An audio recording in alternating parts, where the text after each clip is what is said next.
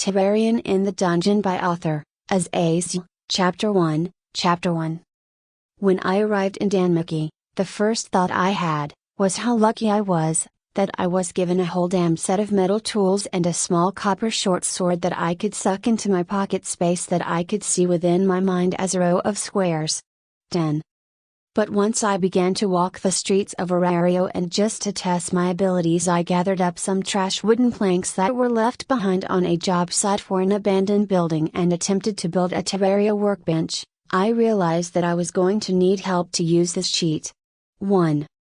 Going to craft the simple wooden workbench, I was only given the mental equivalent of a step-by-step guide on how to do it. And just because I had the wood didn't mean I had the tools to make said workbench, even if the way it showed me, how I made it didn't need nails. I could still use nails to make said workbench much easier. I need a backing, I muttered as I took in the 3 broken, not at all working benches, but as I went to break down the benches I couldn't at all. Like literally I used some frankly crappy wood to build it, and I knew quite well that I could easily snap the thin wooden stubs with my hands or over my knee, but no matter how I tried to break down the broken bench it simply wouldn't break. Wait, let me try the pickaxe and axe, I muttered, and after taking out the tools I learned that literally anything I crafted operated on the Terraria logic of laughing at the idea of durability if it wasn't a consumable, but thankfully my tools seemed to bypass that very immutable state. Staring at the pile of now pristine wooden slabs in my inventory I brushed my hands over my face as I considered how I could work towards joining a forging or some kind of architecture familia, as I needed training on how to make my stuff. I couldn't just waste weeks if not months attempting to make a single workbench that I would give up on in less than a single week of being an adventurer. Fuck it. I am going to the guild and seeing if I can join any crafting familias. Would joining Hestia be a good idea? I mused before shaking my head, as although she was a goddess of architecture she was pinning after Belle, and frankly all their shenanigans seemed like a pain in the ass to get involved in, as I could feel in the depths of my soul that if I could craft Terraria items then I could create boss summoning items, and I didn't need Belle making it even worse with his bullshit luck. 20. Okay, Jake, you got 2 options, a crafting familia or an exploration based one that could help you gather the shit you need later on. I muttered before I realized that with the help of a crafting familia that I could just make the weapons that will draw the exploration familia to help me to begin with. 1. Alright, let's get going to the guild, I said, assured of my plan to try and join a crafting familia. Thankfully I was sent on this merry adventure in a collared long sleeve shirt and some blue jeans, so I didn't feel like too much of an outlier in the guild. But then again, half of the people here were dressed in fantasy clothes, which went as far as the guild workers being in full business suits attire to the barbarian men in loincloths or Amazons wearing silk-like almost see-through clothes that hid nothing of their figure. Finally, I noticed one line was all but empty due to its receptionist being a beautiful red-haired wolf girl, had her cold eyes practically staring daggers at all the adventurers. So she was practically left alone with only a couple of adventurers quickly emptying their sacks of monster cores to get paid. Hoping I wasn't doing the wrong thing just walking up to the receptionist and having needed to set up an appointment or something, I entered her line, and after the last guy quickly scurried away with his money under her cold eyes, I asked her where I could find a crafting familia looking for new members. Hello,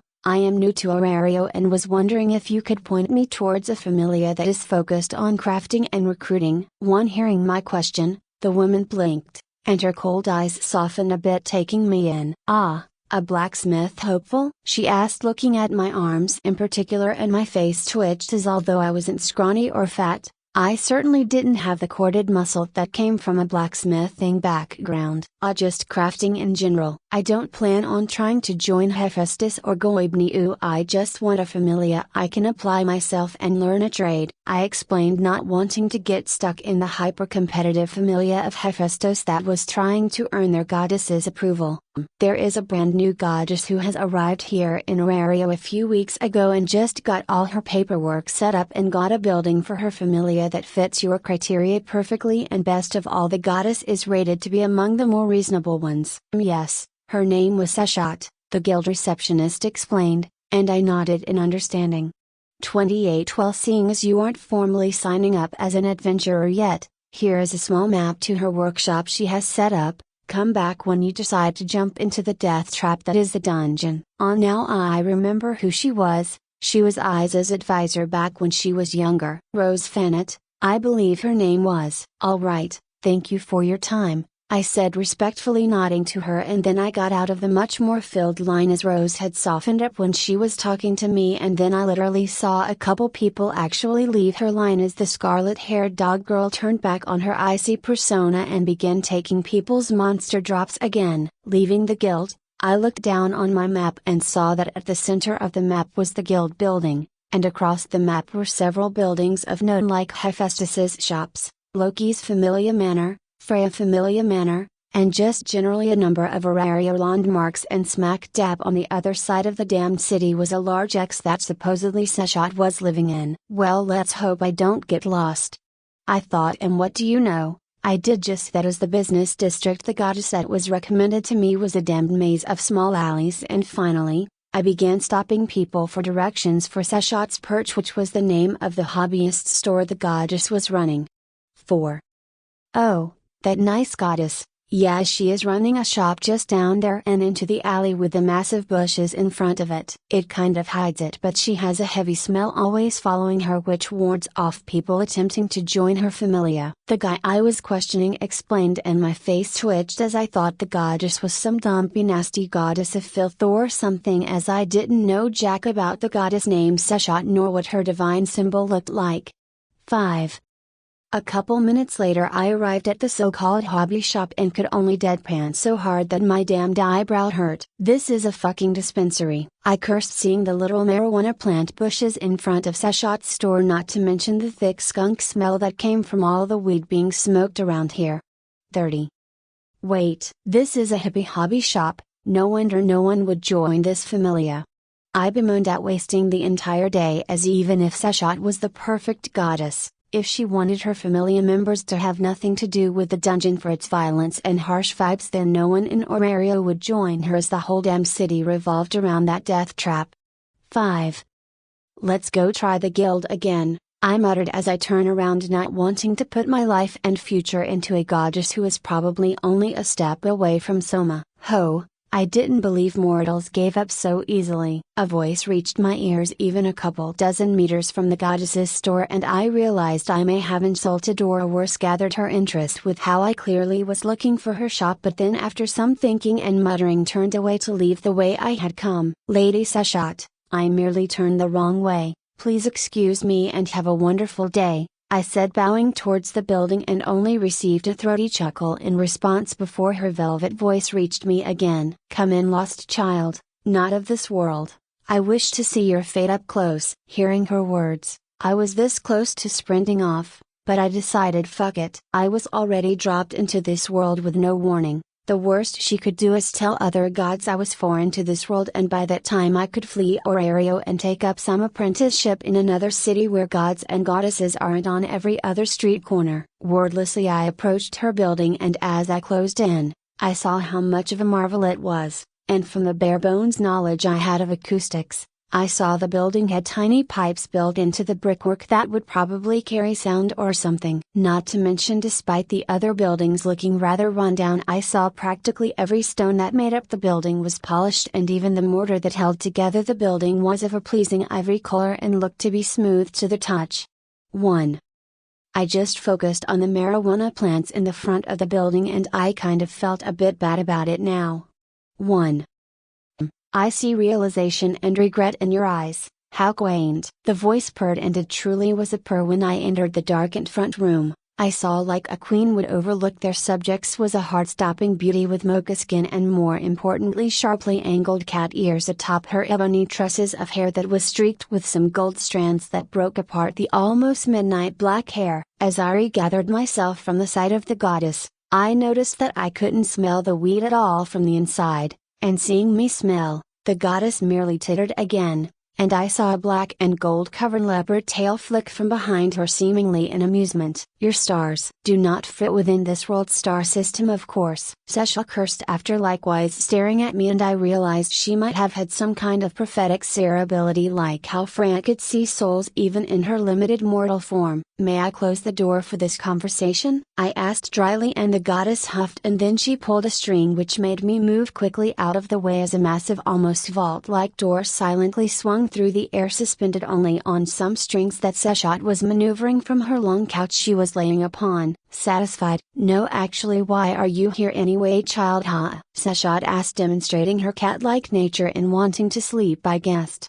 Well, originally I wanted to see if you were worthy, frankly, of me joining your familia, and then going from there I would do so. But now I am wondering if I can get answers about how many other deities will notice or care about me being thrown into this world against my will, and most importantly whether I need to flee. I spoke candidly as I took a small stool for a seat, making Seshat huff and groan. Seshat then sat up, and I was able to fully take her in fully, coming to the realization that Seshat, with her darker skin and now the rather scant, almost Egyptian-style clothes, marked her being a part of the Egyptian pantheon. Sesha was wearing a golden top that covered her fairly hefty-sized breasts but left her sculpted stomach bare, and she was finally wearing a skirt that seemed to be dozens of layers of thin silk that would obscure what was beneath except where it was pulled taut. Do you know me, mortal, from beyond these stars? She asked suddenly, and I shook my head. Say it. Speak the truth, she said, with her golden eyes tightening in their slit forms.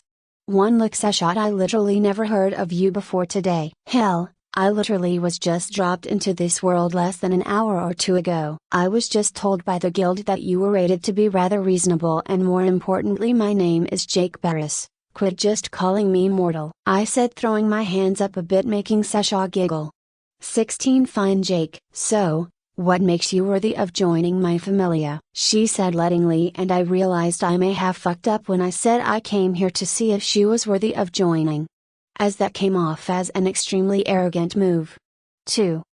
I apologize for the way I said that. I have certain abilities that will lend to possibly making me quite powerful in the dungeon, and just generally very powerful, I said as I realize all the magic items I could craft, not to mention how I could craft accessories that can give weaker skills to people. Seshat hummed and gave me a very interested look, hearing that, as all deities came down to Genkai to find the burning stars within the mortal races and watch their stories. Wait, don't tell me you have unlimited mana or some kind of super regeneration, Seshat threw out excitedly, with her leopard tail swishing back and further behind her excitedly, and my face twitched as I shook my head.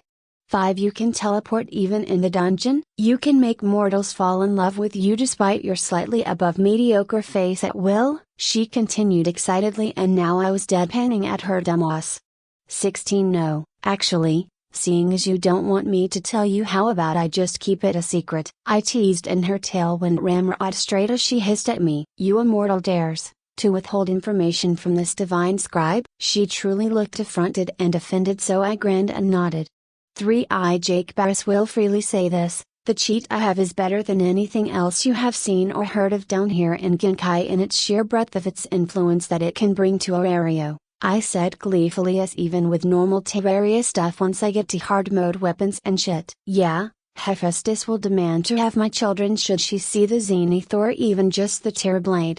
1. I know you aren't lying to me. Fine, I will allow you the honor of scratching my ears and rubbing my belly when you join my familia, Seshat said, as though it was some great sacrifice, and I wanted to point out that getting a good belly rub and head scratches should be worth more to her, but then I remembered how cats, even if you gave them the perfect belly rub, they would still bite the shit out of you for daring to take liberties in rubbing for too long. 24. Alright. So how are we doing this? I asked after a moment of silence, after the cat girl goddess recollected herself. Let us retire to my solar, from there I can still hear any customers come in and I can enjoy the sun warming my mortal frame, Seshat mused as she gracefully slipped off her perch, and then her deceptively strong tail wrapped around my wrist and began pulling me along behind the goddess. 19. The goddess known as Seshot then led me up a small flight of stairs, and then after going down a small hallway she pushed open a door, and then I was met with a flood of light, as the solar room definitely lived up to its name, as the roof of the room had glass panels that seemingly magnified the sun's rays coming in from above, and then the goddess had her admittedly soft tail let go of my wrist as she pointed at a large disordering pile of blankets on one of the large circular cushions littering the room. 1. Take off your shirt and go lay down on that bedding. You will be sleeping here as well, seeing as the other 4 rooms in the building are my personal bedroom, a kitchen, the workshop, and of course the storefront, Seshot explained, and I nodded, honestly just thankful I didn't have to sleep outside or something. 5. Wordlessly I took off my shirt and then lay upon the pile of blankets, and the thick cushion, waiting for my soon-to-be personal goddess to mark me with her divine sigil. Don't worry, this won't hurt you a bit, she muttered, giving my shoulder a squeeze as I slightly jumped, feeling the goddess sitting atop my thighs so she could hunch over to presumably engrave my fauna onto my very soul. 8.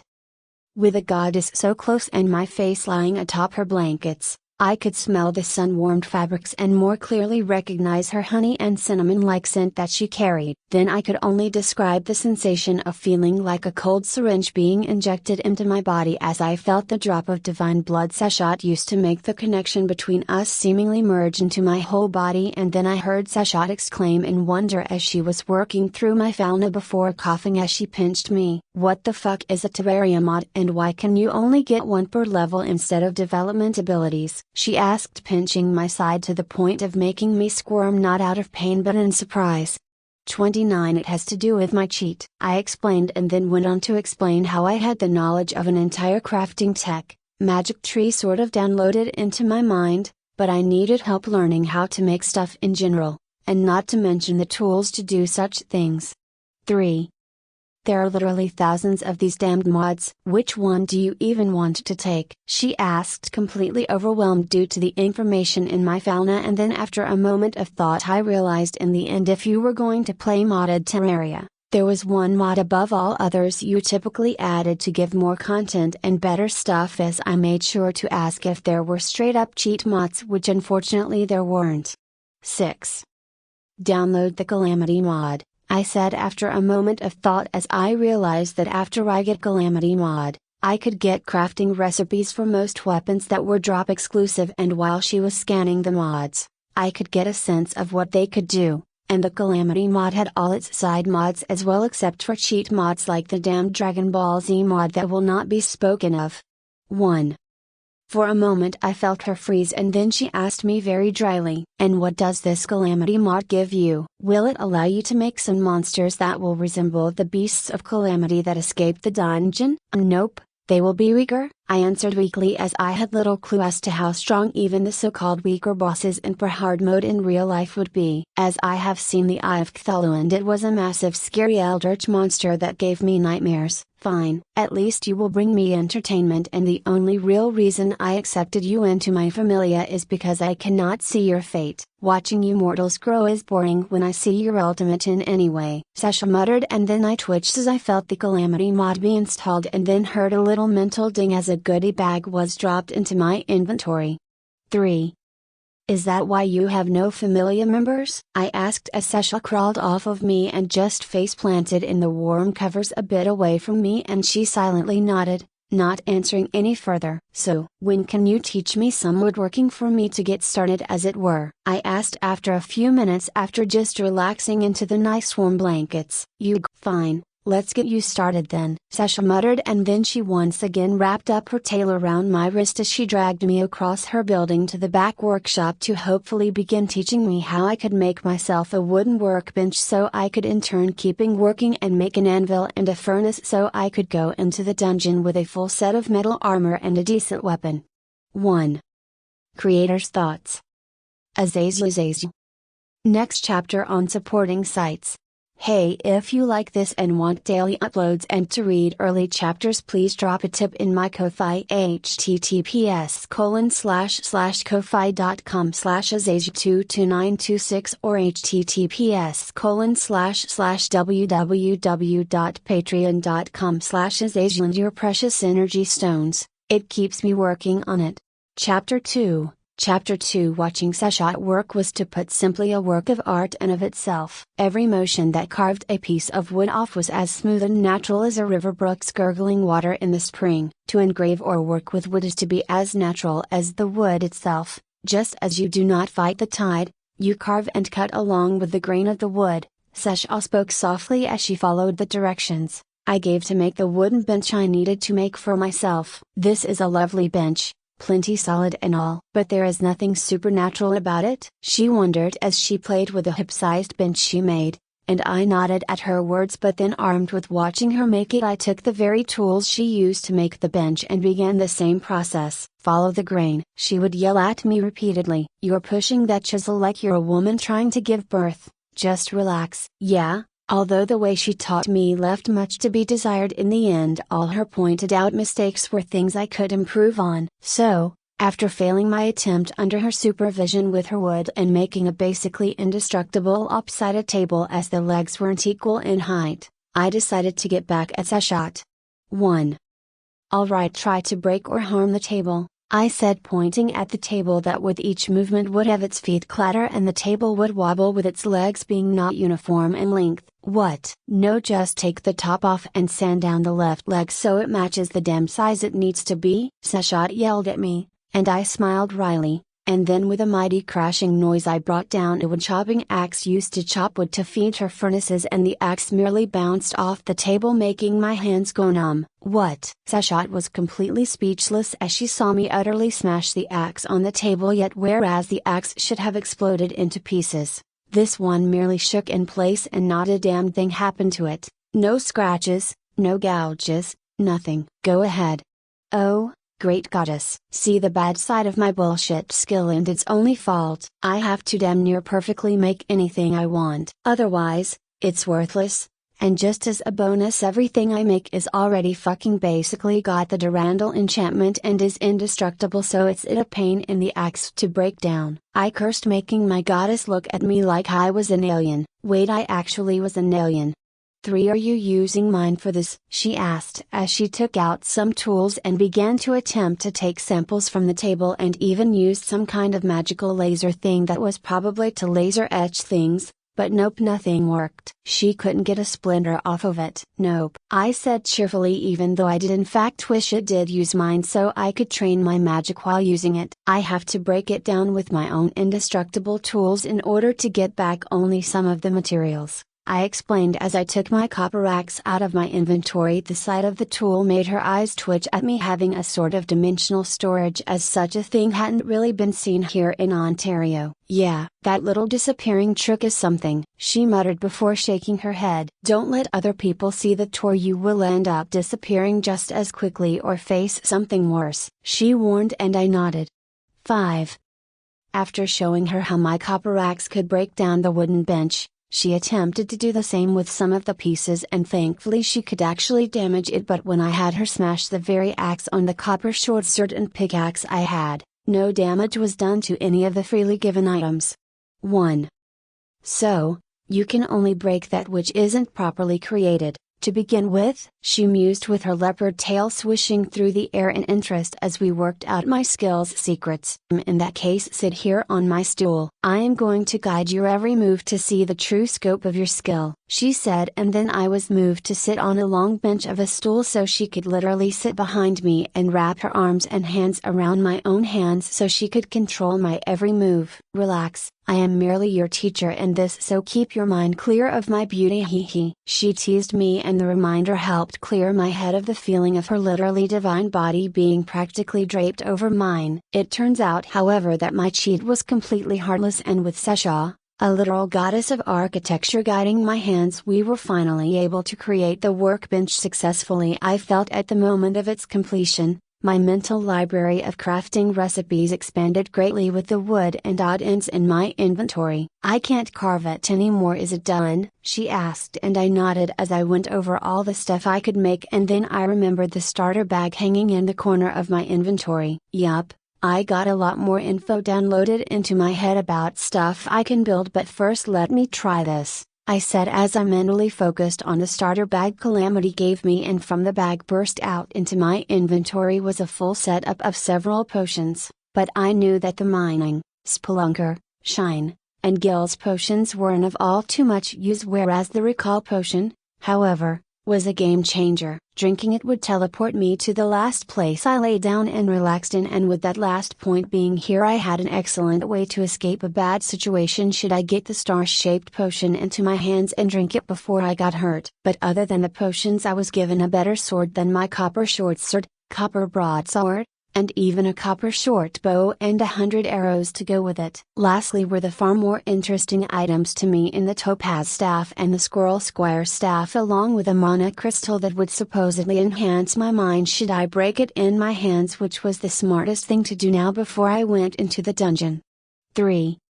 That's condensed astral mana? What are you going to do with that? She asked, and I smiled, as her tail froze and went tremor-eyed straight as I crushed the crystal in my hand, with the blue mana filling my body, and with a hum, I felt it congregating in my head before the weird feeling dissipated, leaving me with the irate goddess who was yelling about how stupid I was to use astral mana as a mortal when supposedly only deities could handle it when they traveled from Tenkai and Genkai. This isn't draw astral mana as you say though. At the very least it's highly refined, and it was literally given to me by my skill so it wouldn't hurt me, I said, and she couldn't gainsay me with how I spoke only the truth. My child is a cheating cheat, she yelled, acting childishly as she waved her arms up and around, having a small tantrum.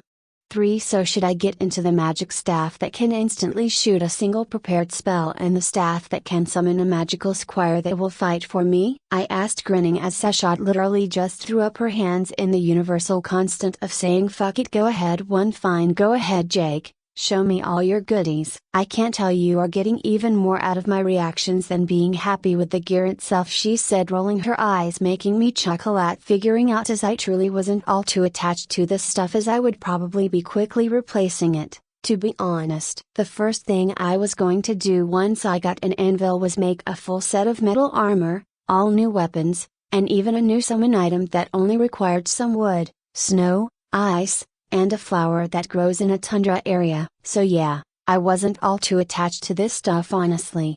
1. Well, now what are your plans, Jake? Seshat asked me, and I bit my lip as I held onto my copper broadsword before I dismissed it into my inventory. Well, I need dungeon drops for materials to use in special weapons and a lot of other stuff. I mused as I went over the crafting recipes and noted how certain items that most certainly weren't going to be in Danmuki, like the robotic wolfroom stuff, could be crafted using only some iron and copper stuff, whereas in the game I would need to kill the wolfroom mobs in order to get the items that I would need. 6. Now why did I want wolfroom stuff in particular? Well, besides giving some decent armor, it also allowed me to summon the weakest boss in the game, which I felt even as a level 1 I could have a fantastic chance against once I get a grappling hook or something that will allow me to maneuver around. 5. You can't stay here, where you are safe? She asked me, and I tore my consciousness out of my mental plans to look at the somber and, if anything, sad goddess, as she continued, seeing as I was now focused on her. No one says that you must go to the dungeon in order to level up or even get status points for your fauna. You must merely do things that would impress a god back in Tenkai who could be watching you. Seshat, I need to grow stronger, and hiding here won't help me even if I can actually grow stronger by crafting some of the low-level debris I can now. Besides, as you just asked earlier, I am perfectly capable of creating floor bosses basically, and even taming the monsters I summon in the future. Thinking of the female elementals I could summon in post-hard mode after I kill the wall of flesh, well, to be frank, I was very excited about such an opportunity. 1. Yes, a mortal will seek to temper themselves in the furnace of battle, but not being able to see your fate and future makes me feel antsy, I suppose. Sesha explained weakly, and I nodded in understanding, and then to cheer her up I decided to use my familiar privilege to give my goddess so head scratches. Come here, I am calling in the head scratches you promised, I said, holding in my chuckles as she looked back up to me, both dismay and excitement. I couldn't tell honestly. She was a woman and a cat girl to boot. No man in the universe will be able to tell what she was thinking. Impertinent mortal, you reach beyond your position. Very well, I will allow you the honor of touching my ears, she said, as though it was some great sacrifice for herself in order to comfort me. 2. Oh, Great goddess Seshat, this humble mortal acolyte merely wishes to thread his fingers through your midnight locks of hair while paying grace to your absolutely adorable cat ears. I spoke, hamming it up and making her chuckle as she sat in front of me this time and then bent her head over so I could begin scratching her ears. My ears are fierce, not adorable, she muttered, and my lips only twitched in response as I took my time just scratching her leopard ears.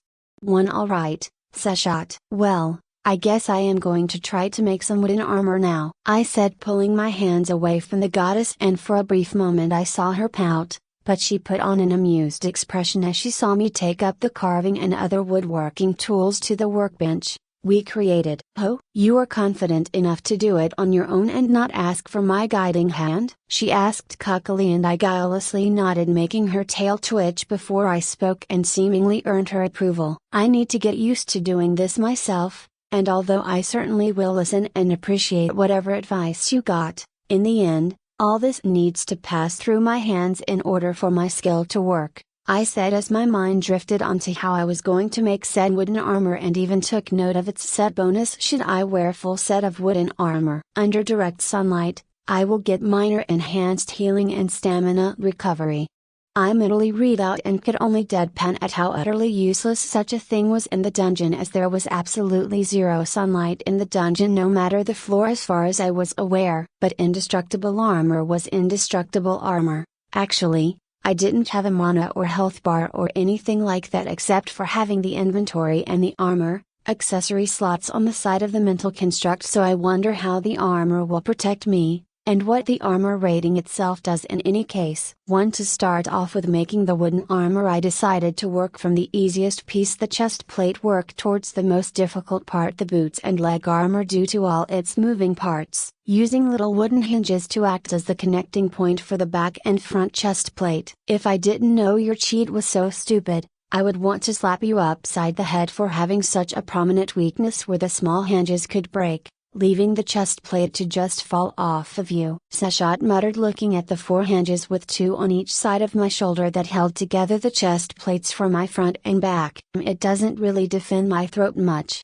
but it covers my chest and will keep the goblins from shanking me in the back, I said, taking in the armor and actually putting it on, and had to grimace as it obviously wasn't all that comfortable. Wait, how did I succeed this time? I muttered, honestly confused as I took in the pile of wooden scraps beside me, and Seshat scoffed. Bah, that workbench is just as much of a cheat as you are. It seemingly allowed your every carving motion to take the perfect amount of wood off and just generally make your crafting work like 10% better, so it went from garbage that a street rat wouldn't fight with to an armor that a poor brand new adventurer could go into the dungeon with to get money to get real armor. Seshat criticized, and I realized from the mental information that the discomfort I was having with the armor was due to its low quality, and it literally in my inventory had a negative epitaph naming it a shoddy wooden chest plate that supposedly made me slower somehow.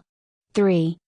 Well, at least I succeeded, to begin with, I muttered, pouting before a stupid idea came to me, and I sighed, looking to Seshat. Seshat, please take that hammer and hit me in the chest with it. I need to see what this armor rating means, I asked. For a moment Seshat looked at me like I was an idiot before she sighed and grabbed the hammer before hesitating, and then reached into another cabinet and took out a red potion that was obviously a healing potion. All right, Jake, you asked for it, she said, taking the large wooden carpentry hammer and winding up for a baseball swing. My face twitched as I noticed she was most certainly far more gung-ho in testing this than I was. So, like a man who got dared by his buddies to do something stupid, in order to not be called a punk bitch, I squared up and got ready for the ass kicking I literally asked for. With a sharp crack of wood meeting wood, I squawked like a rubber duck being squeezed underwater as the wooden armor only braced for a moment before her hammer slid down past the armor's chest plate and allowing the rest of the hammer's force of impact to smash into my stomach. And needless to say, I bent over at my knees at the feeling of a fucking hammer sliding itself onto my lower stomach. Shit, you okay, Jake? Did I burst your spleen or something? She asked with some actual concern as she leaned over, and I waved her off as I gathered my breath in the corner of my eye. I saw how the so-called armor rating went from its prior 3 to 0 and was beginning to regenerate as it went to a 1, and then remembering the brief moment of where the armor cold stopped the hammer altogether, I realized that the Terrarian armor worked somewhat like a force field as it pushed aside blows, and after the armor rating was used up I would take damage and actually get hurt then. 1.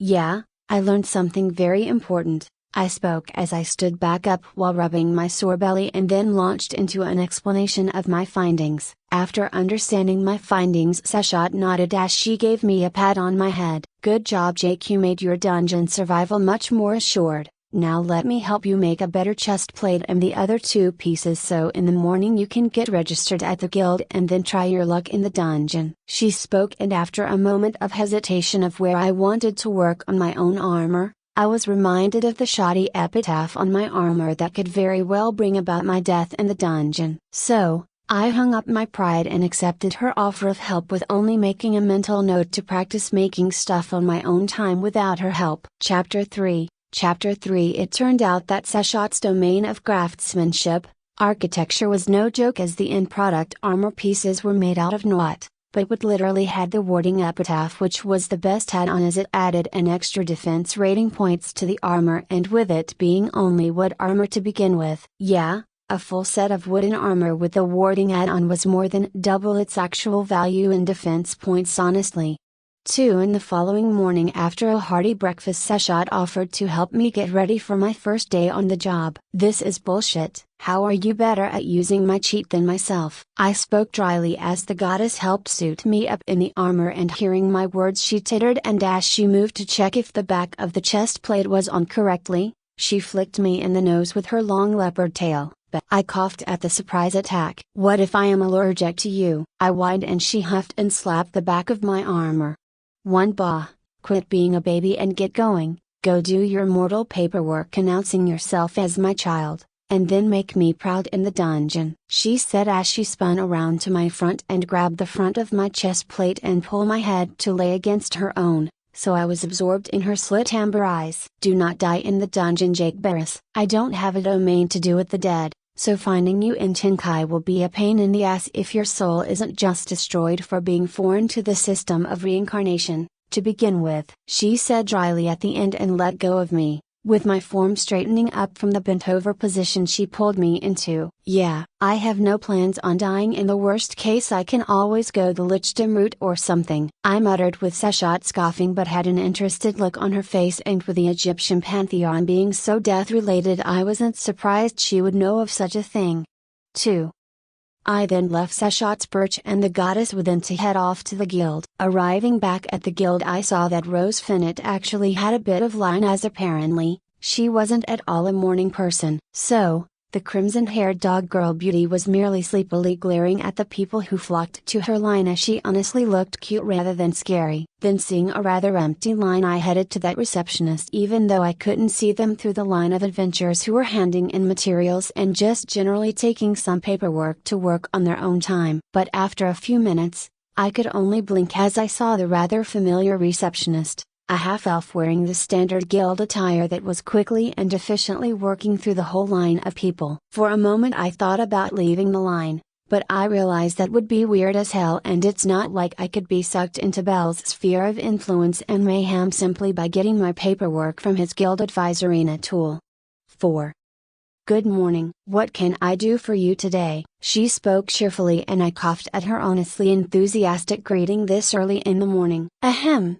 Yeah, I would like to register myself as the first member of my familia. Do I need to do anything special? I asked, and she hurriedly nodded before she rang a bell above her little window with the voice of someone in the back yelling out how they were coming. Yup. In fact, there is a lot for us to do. We got to get your familia in the system as an exploration familia, even if it was a crafting one previously, and then we need to get your personal information down. Plus, as the first member of your familia, you are entitled to the services of a guild advisor at no additional costs other than paying your guild taxes on time, Ina explained clearly as another guild receptionist came out of the back and took Ina's place.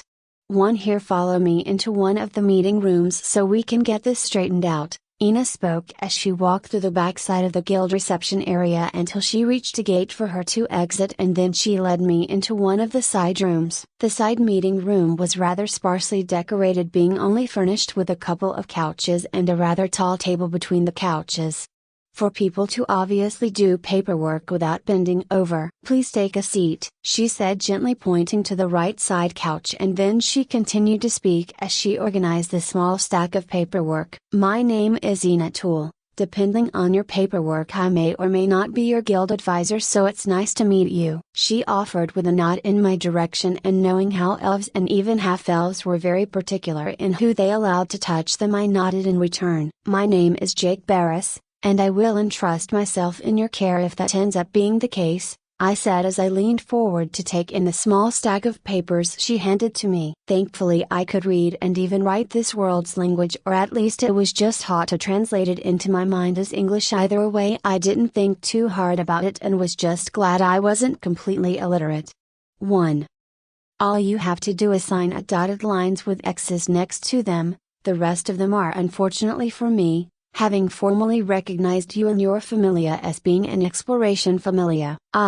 Make sure you fill out the info on what kind of guild advisor you would prefer. Don't just write, "Whatever, it's fine, I can handle anything," Ina said, putting on a kind of macho voice making me chuckle. "So, I can write, I would prefer a cute half-elf?" I teased, and she rolled her eyes at my harmless flirting joke as she could tell I was just joking. "If you do write something like that, you will be automatically slotted to have our Amazon advisor, and she was once an adventurer, who now takes great joy in beating the lessons on how to survive in the dungeon, quite literally." Ina deadpanned, and I froze as I was about to write some kind of snappy one-liner, so I just behaved and wrote a simple request.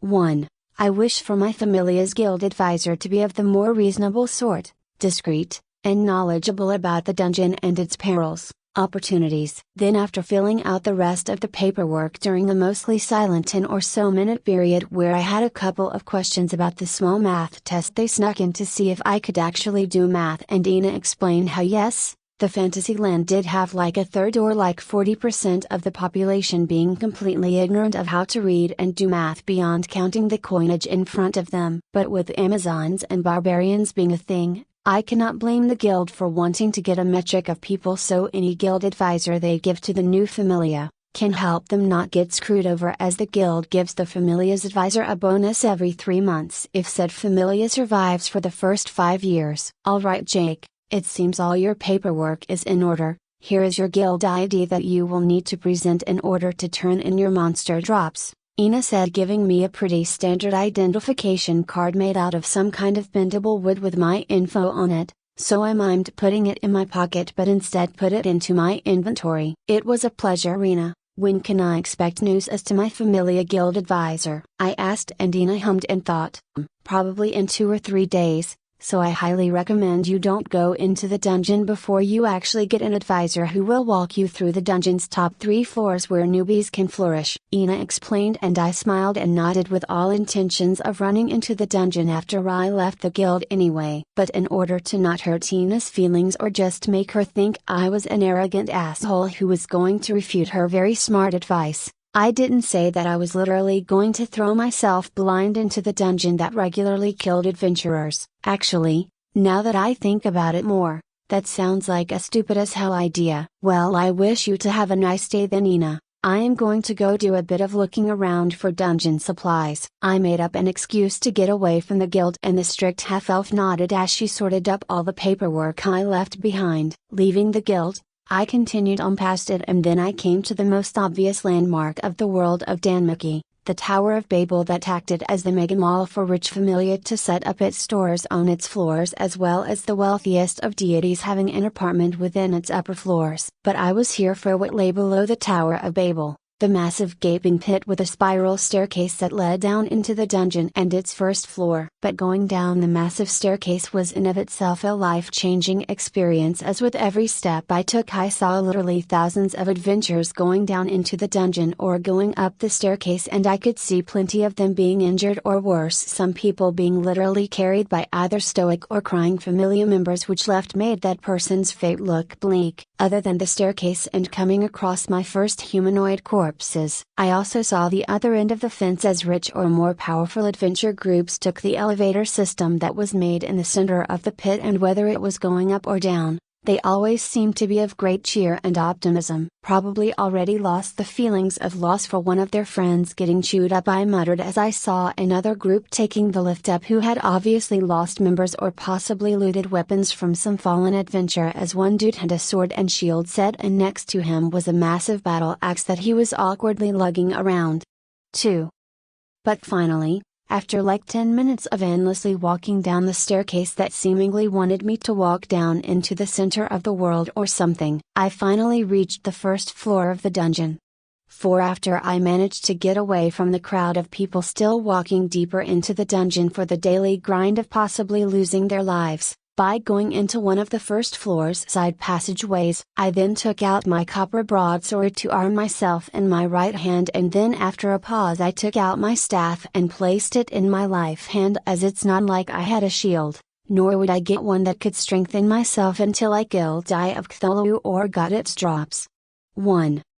God, I look weird as hell, I muttered, taking in my wooden armor, a broadsword made out of copper of all materials, and of course the magic staff with being made of damned tin and topped with a thumb-sized topaz gem. Going deeper into the dungeon side passageway I was met with a 4-way intersection, and I froze as I realized that I didn't actually have a map of the dungeon's first floors, so after a moment of thought I just went straight, as I could always retrace my steps by simply going straight. Hiss! I heard a monster hiss, and then from the shadows between the eerie dim lights came a duo of goblins all but sprint at me, and the brief moment of losing them in my vision as they ran between the more lit sections of the dim corridor for a moment made me panic. But then I took a deep breath, and with a mental flex I sent out a bolt of magical energy towards the goblins from my topaz staff. The ember light from the topaz staff's rather slow-moving bolt of magic lit up the corridor, and then with a loud snap the light collided with the sprinting goblin's chest. It couldn't move out of the way quick enough from how it was sprinting towards me. Feeling the drain on my mind, I didn't chance using the staff again. Not exactly afraid of mine down after just 2 spells, but I didn't know what would happen if I became actually low on mind, plus with only one goblin still rushing at me. I made my topaz staff disappear into my inventory so I could hold my broadsword with both hands to meet the flying tackle coming from the charging goblin. 4.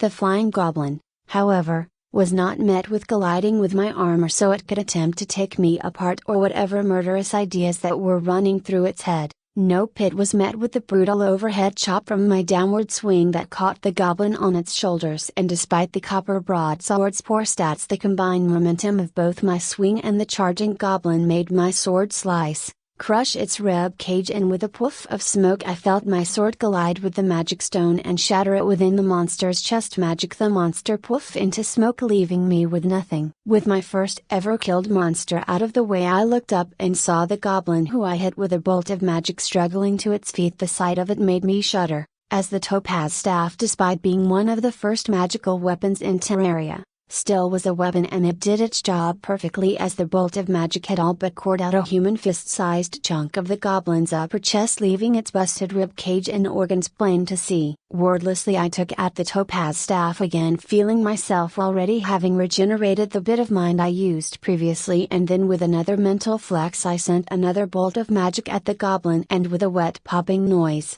the goblin fell over as the bolt of magic hit it, right in the face, evaporating a chunk of its brain or something. Yeah, I definitely want a supporter to do this, I muttered, grimacing as I took out of the carving knife Sashot loaned me so I could pry aside the ribs of the dead goblin that I killed, so I could grab its fingernail-sized monster crystal at the center of its chest. Even as I took the time to pull out the magic stone, I realized that this single monster crystal from a common goblin was all but completely worthless, despite the goblin technically doing its damn best to tear out my throat with its nasty claws, despite me taking the front of its rib cage off with a spell. The next group of monsters I saw was a trio of kobolds, and the fuckers were just jabbering with one another with growls and grunts. So rather than their attempt to hit them with the topaz staff from like 20 odd meters away, I silently took at the copper short bow, and was so grateful I had a background of living in the damn sticks and knew how to use a bow, even if I was more used to compound pulley hunting bows. 20 meters in an enclosed area shouldn't need much adjustment, I muttered, drawing on the copper short bow with a wooden arrow pulled. After a breath I centered my shot at the kobold that was facing me, and I let go of the arrow fly from the bow with a soft zipping noise as it cut through the air. Thankfully, with my wooden armor, I didn't have to worry about any chafing from the string snapping forward, as I certainly wasn't used to this bow and got caught by it. But thankfully my aim was still true, and with a choked gurgle of surprise the arrow slammed home into the upper chest just below the kobold's neck, despite me aiming more for the heart of the humanoid form. Then I once again switched weapons with a mental flex as my copper broadsword appeared inside my hands, and once again, I did the same strategy as before by hitting one of them mindlessly charging kobolds with a shot from my topaz staff, and then instead of breaking the monster crystal on the last charging kobold, I just sidestepped its flying tackle so I could bring my broadsword down onto its spine, which with a whimper left it crippled and dying. 1. Looking over to the kobold I shot with an arrow, I saw it had already ripped out the arrow I hit it with and was making its way toward me with that said arrow as though it was going to stab me with it. So not wanting to deal with being stabbed, I took at the bow again, and as it reached the 10-meter mark I hit it with another arrow in the chest, making it stagger as it was still choking on the blood that came from its first arrow that hit just below its throat. Just die, damn it, I muttered, grimacing as it took another 3 arrows for the damned kobold to collapse onto the ground. I sighed with suppressed, almost hysterical giggles as the monster collapsed onto its front, but with my Terrarian arrows being indestructible, the arrows just went completely through the kobold, with the sharp pointed ends poking through the monster's back. After cleaning up the site of the battlefield and taking all the loot while collecting my arrows, I just had to take a break and clear my head. So I just slid down the rough walls of the dungeon and just held onto my head with my hands as I tried to bring back up my metaphorical sanity meter. 11. My gear was perfectly fine for here in the dungeon. I wasn't a bad fighter, as I knew how to take care of myself and not expose myself to too many risks, but still, I don't like doing this alone, I muttered as I furtively stared down the side hallways and couldn't help but think about how utterly alone I was here in the dungeon. I had no backup, I had no friends here in Terrarian, and even my goddess, who was part cat, may just enjoy watching me suffer in the name of getting stronger at times. I need to use my summons. Fuck Terrarian's opinion. I am special, and I doubt people will bother me unless I get into some super summons anyway. I spoke with more confidence, and then with a flourish I dipped Squire Squirrel staff downwards, and with a rattle as the large acorn on the end shook, colliding with the wooden parts of the staff it was attached to by a vine, I heard a chattering noise as the knee-high tall muscular squire appeared out of nowhere. 11. Thankfully the summons, although it was clearly labeled a sentry and thus more of a static turret than a freely roaming being, I was able to cheat the system by placing the large squire on my armored shoulders and above my head. Well, let's see what you can do, I muttered as I heard the chittering of a single goblin coming around the corner, and then, as per usual at the sight of me, it screamed in fury at seeing a mortal in the dungeon and ran at me with murderous intentions clear within its red glowing eyes. 1. But as it closed in on me, and I waited for it to approach while I held onto my copper broadsword, I could only burst into honest laughter as the damned goblin was met with a brutal soccer ball-sized acorn of all things being thrown into its face like a baseball pitcher attempting to break his own record at throwing his ball as hard as he could. I name you Sir Fluffykins the first, I said through coughing chuckles as the insane demonic squirrel above me chattered as it gleefully kept throwing its conjured acorns with bone-breaking force at the goblin, who just gave up on life and just rolled up in a ball to avoid the pain. Seeing how pitiful the goblin was, I put it out of its misery by stabbing my copper broadsword down into its head as it cowered under the cruel battery of Sir Fluffykins the first barrage of acorns. With you throwing one of those acorns every 3 or 4 seconds and being able to disable a goblin or kobold, I can be bolder, I suppose, I muttered as I considered how many goblins I could actually safely manage, and came to the realization that so long as I had some space to control the fight, I could easily deal with 4 or 5 goblins by using my topaz staff, as the goblins and kobolds always ran at me with zero sense of self-preservation until they themselves got hurt. Then for the next couple of fights, I tried to be more melee focused so I could use up and close fighting, as I refused to be a weak squishy mage who would fold over when some monster attempted to bowl me over, like Lefty Viridis, For example, even as a level 4, if even a couple later level 1 monsters like a silverback were to get past the other Loki adventures, I would bet on the monsters killing her as she had no way to defend herself beside her magic, which needed an incantation. Chapter 4 Sir Fluffykins the First is the main character. 10 With Sir Fluffykins the First riding atop my shoulders, I was invincible. No, seriously. I actually was able to steamroll small groups of the goblins and kobolds that made up the first floor due to the fact that the damned squirrel's acorns did not miss. He was literally Tom Brady and Peyton Manning rolled into one as he beamed the monsters with his soccer ball-sized acorns of doom. Granted, sure, the nuts didn't do much actual damage other than occasionally breaking the monsters' noses, but try getting a light hollow bowling ball chucked into your face at full force and try to continue fighting. Yeah, you can't, which allowed me to easily harvest the lives of the dungeon mobs to the point that I was considering getting rid of the squirrel as it was just that overpowered. Unfortunately, my fantasies of world domination using my squirrel staff were cut short as I heard a gasp from behind me, and I turned around with Sir Fluffykins chittering as he took out another large acorn just in case, as we looked at what seemed to be a Palom boy just staring at the massive squirrel that had been riding on my armor. This last tunnel is a dead end, you should turn around," I said, pointing with my thumb to the right tunnel behind me, which did in fact lead to a dead end. "Why do you have a monster on your shoulders?" he yelled, pointing at Sir Fluffykins the First, and I perked my head to the side with Sir Fluffykins the First doing the same as we looked at the Palom in confusion before we looked behind us for the mysterious monster he pointed to. Finally seeing nothing, I looked up to Sir Fluffykins the First and he looked down at me. Sky blue human eyes met rebark soft brown eyes, and then we looked to the Palom, who looked about ready to scream. "Chitterpack!" Sir Fluffykins the First spat towards the Palom, dropping his acorn to fold one of his arms across his chest and point at the Palom, and then he flipped off the Palom. 10 No, fuck you. I won't be flipped off by a damn squirrel. Screw you both. The Palom yelled and turned around on his heel and took off sprinting down one of the side tunnels, and for a moment I held up my hand to stop him as the scene and interactions happened entirely too damn fast for me to react or get a word in. Taking Sir Fluffykins the First off my shoulders, I held it in front of me, and as I stared into the summoned sentry's eyes, I realized something chilling. These summoned beings had personalities, so should I throw the summoned stuff into the little trash icon in my inventory, would that kill the soul or whatever that was bound into the staff? "Sir Fluffykins the First, can you understand me?" I asked, and just as I feared, the squirrel nodded, making eye contact with me, and that clearly told me was he anything but a dumb animal. "Can you speak the human language or something?" I asked dryly as I respectfully put the squirrel I had been hauling around on my shoulders for like the last half an hour down onto the ground.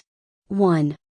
But thankfully the squirrel shook his head and began chattering to me as though to prove through the act, and his chittering didn't mentally translate to me or anything. He was just a squirrel with a lot of character that could understand me. "So, next people we see you can't flip them off, alright?" I all but ordered, and the squirrel seemed to deflate at the order but still nodded, and then with it agreeing I straightened up and took in my day's work. I had a small chunk of my inventory filled with monster stones, and with there only being 2 types of monsters down here, to begin with, obviously the monster stones would only take up 2 slots in my inventory, and then there were a couple of kobold teeth and goblin claws I got that took up their own slots. "Thankfully everything stacks," I muttered as I saw that Sir Fluffykins the First was making grabby hands at me to obviously pick him up and put him back on my shoulders, making me roll my eyes while chuckling. "Before we get back to work, I got one last question. If I summon you again after you get hurt or I get separated,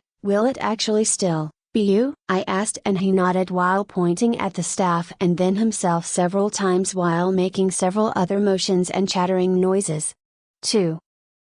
Seems like his soul or whatever is bound to the staff itself. "Well, I can talk to Seshat and see what she thinks after we are done today." I thought before looking back at the squirrel. "You aren't getting tired, or anything, are you?" I asked, and the squirrel actually nodded and pointed at me and back to himself before a thought struck me, and I took back out his summoning staff and he clapped his hands in excitement as I so easily caught his meaning. "Ah, you mean I need to top you up every once in a while?" "Yeah, Apparently that wasn't the case, as he made the kind of meaning with his hand moving back and forth. Just to be sure, I resummoned Sir Fluffleckins the first, and seeing him still making the grabby hands motion for me to finally get done with the questions so the sadistic squirrel could get back to pelting monsters to death, I felt assured of his condition as I felt the tiny drain on my mana. Mind, I don't know what energy source I was using for my magical Terraria stuff dip down slightly. Then Sir Fluffleckins and I's adventure in the dungeon continued, with us harrowingly surviving by the slimmest of odds. We dodged death with each encounter. Yeah, nope, I was still a cheating cheat who had every intention of surviving, as I used every trick to kill the monsters without putting myself in dangerous ways. Granted, making things more difficult for myself simply using my sword and dashing gloriously into life and death combat may have given me a couple more stat points on my fauna, but in the end, it was the monster you were killing that gave your fauna the excelia, the energy it needed to make you gain stat points for the most part, not the experience in doing so, unless I was far more powerful than the actual monsters. But finally, after another hour of grinding in the dungeon, and with the first floor starting to get filled up with weak adventurers just doing their best to earn a living, I decided to head back up to the surface so I could go speak with Seshot and see how much killing these monsters did for my fauna, and then with being around my workbench I could attempt to make even better gear with the goblin and kobold drops I got. Chitter, squeak. Sir Fluffleckins the first chattered as we were making our way up the staircase out of the dungeon, and I steadfastly ignored all the people's reaction to my self-power walking out of the dungeon with a stony face with a monster riding my shoulder, even as Sir Fluffleckins the first, for whatever reason, loved to point at any elves we passed by, which garnered reactions to say the least. 3 such as, "What kind of squirrel is that? Why the hell are you taking a squirrel into the dungeon?" And of course, my favorite, "Why does that squirrel look like it should live on my people's world tree?" 1 Yeah, I don't know, Miss Half-Elf with Amazon skin tone and the same dressing habits, I am just trying to turn in my monster stones, and no, I will not sell Sir Fluffleckins the first, as he is my best friend and trained supporter. Anyway, dealing with the people who were curious to all hell about the animal riding my shoulder wasn't that much of an issue once people noticed he didn't have the same all-present glowing red eyes all monsters had. So even the guild employee watching the front of the dungeon entrance itself didn't give me issues, as there were no actual squirrel-like monsters up till like Riviera and its heavily forested floors that came up after that safe zone. Alright Sir Fluffleckins the first, I am going into the guild, so I am going to dismiss you as this is going to be super boring, I said, taking on his staff and quickly dismissing the squirrel from my shoulder after I went into an empty alley so I could sort out the summon and add some of the monster stones I got into a backpack I kept in my inventory to act as an excuse. As I went into the guild, I saw the lines to the receptionists were filled, with it being around lunchtime, with lower level adventurers turning in their early haul so they could get a meal or just turn in yesterday's haul. Seeing Ina working her own line, I decided to take a different line rather than deal with her possibly exploding on me for not wanting for an advisor to teach me about the dungeon, which was honestly a fair concern. But I wanted monster stones to work with and see what they could be crafted into. This is my first solo turn-in. Do I need to do anything special? I asked the pink-haired kind petite receptionist running the line I joined. Huh? I know, just show me your adventurer ID and you're set, she said cheerfully, giving me a thumbs up. Happy that it was so simple, I just emptied my sack of tiny goblin and kobold monster stones into the divider between us, and then the receptionist's face twitched before she smiled and gave me a look. Hey, it's alright with kobold and goblins being worth the same, but when you get deeper into the dungeon, you need to sort out the monster stones or the guild charges a fee to use the magical sorter. Otherwise, it will take hours for us little civilians to sort all your monster stones, she said fiercely, and I nodded in understanding, making sure to keep other sacks from just that. Alright, I will keep that in mind, I said, raising a hand in surrender, as honestly, I should have probably already done that, but I simply didn't think of that. Anyway, thanks for the help, and have a nice day. I said wryly as I took the 2,000 valis I got for like 4 hours of farming, which was far less than the prescribed 25,000 a group of 5 new adventures could get in a day, but I had to spend like 40% of my time actually just getting the monster stones out of the monsters, as it took me a whole like 40 seconds at best to extract each monster stone compared to Lily's precise like 5 seconds to wrench it out of the corpse of a monster. While I was walking home, I was deeply pondering on how the hell I could get past this whole little supporter issue, as I honestly couldn't be bothered to get these damned monster stones out of the corpses of the monsters until it hit me like a ton of bricks. My summons. 1. I needed to summon an actual summon and not a sentry like Sir Fluffykins the First that could actually move around at will, and what better than a flying little drone with tools on it that could shoot weak lasers to extract the monster stones for me? Once I arrived back home to Sashot's store, I went straight in and saw that very goddess lazily lounging on her couch she had set up in her shop so she could watch over it and comfort. You are back so soon? I thought you would have camped out in the dungeon with how gung-ho you were about it, huh? Sashot sassed me with a rather stereotypical cat greeting while she yawned at the end. How does your shop even stay open? I haven't seen anyone buy anything, I asked dryly as I looked around at all the little knickknacks she had out on the display. Sashot scoffed and threw a hand in front of her as though to point at all the objects in the room. Bah, all this? Yeah. I literally have sold like half a dozen things in here altogether in the weeks I've been in Gankei. I just get commissioned to decorate and build my fellow deities' homes if they even have the money to afford it. Remembering how Sashot had only been here in Chinkai for like a couple of months at most, I had to shrug. So how many such projects have you gotten? I asked curiously as I threw the valis I collected into my inventory, seeing as I was now in a safe place. Then with another thought I took off my Squire Squirrel staff and resummoned Sir Fluffykins the First onto my lap as I sat across from Sashot. I got a wine tasting room project from Loki for 3 million valis that took me like a whole week to do.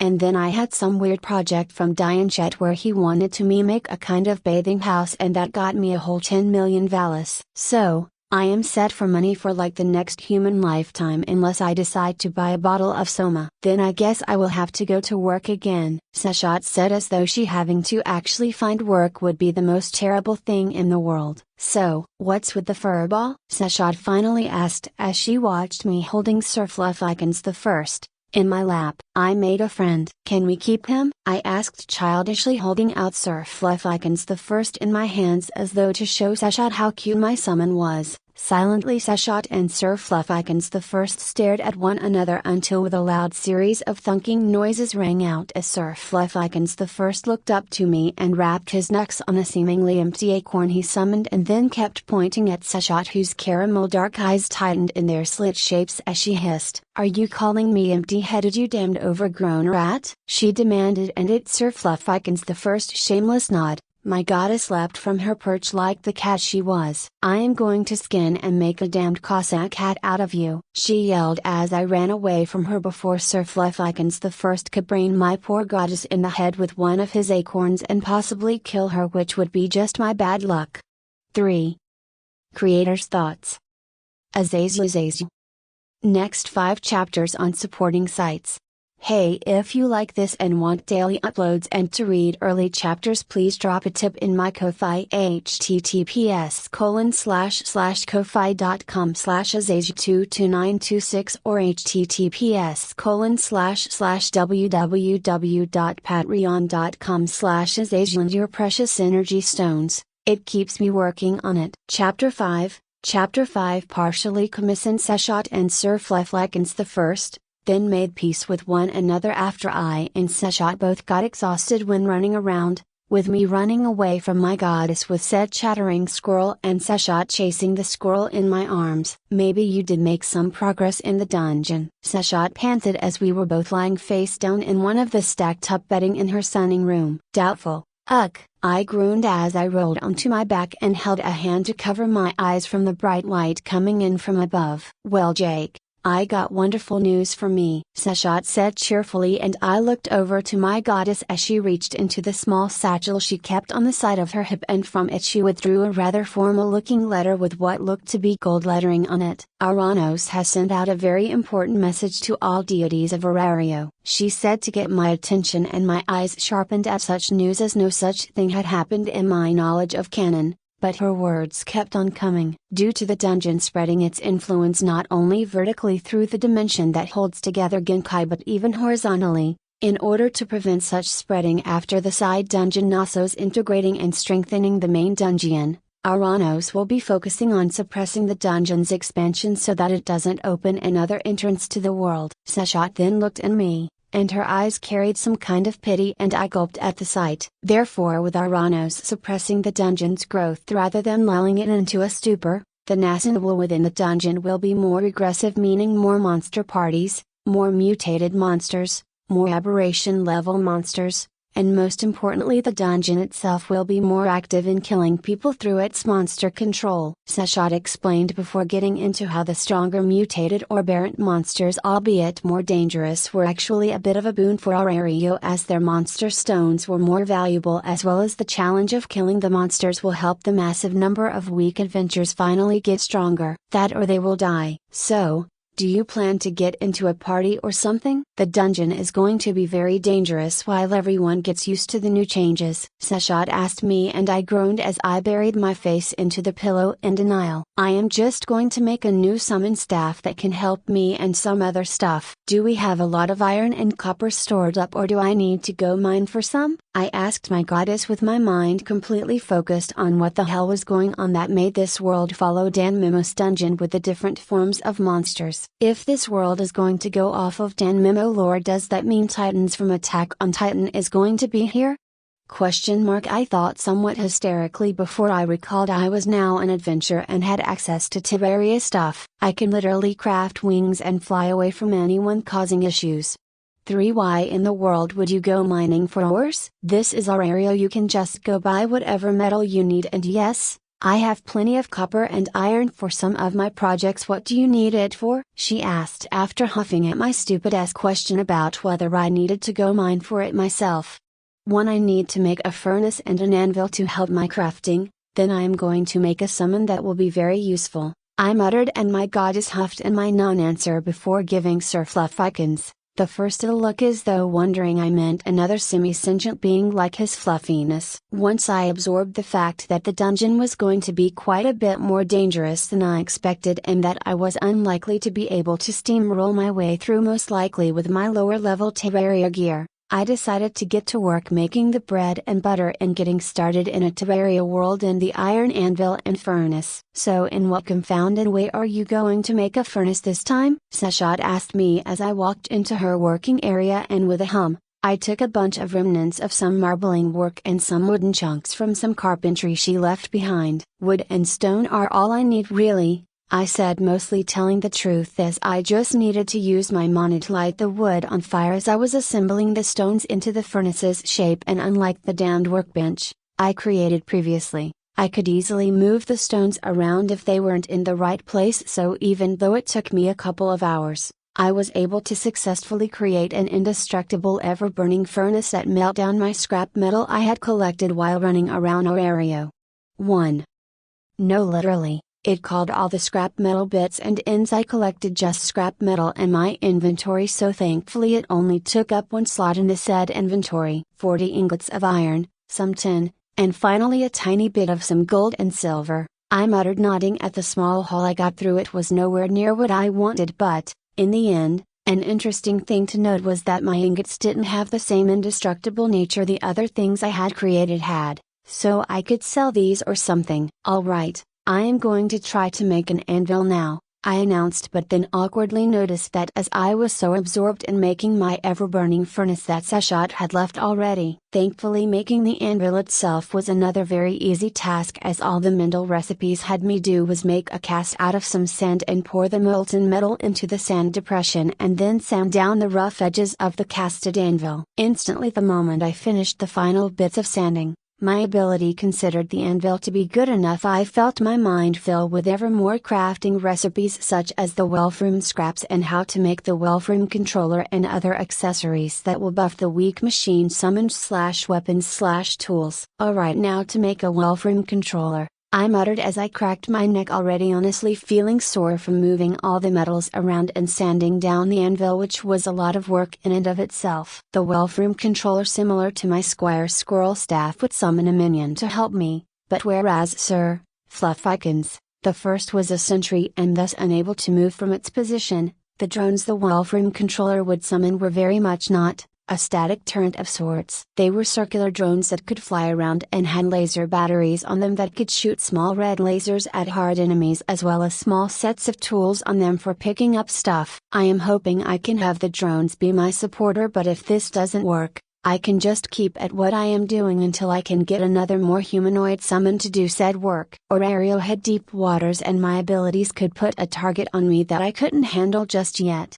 2. I continued working on making the Wolfram controller well, and throughout the entire day basically, I had to learn how to make the Wolfram metal alloy that was a mix of iron and tin, and then I had to make weird circuity boards with set hunks of Wolfram metal, and then finally once I assembled all the pieces of Wolfram my abilities wanted, I filled up the palm-sized drone remote control with my mana to activate it and make it finished. With a loud series of beeping noises that rang out through the workshop, the head-sized flying circular drone appeared out of nowhere and began flying around me. As I took in the drone honestly, I thought I was going to hate it for being a weird thing to have in the middle of Fantasyland Danmuki, but with its green tone and how emotive it was flying and making its beeping and blooping noises. What the hell is that racket, Jake Barris? Sashot yelled, stomping into the workshop and froze seeing the flying drone flying around me, and I saw that Sir Fluffykins, the first who was riding on Sashot's shoulders, waved to the drone, and the drone responded in a series of loud beeping noises and flew up and down quickly, seemingly as a form of greeting.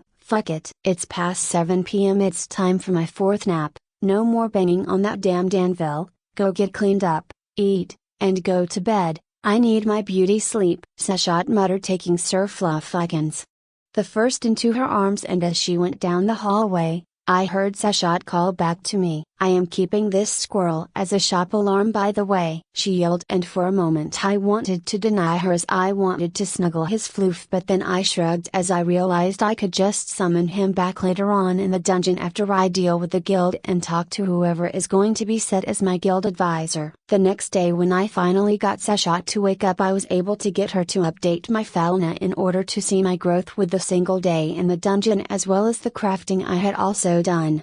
1. Jake Barris 1. Level 1. Strength 17I. Endurance 22I. Dexterity 15I. Agility 17I. Magic 24I1. Skill.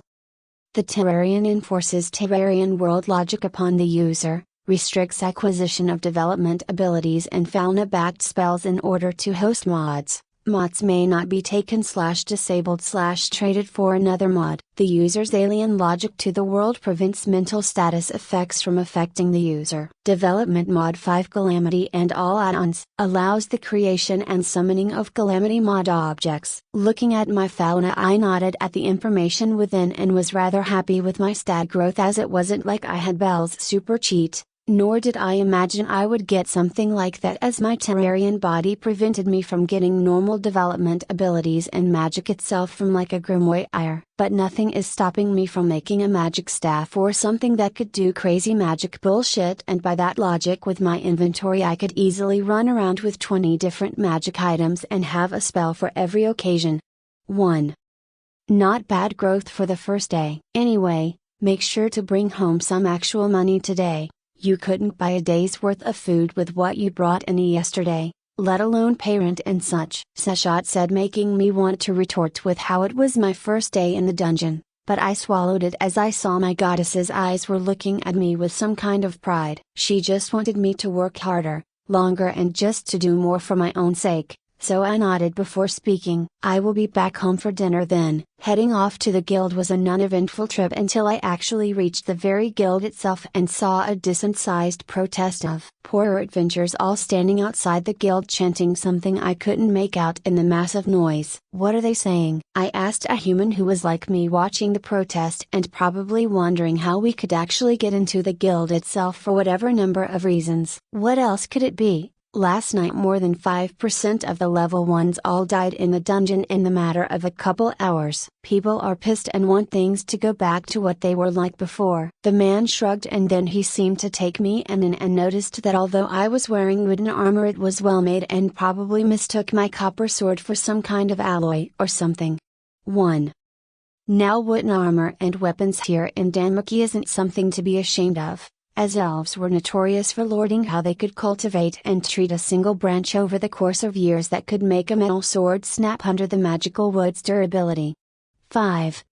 You been in the dungeon and saw the changes yet? He asked and I shook my head. Nah, I got out just after lunch as I go in bikely pretty early. Any advice to the changes? How common are the new monsters? I asked the more pressing question and the man hummed and thought, making me think he wanted me to bribe him or something. But it turned out that he just wanted someone to lord over his new information as he coughed and looked around furtively. Me and my squad are pretty decent level 1s with all of our stats above the C rank, but when we were testing out the whole usual killer ant farm technique where you have them call their friends, we damn near got overwhelmed as there were like 1 in every 5 killer ants being a mutation, and 1 in every 20 being one of those damned aberrations. When he mentioned the aberration, I saw him clench his fist as the thought of it made him tense up. Are those aberrations really that bad? I asked and the man didn't respond, only staring ahead into the crowd for a moment before he finally spoke low and softly. My best friend, who is a very strong dwarf and has beaten newer level 2s in pure strength, had his shield ripped of his arms destroyed in the pincers of the ant, and even worse, his warhammer couldn't crack the golden armor the aberration killer ant had. The man spoke honestly, sounding haunted as he brushed a hand over his face and shook his head. 2. I have seen that man tank punches from a silverback on that tower shield, but that damned ant just ripped it out of his hands like it was nothing. But then again, the ant was literally the size of a small pony, so maybe it's that whole ant being so strong for its size, haha. The man weakly laughed before he took in the protesting crowd and spoke one last time. We aren't the heroes of the Loki and Freya familia, we just want to earn a living. But in this new dungeon a lot of us may not survive floors we had long conquered, so be careful, kid. No one knows what's coming next, the man said, patting me on my shoulder before merging into the crowd surrounding the guild. 3. I want to go home, I muttered, groaning at how our Ano's change to the dungeon will likely lead to an untold number of deaths, as in all honesty, most adventurers had gotten set in their ways in not getting past level 3 and just farming the monsters before Riviera. 1.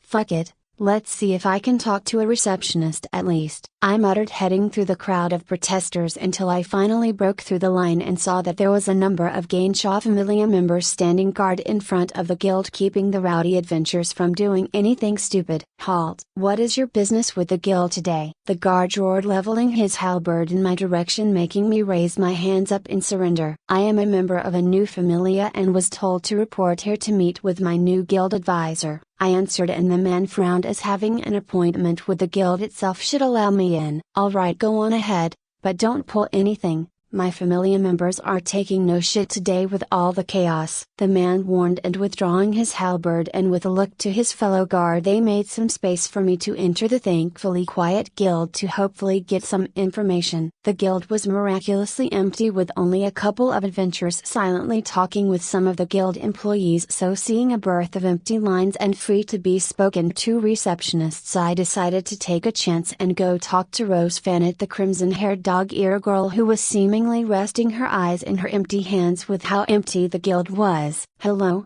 I am here for my guild appointment to speak with my appointed guild advisor. I spoke softly and Rose's eyes snapped to me from her resting position, and for a moment I saw her struggle with my face for a moment before she snapped her fingers as she recalled. Ah yes, Jake. You wanted to join a crafting familia. 1 second, let me get your paperwork, she said, turning around to head into the back of the guild. but I noticed her eyes twitched seeing me in adventure gear, and I had a wry smile come to my face as I kept in mind that she merely wanted to keep her distance from adventures because she got really depressed after several of her Prot A tilde copyright GA tilde copyright S that was in charge of advising it got killed in the dungeon. Chapter 6. Chapter 6. Once Rose finally got back with my folder, I saw her eyebrow twitching, so I knew I was in some kind of trouble. Jake Barris, did you specifically request me to be your guild advisor? She all but demanded, and I quickly shook my head as honestly, I expected to get Tina. Nope,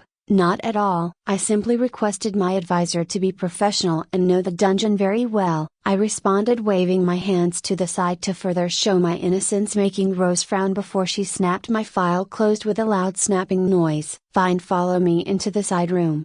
We have much to discuss, she muttered, and I saw the red-haired beauty all but stomping off towards the side room Ina brought me into to do my adventurer paperwork. Why did I get the one with emotional baggage?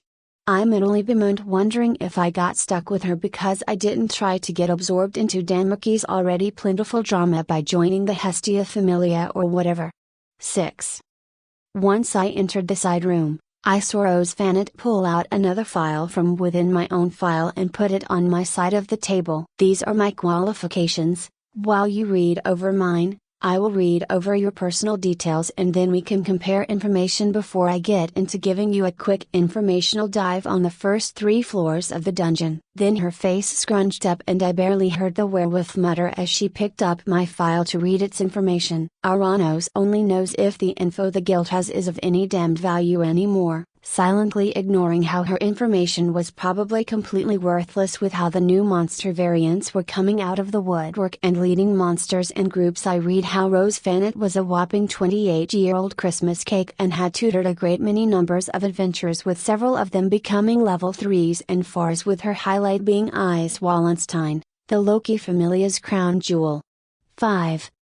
Why does your file say in 3 different places you still haven't married? I asked, kind of weirded out, as just after age was inputted it said unmarried, and then towards the middle of the page it described her personality and once again said the dreaded unmarried line, and finally at the end of her accomplishments it once again said how she was still unmarried. Rose froze and blushed at my question, and honestly, it matched her hair and distracted me, allowing the werewolf to yank her file out of my hands and hurriedly scan and lose her blush and going pale at the embarrassing remarks. Misha Flott, I am going to throttle you, you damned brat, she growled, and I saw her tap into her race's inherent beastification ability as her eyes lightly slitted before she took a deep breath. Excuse me for the outburst, my colleague, who may very well not survive the coming week, has decided to fill out my reference file with impertinent information as a prank, she said before taking a deep breath and mentally resetting. Now let us begin to discuss the dungeon and what knowledge is assuredly still relevant, such as the floor layouts, as Aranos has assured the guild privately that despite the monsters changing and becoming more plentiful and dangerous, the whole reason he allowed such a thing was to prevent the dungeon itself from changing and growing larger, Rose explained. Then I was given a series of pocket-sized foldable maps that depicted the first 3 floors of the dungeon, which was the area known to host the weakest of monsters, with there only being goblins, kobolds, lizards, and the rare cave bats. Of course, she also briefly touched on the jackbird monster, but very sternly told me to ignore the damn thing because it was a trap, especially now with the monsters becoming stronger and more plentiful. The jackbird was a rooster-sized and shaped monster with tropical colored plumage that wouldn't even attack adventurers and would merely lead them on a merry chase through the dungeon, as its drop item was worth at least 1,000,000 Valis due to it being a potent alchemy reagent. The problem was how the jackbird would lead people into deadly monster parties, which would typically end up with the chasing adventure or party being wiped out. Of course, with the dungeon changes, I highly suggest you get team members to work within the dungeon, as many people have died in the last 12 hours as they didn't pay any attention to the guild employees warning them at the entrance of the dungeon, Rose said after finishing her guide through the first levels of the dungeon, and I nodded in understanding. 2. I won't go into the dungeon alone, I promise. I have interest in dying just yet. Hearing my words, Rose merely rolled her eyes. For adventures go on an adventure and thus they die young, Rose retorted, and I couldn't deny that she was absolutely right, as otherwise how else would adventures accomplish feats worthy of leveling up if they didn't throw on their YOLO hats and jump off their position of power and into a dangerous or otherwise legendary life-defining moment in their story. 1. Now it was a pleasure working with you, Jake, but I have to get back to work and I imagine you will be throwing yourself into the meat grinder. Just take it slow, Rose said kind of crossly at my occupational choice, but I still heard her softly spoken words at the end just before she closed the door to the side room with a sharp snap. 2. For a moment I just brushed my hands over my face as I took in the maps that Rose left for me, and then realizing if I wanted to meet Sashot's expectations I couldn't just sit here overly analyzing the absolutely non-existent at this point info on the new monster variants, so deciding to get going, I likewise got up from my couch and headed towards the dungeon in search of life-defining moments. When I came to the dungeon for life-defining moments, I didn't want that life-defining moment to be meeting my first human corpse in real life, which I did. I saw the mangled corpse so torn apart by a small squad of 4 kobolds, with one of the off-colored variants leading the pack of 5 wolfish kobolds into tearing apart the corpse that I couldn't even tell its gender or race, as all of its clothes were ripped apart and along with the body itself being covered in blood and dirt from the dungeon. Wordlessly I summoned my Wolfroom controller into my hand, and with a loud series of beeping noises the Wolfroom drone appeared beside me as I took out my topaz staff and advanced on the kobolds. 8.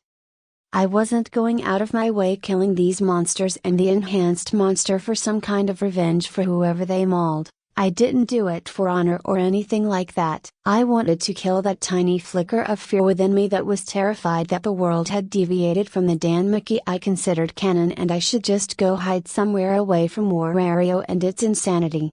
3.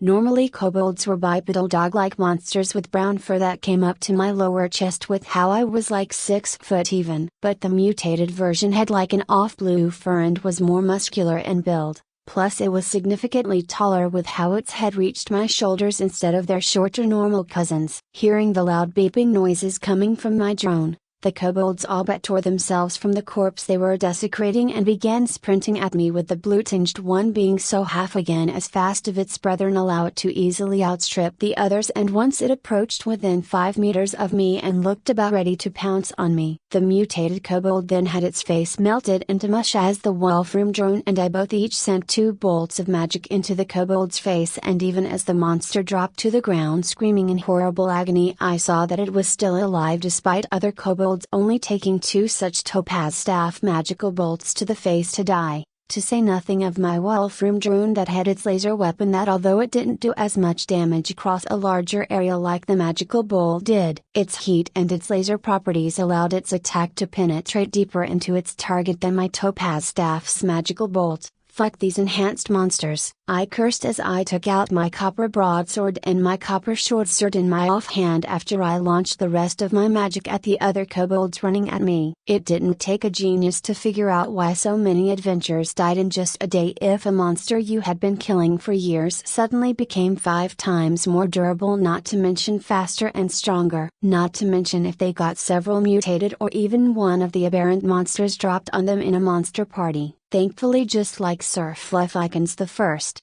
my Wolfroom drone was very accomplished at targeting monsters that were getting too close or looked to be about to overwhelming me, as I did my best to chop apart the kobolds with my copper swords. But finally, after I killed the trash kobolds, I saw the mutated kobold still struggling on the ground despite its face being literally melted off. Should you have died of shock or something at this point? I groused before I looked to my drone. Try to collect the monster stones within the monsters like this, I said, and then showed the drone how I used a thick carving knife to open up the monster's upper stomach and push my hand up past its ribs so I could easily pull out the fingernail-sized monster stone at the heart of the monster. According to Rose, the fastest way to get a monster stone out of a goblin or kobold was to forego breaking or pushing through their ribs and instead just reach up from under their ribs and just pull it out that way, as it was far easier on whatever knife you used to butcher the monsters, not to mention much less effort.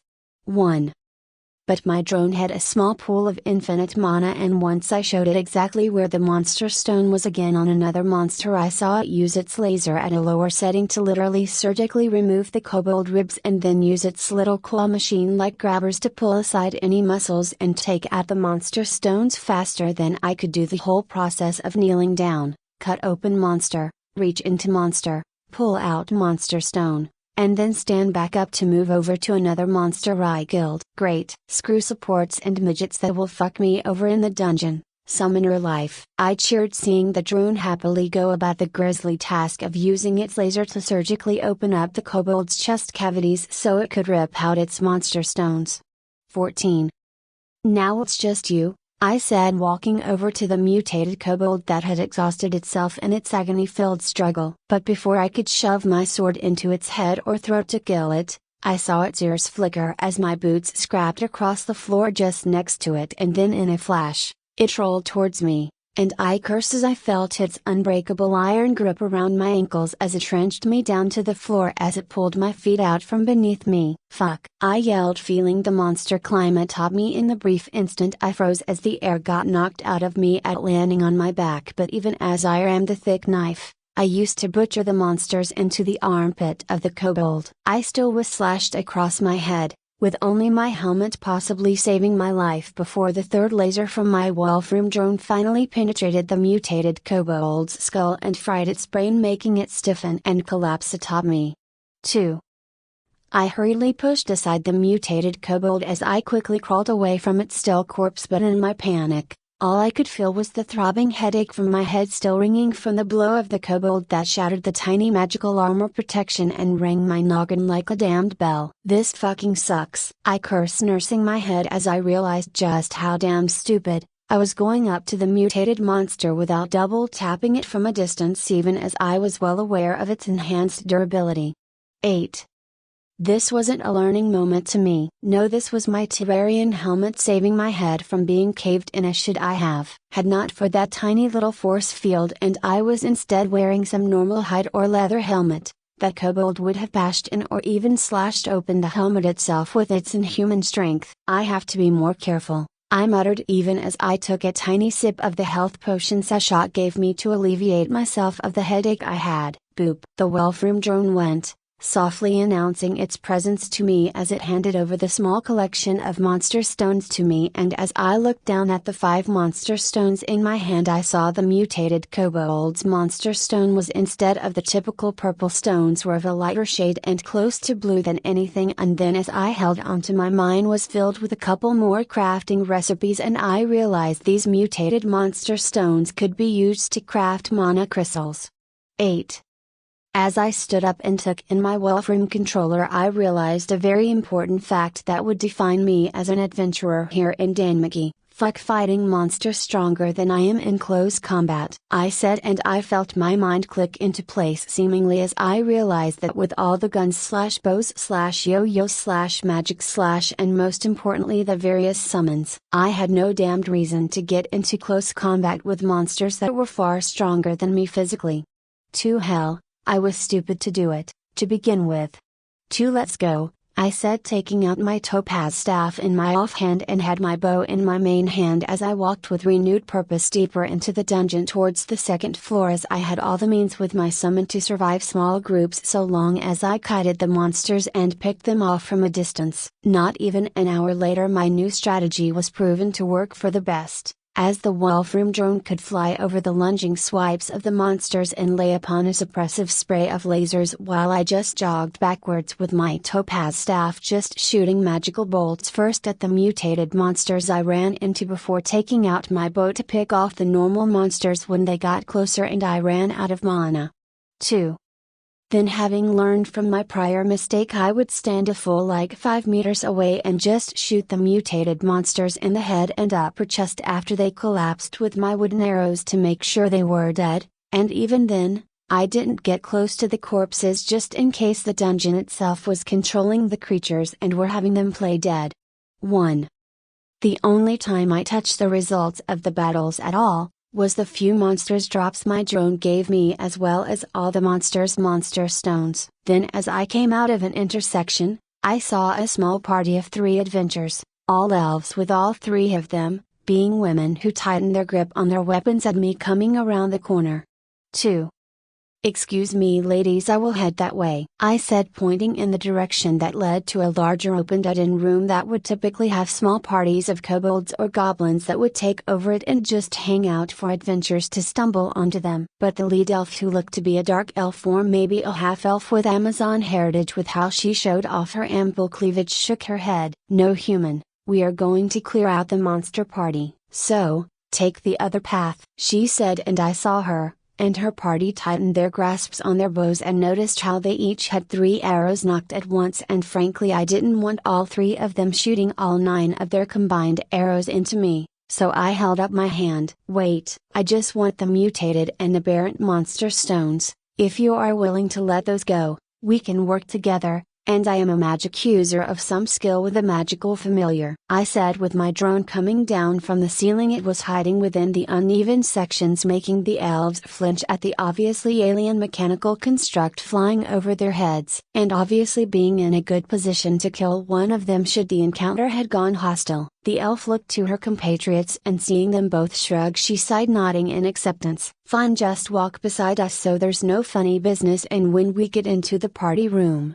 you will walk to the side so no one is behind the other, so no one is worried about the other stabbing the other in the back," she explained, and not seeing a problem with her little stipulation to working with an unknown, I acceded, and we walked down the hallway towards the open room. 2. "So, what kind of magic user are you?" the elf next to me asked, and now with a leading darker-skinned elf not commanding my attention, I saw she was a cuter thing, being like just over 5 feet tall and rather petite, and was obviously going the fashion soul's path of an adventure, as she was wearing a skirt and a tight-fitting blouse here in the dungeon, with the only armor she was wearing being with some bracers to protect her wrists, probably from her very bow, a choker, and some knee pads. To the kind that kills monsters. Actually, I am more of an alchemist for the most part. I make magical items like this, you see," I said, pointing at my familiar, who loudly booped in response, making the elf giggle. "One, so, what's your name?" "Mine is Jake Barris," I offered quietly while the other 2 elves were discussing the number and status of their arrows they had left, as the entryway to the party room approached. "Oh, my name is Mia Song," she whispered as we approached, and as I looked into the party room I almost just whirled around as I saw the damned room was certainly a party. 1. Wordlessly I threw my hand in front of Mia and the other elves, making them growl, but I didn't let them say anything as I pulled them back from the entrance, and seeing my stony expression, they didn't burst into screams about their elvish disdain at being touched without permission. There are 2 camps in there. A goblin and kobold camp, with each one has at least 3 mutated, and the goblin camp has an aberrant leading their camp. "Should we leave?" I asked, and the elves realized really quick how dangerous this was, as each mutated was dangerous enough of its own, with how much hardier than their natural brethren, not to mention the aberrant that could give a higher level 1 issues. Chapter 7. Shouldn't we try to get another party, Roseanne? The green-haired elf that I didn't talk with and was next to the curvaceous darker-skinned elf who was leading the party asked, obviously worried about how strong in particular the aberrant was, because for all we knew it could be a level 2 monster, and could just rip us apart. Well, rip them apart anyway. I had potions of swiftness and even recall potions so I could flee if necessary. No, more people could have the dungeon respawn by trying to drop a monster party on us, Roseanne muttered, frowning at the room's entryway. Entryway is too big to funnel them as well, I threw in to shut down any such idea, as the dungeon hallway was a solid like 15 meters wide, which meant the whole monster party within could rush down the hallway anyway. 1. For a moment Roseanne clearly thought about whether she wanted to change her survival by doing this mad monster cleansing, and I could see from the way her shoulders untensed that she came to her decision. "Mia, Nyana, we are retreating. We don't know how dangerous these aberrant and mutated are in a group," Roseanne said shamelessly, as I was ready to go in and take advantage of how much faster the aberrant and mutated were and kill them with the archers, as they would be the first rushing over to us. "Good luck, young man," the curvy elf said, placing her dusky skin-toned hand across her exposed cleavage and bowing to me slightly. Then the 3 elves, literally after posing and arguing for the damned room, just walked off for fuck's sake. Well, Damn it. Do I want to chance this now? I muttered as I watched the three girls turn around another hallway and leave my sight. Looking back towards the room and then my Wolfram drone, I sighed as I took out my Squire Squirrel staff and summoned Sir Fluffykins the First, as I knew my bro wouldn't abandon me like those girls did when the goings got rough. 13. But as I summoned the very expressive squirrel, he whirled around as much as he could from his sitting position, and when he locked eyes with me, he began laughing and pointing at me, and I remembered how Sashot claimed the squirrel as her shop's security guard or something. Sashot is going to be pissed, isn't she? I asked, and he firmly nodded while making the motions that meant rest in peace. Well, Sashot can't kill me if I kill myself in the dungeon, can she? I mused as I picked up the squirrel and put it on my wooden armor, and as I mentioned killing myself, I earned a rather hard bonk on my helmet from my summon, slapping the helmet as though telling me to get serious. 7. The reason I was chancing this honestly slightly suicidal test of courage was, well, my Terrarian crafted items were for sure strong and could help me bridge the gap, especially later on with the higher level adventures. But I had nothing helping my growth like Bell had with his cheat skill. 10. Not only that, but I wanted to be strong and known for being strong, as I didn't want to spend months running around the world of Danmaki trying to get certain resources that I would need and likely be highly uncommon if not impossible to find here in Orario, like certain weird flowers for potions, wood from the Elvish lands, and countless other things I could literally commission other people to get for me in order to earn my favor and get one of my creations. Hence why I was going to fucking cheat and use grenades to kill all these monsters. 14. Grenades are literally craftable with just some iron scraps and gunpowder being just charcoal and sulfur mixed together. I mused as I held out a grenade in both hands that I had made in my off time. Calamity add-ons that allowed for the crafting of certain vanilla items were proving more than ever their value, as without it I wouldn't have been able to craft grenades at all as far as I was aware, and especially important as Terraria NPCs just weren't a damn thing here at all, so it's not like I could just go buy gunpowder and bullets en masse. Here, I said, handing a bag filled with grenades to Sir Fluffykins the First. Just because Terrarian never finished the thrower class didn't mean my homeboy Insane Squirrel couldn't just throw bombs and other crap at my foes from atop my shoulders. The only limitation on him as a sentry seemed to be that he physically couldn't walk around, not that I couldn't arm him with other munitions than his summoned acorns. Watch Ixnick. The Insane Squirrel cheered, shaking the bag over my head and making my butt pucker as it seemingly worshipped the bag filled with highly explosive ordnance. 1. Alright, at least let me die by monsters, I muttered as I took out my copper short bow and finally entered the resting room of the monster party. I saw the kobolds and goblins were already up and moving to investigate the cheering noises Sir Fluffykins the First made when I gave him the bag. Damn it, I muttered as I began shooting arrows at the crowd of monsters that saw me as they came into view and began rushing toward the entranceway of the room. Realizing I was certainly outnumbered, I began a jogging back pace as I did my best to send arrows towards the red-skinned goblin aberrant monster that truly outstripped its compatriots in speed. The other mutated weren't really much of a concern, but just as I began worrying, I saw Sir Fluffykins the First, opening action since the battle made its impact, as his insane aim even while bouncing along on my shoulders was still true. 1. With a loud thunking noise that rang out even through the sounds of the screams of monsters and of the laser fire coming from my Wolfram drone, I saw the round bottom end of the metal grenade nail the rushing goblin right in the eye, making it stagger and trip in its all-out sprint towards me. Seeing the grenade approaching the goblin to begin with, I quickly covered my ears, as grenades in Terraria had an interesting mechanic when they impacted living creatures. Boom! With a roar of sound and an explosion of flames, the grenade exploded, filling all too small hallway with its explosive might, and I winced at the phantom feeling of my armor rating emptying at the hit to block out the concussive force and protect me from harm. But it was more than worth it, as the aberrant monster was just a shredded burned corpse laying on the ground with its mutated brethren and the mutated kobolds that were behind it reeling at the grenades, obviously blowing out their eardrums with how we were in an enclosed space. Thus, the rest of monster cleanup is easy enough as I took away Sir Fluffykins the First's grenades, as the floors were too damn small for him to be using these things, and for the rest of the monsters, I used my topaz staff to kill the reeling mutated and then got into close combat with a dozen or so utterly normal versions that, although they scratched me a bit, I still was able to defeat them with my copper broad and short sword combo. "Now let's see what I can do with you," I said as I took the aberrant monster stone from my Wolfram drone that was acting as my supporter, and honestly not too unexpectedly it merely counted for 5 mutated monster stones in my crafting menus, which although wasn't really all that great, but in the end having more ways to get mana stars was the most important bit, as making them was ultra important for upgrading my own internal mana storage as well as making magical items. 1.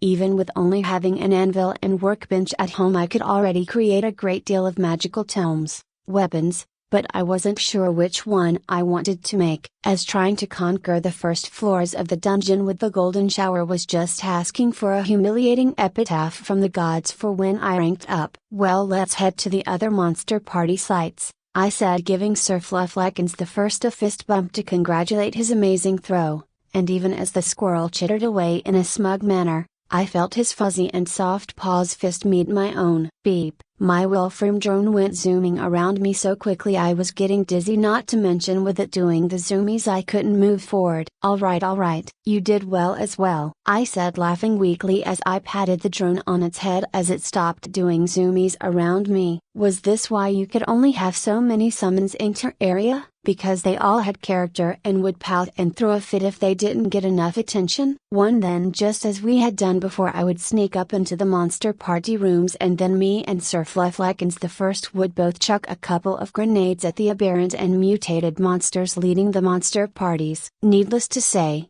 having 3 to 4 grenades exploding in a tightly packed group of monsters made our efficacy completely out of the norm, but although the charcoal was all but free in Sashot's shop, I was made well aware that sulfur was a rather rare material due to it needing to be harvested from the dangerous areas that not only had its natural poison gases from where the sulfur came up from the ground, but there were also highly toxic monsters that thrived in that environment. So, each grenade cost me literally like 5,000 Valis worth of sulfur, which was why I was only using it for the aberrant and mutated, as I could justify its use as I couldn't beat the monsters anyway, and most importantly, I needed their monster stones so I could upgrade everything to do with my magic basically. 1. So, no matter what, even if I turned in all the monster stones, even the aberrant and mutated ones, I was at a net loss in Valis after using like a dozen grenades over the course of the day. "Some type of mage testing his magic?" I heard a voice speak from around the corner, and lo and behold I saw Roseanne, leading her little trio of beautiful elvish ladies who froze seeing me standing over the charred and torn apart corpses of the monster party in this particular room while my drone was busy tearing out all the monster stones. "Ladies, as you can see, I have already cleared out the monsters, so please turn back," I said, seeing Roseanne's eyes flash with greed at seeing the couple dozen monsters lying on the ground. 1. Do you need help clearing these out then? Our little Mia here is very adept with her hands and can help your automaton out," she said confidently, and I felt a bit of dismay as Mia's little facade of happy-go-lucky energy changed into a rather serious and, if anything, cruel smile. "Look, walk away or you will die here," I said, swallowing as I held my last grenade in hand. In that tight corridor, as long as I didn't throw the grenade too far past them, they would be in the so-called kill radius. Roseanne merely sighed as she looked at me and then tilted her head. "Human, I can see you are as green as it comes, being here in the dungeon. I will not have nightmares should I slit your throat to take your haul of the day. Now lean against the wall with your face to the wall so we can loot you, and then we will leave you to try to make it back up to the surface," she very clearly explained, and I realized what the cruel smile Mia had was for. She loved the knowledge that I was going to attempt to make my way up to the surface unarmed. A whole 5 seconds of stunned silence passed by as the 3 girls approached me with their bows drawn, and I saw Sir Fluffleckins the first, who was sitting beside the wall next to the entryway trying to push himself to help, but with him being a sentry he couldn't do anything,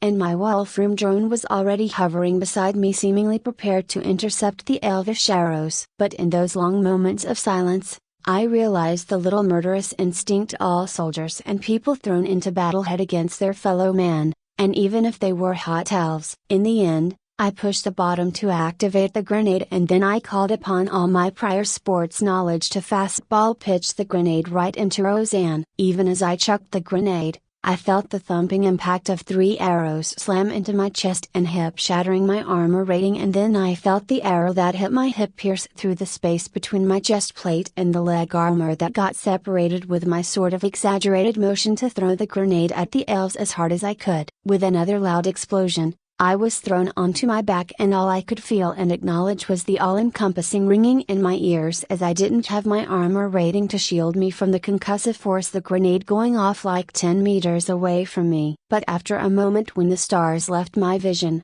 I could feel the gut-wrenching agony coming from my stomach, and as I groaned, I saw the arrow sticking out and being pinched by my armor. 1. Fuck. Drone, grab the girls' bags and bring them to me, I said as I lay on the dungeon floor, and I could barely hear the Wolfroom drone's panicking beeping as it quickly brought Sir Fluffleckins the First over to protect me first, and then cut off the girls' bags that they were keeping their loot with its laser. I will resummon you in a bit, I grimaced after I threw all the girls' bags into my inventory, and with a single glance at the clearly murdered elves, I summoned one of my 5 recall potions in my inventory and chugged it after burning in the image of the girl Felina's emblem. 2.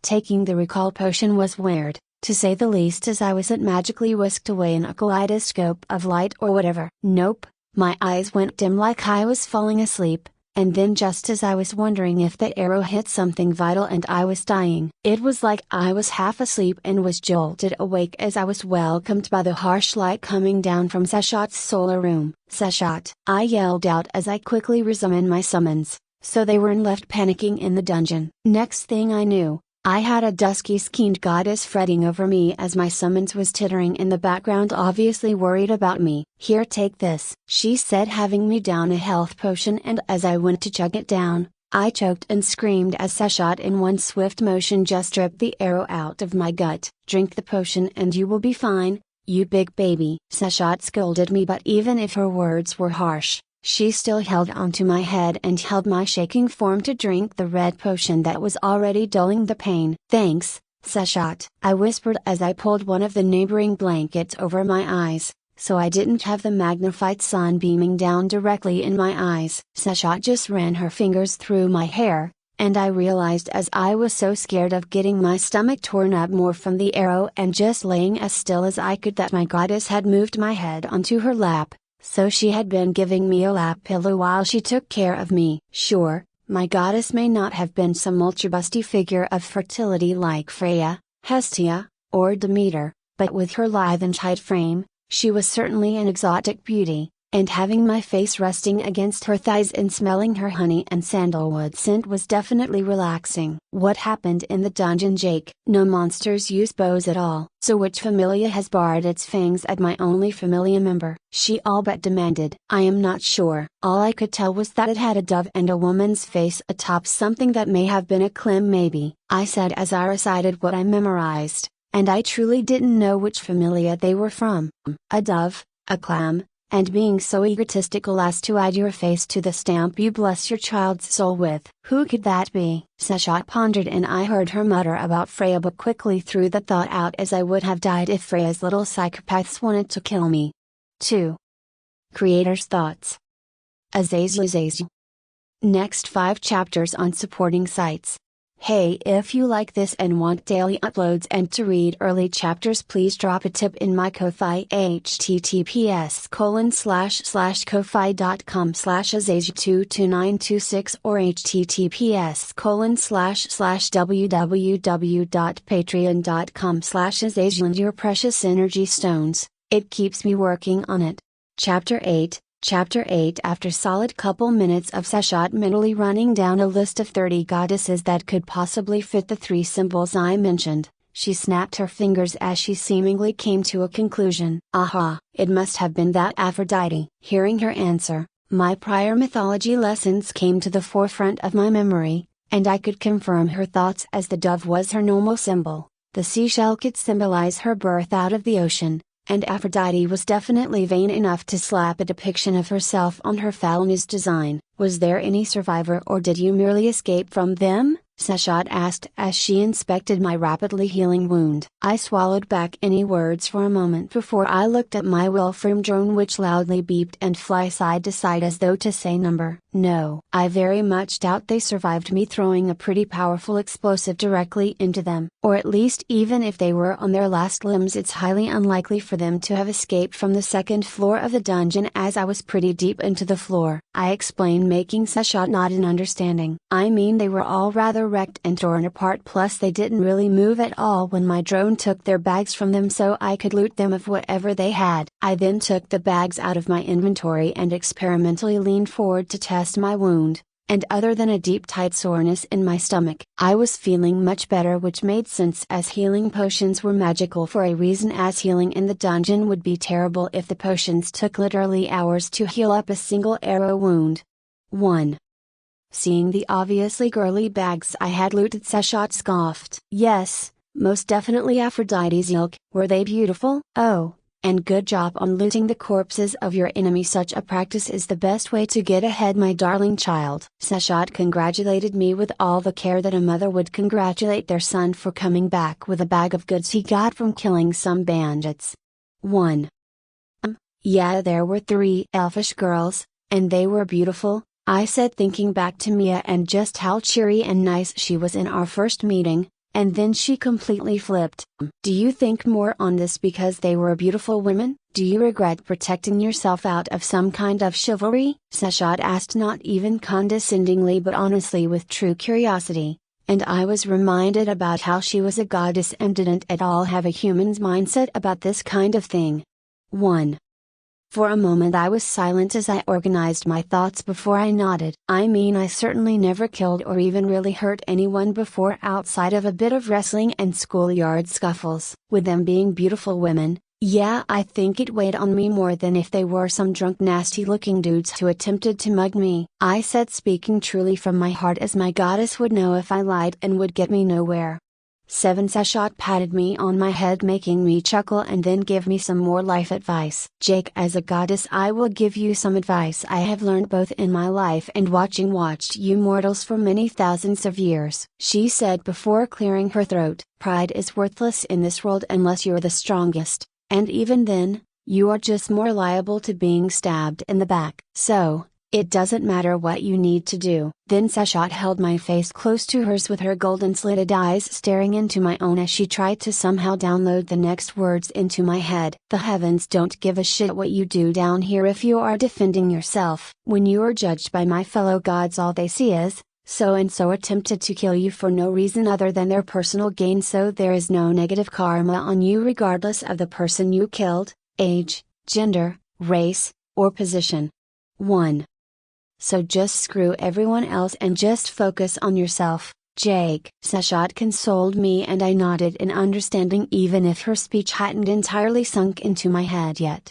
1. Seshat, by the way, I used all the sulfur, I said weakly, and Seshat's eyebrows twitched. Good. Now I have an excuse to have you go shopping for me so I can nap all day. Go to the southern district close to where Hephaestus and Loki have their holdings. There is a decent store that sells all the materials you and I need for your next armor set, as well as to replace the stuff you've been wasting, you little shit. Seshat scolding me, and I let out a cry as the cat girl leapt over the huge pillows filling the room and grabbed onto my back so she could begin giving me a noogie for using all her expensive sulfur.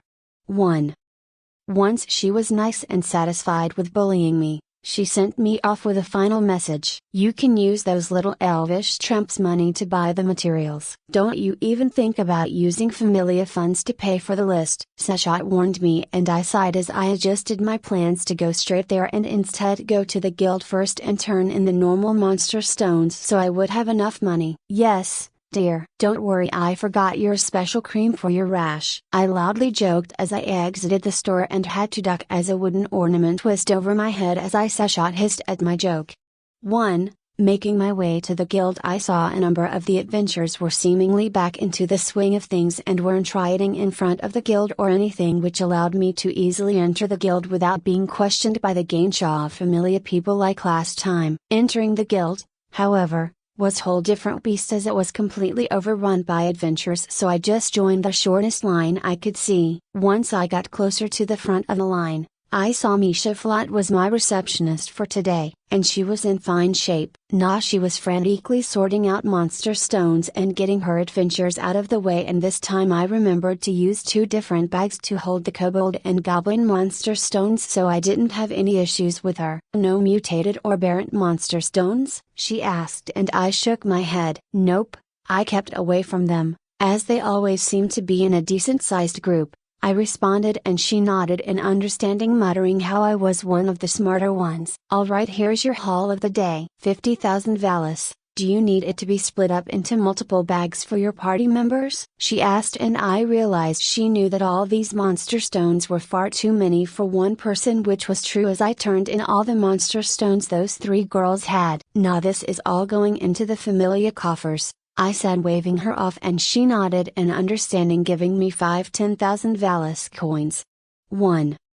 "Have a nice day and be careful in the dungeon, never know what else can change," she said as I walked away from her till and out of the guild. Making my way down south to the more business and rich side of Terraria was also not at all an issue, other than having to ask for some directions to the store in question I needed to go to. "There you are," I muttered as I found the aptly named the Fog Depot, helmed by the small Acles familia, which made their living gathering dungeon and other more exotic materials to supply the larger crafting familias. "Hello, welcome to the Deathly Fog. How may I help you?" the receptionist asked me as I came into the large store, warehouse.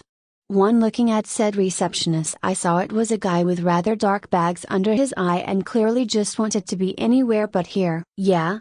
Can you mark which aisle I can find all of the stuff on this list, so I don't have to keep coming back?" I said, offering the list to him, earning a blurry-eyed glare from the man before he sighed. "Fine, just when you get all the stuff you need, bring up the purchase in the back with Anna," he said, pushing the sale onto his co-worker, and seeing how tired he was I nodded, making him take my list and begin writing down which aisles all the stuff I needed was on. "What kind of ice flower did you need?" he asked, and I blinked before I recalled I put that there so I could make myself an actual magic mirror, as being able to teleport home would make my life so much easier. "Any flower that blooms surrounded by sub-zero temperatures," I said, making him nod and scratch at what he wrote before adding something else. "And the unrefined meteoritic core? Does it need certain elements or materials within the meteor, and much more importantly, is it an astral mana infused meteor?" he questioned, and I shook my head, stating I only needed meteoric materials for a vanity project, and the cheaper the better. 3. Because in the end, I was going to need to do other whole projects to refine the meteoric core with my mana to ignite it back into Terraria grade meteor ore, and then refine it into ingots that I could use for stuff, such as the meteor armor. That armor set would easily last me a long while, allowing me to skip the whole iron, silver, gold armor sets and get one of the better armor sets, even with the Calamity mods armors, before the so-called hard mode starts after I kill the wall of flesh. While I was running around the store, I was thinking about my Terraria progression and was honestly wondering when I could chance trying to kill the King Slime or even the Trojan Squirrel, which was the so-called easiest boss I could fight. 5. The biggest thing that worried me honestly about fighting these bosses was how they would react to the dungeon's monsters, and if they focused on them I could easily stay in the back and just shoot them, but the last major concern I had was what I should do about other adventurers interfering, as it would be a while till I was strong enough to get down to the 8th floor, as that's when the tunnels and rooms go from being 4 meters high to 10 meters high, which would allow me to use a grappling hook to maneuver around the weaker bosses with some impunity. 4. And that's the floor when the number of adventures heavily thin out, as the dungeon only gets bigger the deeper you go. I quickly went around spending all my money grabbing all the stuff I added to the list, but thankfully a lot of it was rather cheap, like simple sand for me to make my own glass for a multitude of other things. But just getting 3 ice flowers was expensive as all hell. 5. Either way, after I emptied my wallet of all the money I made in the last couple days, including the 3 elves' money that I looted, I went to the lady running the back register named Anna supposedly. "Hello, are you Anna?" I asked with my face twitching as I saw the lady running the back was literally asleep with her head on the table to ring up purchase, and seemingly in answer to my call, she loudly snored. For a moment I wanted to summon Sir Fluffykins the First to bonk her over the head with an acorn or something. But I settled for poking her with my poking stick I had in my inventory to see if a monster was actually dead. Chapter 9. Upon being poked several times with my corpse testing stick, Anna eventually lolled back and I saw she had brown hair and hazel-colored eyes that fit her pale skin tone. 1.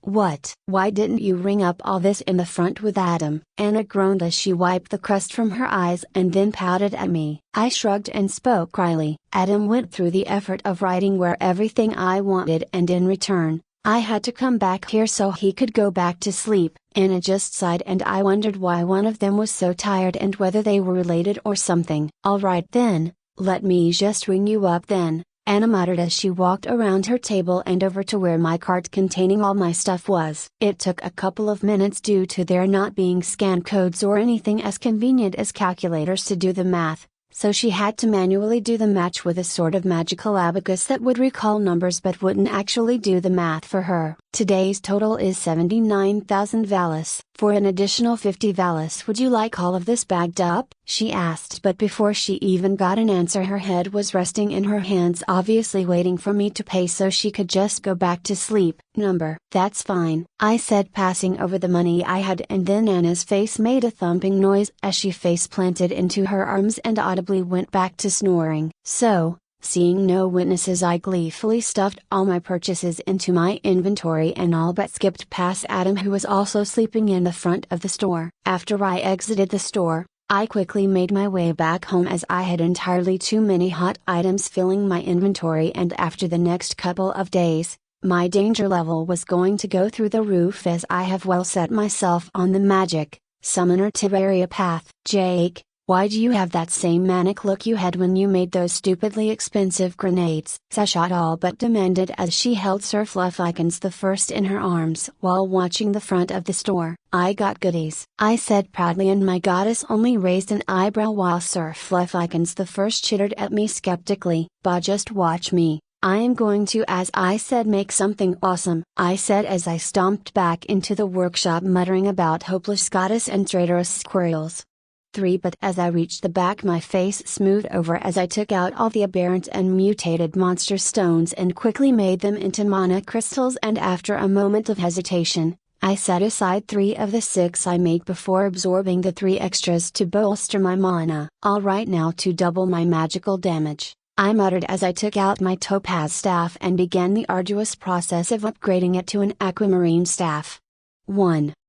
Thank all the crafting gods of all pantheons that it was actually an easy, just long process, as it was merely using seashells and stone from the bottom of an ocean to cast around the topaz staff and make a full for the compressed magical energy to come through. After half an hour of casting the topaz staff into becoming the aquamarine staff, I took it outside and began sanding down the slag that came from melting the pearls and other things to make the new focus of the staff, until finally the staff seemingly became static as it registered as a Terraria grade item and became impervious to normal sandpaper from messing with it.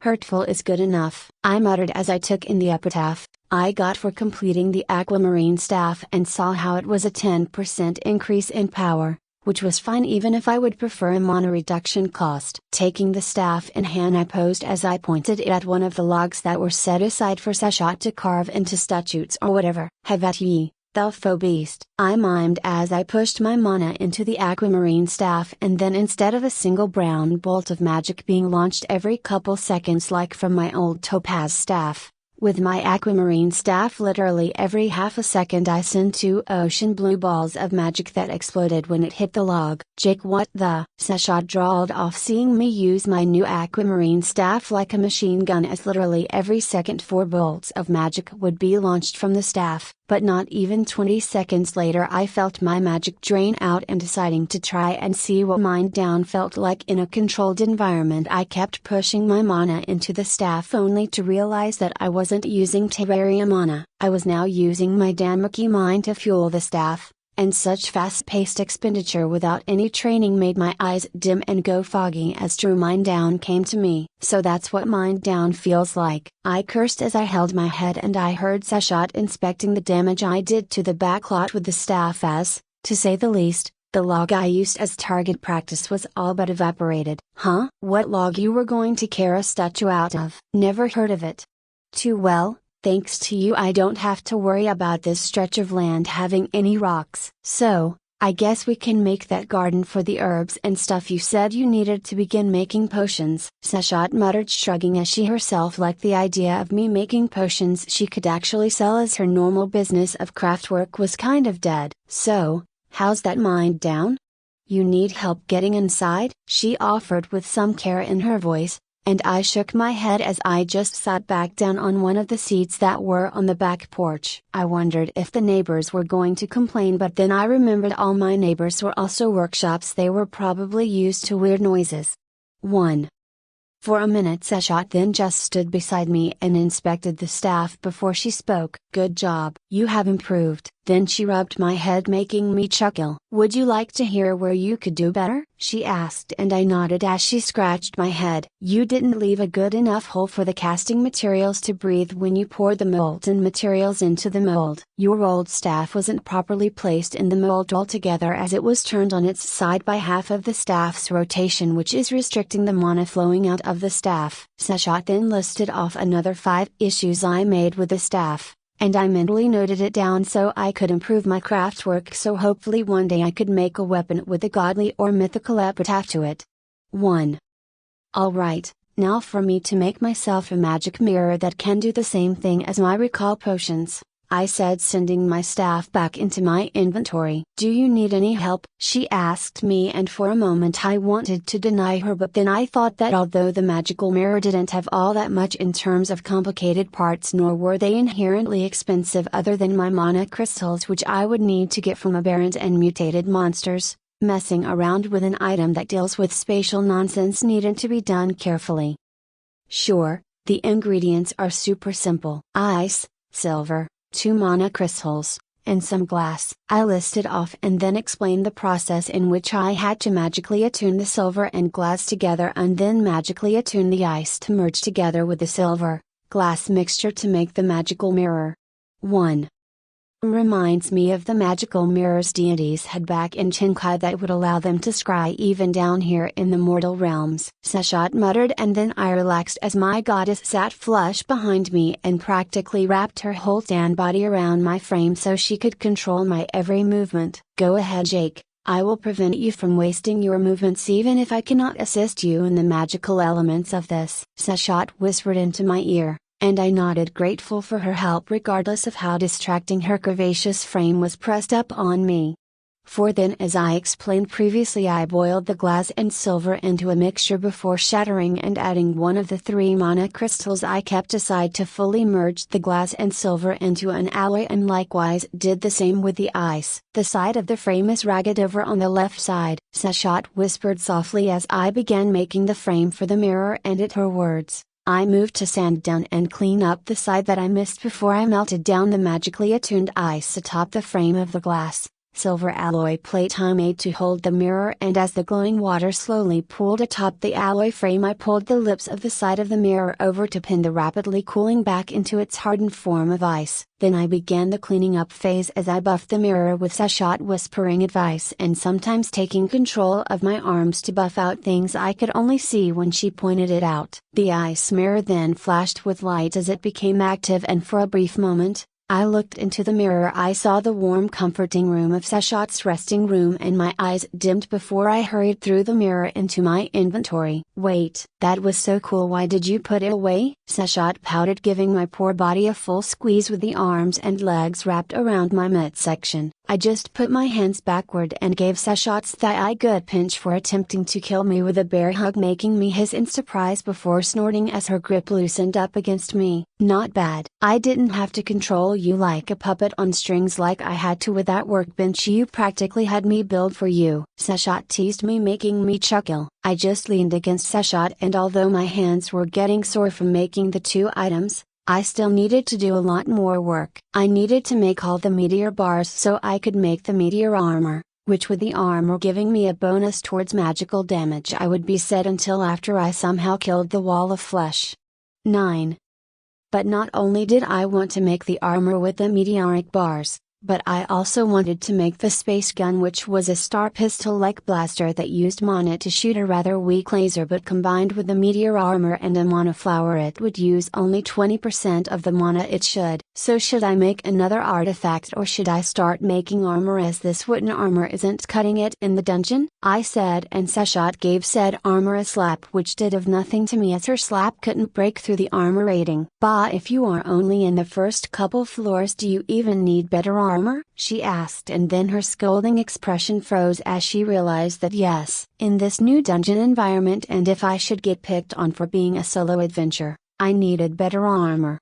Alright, Jake, let me help you again. I don't want you dying on me, so let's make that armor and then you can make the accessory in the morning. It will be getting late by then anyway, Seshat muttered at the end as she glanced at the early afternoon sky. But making a whole new set of armor was going to be an all-day event really. I didn't need help, however, or Seshat literally couldn't really help me at all when it came to smelting down and magically activating the meteoric core so that it maintained a scalding high heat even when it supposedly cooled down into its solid bar form. You seriously plan on running around in glowing armor looking like it came just out of lava? She asked, and I gleefully nodded, as with this armor, even if a level 3 got the drop on me with its armor rating, I was fairly sure I could survive their opening attack, so I could begin throwing grenades at them while I teleported away.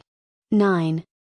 But not even half an hour later, when we started forging the armor into shape, she began whining and crying about how this armor made no damn sense and how it would passively absorb the mana in the surroundings to fuel my own magic to make it stronger, hence how it accomplished its armor set bonus. This is bullshit. A flat 10% bonus magically powers no matter someone's strength or level is cheating. No wonder you Outlanders are called bullshit. Seshat cursed, looking constipated at the realization she couldn't make something as great without tapping into her arcanum or halfway cheating with some divine fire like Hephaestus did. 1. Thank you dearly, Seshat, this is going to be very nice. I grinned as I took in the flea-footed epithetial leggings that would make me faster, while the chest plate gave me more flat armor, and my helmet gave me the much wanted mana cost reduction for all my magical weapons. 2. But as I stood up from my workspace and my body creaked in protest from coming out of my sitting position, I saw that the sun, as Seshat had predicted, was hanging low and shrouded the walled city of Arario in a dark shadow. Come on, Jake, let's get some dinner. I heard about a great restaurant for adventure, and don't worry, I will pay for it, Seshat assured me, seeing how my face scrunched up. But it wasn't money that made my face scrunched up, because what were the odds at the restaurant she mentioned was the hostess of fertility. 3. I brushed a hand through my hair as I took a deep breath.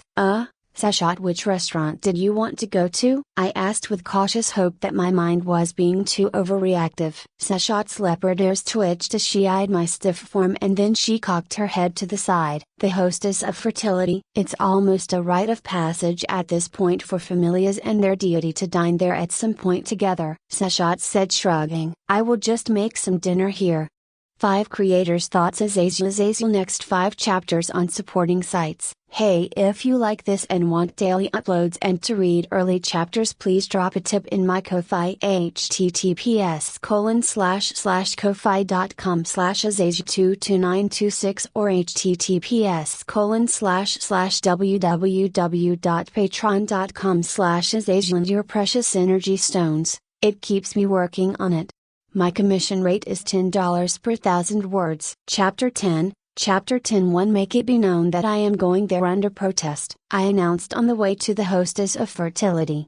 5. Let it be known that your goddess doesn't give a damn. And why the hell are you wearing your damn meteor armor? Seshat demanded, with her eyes twitching as damn near everyone stopped to gap at the guy wearing glowing molten-like armor leading his goddess in skimpy Egyptian clothing around. For a moment I didn't answer, and when Seshat coughed to continue to demand an answer, I blew out an exhale of air. I know for a fact I am going to get into trouble and face issues for going there, and no, I won't explain why the place is troublesome, it just is, I said, making Seshat snort.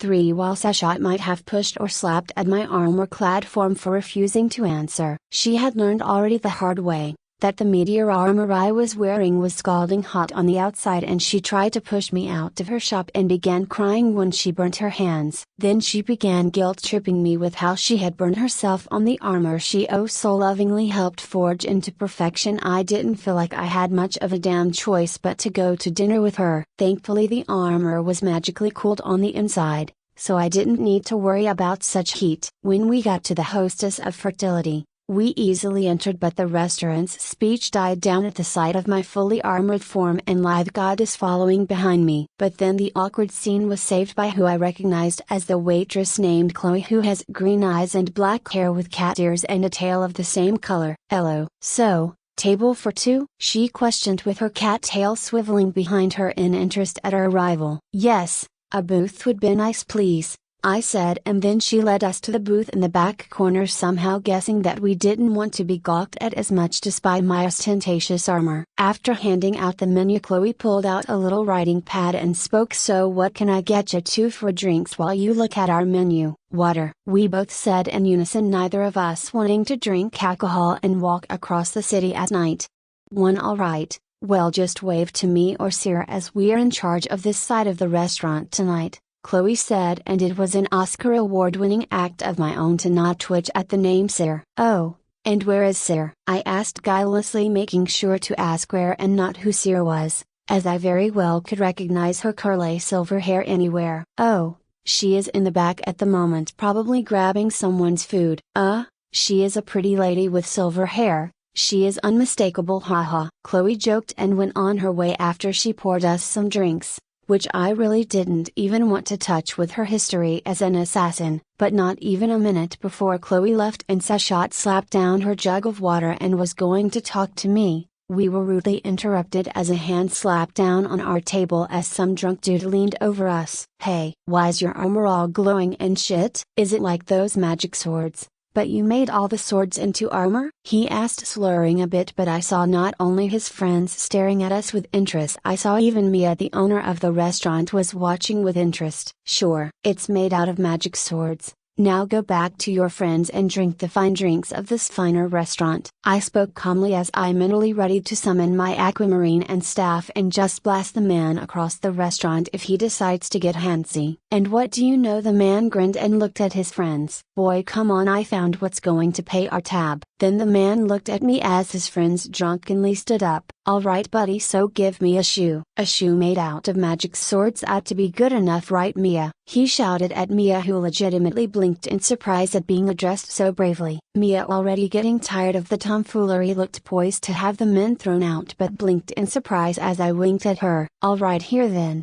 I said, pulling a chair over from one of the neighboring tables and throwing the boot-clad leg atop it. "You can have my boots if you can pull them off," I said, and then obviously the man tried to yank off the boots but screamed as he burned his hands on the scalding meteoric armor. "Anyone else want to pull magical armor off me?" I asked, and everyone snorted and went back to their drinks as they probably thought I had some kind of skill that enhanced my armor or something.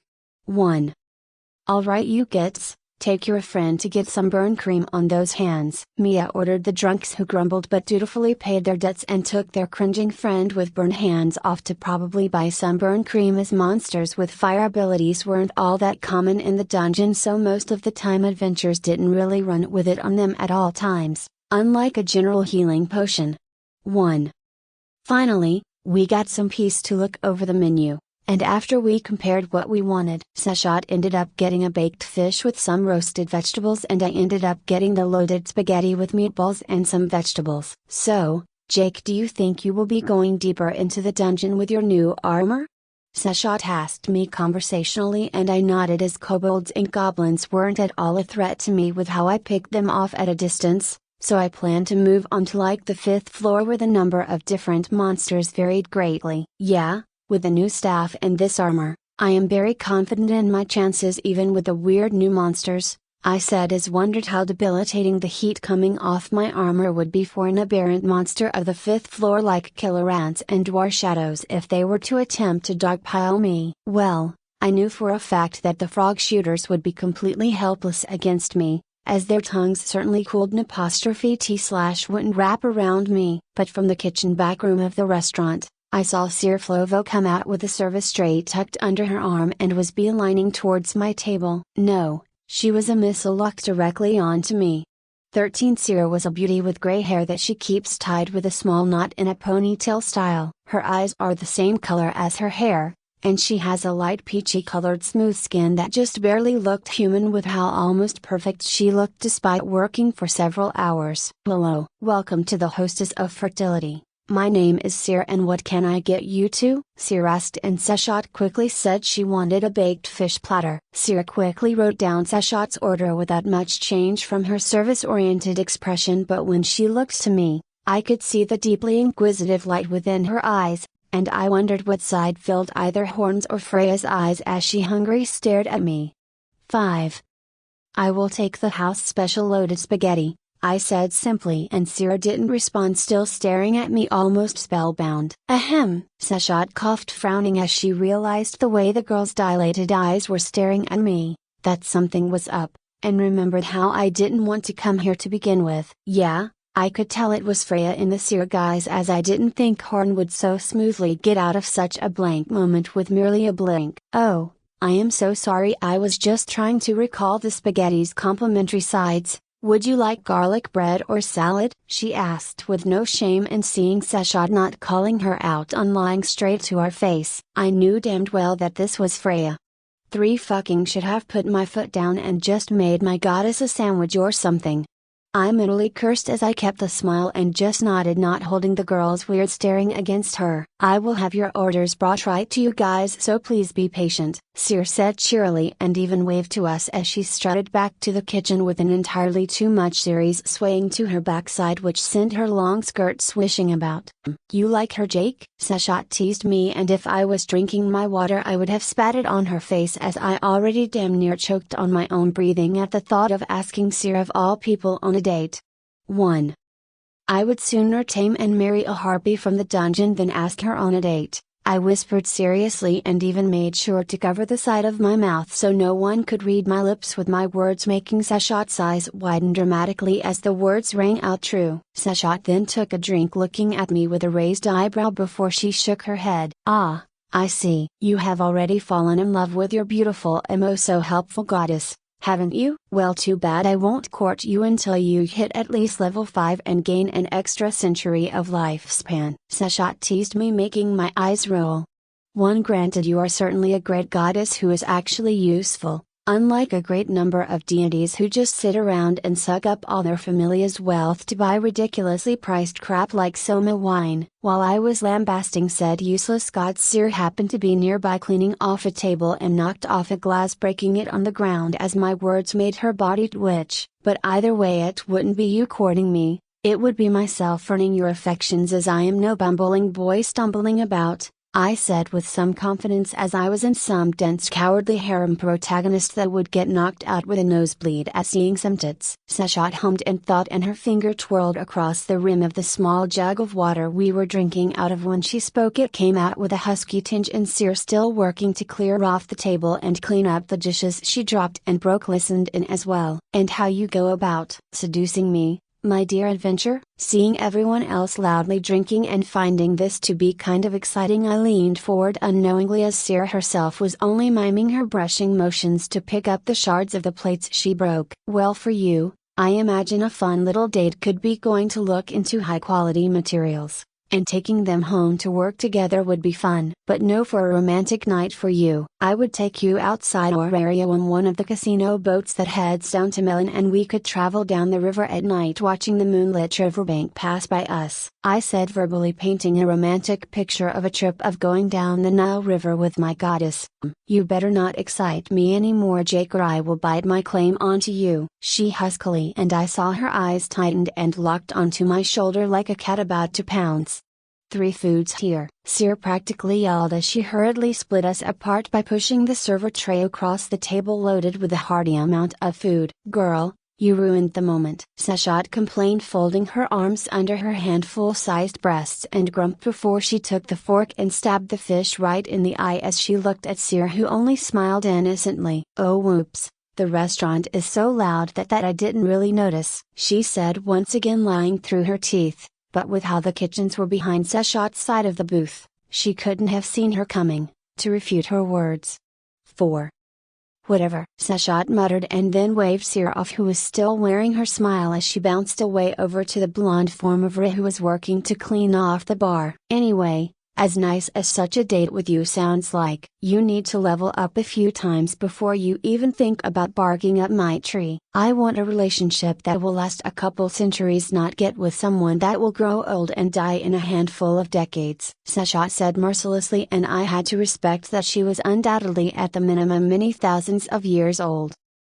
Fair enough. To be fair, I want someone that can give me children anyway, I said, shrugging, making Seshat's eyebrow crop up in interest before she nodded happily, obviously having her own thoughts about my statement.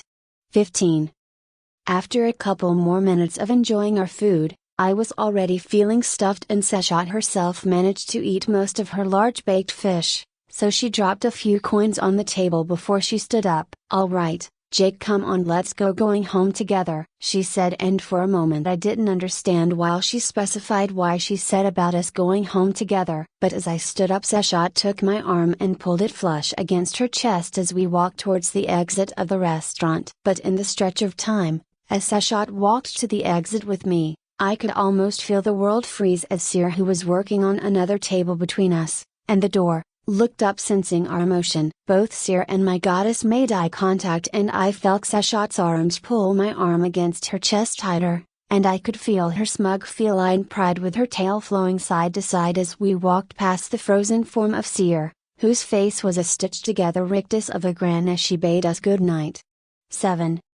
As we made our way home, Seshat spoke up with a chuckle. Yeah, that girl is going to be in trouble. If I didn't know that she was a human, I would have thought she was a goddess of the dead with how she was looking through you and trying to see your soul or something. Seshat then stretched, throwing her arms behind her and having her thin satin clothes pulled taut against her frame before she came back, and her amber-slitted eyes locked onto my own blue ones. Jake, as I said, she is trouble, so I admit you were right. Let's just stay away from there, Seshat muttered as we headed back home in silence as I held her hand. But even as I laid into bed, all I could replay in my head was the moment Seer looked into my eyes and her own gray ones dilated at the sight of me, and I knew deep down that my outsider soul was going to be an oddity for her. That's not including whatever Terraria had done to my soul either. Chapter 11. Chapter 11, commissioned by KUMO-AUDIOBOOK 13. The last little addition to my new dungeon kit was a mana flower. It was an accessory that reduced the mana I used by some 7%, and minorly increased my mana regeneration, and more importantly, it was literally the easiest thing I've made, period. All I had to do was coat a desert flower with my mana to make a nature's gift, and then stick the nature's gift into a mana potion, and then it became an accessory. I could then slot it into my inventory section of the accessory. After making the mana flower, I also made the space gun, a comically looking alien gun, even with little circles of metal around the barrel that would shoot little lasers that were more condensed than my aquamarine staff's magical bolts, but obviously did less surface widespread damage on a foe, with also having a slightly slower firing speed. 8. With my summons already being unsummoned and ready for their next battle, I entered the dungeon, and this time I just kept following the group of morning shift adventurers as they all made their way down, deeper into the dungeon. And with such a line of adventures, the dungeon didn't even bother trying to throw a monster party or whatever at us, because any monsters that popped up were just instantly killed by the line's archers or spellcasters. And this line of adventures basically stuck together until we all reached the 9th floor, which was when I decided to peel off to start fighting the stronger variants of goblins, kobolds, and all the new monsters that started to appear, which included the likes of war shadows, killer ants, bad bats, slimes, dungeon lizards, purple moths, blue papilio, frog shooters, and lastly the newly found bane of my existence, and needle rabbits. Needle rabbits were a sign that the many gods in this world hated us mortals. They were normal-sized rabbits that could leap at insane speeds and would shove their sharp-as-hell needle horn that was atop their heads into you. Their insane speed and lethal horn that easily could pierce through leather and chainmail armor made it one of the leading causes of early adventure deaths, other than war shadows assassinating an adventurer. 1. The way the dungeon's layout at the 8th and above changed to mostly large rooms with short corridors between the rooms did however make my life easier, as I was more easily able to abuse my newly made aquamarine staff, as not even aberrant killer ants with their stupidly thick exoskeleton could withstand a dozen bolts of magical crashing into their frames. "I need to make you an infinite grenade pouch," I muttered as I checked Sir Fluffykins the First's little bag of grenades I gave him and saw how many were left. 3. But while I was on the 9th floor, I was paying more attention to the dungeon itself, and by looking at the map I picked up from one of the stalls outside the dungeon that a retired adventurer was selling that had lost his legs, I decided to test the Wolfram pickaxe I made to see if my terrarium mining bullshit could allow me to bypass floors altogether, as the staircases made the distance between floors at like some 50 meters deep, at least up here in the first 10 floors. Well, actually I was going to pick up some dungeon ores, and the act of doing so would ring the metaphorical dinner bell, but I was broke financially, and if I wanted to make any more accessories I needed ores that didn't cost me a dime, as Seshot had cut me off from her stores. "You guys keep watch, I am going to work," I ordered my Wolfram drone, and Sir Fluffykins the First, who saluted in the squirrel's case with an acorn at the ready at the side while the drone beeped loudly and then did a backflip in the air to show its enthusiasm, I guess. 2. I can't even understand girls. How can I ever hope to understand a sentient drone that gets its jollies off by ripping monster flesh off so it can extract its valuable organs? Thus, with my summons keeping watch for me, I began mining the off-colored stone walls that had the dungeon ores, and as my Wolfram pickaxe bit into the wall several times and did all of jack after half a dozen blows, a perfectly square meter-wide hole appeared in front of me, with my inventory receiving some titanium ore.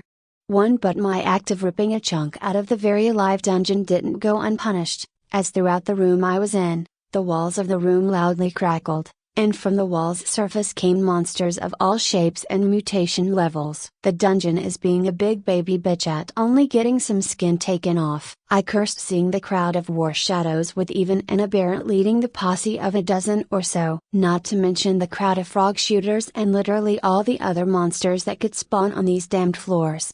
5. "Fuck you guys, I am going home," I said, flipping them off, and instead of literally teleporting home, I simply hurried up my mining with my summons overworking themselves and explosions ringing out behind me as Sir Fluffykins the First gleefully began taking this as an opportunity to begin chucking grenades fucking everywhere.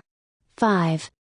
But as soon as I hollowed out a little tunnel that was like 4 meters into the dungeon's walls and made a whole meter little room at the end of the tunnel, I resummoned both Sir Fluffykins the First and the Wolfram controller in front of the little tunnel I dug out and laid new stone upon to hopefully keep the dungeon from regenerating it.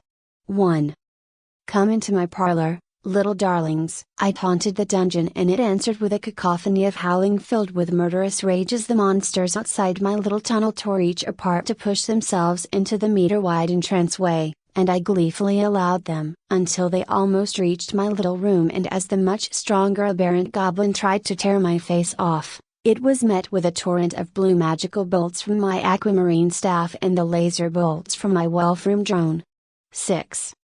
So, I had the tightest killing field literally possible, and I had somehow pissed the dungeon off so much, that even the normally cowardly blue papillo butterflies that would typically fly at the roof of the 10 or so meter tall dungeon rooms, and would just heal the monsters actually attempting to push into the tunnel in order to batter me with their wings, which I happily allowed, because literally the blue papillo butterflies' healing was indiscriminate, and I wanted to see if I could tame Danmuki monsters without a taming skill coming off my fauna. Granted, I wasn't brave enough to try to screw the dungeon monsters like that one guy I read about in another Danmuki fic to tame them, but harpy feathers are stupidly expensive, so I would like a mount or something to carry me around the dungeon, as running around for hours on end was tiring.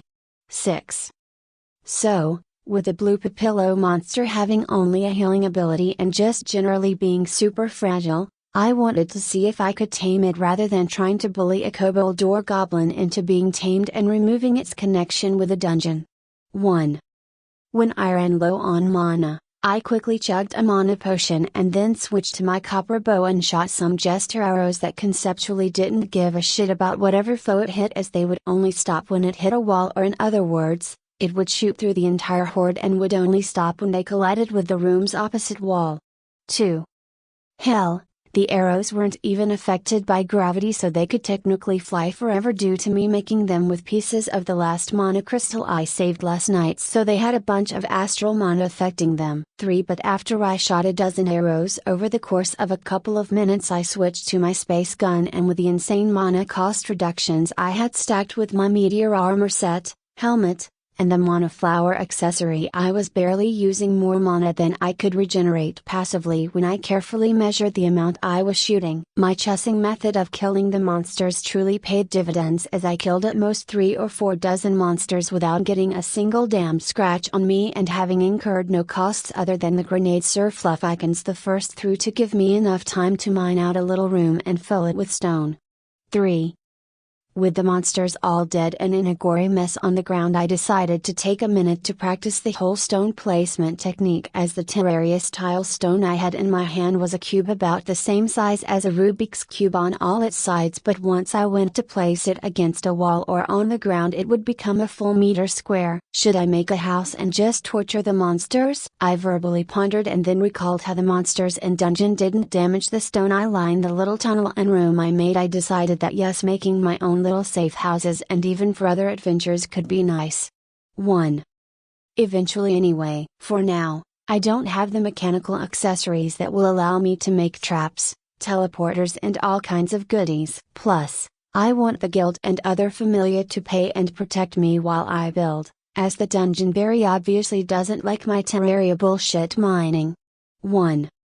Maybe I should open up to the Loki or Gamechaw familia about my building abilities and have a party of high-level adventurers escort me in the dungeon, setting up safe houses and stuff in the dungeon that cannot be destroyed except by my pickaxes in particular. 6.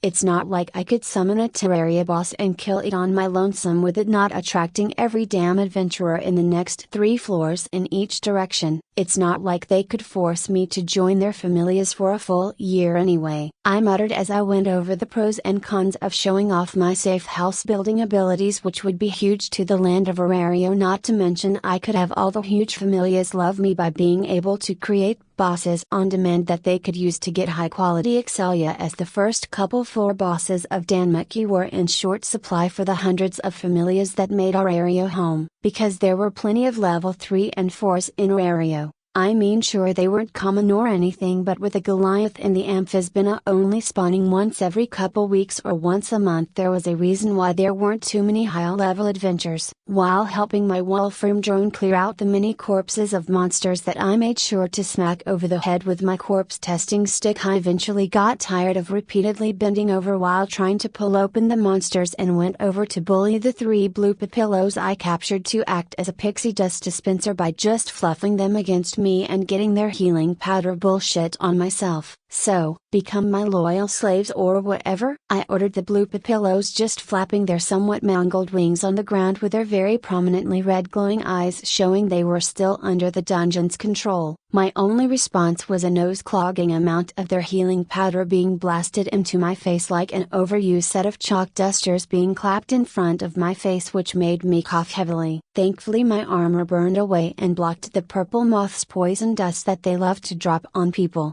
But the armor seemed to allow the healing powder to reach me. Okay, so I am not really into torture, so either you submit, or I will see what happens when I test Terraria physics and how much damage being smashed between blocks do. I warned them, and once again they threw a deluge of healing dust at me, seemingly in hopes that I would suffocate on it. 1. You know what, fuck you. I don't want a Butterfree ripoff. Imigowe Ifuazinos and you shitty dungeon monsters can just rot. I cursed, and then I killed the damn chalk throwers that had thoroughly clogged up my nose with my space gun. Chitter. Sir Fluffykins the first called out to me, and when I looked over to him, I saw the squirrel repeatedly wiping its face before pointing at me. After getting its message, I wiped my face and felt my hand get coated with the blue papillo's rainbow healing dust. Fuck dungeon monsters, I yelled as I realized that my whole damned face was covered in damned rainbow colored dust. 10. And then, seemingly drawn to my voice, a little squad of killer ants heard my voice and came at their honestly pretty slow speed, with a mutated killer ant leading the little party. With a loud zapping noise, I simply shot the mutated killer ant and bisected it at the waist, leaving it lying there screaming the killer ant screech that would call upon more of their kind. But with a little house behind me, I was fearless when it came to monsters trying to attack me, as my Jester arrows would go through them like butter, and they were nowhere near the size they needed to be to walk off having a slow flying arrow tear through their bodies. After finally dealing with all the monsters and boarding up my little house after I picked up the rest of the ore, I realized something as Sir Fluffykins the First was riding my shoulders up the dungeon lift with my drone also beside me. "Can't I just give you a rocket launcher or guns?" I asked the squirrel. And the squirrel froze before it leaned over to look me in the eyes before firmly nodding and patting me on the head for the wonderful idea. "Alright, the operation makes a mini shark for my squirrel is a go," I muttered, with Sir Fluffykins the First shuddering in delight at the thought, as I could actually make a musket pouch so he would have infinite ammo quite easily. 1. After turning in a couple of mutated monster stones along with the rest of my normal monster stones to keep up appearances, I was called off to the side by Rose Fennett, my guild advisor, to discuss my dungeon experience so far as a newbie to the dungeon. "So in the last week, you have been stuck to the second floor and being careful with how the dungeon has been changed. That's good news. And your average income is a good deal above average, except for the day you worked with a party apparently. That day was quite beyond average for that day." Rose read off my files and made little notes as she went before the meeting room's door. We were in had a loud series of knocking resound. "Come in. And here are the 3rd to 5th floor maps you requested," Rose said, pushing the maps over to me, and I compared the maps I got from the disabled adventure outside the dungeon and saw the ones I bought had a lot more details on them and no discrepancies compared to the one the guild gave me. Coming into the room was Ina, and her eyes snapped to me, with her eyes literally glowing behind her spectacles as she smacked down a paper on the table between me and Rose. "Jake, you went down to the 9th floor today solo," she yelled at me, and my face froze as I forgot how monsters grew stronger. Their monster stones would change slightly and would thus be worth more, and both Ina and Rose were very much in the don't go adventures in the dungeon camp. "You have only been an adventurer for not even a week. Why in the world were you that deep in the dungeon?" Rose asked, frowning at me. For a moment I thought to deny it or say I was with a party, but I knew those words would be a blatant lie, so I just took a deep breath. "Familiar secrets," I said, using the universal, "but the hell out of why I am so special" expression people used when people still asked about your skills and such. "Plus, Ina, you literally didn't even close the door when you stomped in." "Misha is right at the damn door peeking," I said pointedly as Misha cursed and her short hair flashed out of the doorway as she hurriedly went back to work, making Ina's face twitch at my evasion. Anyway, I was hilariously overprepared to be at that floor depth, and I wasn't alone. "I did have a chaperone, as I am a mage," I said truthfully. Rose picked up on that and she came to the conclusion that I had a higher level friendly adventurer who was coaching me. Basically, as mages always made friends easily, as we were far more valuable typically than just another sword wielding warrior. 1.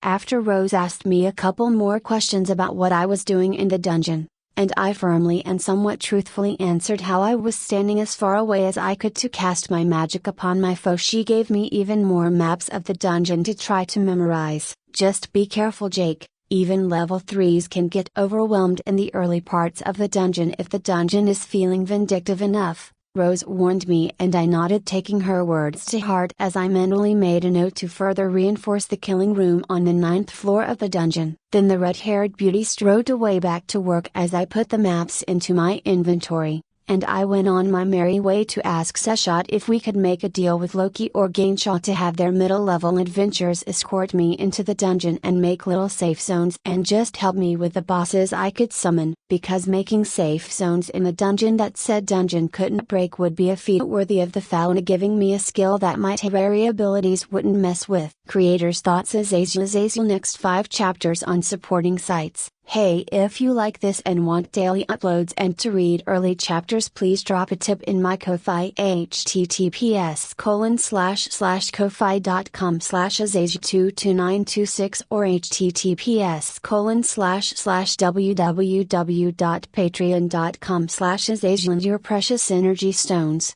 It keeps me working on it.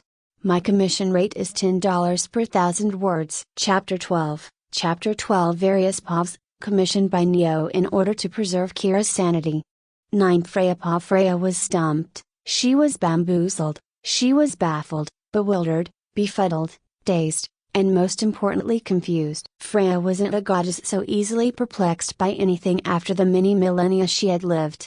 11 Freya lay there on her lounging sofa overlooking the city and watched her newest enigma go about his day doing errands for his lazy ineffectual goddess. But she had no idea what the hell she was looking at. Belcranel's soul was blinding purity in its innocence, and such purity could be polished evermore, which was why she had been considering throwing challenges in his wake to push him ever further. But this newcomer, this Jake Barris, she only saw in her guise as Sira, and finally captured the sight beyond the outer shell of his soul. Such filth, such depravity, yet such overwhelming purity that it will enforce a stillness of order that which is death, Freya muttered as she used her divine mirror to gaze upon Aurario remotely. Like a connoisseur of painting art, she had to pause and literally drown herself in the endless beautiful vistas within the young man's souls and the equal horror-filled landscapes that she had to gaze upon equally to get the full picture. "My lady?" Otter spoke with a questioning tone, but the giant of a man dashed forward to check upon his goddess as Freya's wine chalice slipped out of her hand when she used both hands to cup the mirror. "Where did he go?" Freya all but screamed as her viewing session was torn apart like she was being deeply absorbed in the middle of the movie's climax and someone just strips the TV's cable out. Otter looked into the divine mirror and saw how Jake Barris had entered an alley, and even as the mirror panned over to keep the young man in view,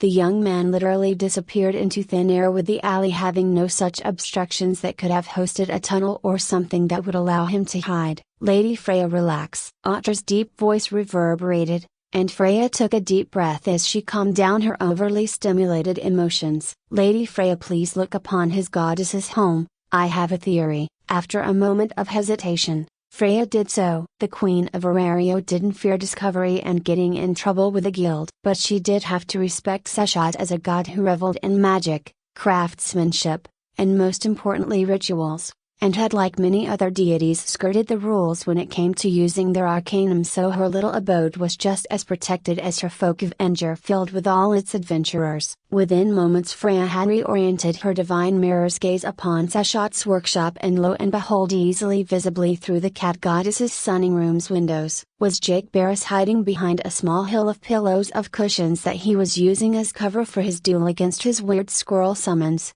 In a pitch pillow fight that sent said pillows careening into one another at speeds that even level 2s would not in respect at. "That squirrel reminds me of Ratatoskr. He gave my pantheon back in Tenkimini a headache. Hell, he even stole Heimdall's Horndlerhorn and almost started Ragnar A tilde Pilkroke when he ran around all sides of the Norse pantheon blowing the damned thing as hard as it could." Freya spoke with a haunted tone to her voice as she watched the damned mirror of the squirrel that gave her pantheon sneak a massive acorn into a wadded up pillow and knock Jake over as the pillow unfolded mid-flight, sending the acorn right into Jake's head. 12.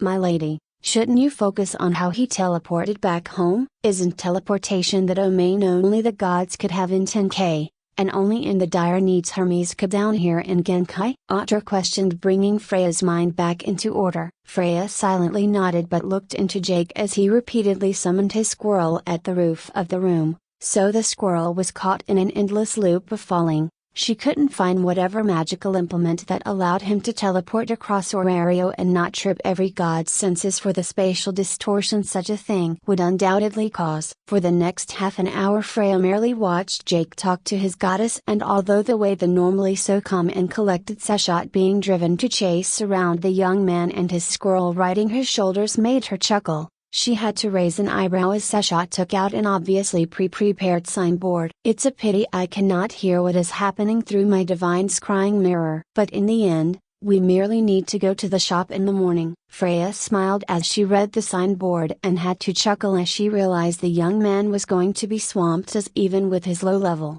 His odd actions within and outside the dungeon has already alerted elements within the city that would be very interested in seeing what he could offer. Whether they could just buy or just take such treasures off his corpse made little difference to some people. Freya's eyes stared at the sign that went below Sashot's shop sign and committed it to memory as she knew the store was going to be the center of Arario's next little bit of hubbub, the Terrarian's inventory.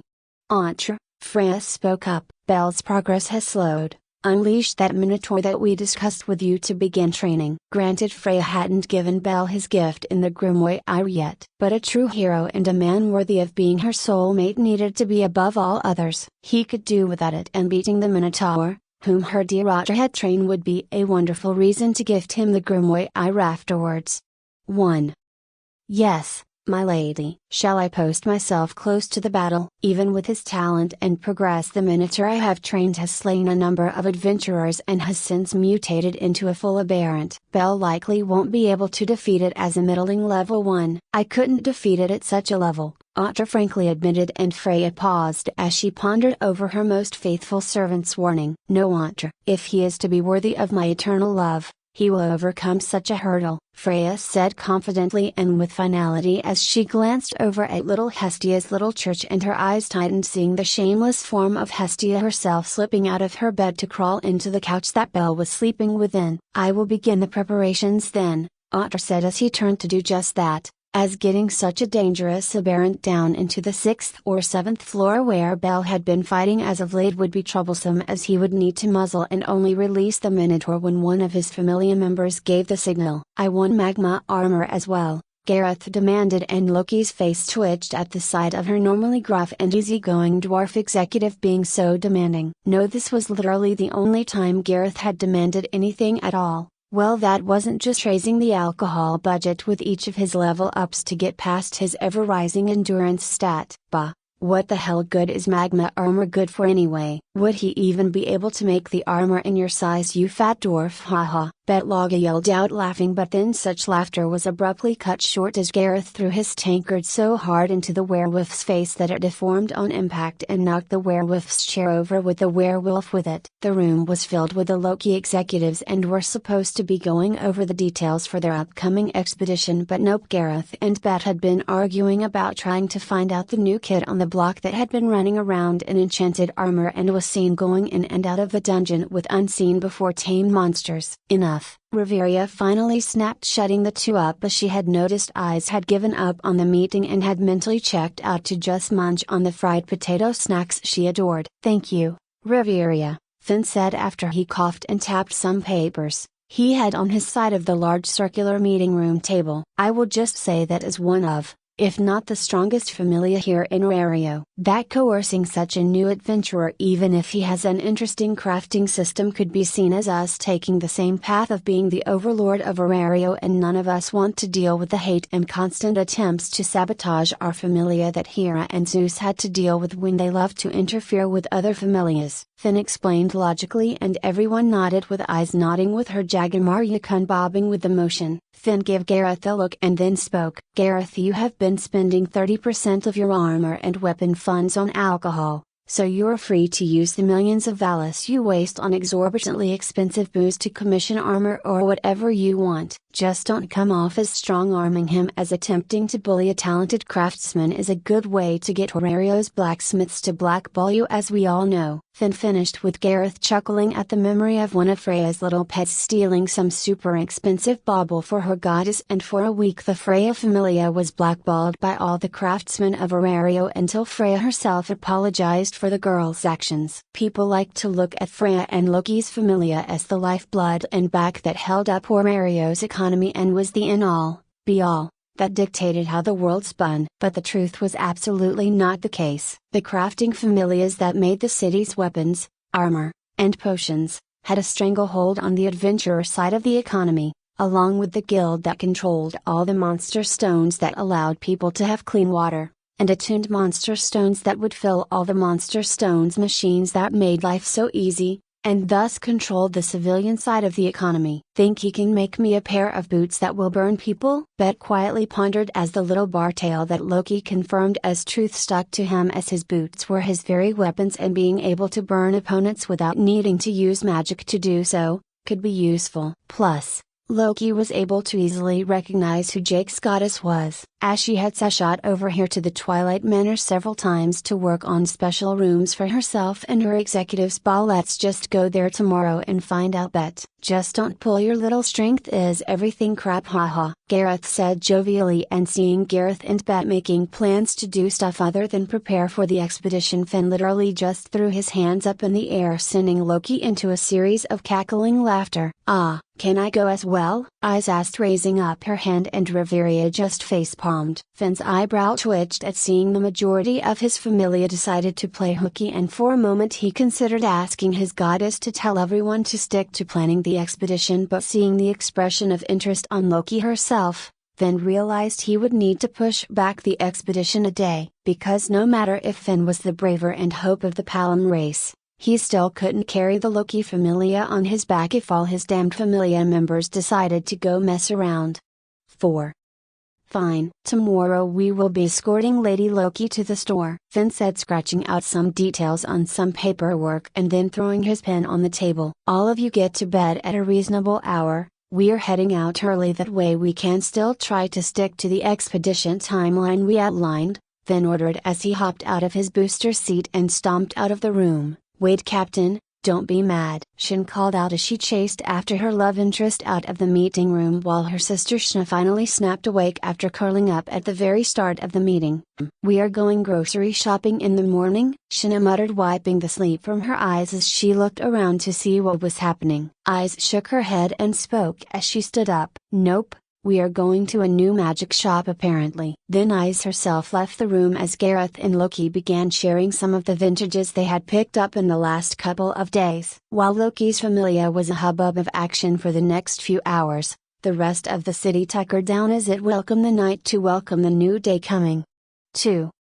The next day I awoke bright and early so I could happily throw Seshot's super strongly smelling marijuana bushes into the back garden, that way the whole front area didn't smell like skunk. Then I nailed in my own decorated signboard that Seshot made me for my own section of the shop to sell my own stuff, after nailing in the Terrarian's inventory signboard just below Seshot's store signboard. I took to my corner of the store, which was like half of Seshot's floor space, and it took a while to think up what I should sell here at the shop. Then I realized money of course was valuable, but rather than that, I needed and wanted adventures to go get my materials for me. 1 health potion 10,000 Valis Tier 1, Tier 2 25.000, Tier 3 is 50,000 Valis or half off if materials are traded, being the crystals from Lights in Riviera, and dust from Blue Papillo Butterfly. 1. Mana Potion 10,000 Valis Tier 1, Tier 2 25.000, Tier 3 50,000 Valis or half off if materials are traded, being 10 mutant or 5 aberrant monster stones of any monster. 2. Then I just generally added a bunch more potions I could create through vanilla and modded Terraria that I could. Then I also quickly made some ultra simple accessories like some Hermes boots that I was already wearing and considering upgrading when I had some more obsidian, but I also put on display sandstorms in a bottle as well as Anklet of the Wind, and lastly some lucky horseshoes that will negate people's fall damage supposedly. 5. Jake, the accessories are phenomenal, but you should consider putting up armor and weapons, as that's the bread and butter for an adventurer, Seshot advised me after seeing me place all the little early game Terraria accessories on display and seeing them even I knew they were kind of broken when you consider how fast just wearing some feral claws would make Ice's sword swings, as a flat 12% melee speed on her could be very important. So, taking Seshot's advice, I wrote down the armor sets I could make, their cost, and most importantly the special effects they would have. I then placed what I wanted for the armor sets, mostly harpy feathers and other deep dungeon materials I couldn't get, as the other crafting familias of Terraria had such materials on lockdown as there was never enough to go around. 1. I mean, there was no way in hell I was getting past Rivera and such in the dungeon with how strong I was currently. I needed to amass a bunch of money so I could buy materials like rubies and such to make heart crystals to inflate my terrible endurance stat and countless other things. 1.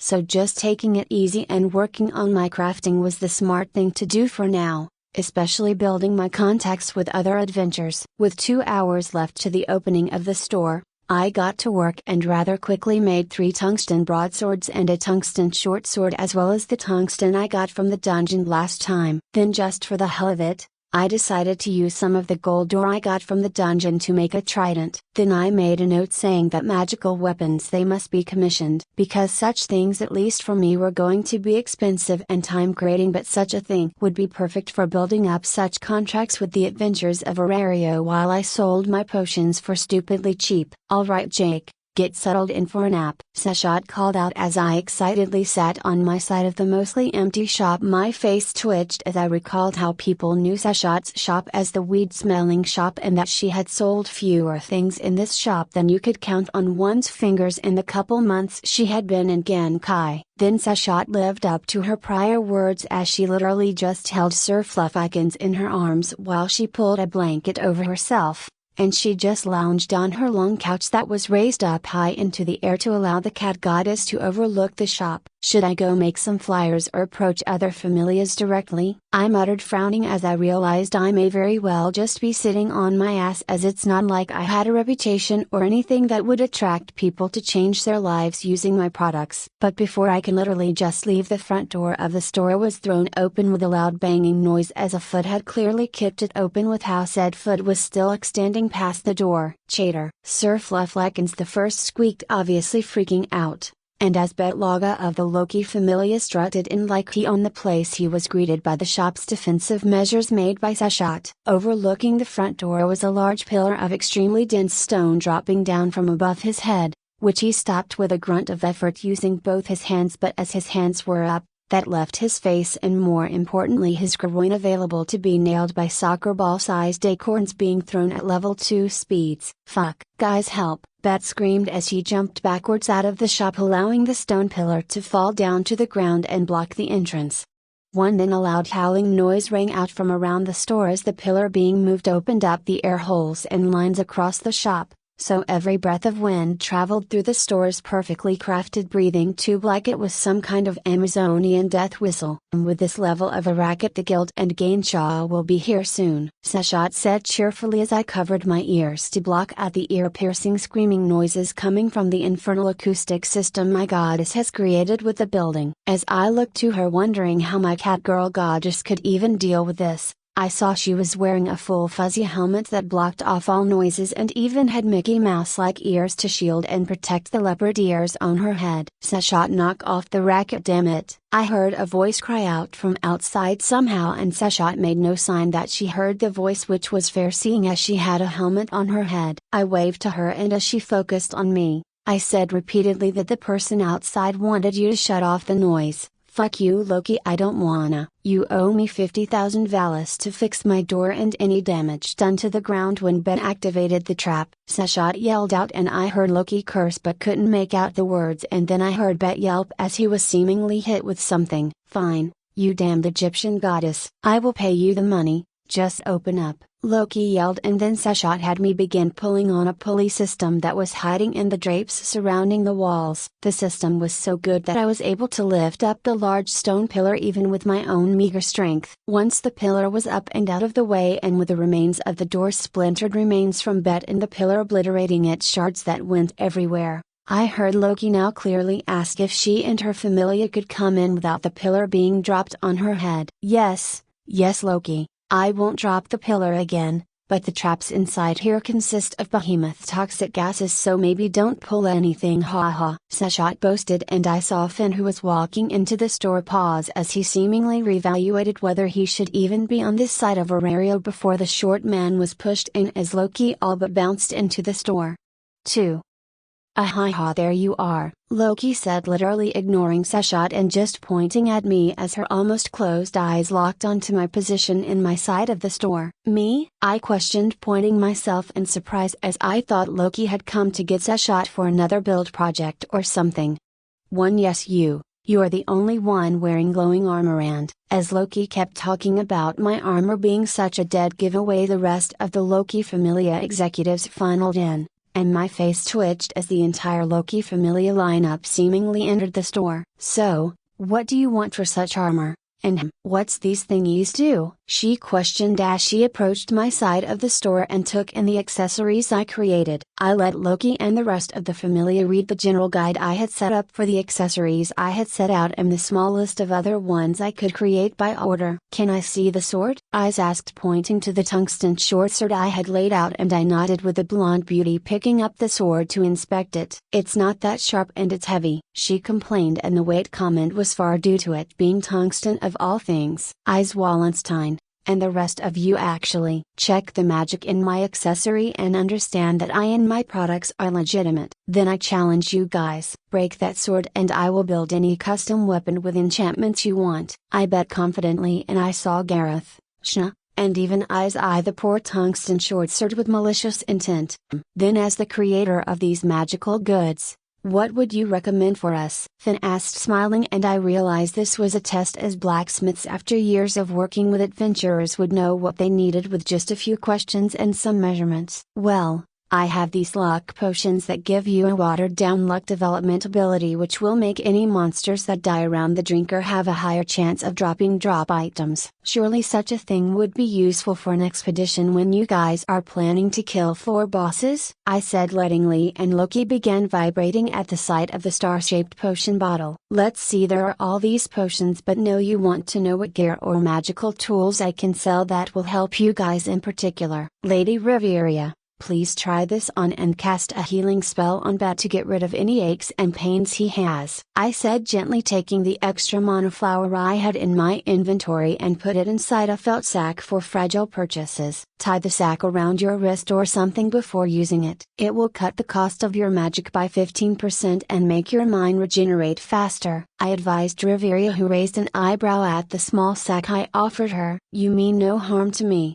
And this won't have a negative effect on me?" Riveria asked bluntly, and understanding where she was coming from, I coughed and responded, "No, I mean no harm to you, and this accessor will only do as I have said it was capable of doing," I clearly said, with Loki nodding in the background, and with her goddess's assurance of myself speaking the truth. Riveria took the monoflower pouch and tied it around her wrist like I suggested. Then Riveria spoke, breath of recovery. "My name is Alf." Then Riveria's ornate staff glowed as Bet took on a soft white glowing hue, and the man straightened up as the high elf's magic cleared away the aches and pains that our little confrontation had. He spoke the truth. "What do you want for this magical tool?" Riveria bluntly spoke as she more securely tightened the string that bound the sack containing a crystal flower sealed inside a mana potion to her wrist, as though she was telling everyone she had already claimed it. 2. And her fears seemingly proved true, as from the front entrance I hear Shin and Shna curse, and a velvety smooth voice carried within the shop, "Oh Jake, don't sell anything too interesting yet, I would like first pick." And then I died a little on the inside as the goddess Freya, with fucking Otter and Alan of all people, escorted her into the now cramped store. Creators thoughts Azazel next 5 chapters on supporting sites. Hey, if you like this and want daily uploads and to read early chapters, please drop a tip in my Ko-Fi, https://ko-fi.com/azazel22926 or https://www.patreon.com/azazel, and your precious energy stones. It keeps me working on it. My commission rate is $10 per 1,000 words. Chapter 13. Chapter 13, commissioned in part by P. Anthony.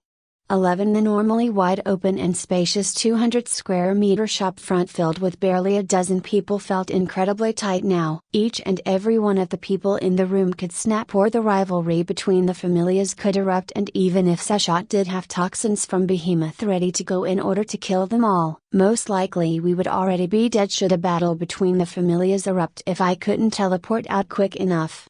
7. Well, Loki, so, What does that adorable little bauble do then? Freya asked as she threw back her hood and stepped out of the cloak with Otter taking it from her before it could hit the ground. My mind blurred. Freya's divine beauty, charm filled the room and clouded my mind before I could shake my head clear of the sight of her body glove-clad form. Loki hissed like a cat with its tail being stepped on as she pulled Reveria away from Freya, who staggered under the full focus of Freya's charm. Oi Freya, you snooze you lose. My darling, Reveria already picked this accessory, and we are just negotiating a price for it, Loki said fiercely, making Freya raise an eyebrow in amusement at Loki's actions. But Freya finally broke eye contact with Loki and Reveria to look at me, the maker of this whole situation apparently. So, Jacob Sashot's familia, what does Reveria's trinket do, and how much for me to buy it instead of her? Her gaze upon me was like a weighted comforting blanket that clouded my mind, but I refused to be enthralled by her mere presence and merely glancing at me. The weight of her charm was literally just her passively being here. I had no illusions that she was actually trying to use her charm on me, as I would have caved. Not bad for a kid new to this kind of life, haha. Gareth laughed, seeing me shake off Freya's passive charm. I apologize, Lady Freya, but just as you wouldn't release the information on a familia member,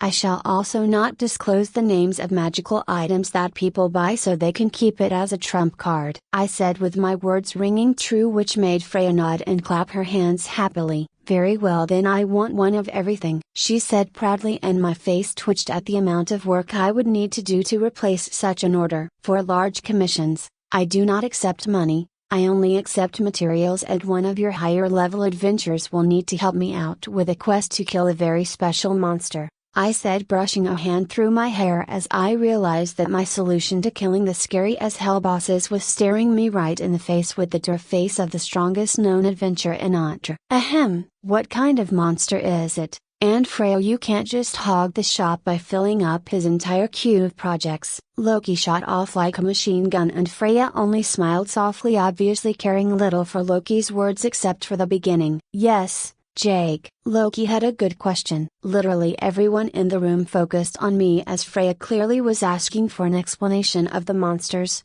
I wanted help with. I have the ability to create special monster rexes. At my words, everyone's faces sharpened with eyes as face freezing as her hands tighten around her sword, but seeing Sashot nodding in the background for me to continue and that she was supporting me, I continued. I can create items that will spawn bosses that once killed everyone that participated and actually harmed the monster will get a goodie bag, I said, making quotation marks around the goodie bag part. Whoever helps me can keep the magical items that drop from the goodie bag. I won't contest or request that, but the ores and materials I asked to be given to me in return for the high quality excelia you gain for killing the monster, I said, making both Loki and Freya look at one another, as this went beyond me just having magical items. The issue that was stopping Aurelio's adventures from leveling up was the boss situation. For levels 1 to 2, people were supposed to kill an infant dragon or something to get the excelia needed for level up. For levels 2 to 3,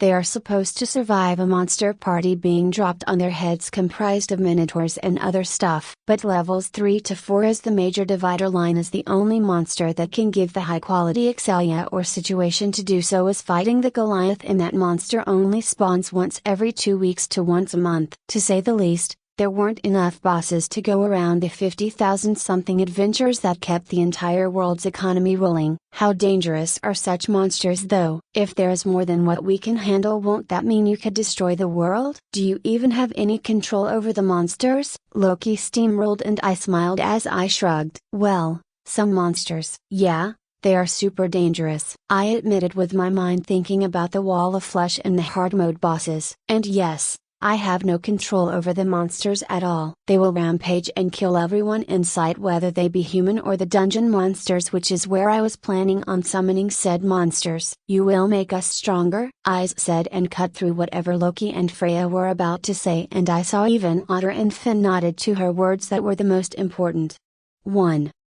Yes, eyes. Helping me kill bosses will make you stronger, and the magical items I sell will also make you stronger. Like, take that sword you're holding. It's conceptually indestructible, You cannot break it at all. Not to mention my weapons can also make you stronger, like this trident gives you a weaker version of the dive development ability," I said, showing off the trident I made, which made Finn and Alan's eyebrows rise in interest as they were both spear users. "Sword Princess, let's test the sword's durability outside," Otter said with his voice rumbling with combative intent, and in response eyes merely nodded and followed Otter as Alan stayed beside his goddess while we all went outside to see how my simple tungsten sword dealt with a multi-million Valis great sword that Otter was wielding. "Come, Eyes Wallenstein," Otter said stoically as he pulled out one of his large hooked great swords and held it before himself. "Yes," Eyes yelled, and she became a blur of motion with each second more than a dozen full-powered swings hitting the side and back of Otter's blade that he merely used to seemingly allow Eyes to get used to very different blade, as she typically wielded a thin long sword with a bit of curve to it. "Get him, Azu!" Shana cheered, with Ben likewise cheering, while Loki and Freya stood next to one another watching with great interest. "Tempest!" Eyes yelled at, obviously kind of frustrated at Otter not even moving to dodge or more easily block her full-powered blows. With her single-word aria of magic activated, Eyes was coated in a whirlwind of green winds that boosted her speed, strength and sent tripping winds at Otter that tore apart the ground around him but seemingly did nothing to the man as he calmly batted aside every blow Eyes sent at the bow as 1.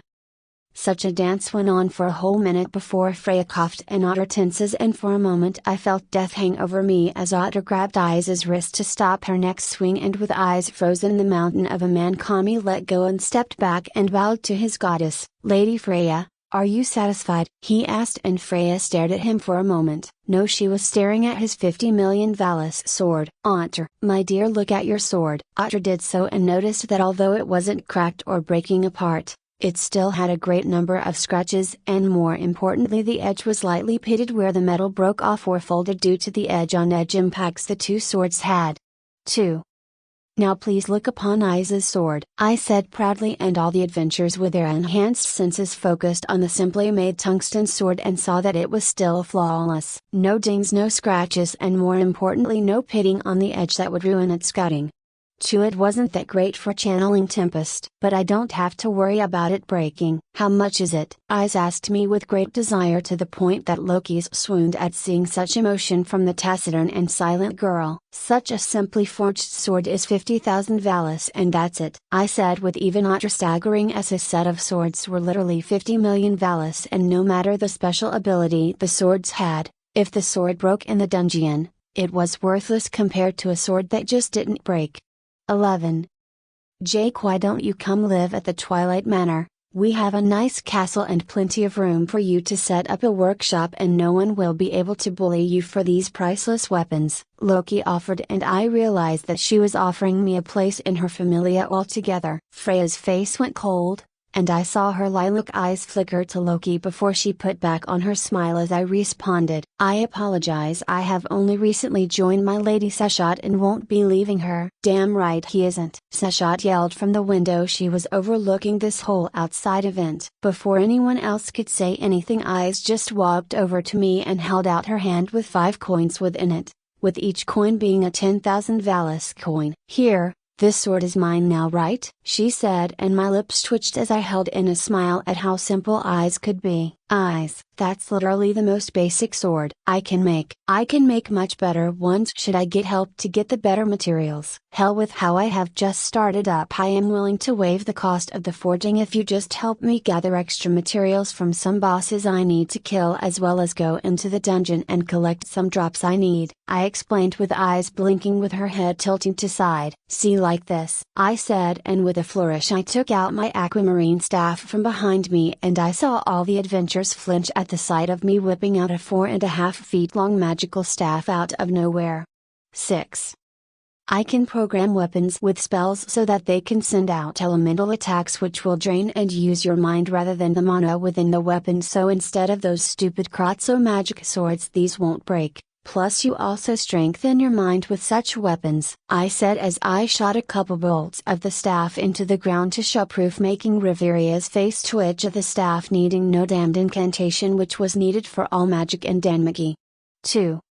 Eyes nodded and then looked to Finn and Loki who were behind her. I want to fight one of his monster Rexes. Eyes said, with it not even being a question, merely a statement, that she was going into the dungeon with me to kill an unknown monster. In that case I have a sword in mind that can do some magic on its own once we get the materials. I agreed, as I realized with my excess materials, I could just make an aquamarine sword for her that's similar to my aquamarine staff. 3.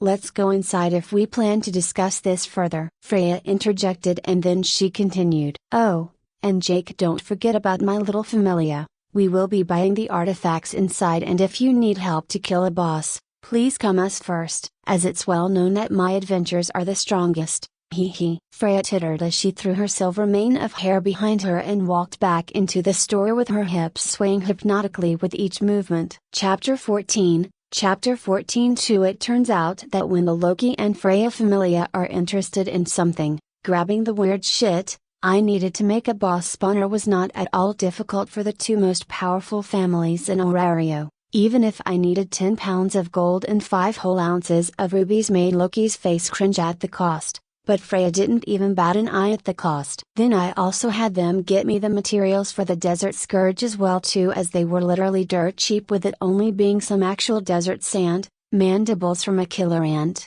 and feathers from a desert bird. Once I got the materials, I had no problem letting Loki, Freya, and their captains watch me create the slime crown and the desert coin, and then we went back into the main shop with Bet asking me what the hell I made anyway. So, how does a gaudy ass crown make a boss spawn? Bet asked shrewdly as I held the large crown that would have fitted upon a silverback monster in the dungeon rather than a human. It's simple. A king does not allow someone else to wear a crown in their presence, I said as I made the crown disappear into my inventory.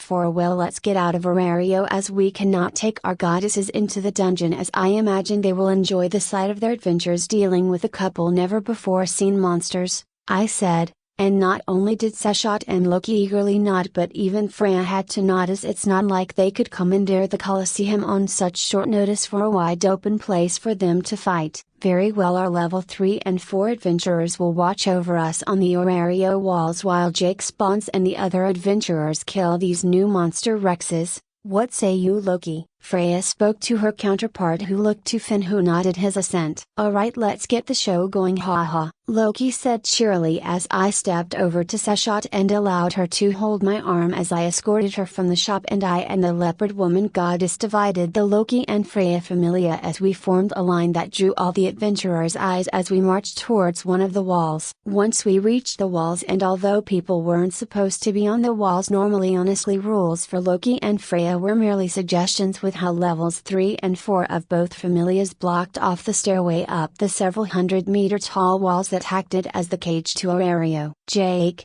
you need help getting down the wall? Freya asked with some actual concern as I looked down at the ground oh so far below on the backside of the wall. No. But why couldn't we just go out the gates? I asked weakly as I mentally thanked Seshot. I took the time to make a set of tiger climbing gear and a ruby grappling hook so I could easily make my way up and down the wall, while also having a lucky horseshoe, so technically I should conceptually not take fall damage. Hee hee. The guild would have kittens if they saw the Loki and Freya familia going out of the city without giving them warning. They would either think we were going after some super monster in the Deadlands, or worse, going to kill one another, Loki said frankly with such little care that even Freya threw a side eye at her. Makes sense. But anyway, time for me to take advantage of having an army of high-level adventurers to carry me to victory. So, Jackie, what kind of boss is this super slime you mentioned? Oh.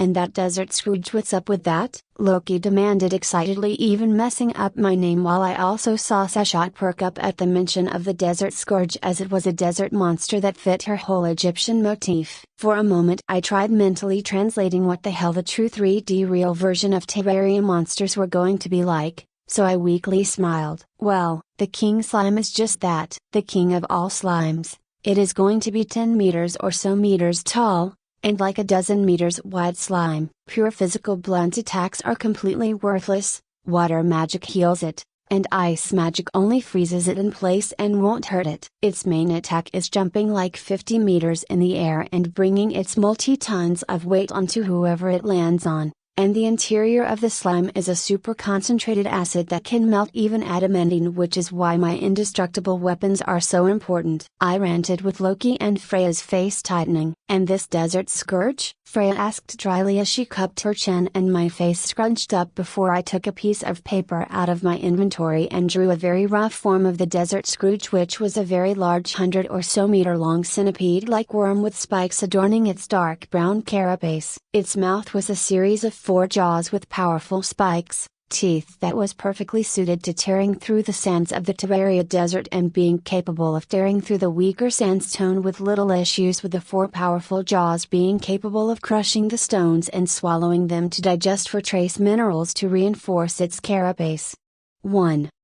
That's the main desert scourge. It's, however, a pack boss like Hoots with its skeleton minions when it spawns. A max of 4 much smaller versions of itself will spawn and attack everyone in the vicinity, but with the ground around here being well forested, and the side of the dungeon, the desert scourge won't be able to burrow into the ground much at all, I explained, with practically everyone exhaling in relief as the monsters making their way under the massive wall that surrounded Terraria and attacking the people within would be troublesome, to say the least. Loki and Freya shared a look before they nodded and looked back at me. "Jake, go down with our adventures and summon the Slime King before we get ahead of ourselves," Freya said, and I shrugged but noticed a light-skinned and darker-skinned elf duo came up the stairs together, and obviously both of them didn't like one another. "Lady Freya, we have secured the perimeter," the white-haired elf said proudly, with regality filling his every step, and only Freya and Riveria seemed to be the people he would look at with a modicum of respect as he took us all in and seemingly found us wanting. Freya hummed before she looked to Audra. "Audra,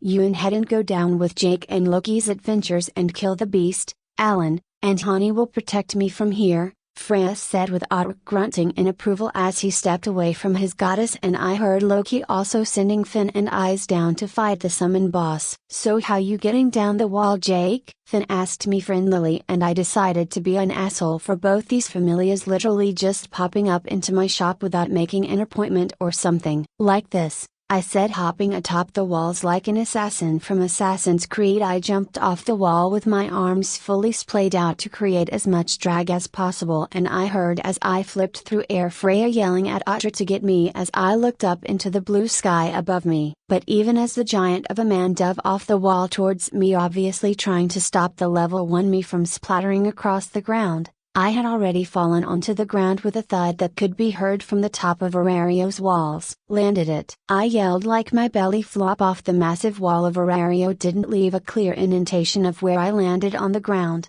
and I just casually dusted myself off as Otter and the others landed a bit away from me. "You're alive?" I said in honest confusion as she could see the mold of my armor being pressed into the ground from where I landed. "Yeah," I replied as I took the golden horseshoe out of my inventory. "Remember this?" "Yeah, the actual impact of gravity making you hit the ground will not harm you while wearing it. Sure, it's not as useful in the dungeon, but hey, if I ever need to jump off a flying mount or something while traveling, this could be useful. It's an interesting trinket, but get to summoning the beast human." Hedden interjected my sales pitch before I could show off more artifacts to Eyes and get her weapon funds that she wouldn't need with having an indestructible weapon. Wordlessly I nodded, and with a deep breath I moved away from the wall by a couple of 100 meters. Then I took out the large slime crown and I felt a weight settle over me as I held it over my head, and my helpers likewise stiffened their holds over the weapons as they could feel the seeming warning coming from my motion. "Well, here goes nothing," I muttered mentally as I brought down the crown, and just as it was going to go around my head, despite it being obviously way too large for such a thing, the crown teleported out of my hands and onto the ground a dozen meters away in front of me and began jiggling violently in place. "Here it comes," I called out as, like a spring of water violently erupting, the king slime came to be as it pushed through the ground, and the large crown adorned with a large ruby laid upon the top of its head. Hedden, the elf that Freya sent down, immediately began chanting at the sight of the massive slime that tensed as it prepared to leap into the air, and the elf's powerful magic filled the air and a golden magical ring bloomed beneath him as Finn, Aunter, and Eyes spread out to allow the mage to seemingly test the durability of the Slime King. "Fight eternally, indestructible soldiers of lightning." KLS Hilder. The blonde elf roared, and from his magical circle, Dozens of beach ball-sized spheres of lightning that hurt my eyes to look upon, shot at the slime, and just as the slime leapt mightily in the air, it procked to be smashed with a barrage of balls of lightning in the middle of the air, creating a storm of eye-burning light and ear-popping sounds as all the lightning exploded. Honestly, I was hoping the Slime King to land perfectly fine so they would respect and fear the Terraria bosses more. But the man was a level 6 mage and his offensive power left nothing to be desired. With a soft thumping noise, I saw a blue bag that could carry a good-sized shoebox land in front of Hedon. Dude, you didn't even let us to touch the boss. We didn't get a goodie bag, you asshole. I yelled out aggrievedly as my first boss's experience was ruined. Is this what it's like being a girl and your guy jizzes at the sight of some tits or something? My apologies. Was this Monster Rex supposed to be something interesting? Hedon spoke arrogantly and I wanted to stomp and have a tantrum as the elf bent over and picked up what should have been all of us having a goodie bag. But from where the King Slime had died, I noticed its non-goodie bag item landed on the ground with a soft thud. So I walked over to get it and saw that the King Slime trophy was on the ground. What's that? Ize asked softly as she saw me pick up the large plaque that showed King Slime, a trophy. Now let's see what Hedon got out of his goodie bag, I said after I also scooped up the large golden crown that was next to the plaque so I could resummon the boss again. As with Calamity, I didn't need to make a new spawner each time I wanted to fight a boss. I am going to summon it again. Hedon, at least let us whack the thing. I scolded the elf with the man's eyebrows visibly twitching and I saw Otter tense. And the elf did the same as he side-eyed the giant who was beside him before he loosened up. What is inside the bag? Otter grunted and I shrugged. There are like half a dozen items possibly in the bag. Let's just get some more bags, that way we can show our goddess some of the magical stuff, as the bags only have a couple of things at once, I explained, and the man grunted in approval. It's fine. The slime seems much less dangerous than the Goliath other than its acid. But with your trident it shouldn't be an issue, right? Finn said with a cunning light in his eyes, and I nodded as I understood what he was getting at. Ah yes, here Otter, I said, tossing over one of the larger tungsten broadswords I made to sell, in the size difference between Ize and Otter holding the sword. Ize holding the large broadsword made it look like a proper large sword, but Otter holding the weapon made it look like only a short sword. Okay, let's do this again, I called out again as I put the slime crown towards my head, and just as before, the crown teleported out of my hands and the large king slime made its presence known. 1. Finn hummed, smiling, and his form was barely a visible blur to me as he stabbed his trident into the king slime. Likewise, Otter and Ize dashed forward to take chunks out of the slime, and I do mean chunks, and seeing the slime probably about to die again to the murder blenders that were level 5 and above adventures, I quickly shot the slime king with some jester arrows before Otter tensed, and he, wielding the tungsten broadsword, carved through the slime so powerfully that the gale of wind he sent with the sword swing scattered the slime's remains, and the slime dissolved into the ground as a series of soft thumps rang out as we all received a goodie bag. This is good enough for now, Finn called out as he picked up his goodie bag. This boss is perfect for being a good challenge for a group of level 1s and a single level 2 to transcend their levels, but for us, this monster is too slow and weak to compare to the deep dungeon monsters like Valgang dragons and such. Here Jake, use your storage magic to hold these while we kill the desert scourge, Finn said, throwing his bag to me while Otter did the same with little care, but Ize hesitated before handing it to me. Don't open it, please. I want it to be a surprise, Ize said almost cutely, despite her not meaning to, leaving me to only nod in agreement as I stored her bag to the side of the other bags I was given in my inventory. Alright, give me a bit of space to summon the desert scourge, I said as I placed down several blocks worth of desert sand that spread out across the ground. Turns out I needed to be standing on desert sand to summon the desert scourge, which was an annoyance. Taking out the desert scourge's summon item, the desert medallion, I squeezed it, and the very earth I was standing upon shuddered, and then the ground exploded as the 10 meters thick, massive, armored, and spiked worm hissed as its massive head broke through the surface, and with a crash it attempted to push into the ground towards my direction, but my thoughts were correct, as it couldn't break down more than 5 meters through the topsoil before it literally chew its way through the hardy aerial soil that wasn't at all loose like simple desert sand. But the desert scourge had its metaphorical eyes locked upon me, and even as the other adventurers sliced through the monster easily with their great strength, its great size allowed it to weather the blows as it single-mindedly chased after me as its smaller minions broke off to attack Otter and Eyes. "Fuck this," I cursed, and with a mental thought,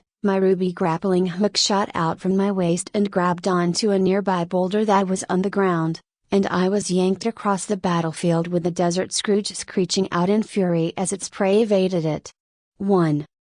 Landing back onto my feet, I took out my aquamarine staff and my Wolfram controller, and with my newly summoned drone I began laying a hail of magical bolts onto the boss monster. Seeing as we all already damaged the monster, Hedon yelled out so I could hear, "Clear out, I am going to use a spell." He clearly was warning me to get the hell out of dodge, so feeling his lightning magic clearly ramping up, I quickly used the grappling hook to quickly pull me the hell out of there, even if I ended up bashing into the tree I hooked onto. "Strike forever, indestructible general of lightning, Varian Hilder," he yelled, and instead of a hail of lightning spheres from the elf came a pure beam of destruction in the form of blinding lightning that tore through and all but evaporated the desert scourge as the lightning swallowed the boss. Creators Thoughts. Azazel next 10 chapters on supporting sites. Hey, if you like this and want daily uploads and to read early chapters, please drop a tip in my Ko-Fi, https://ko-fi.com/azazel22926 or https://www.patreon.com/azazel, and your precious energy stones.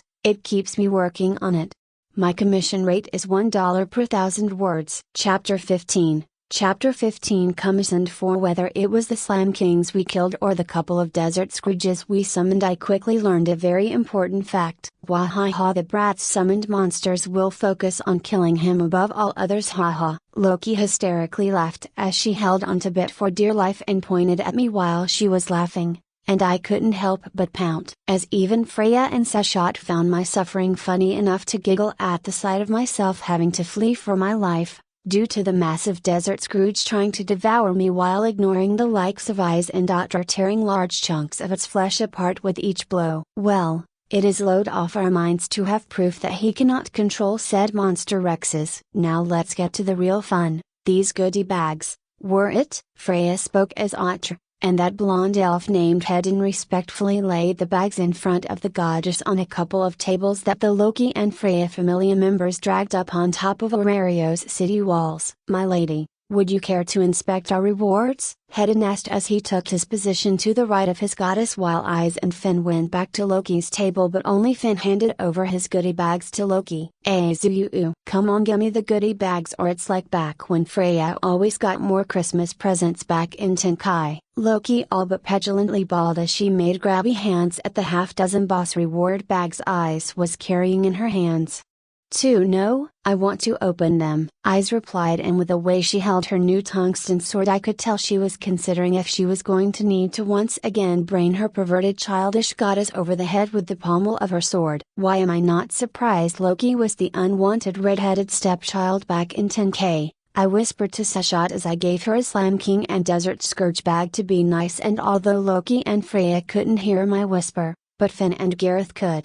And they burst into chuckles, making Loki whirl around and ask what was so funny. "It's nothing important, goddess, now let's open these bags. The bosses aren't that useful to us old-timers, but for the new blood, this will set the trend of Aurario, as we cannot hide this at all," Gareth said, nodding in the distance towards the Babel Tower, and I realized that Freya likely wasn't the only one who had ways of monitoring Aurario. "Alright, let's start with the slime stuff. Hee, I wonder if I will get a slime gun that can melt Eyes' clothes. Hee. Loki literally drooled while cackling like a dirty old man. Eyes took an exaggerated step away from her goddess that was more of a leap than a step towards me, and Sashot with a look of utmost disgust, and even Riveria looked ready to bring her staff down upon Loki's head. There actually is a slime gun that has a weak acidic effect. I spoke weakly and I saw Loki's closed eyes slowly open as she stared at me. You better lock your doors, Jake, or you may have this goddess stealing you away with my body's 2 wiles,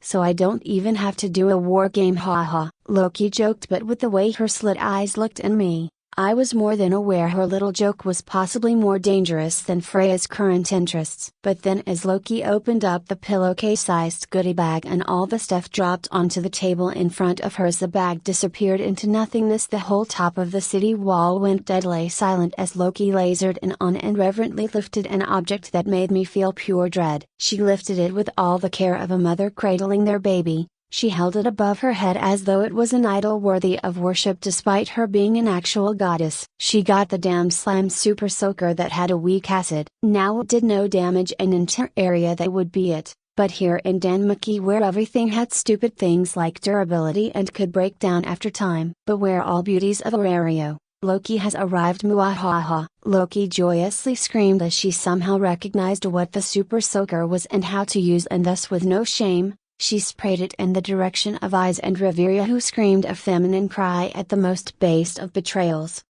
Don't look at Lady Riveria, Hedin, Hojan, and all the elves said righteously after Freya gave them a nod, and all the elves regardless of gender of familia crowded around Riveria with the ladies in the center and the men on the outside so none could peer past their forms. But Eyes didn't have an entire race of people that simple for her, and thus we all got to see her white dress, like out of some kind of hentai, literally melt off of her. How bold! Seshat clapped, seeing Eyes wasn't wearing a bra under her thick battle dress. Here, Eyes, I said as I opened up my own loot bag and luckily got the ninja torso armor. Eyes grabbed the thrown armor piece and after a moment of hesitation she pulled it over her head, and I caught a flash of pink as her arm that was covering her chest dipped out of the way. Loki, you're dead. Eyes spoke with a visible tick to her eyebrow as Loki was wrestled by Finn and Gareth and got the slime gun taken away. So, Jake, other than stripping people of their clothes, does this slime gun have any other use? Freya asked as she folded her hands in front of her face. Yes, anyone who has been shot by the slime gun is quite a bit more flammable, as slime is a very flammable product to put lightly.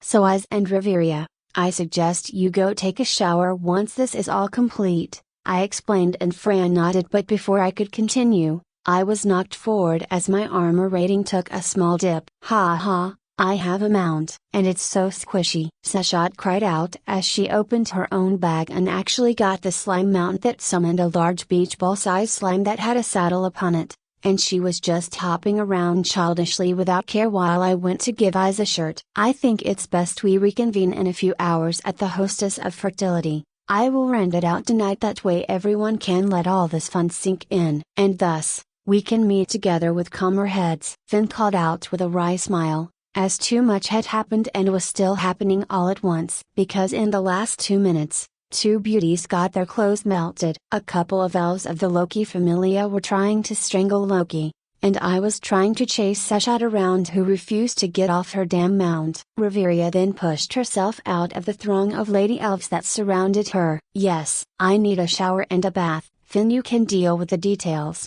Eyes and I are leaving now, Riveria said, laying an arm around Eyes' shoulder and directing the clearly embarrassed girl off the city, while I realized that Eyes' legs were almost pretty clearly on display as well, which could explain her embarrassment. So, while I wrangled my goddess off the damn slime mount and almost got broken bones for my effort, as a cat goddess didn't like to be taken from her perch, who could have guessed that? Anyway, after Loki was dressed up in some ropes the Loki familia got from somewhere, we all went on our separate ways while Freya walked away with her familia with grace. Yeah, I wish. Why you two following us? I asked with some confusion as Shin, the Loki captain's Amazon Waifu Simpet, and one of Freya's hooded Gulliver brothers were following us quite openly. I am escorting you home under the request of my lady Freya. Please continue on home, Jake of the Seshat familia. The Gulliver brother spoke, and Shin nodded. I mean, you guys already know where I live, and I doubt people got enough info to start an attack within not even a half an hour after the little demonstration. I complained, but I held my obviously irritated goddess's dusky skin-toned hand as she obviously wanted to snap something at the two higher-level adventurers that were escorting us home. You don't know the tricks all the deities of Terraria have when it comes to gathering juicy little bits of information, she muttered as she kept an eye seemingly atop the many buildings that surrounded us in search of archers or something, despite us still being surrounded by the later morning crowds of people going about their business on the streets of Terraria. Taking that bit of information to heart as soon as me and Sashat got home, and Shin and the Gulliver, who would answer who he was, both left to go about their business while we were supposed to meet at the Hostess of Fertility. I asked about the stores around Sashat's shop. Oh, those shops. I bought all that out, but without a familia I haven't gotten around to building it up yet. Why ask? Sashat asked, but then frowned as I pulled her out of her store. Sashat helped me make an impervious house not even Otter could break into, haha. I chuckled quietly, and I violently shivered as a previously unfelt gaze seemingly tightened on me. Right. Anyway, I am just going to make a shell to surround your shop so people cannot launch magic or something at it, I said as I symbolically put on a miner's hat with a flashlight atop it, making Sashat blink in surprise at the sight, and then I quickly used some of the large quantity of stone I got from the dungeon that was actually completely normal stone without any dungeon monster spawning effects to build a large 1-block thick wall around Sashat's shop, tearing through the nearby shops with a pickaxe like they were nothing and also getting more building resources. Then, to give myself plenty of room after making the large box of stone walls, I put a kind of stone pyramid atop with glass making up the last couple layers so a good bit of natural light could still come in. Alright, let me make some torches to fill in the rest of the light needs, I muttered, and then with a grand effort of literally stabbing a little ball of slime on a stick of wood and then using my mana to activate the slime, I made a bunch of normal ever-burning torches. So where is the door for us to get in and out of here, Jake? Sashat asked sassily as she stood not too far from me after I ran around the big stone box I built around her shop, with her arms wrapped around her chest and looking at the pockmarked stone I used to make the building with disdain. Isn't much of a shelter if there is a door people can just open at will, is it? I answered just as sassily before I scratched Sashat behind the ears, making her eyes roll up at my finger, having learned her weak points from when she would allow me belly rubbing privileges. Okay, I am going to get a shower first, you get the cold water, haha, I joked, running past Sashat while she was still lost in the ear scratches. Now you don't, Jake, Sashat yelled, and I could hear her running after me into her shop so we could get ready for the late lunch with the familias. Oh, and I needed to finish opening up my loot boxes, goodie bags. Creators Thoughts. Azazel next 10 chapters on supporting sites. Hey, if you like this and want daily uploads and to read early chapters, please drop a tip in my Ko-Fi, https://ko-fi.com/azazel22926 or https://www.patreon.com/azazel, and your precious energy stones. It keeps me working on it. Chapter 16. Chapter 16 commissioned for not even 20 minutes later, a newly made stone house shell was being beaten upon by someone or something with all the grace of an angry bull in the center of an Apple store. Jake, go look and see who it is, Sashat groaned as she reluctantly placed Sir Fluff Icons the first atop my Wolfram drone so the drone could fly the immobile sentry around. Nope, it's Christmas time. We still have these goodie bags, plus Loki and Freya's adventurers aren't even here, so I rather just not deal with whoever is out there, I said, frankly earning an eye roll from my goddess. But then, after a moment of introspection, as I pulled out the last 2 Slime King bags in the Desert Scourge bag, she nodded in understanding. Deciding to say the hell with it, I immediately just opened up the Desert Scourge bag and did a fist bump when I saw what I got. Well, discarding the massive piles of shells and other things that were all but useless to me, as Danmuki wasn't short of such things at all. Every boss gave crafting supplies for their theme of items, and Desert Scourge, as was its previous lore, was a massive beachworm that got pushed into the desert because of how the ocean became super acidic somehow. Wow. You helped kill a massive monster worthy of allowing a trio of level 1s or even a level 2 to level up, and its reward is looking like you raided a beach? Do these shells and stuff even have mollusks we can cook or something? Sashat teased, and in response, I became the adult in the situation by grabbing the item I wanted. Seshat was welcomed by a wave of sand impacting her and throwing her little swing backward into a flip. "Call me High Priest Amenhotep, for I shall cover this world in endless sand," I boasted as my new desert cloak gave me the ability to create an extremely dense screen of sand around me that I could control, and among the sheer utility of summoning a strong enough sandstorm that could shear flesh from bone. But the storm aspect also made me faster and increased my life force regeneration somehow. 5.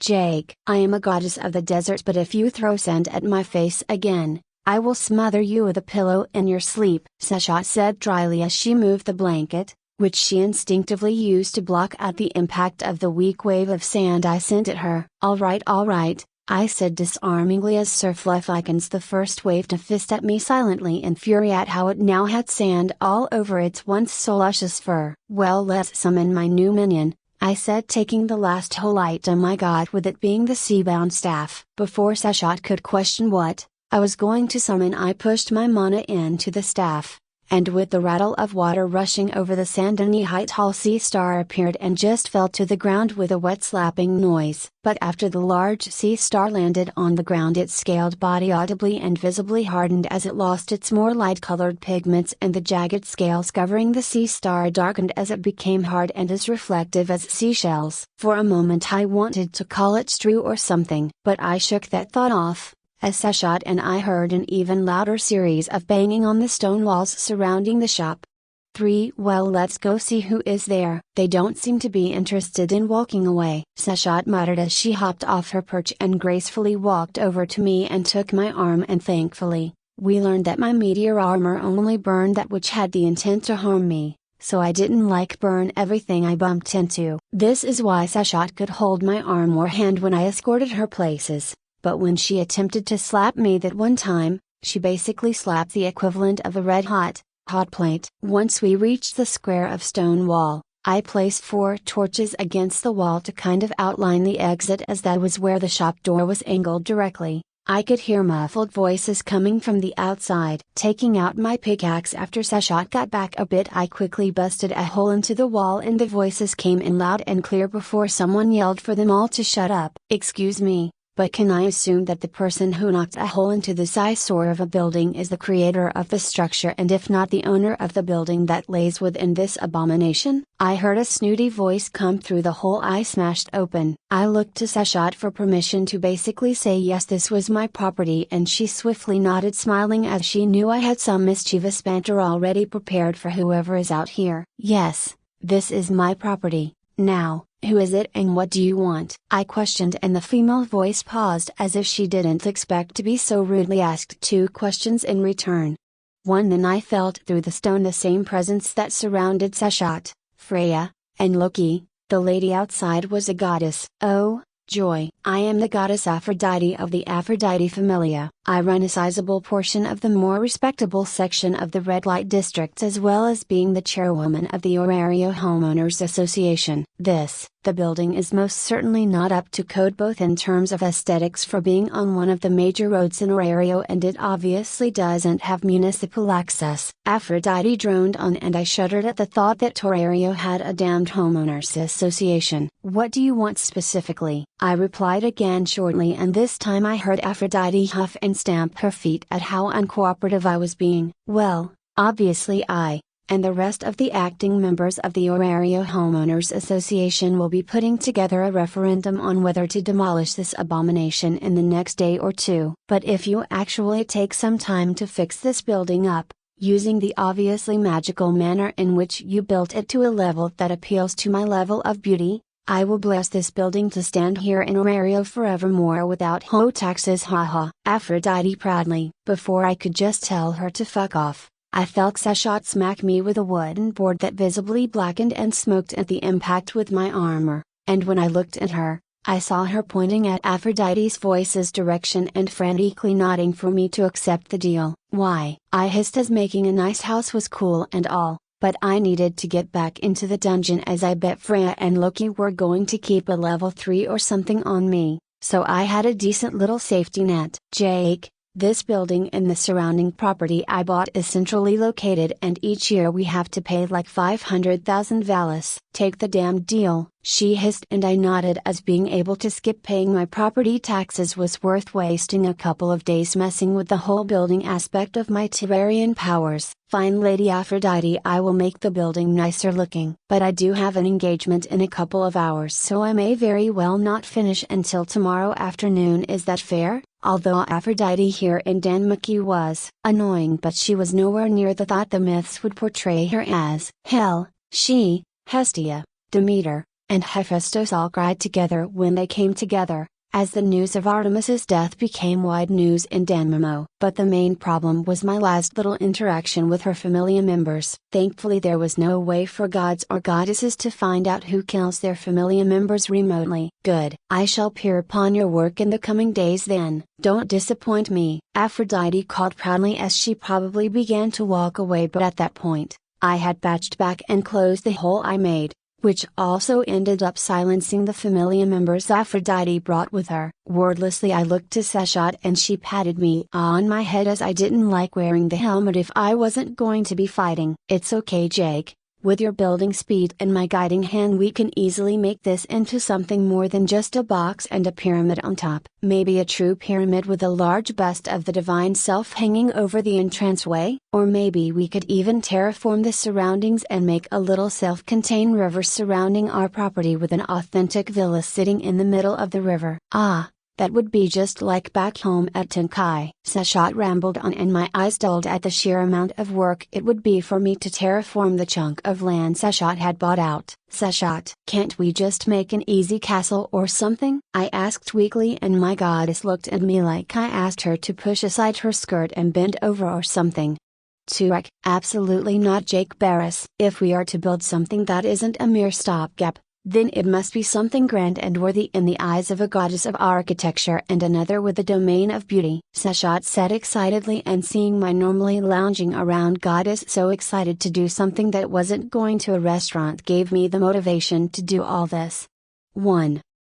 Plus having a bigger area, I can actually use for my store rather than using a little corner of Seshat's cramped store would be for the best. Alright, Seshat, we will be building something that will stand out, I said softly as I began threading my fingers through my goddess's ebony hair and instantly attacked her weak points behind her leopard ears, making the Egyptian goddess lean against me weakly with all her strength melting and her eyes going cross-eyed. The only other major weak point she had that would mess with her was at the base of her tail. Well, either way, let's get going to the hostess of fertility. We can discuss what we should make on the way, I said, slowing down the ear scratches so Seshat could regather her mind. Naya, okay. Seshat nodded and then she headbutted me a bit, seemingly wanting the more intense head scratches, but I just let go of her, earning a pout. Come on, so much affection plays with this poor mortal's heart, I teased, earning a chuckle and mild blush from Seshat. Bah. You're the tease who makes it difficult for me to stand. Anyone, let's get changed, seeing as this is likely to come as close to a formal dinner as it gets, Seshat reminded me, as although the late lunch,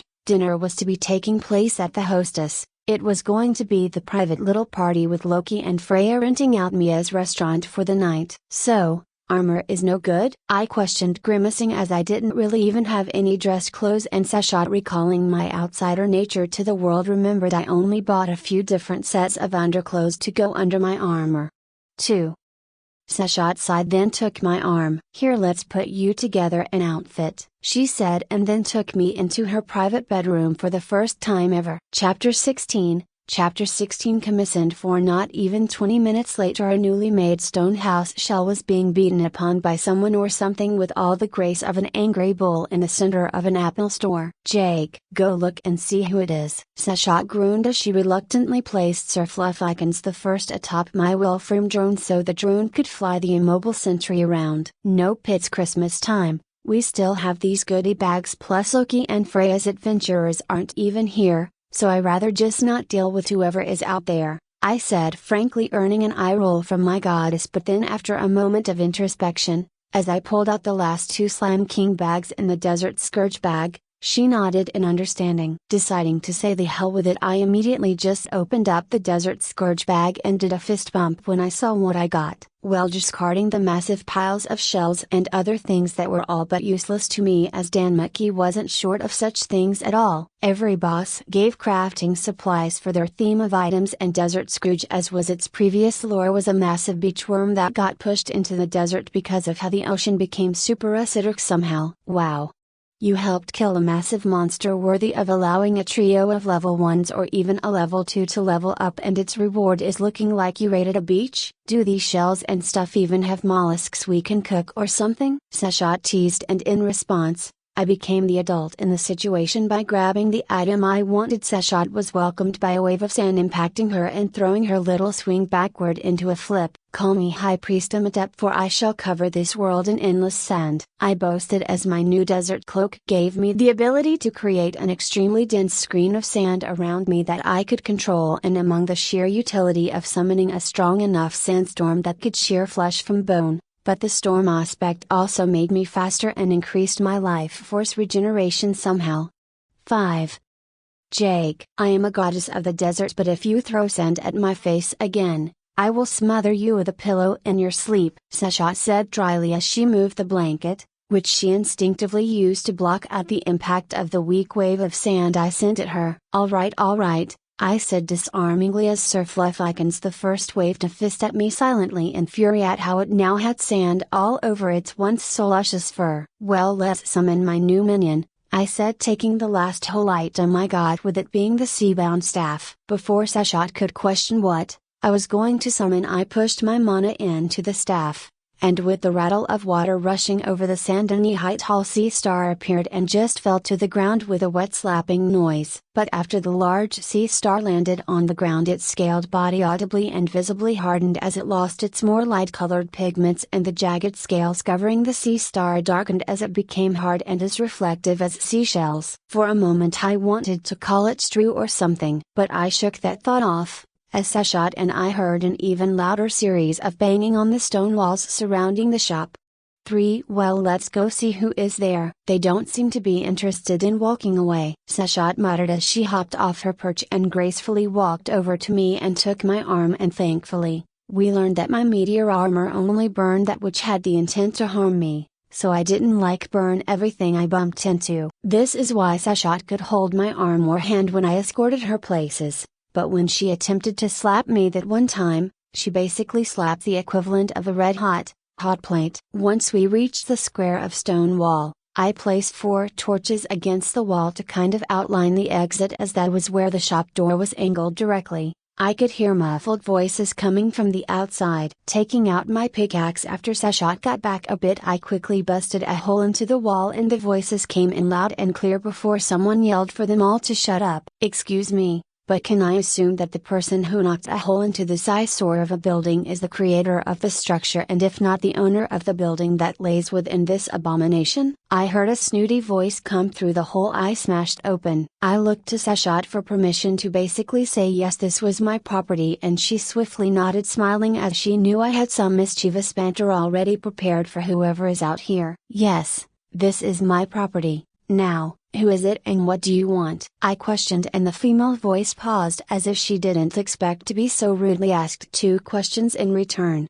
1. Then I felt through the stone the same presence that surrounded Sashat, Freya, and Loki. The lady outside was a goddess. Oh, joy! I am the goddess Aphrodite of the Aphrodite Familia. I run a sizable portion of the more respectable section of the red light districts, as well as being the chairwoman of the Orario Homeowners Association. The building is most certainly not up to code, both in terms of aesthetics for being on one of the major roads in Orario, and it obviously doesn't have municipal access. Aphrodite droned on, and I shuddered at the thought that Terrarian had a damned homeowners association. What do you want specifically? I replied again shortly, and this time I heard Aphrodite huff and stamp her feet at how uncooperative I was being. Well, obviously I, and the rest of the acting members of the Orario Homeowners Association will be putting together a referendum on whether to demolish this abomination in the next day or 2. But if you actually take some time to fix this building up,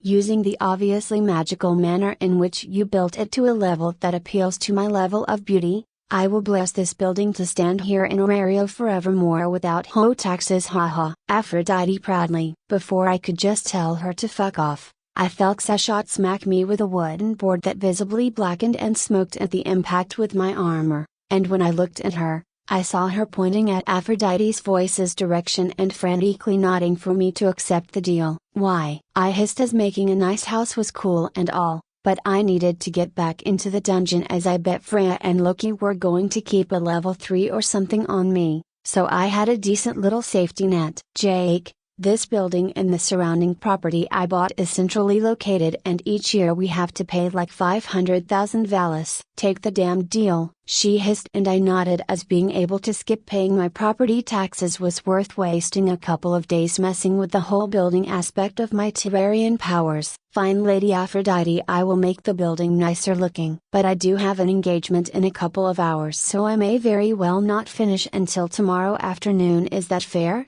Although Aphrodite here in Danmuki was annoying, but she was nowhere near the thought the myths would portray her as. Hell, she, Hestia, Demeter, and Hephaestus all cried together when they came together, as the news of Artemis's death became wide news in Danmamo. But the main problem was my last little interaction with her familia members. Thankfully there was no way for gods or goddesses to find out who kills their familia members remotely. Good. I shall peer upon your work in the coming days then. Don't disappoint me, Aphrodite called proudly as she probably began to walk away, but at that point, I had patched back and closed the hole I made, which also ended up silencing the familia members Aphrodite brought with her. Wordlessly I looked to Seshat and she patted me on my head as I didn't like wearing the helmet if I wasn't going to be fighting. It's okay, Jake.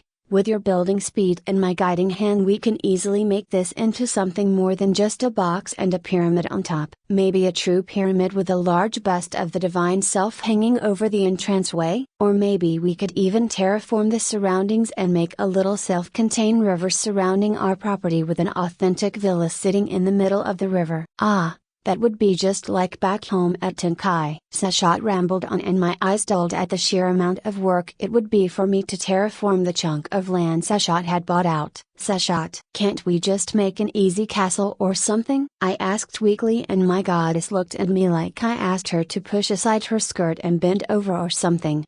Turek, absolutely not, Jake Barris. If we are to build something that isn't a mere stopgap, then it must be something grand and worthy in the eyes of a goddess of architecture and another with the domain of beauty, Seshat said excitedly, and seeing my normally lounging around goddess so excited to do something that wasn't going to a restaurant gave me the motivation to do all this.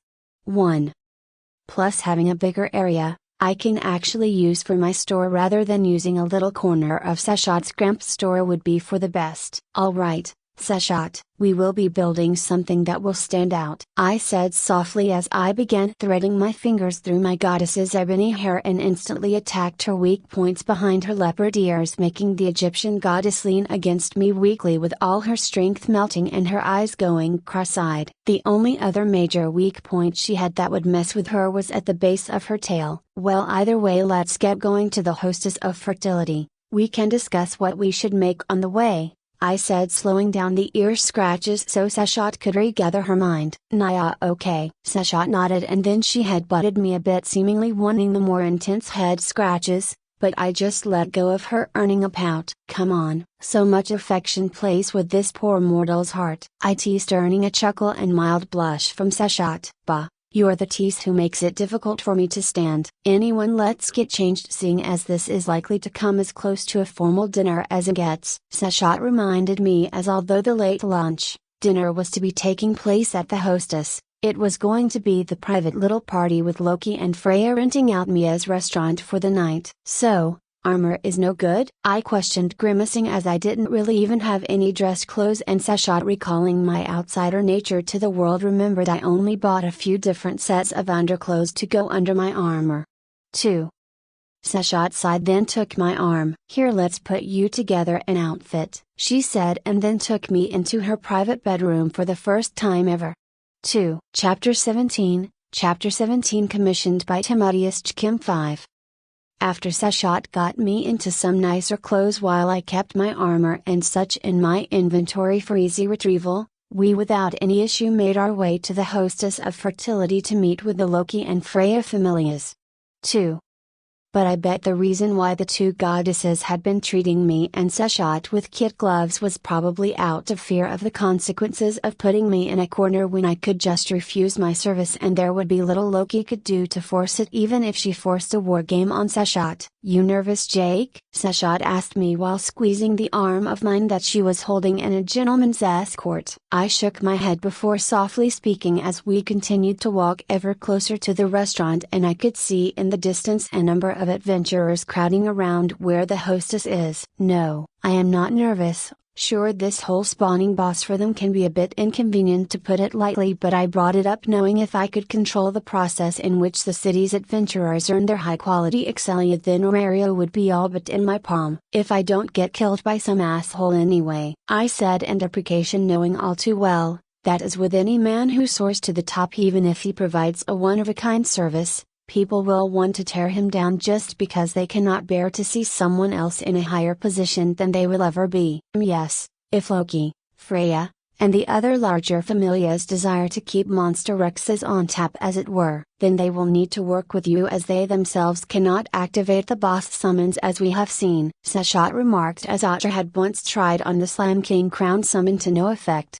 So, for better or worse I was the only one who could summon bosses. But no more words could be shared with a modicum of privacy in the now cramped streets of Orario as we closed in on the hostess of fertility and then I could only deadpan as I saw a number of higher level adventures I could recognize that were most certainly not Loki or Freya adventures. Well, looks like the news got out much faster than we expected, I muttered squeezing Seshat's hands as I couldn't see a way through the crowd of adventurers pressing to get through the line of level 3 and 4 adventures of Loki and Freya's familia. Looking through the crowd actually managing to push into the hostess I saw the D-Saint, Ermatizanir the captain and head doctor of the Die-Insect familia, and the other more pressing person I saw was Tsubaki Kobran the captain of the Hephaestus familia as well as a master smith. 4.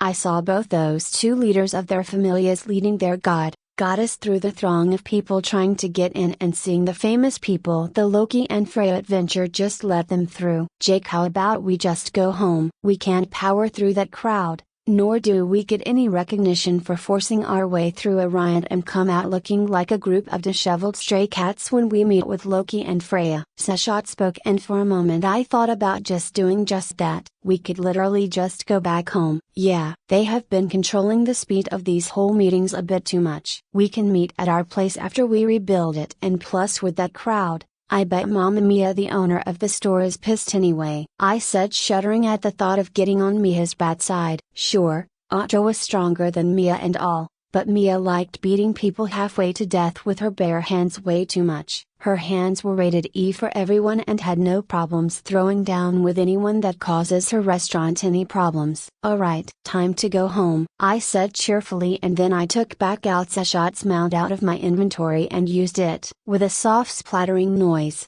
the jumbo beach ball size slam with a saddle atop it formed on the ground. Once I got on, I just patted my lap and Seshat just giggled and sat sideways in my lap so she could hold on to both the saddle horn and my waist. Am I the first lady you rode anything with? She teased as the slam began bouncing back home and you would think we would be thrown up in the air and it would be a terrible experience, but you would be wrong. Sure, it did bounce a lot but there were no jarring motions. It was almost like riding a ship with the constant motions of the slam bouncing forward. Yup, I said frankly as I maneuvered the slam mount around the people who instantly cleared out of the way of the duo who were riding a weird blue blob thing. Oi, you are going the wrong way to the hostess. I heard a voice call out from the side and I looked up and I saw atop the nearby building was Shana who was obviously looking for us. That's right, we are going home. There is too damn many people there and I didn't sign up to be the showcase of a mini Donatos. I yelled back and with a mental nudge, the slam mount trudged on. Wait, Captain sent me to escort you there, Shana cried out and I mentally cursed before I slumped against Seshat who patted my head consolingly. Fine, I said giving up on the idea of taking Shana through a high-speed escape through Orario atop my slam mount.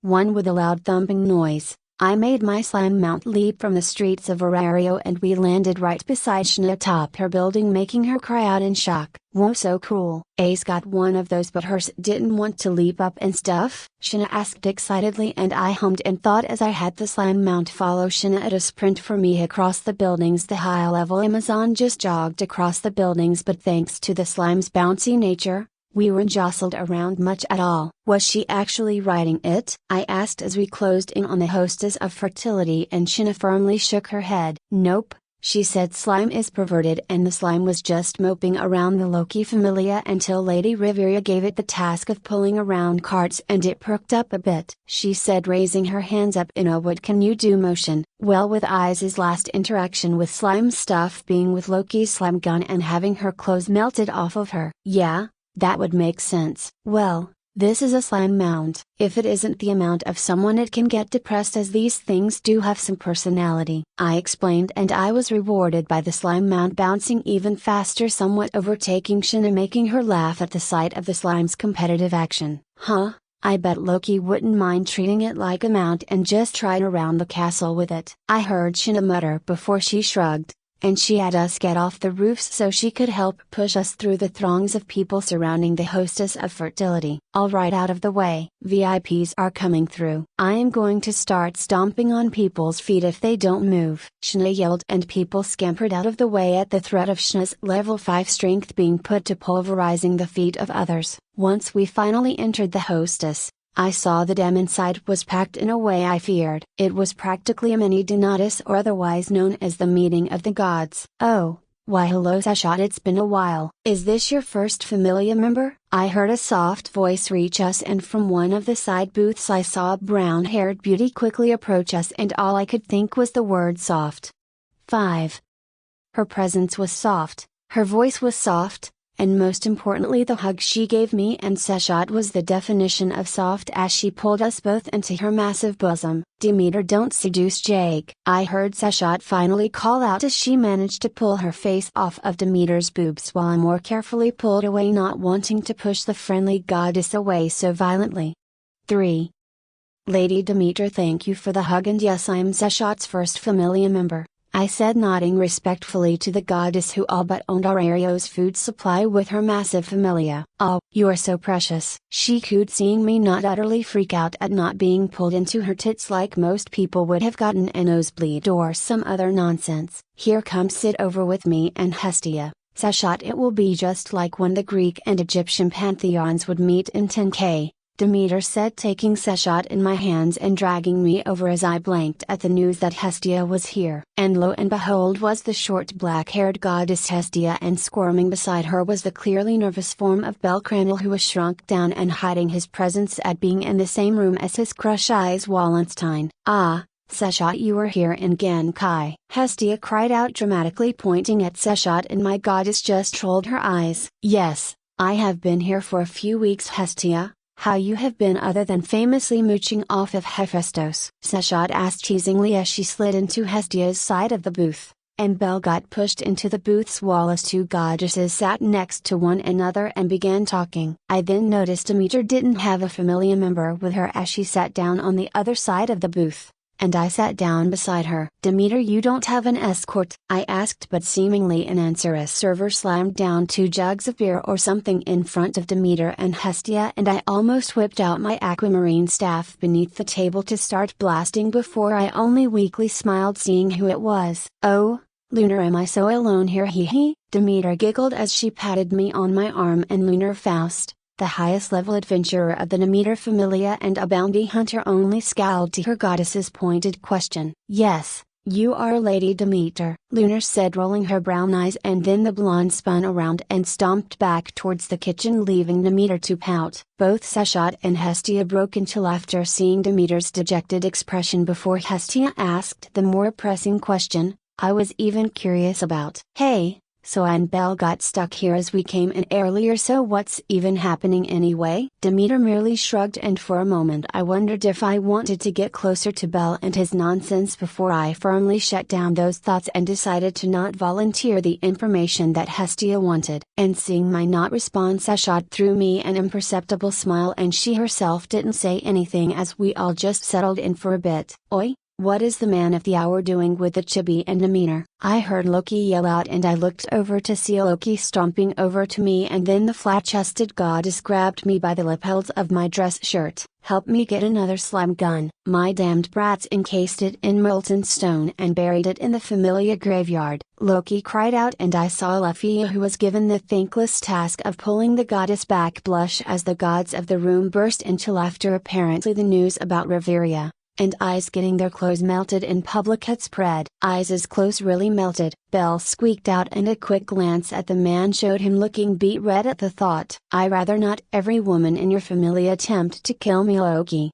I said dryly, and then while Loki slumped in defeat at my clear refusal, Luffy pulled Loki off of me. But before Loki could be pulled all the way to the side of the restaurant her executives had commandeered, Otter stood up with his chair loudly scratching against the ground, silencing the room as the king's pressure-filled room. Lady Freya will now speak, then Loki will speak. Do not interrupt us. Just as we allowed you to join this event which will strengthen Orario and its familias, you can also lose such a privilege. Otter spoke with his voice. Freya then stood up from behind her wall of adventures, and I even saw Mamma Mia standing on the edge of the bar closer to her old goddess to show her support. I suppose, gods and goddesses of Orario, we stand together on a rather interesting occasion. A mortal born with the abilities to create uncontrollable monster wrecks that can be killed and harvested at will has been found. Freya spoke grandly, and I felt every divinity in the room laser focus on Freya's words and not just her tits.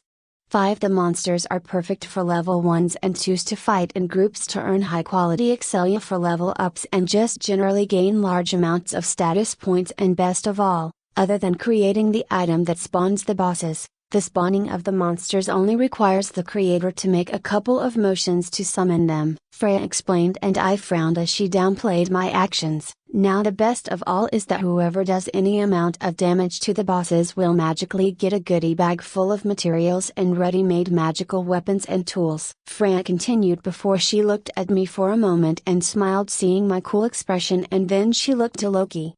1A, Freya got the point of it all. So not much for me to say, hee, Loki said carelessly as she sat down beside Finn. Freya then nodded and her eyes went back to our table, and I felt her eyes jumping between me and Belle as though wondering which one she wanted to bite into first. So, Jake, the man of the hour and creator of these bosses, do you have anything you want to say? Freya asked, putting me on the spot. I nodded and stood up, ignoring the people whispering about how I was sitting next to Demeter. Thank you, Lady Freya, for hosting this party. And yes, I do have something to say. I will be hosting monster boss parties on the weekends outside the city of Orario, at one of the abandoned castles that line the countryside. I spoke and I saw both Freya and Loki's smiles disappear as I stole all their momentum and control. All are welcome, that won't cause issues. My only job will be to spawn the bosses, as I have no control over the bosses. So,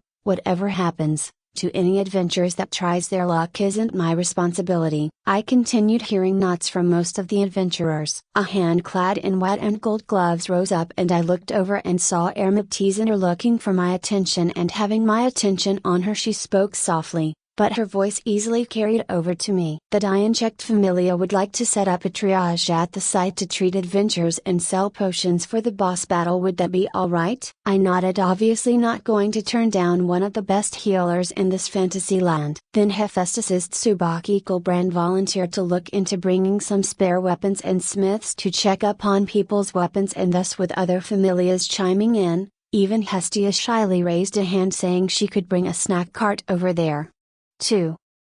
We might as well just have someone use their Arcanum to stream the boss battles here in Orario rather than just running over to it every week. I heard another voice speak out, and thus came the great argument over how big such an event should become. Creators' thoughts. Azazel next 10 chapters on supporting sites. Hey, if you like this and want daily uploads and to read early chapters, please drop a tip in my Ko-Fi, https://ko-fi.com/azazel22926 or https://www.patreon.com/azazel. And your precious energy stones, it keeps me working on it. Chapter 18, Chapter 18 Cat_Chief has commissioned a bunch 7, but the great atmosphere in the hostess was ruined as one of the level 4 Loki adventures was suddenly pushed through the door and only another adventurer standing up and stopping the young man from crashing into several tables. Kek kek. So many familias were invited, but the Ishtar familia was skipped over. From the entranceway of the hostess of fertility stomped in literally the greatest divide in beauty I have ever seen. 3 Ishtar the goddess was definitely beautiful objectively, but her vile core was known to me, and I was able to throw aside the passive charm nonsense she put out far easier than I could push off Freya's influence. But beside Ishtar was her captain Frian Jamil. For an anime world with most people being airbrushed and looking at least pretty good, Frian Jamil was none of that. She hit every damn stair when she fell down the ugly staircase. In other words, she literally looked like a toad. She had sideways split putrid yellow eyes and her head was comically large atop her body, with her seemingly not even having a neck at all. 3. I told Freya not to invite you myself if she wanted to host this party at my restaurant. Now get the hell out of my restaurant, as I already need to replace the boards your filthy feet have walked upon, Mia said coldly, and everyone shut up as they felt the bloodlust coming off Mia.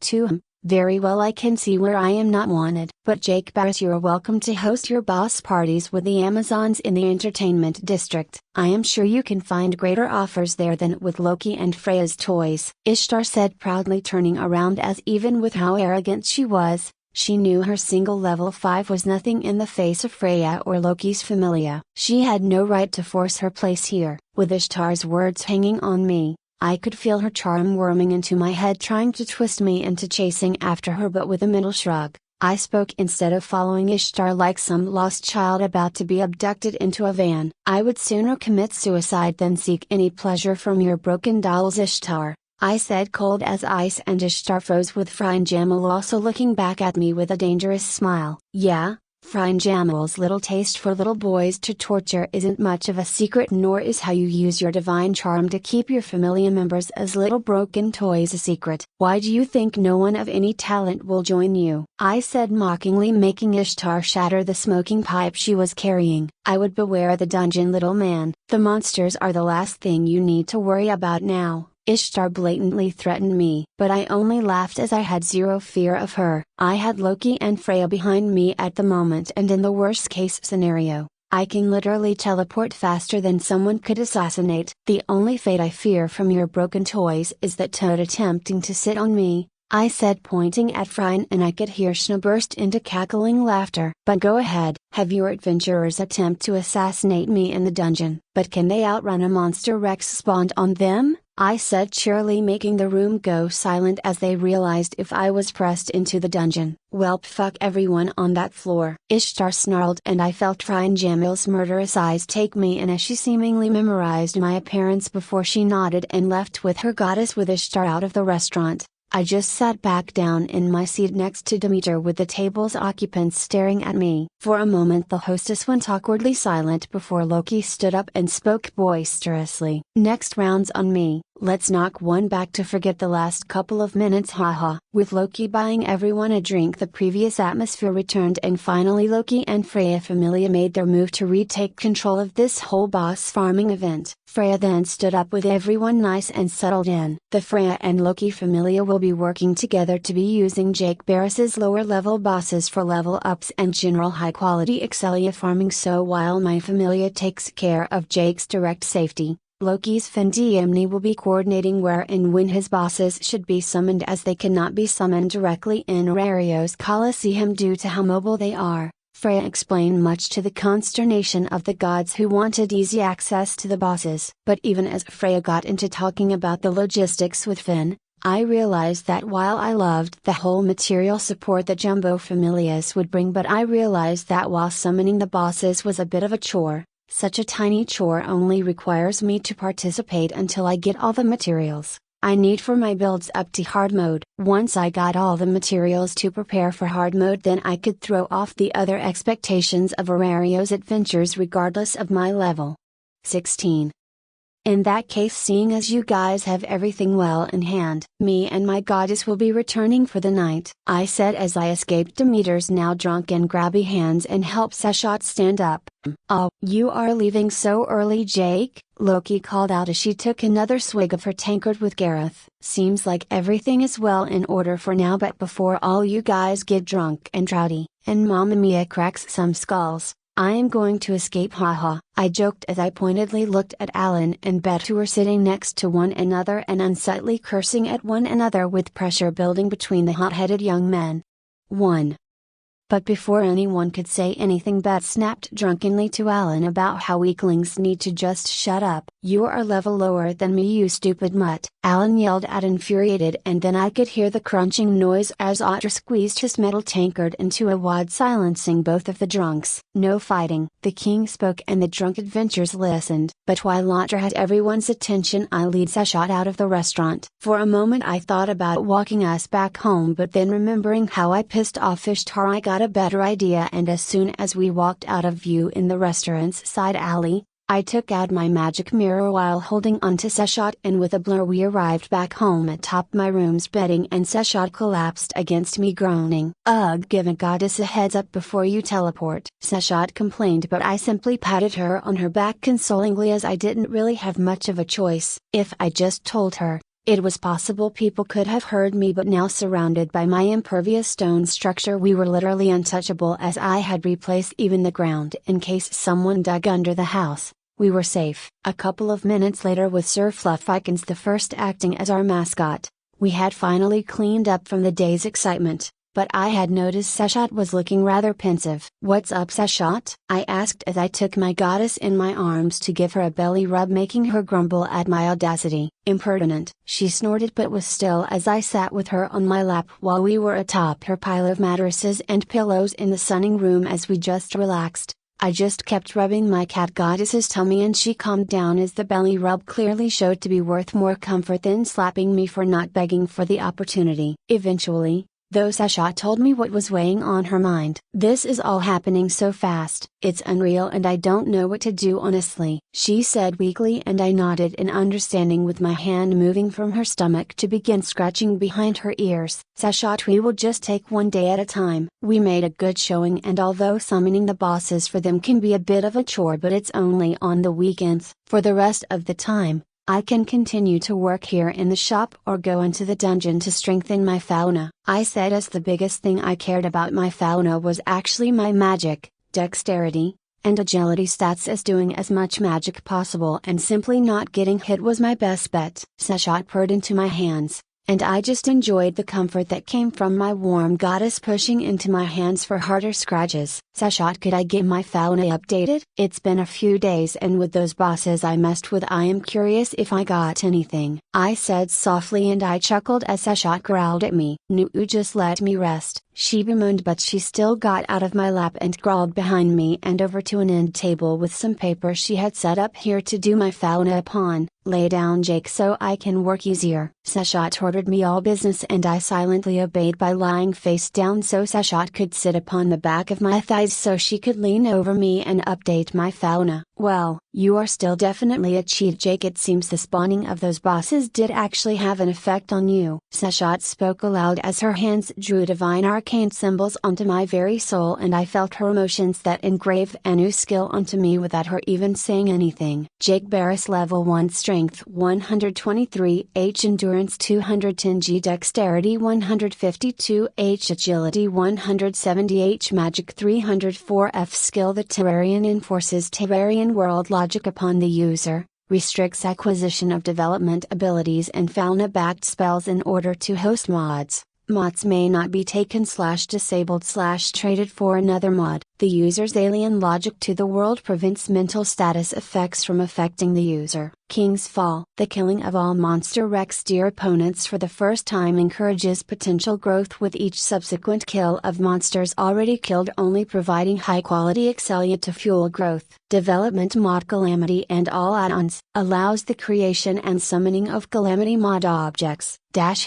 This skill reminds me of The community, a super accessory that provides an insane number of stats and abilities and grows even stronger as you continue to kill more hard mode bosses for the first time. But this skill actually simply makes me grow faster each time I participate in the death for a boss. Wait, did you get this skill in order to level up faster in order to seduce me, Jake? Sashat yelled out dramatically as she held her arms against her handful-sized breasts as though scared I was going to eat her up. For a moment I blanked before I chuckled and raised my hands to my goddess as though I was going to grab her. Muahaha, my goddess has caught my dastardly plan to grow so fast you would fall in love with me now, with you having found out all I can do is give you my body, I said dramatically as I lunged at her. Nuu, don't defile this humble goddess. I haven't even gotten a chance to use the divine baths to prepare. She joked and I couldn't help but burst into laughter as Sashat used her feline grace to hop off the beds to avoid my grabbing hands. Bah, fox girls are better, I said, pointing at Sashat, who sat smugly across from where I had collapsed onto the overly dense bedding. But before I could even fully roll over to get comfortable,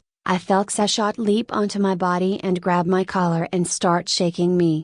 11.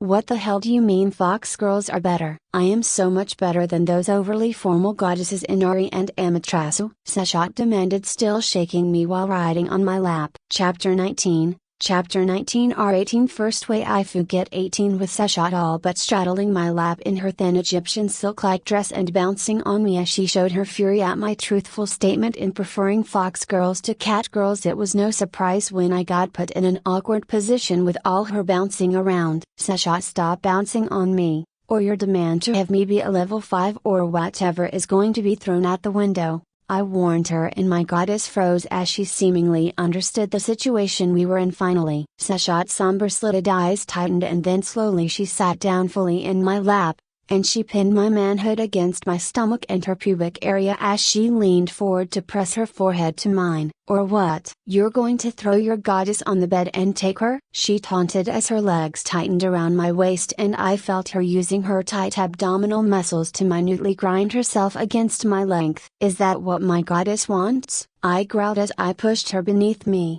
So she was lying flat atop the bedspread with her long ebony hair splayed across the bedspread. I saw her bite her lip as I took her hands with one of mine and pinned them above her head, which pulled her silk dress taut across her chest, highlighting her erect nipples that stood out in the room's soft torchlight. At my demand, Sashat froze for a moment, but when my free hand went between her legs she keened, and her lower body rose from the bedding as I dragged a knuckle across her silk-covered womanhood. Does my needy goddess need to be taken, or does she want to make love with me? I asked as I leaned down and whispered the last part directly into her leopard ears, making her whimper, and her legs tightened around my waist again before they loosened. Take, she whispered, and I took her in submission as her head rolled to the side as the perfect chance to roll her completely over, with her tan backside automatically rising and pushing backward towards me needily. I readily accepted her motion as I took advantage of my inventory to take off my clothes instantly. Come on, Sashat cried out as I pulled aside her dress, and after running my manhood along her lower lips a couple of times to make sure I was lubricated,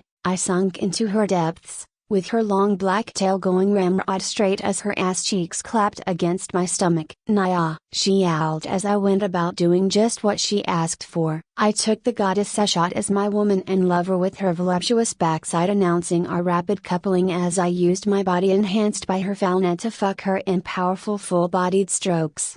7.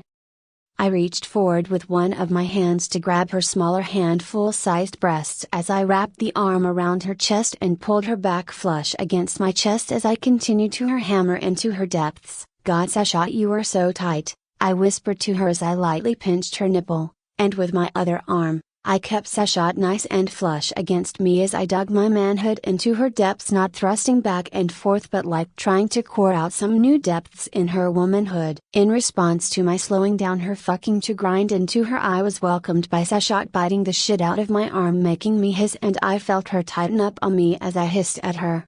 1.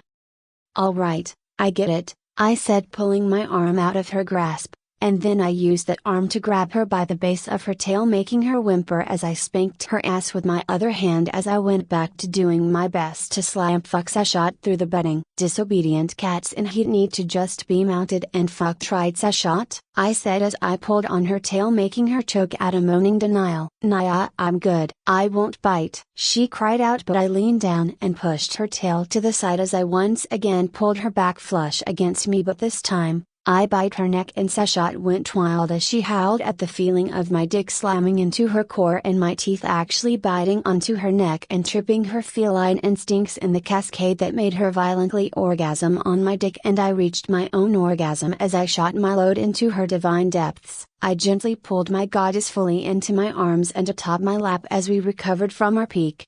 That's a good sleeping aid, hee hee. Sashot giggled as she leaned against me for a moment before she grunted as she swung a leg off of me so she could spin around, and I couldn't help but squirm as she didn't pull out my still hard length that was buried in her depths as she spun around. Now with Sashot sitting on my lap in the lotus position and our eyes meeting one another, I could see her glowing slitted amber eyes as she seemingly took me in and saw a different side of me. Our introspection of one another was broken as Sashot leaned forward and our foreheads met one another with our eyes still locked onto one another. Jake Barris, you're mine, she spoke simply but with her glowing eyes. I knew this was no joking matter, but I wasn't going to be just claimed. No Sashot, you are mine, you are my woman, I said, and I felt a pain in the back of my head blossom into being as Sashot's divine nature leaked out of her glowing eyes with her desire to establish some form of dominance upon me plain to see.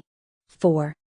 Jake, you. Before she could continue, and I lost this contest, I spanked her on her ass, making her reflexively blink, and whatever divine nonsense she had going was lost as her eyes lost their savannah-like colors and returned to her natural golden eyes. Nope, no power play bullshit, you are mine, that's it, I said strictly, and I felt Sashot shudder atop me. Then she leaned forward, and I realized she was baring her neck to me in surrender while her head's leopard ears softly bumped into my bare chest. I just hugged Sashot and stroked through her hair, lightly scratching behind her ears as she calmed down, and finally Sashot looked back up to me with hazy eyes. Fine Jake, I will be yours. And then I once again hissed as Sashot bit me, but this time it was atop my shoulder, but I didn't resist or push her off as she marked herself as my mate.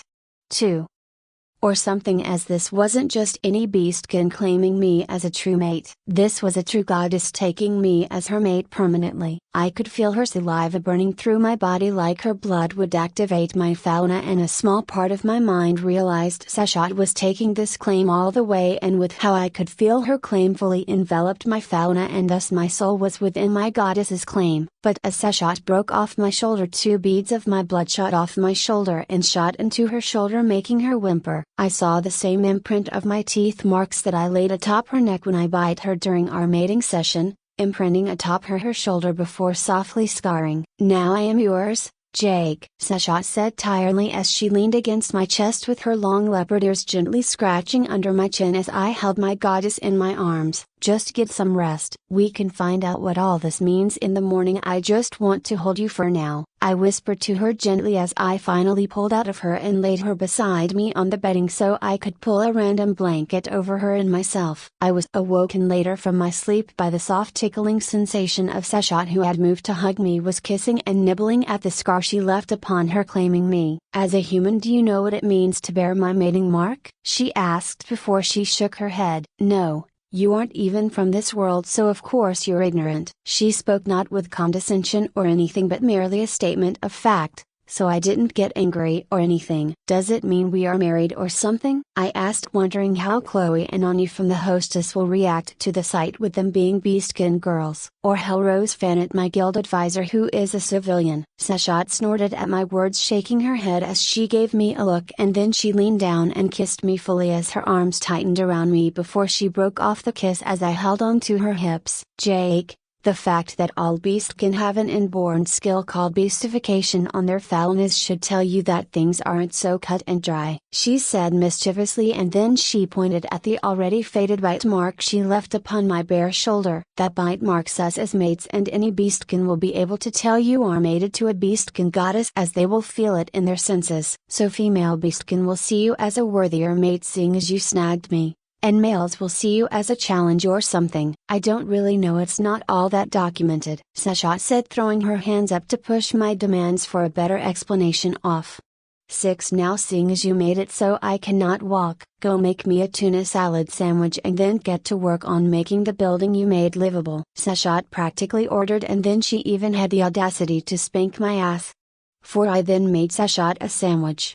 19. Walking outside after I took a little shower, I stared up into the darkness of the impenetrable roof I made with only a small bit of early morning light coming through the small glass cube I put on the ceiling. I realized that I didn't want to make a supersized building even if I had all the materials and time I wanted to after mining a bunch of simple stones out of the dungeon. So, I decided to just make a simple circular tower around Sashat's main shop so that way we could simply just build floors atop her shop if we ever wanted more space. Thus, for the next couple hours while Sir Fluffykins the First rode on my Wolfroom drone and my new Sea Star summon just messed around with the Sea Star chasing the Wolfroom drone and avoiding Sir Fluffykins the First's thrown acorns as it was chasing, I followed my old experience in playing Minecraft to count the blocks to make an outline for the tower, and once completed I just built up the exterior walls until I reached the roof of my prior building. Once I got all the walls raised up, I tore out of the roof of my previous building so I could continue up the tower before I got to like 5 stories tall and thus towered over the neighboring medieval style buildings. There we go, that should be tall enough, I muttered after I made sure to put a flat roof on top of the building so people couldn't break into the tower in any way. With the tower that now fully encased Sashat's old shop built now, and I ignored the people watching me build something that would typically take people months here in the bustling city of Arario. Looking at the bare shell of the tower, I ignored it for a while as I took the time to take down the old structure, and now with the old massive box I used to build around all of Sashat's property gone, I had a greater idea of what I could build. 3. I looked up to the sun and saw that it was well past noon. So I had been working for more than 6 hours and I had gotten an unimaginable amount of work done with even using my grappling hook to ferry me around at fast speeds. Let me get Sashat first to run some ideas off though first, I muttered, and I tore open a door in the solid stone wall of the tower I created before boarding it up, much to the dismay of the people watching outside. Chapter 20, Chapter 21. With the tower's main structure completed, I went inside to check up on Sashat and froze as I saw that the goddess had used the ropes I left anchored to the roof to glue glowing dungeon crystals from the Riviera floor onto the walls and roof of the tower to recreate the Danmuki night sky, with its stars and a prominent moon in the very middle of the roof of the tower. Wow, it actually looks a lot like the stars normally do, I remarked, honestly amazed, as although I didn't recognize the constellations of stars that would show up during the night as they were different from the Earth ones, I could recognize the super recognizable shapes they had. Sashat smugly grinned as she stretched her hands over her head. Yes, praise me more. But yes, the stars generally match the heavenly constellations, but if you can make more of those mana crystals, these stars can be used to empower rituals, and as a goddess with rituals in her domain, hee hee. Sashat cackled and I patted her on her head and scratched behind her ears. 1. So how should I decorate the outside of the tower then? I asked as honestly. I kind of liked having the natural sunlight blocked out and would only have bright starlight coming down. So, it would kind of need to fit the starlight theme. Sashat then asked me a couple of questions about how indestructible my materials were, and finally, we settled on her creating a magical system that would sync to my Terraria technology, as she was somehow able to pick up and understand the weird cord and electrical system within moments. So within half an hour she had me boiling stone into lava, and she had me make a lava waterfall that would infinitely flow over the corners of the tower, down its sides between the blocks, and land in a small moat built beside the tower. And thus, the electrical system that she put together basically had a bridge open up and would allow people entry into the tower. Well, no adventure regardless of level wants to deal with lava, I muttered as I realized that pure red hot glowing lava was something even Otto would fear being thrown inside of, even if he could escape it with only some light burns if he got out quick enough. Now we just need some lava piranhas and large crocodiles to live on the banks of the lava pools, and it will be just like the Solar River back in 10K.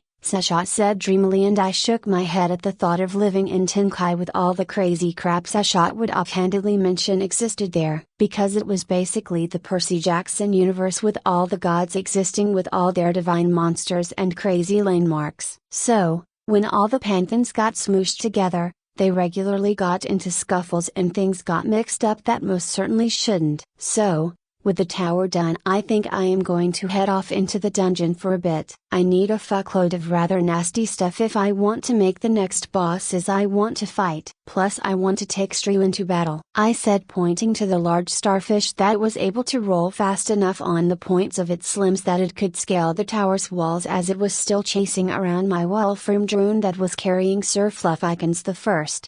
6. In order to make the Eye of Cthulhu and the other pre-hard mode bosses, I needed a bunch of very nasty ingredients that I could only get from the monsters in the dungeon and would need to actually dissect each monster to get the ingredients before taking the monster stone and allowing the monster to fade into smoke. 3. To create the demonic eye that will allow me to summon the Eye of Cthulhu, I needed to harvest literally 100 pounds of ice from any monsters or just any life form in general. Thus, I didn't particularly want to ask other people to do it when I needed to hit the dungeon in order to get stronger myself. Not to mention I needed the 100 pounds of both spines and brains to make the Eater of Worlds and Brain of Cthulhu boss summons respectively. 7. Okay, Jake, you be careful. Wear a large cloak around your armor so you aren't so easily recognized when you head into the dungeon, Seshat advised me, and after a moment of thought I switched around my sand cloak so it would cover over my armor and not be in my inventory, so they weren't hanging on my body like my accessories typically were.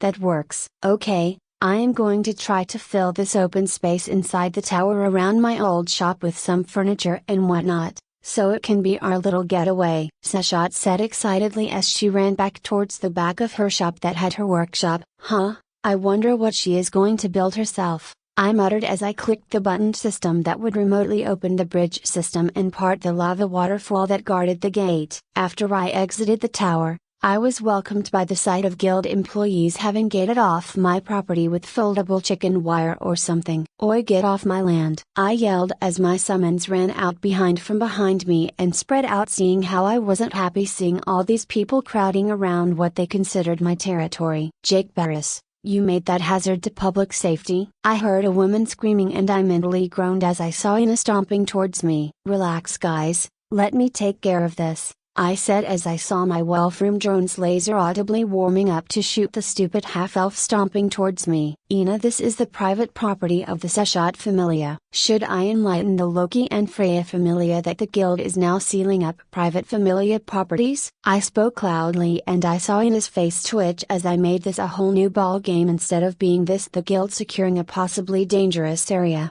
Now it was the guild invading a familia's private land and attempting to censor them for their private practices. This is private land, and the lava is a security system. People will not be harmed randomly, and if someone were to cross the wide open area that is the area separating the area and leaps into the lava for whatever reason, the Seshat Familia is not responsible for people committing suicide by jumping into the lava, I said loudly and clearly with a tick mark appearing on Ina's forehead. Jake, this a serious concern. What if the lava has noxious fumes coming off of it, or what if children wander onto your property? Ina continued, but I shook my head.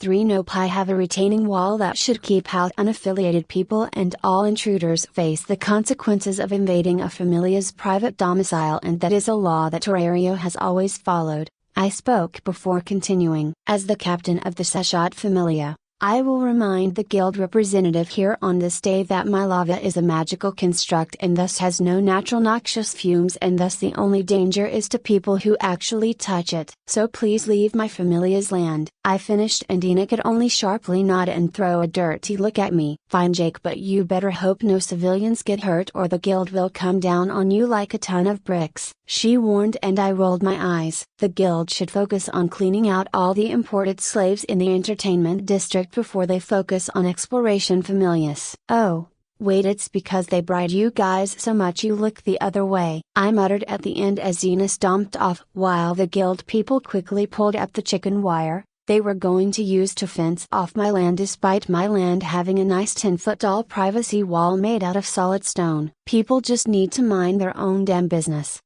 5. Chapter 21. Chapter 21. For after sending the guild on their way, I quickly made my way into the dungeon, but my mind was filled with thoughts of how the guild was so uncustomary getting involved with my familia and tried to actually block it off. When Apollo literally attacked Hestia's church, blew it up, and chased Bel, Hestia across her area causing damages and scaring the civilians, the Apollo familia only had to pay a small fine for their actions. But then again, it's not like the guild actually has any real power, as there was absolutely nothing simple bureaucrats could do in the face of an adventurer who refuses to obey their orders. Well, other than put a large bounty on them like what they did to Rue when she slaughtered the majority of the remnants of the evilest organization and refused to stop punishing evil when the guild tried to step in and take control of the situation. Good riddance for bad rubbish when it comes to evilists. They were insane anarchists who wanted to live by their own insane rules or were being led and brainwashed by equally if not far worse deities who reveled in bringing evil to the world. As I entered the dungeon cloaked in my new desert cloak, I noticed I was already actually being followed, so with my summons put away as I walked through our area, I just paid the toll to take the elevator down towards the first floor and join the train of adventurers going deeper into the dungeon. "You the Ishtar?"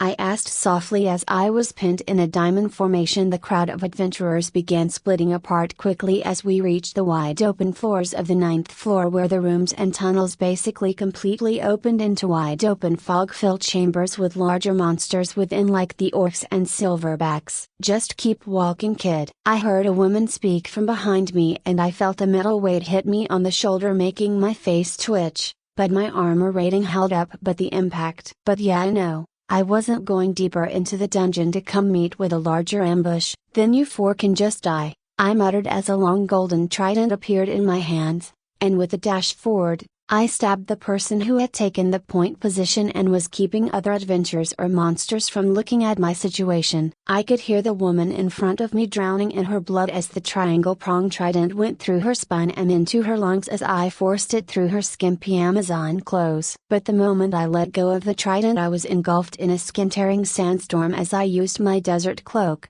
which I got from the Desert Scrooge, to blind and sandblast the almost completely bared flesh from their bones. The Amazons around me only got to scream for a couple of seconds before they fell in agony to the ground, as being sandblasted on your bare skin by sand going at insane speeds was debilitating, to say the least. Wordlessly, as even when the nearby adventurers quickly made space around our altercation and watched without saying a word, I walked over to the Amazon who was behind me and was probably a level 2 maybe 3 with how her skin wasn't completely blasted off her, leaving only a bleeding muscular mass. "Fucking Ishtar," I cursed as I used my foot to roll the Amazon over onto her stomach so I could look at her back after I finished her off with a laser bolt to the back of her head to make her fauna rise to the surface with her death. I looked up and saw more than a couple of adventurers literally just walking by and going deeper into the dungeon without a care, but most of them were just watching my actions with only entertainment in their cold eyes. And I was reminded how fucked up this world of Danmuki was. "You guys can have the other 2 girls. I have no use for them," I said as I looked at the 2 sandblasted messes of barely recognizable Amazons, and I wondered if Ishtar was so arrogant to think a single level 3 could deal with me. I mean, sure, I was still a level 1 and all, but I was obviously an outlier with the stuff I could create, like how Kratzo could make magical nukes in the shapes of swords that didn't rely on levels to use. 1. Fuck it, just need to get my materials and get home, I cursed as I walked deeper into the fog of the 9th floor to escape the scene of my outburst and begin my slaughter of monsters as I went towards one of the isolated main chambers of the floor. 1. Because I had a trick to heavily increase the monster spawn rate while I made a small base to kill the much larger monsters that can't even fit within the little base I can create. Fuck you, Skeltron. All I needed is bone ashes mixed in with candle wax to make water candles, I said joyfully as I made a large box room in the middle of the chamber and literally put down a dozen such water candles. But my trick was that I had knocked large holes into the box so I could easily shoot lasers or water bolts from my aquamarine staff, while the smaller monsters like goblins, kobolds and imps on this floor couldn't get in at all. You ants though are annoying, I muttered as the killer ants and especially the mutated and aberrant ones were able to stick their heads into the hole and block it off, so I would need to blast them open with my aquamarine staff's magic bolts. After like 20 minutes of slaughtering monsters that helplessly beat upon the kill box I created to no avail, I took down the water candles, and after clearing the last monsters I quickly summoned my summons outside my base to clean up and survive enemies before only then did I chance going outside my safety box to begin the grim task of harvesting the materials I needed. Because I needed a lot of fleshy materials to make the Eye of Cthulhu, Brain of Cthulhu, the Eater of Worlds, and Skeltron, and of course, the two altars being the Corruption and Crimson altars that I would need to begin to make the boss summons to begin with. 12. Yes, it was a pain in the ass, but after making those altars and killing those bosses, I would be set for pre-hard mode stuff in terms of Terraria gear, and with having killed those 4 bosses my growth skill would become much stronger, and I will grow much faster. As I was doing the delightful task of helping my wolfram drone rip the spine out of an orc, I heard someone or something purposefully making noise as they approached through the fog. So I stepped away from the orc and I braced myself to begin laying a hail of magical laser bolts from my space gun at whoever was coming. But seeing the mountain of men approaching, I got rid of my space gun and instead held onto a stick of dynamite and held my magic mirror just below my sight line so I could teleport home in an instant. Otra, what do you want? Stay back, I said with the dynamite in my hands coming to life with an ominous hiss as it reacted to my mana and began burning down its wick, and Otra finally paused as he eyed the explosive. Lady Freya ordered for you to return to the surface. You are not ready for the challenges that seek to harm you, Otter said bluntly, and my face twitched at his probably truthful words. I am not a child to be escorted to and from at Freya's behest despite her being the top goddess of Arario, I said calmly, and Otter's poor ears twitched as he frowned. My lady has ordered your return. I cannot disappoint my lady, but she will want you to grow stronger. Very well, I shall watch you from the shadows and keep other adventurers from interfering with your growth, but only the adventurers, he said after a moment of thought, and I nodded in agreement as that fitted me perfectly. I needed monster materials, and I could easily deal with hordes by hiding in kill boxes, but to be frank, the only thing I feared other than a juggernaut appearing out of nowhere were assassin adventures like Chloe Lolo and the other girls that Mia suckered into working for her restaurant. So, I quickly continued my monster farming operation with Otter on the edge of my senses, and twice I heard screams in the distance that were quickly silenced, and I prayed that whoever ran afoul of the strongest adventure was truly after me, as probably beaten to death by his bare hands as he disdained using his weapons on small fries was probably a painful way to go. Got enough flesh and stuff for the altars, so I need to move back up to the upper floors to get the Chitin to make parts of the Skeltron and Eater of Worlds items. I mean, sure, I was getting a few killer ants, but I wanted to get back to the floors where they were more common, and I could trigger a small monster party on myself so I could easily gather all the materials I needed in one fell swoop. I quickly made my way back up from the 9th floor to the 7th floor, and once I got a nice and isolated room, I began my strategy of using water candles and leaving wounded killer ants to call upon their brethren to create a massive monster party that attempted to kill me, but with my space gun that and all my mana cost reduction stuff I was able to just kite them as my summons helped deal with any aberrant and mutated monsters. That should be enough materials, I groaned, stretching out my back after the umpteenth time helping my wolfram drone extract the pieces of chitin from the killer ants. Well, let's go home, I muttered as I took out my magic mirror, but before I could look into it and be teleported back home, I heard an unusually loud crashing noise coming from the tunnel leading to me. The hell is that? Did some mage come to try a new spell or something? I muttered thoughtfully, but my thoughts were broken by a scream. No, a roar of primal fury. That's not a monster roar from these floors, I realized, cursing as I wondered, with the monsterphilia coming in a couple of weeks, if something that was carted up early got loose or something. But my thoughts were answered as from the tunnel that led to my chamber, limped in the bloody form of Belcraniel with a landform stone sword, axe thing protruding from his chest, and with a sick crashing noise the young man was punched mightily in the back, sending him crashing into my room as the huffing form of a fucking golden-furred aberrant minotaur stomped into the room towards Belle's probably almost dead form. Chapter 22. Chapter 22. 2. For a split second I wanted to just teleport out of the dungeon and leave Belle to his all but inevitable fate of death for whatever the hell reason Otter had. He is allowing Freya's other interest to face an opponent that was hilariously out of his league. Monsterphilia hadn't happened yet. So Belle had neither his Hestia knife, nor did he have his firebolt spell. And this aberrant minotaur was stronger than the enhanced minotaur he fought in canon that almost killed him if eyes hadn't bought him time to recover. My hand snapped up and with a loud sizzling noise, I shot the aberrant minotaur several times in the head, making it roar in pain, raising its large thick hands to block off the lasers that were shooting it in the face. Drone carries Fluffy around to harass him, Stra takes at its legs. I ordered quickly as I began retreating. I took out my aquamarine staff and shot both it and my space gun onto the aberrant minotaur as I sought to drone it in magical bolts. Alan, you dare to ignore the orders of Freya! I heard Otter roar, and then a loud crashing noise rang out as obviously, Otter swung onto his lieutenant or whatever Alan's official rank was in the Freya Familia while being the second strongest adventurer in the Familia. The loud crashing noise thankfully did make the minotaur flinch and stop its charge toward me, and was thus open for Sir Fluffykins the first to nail with a couple of grenades. But with another roar,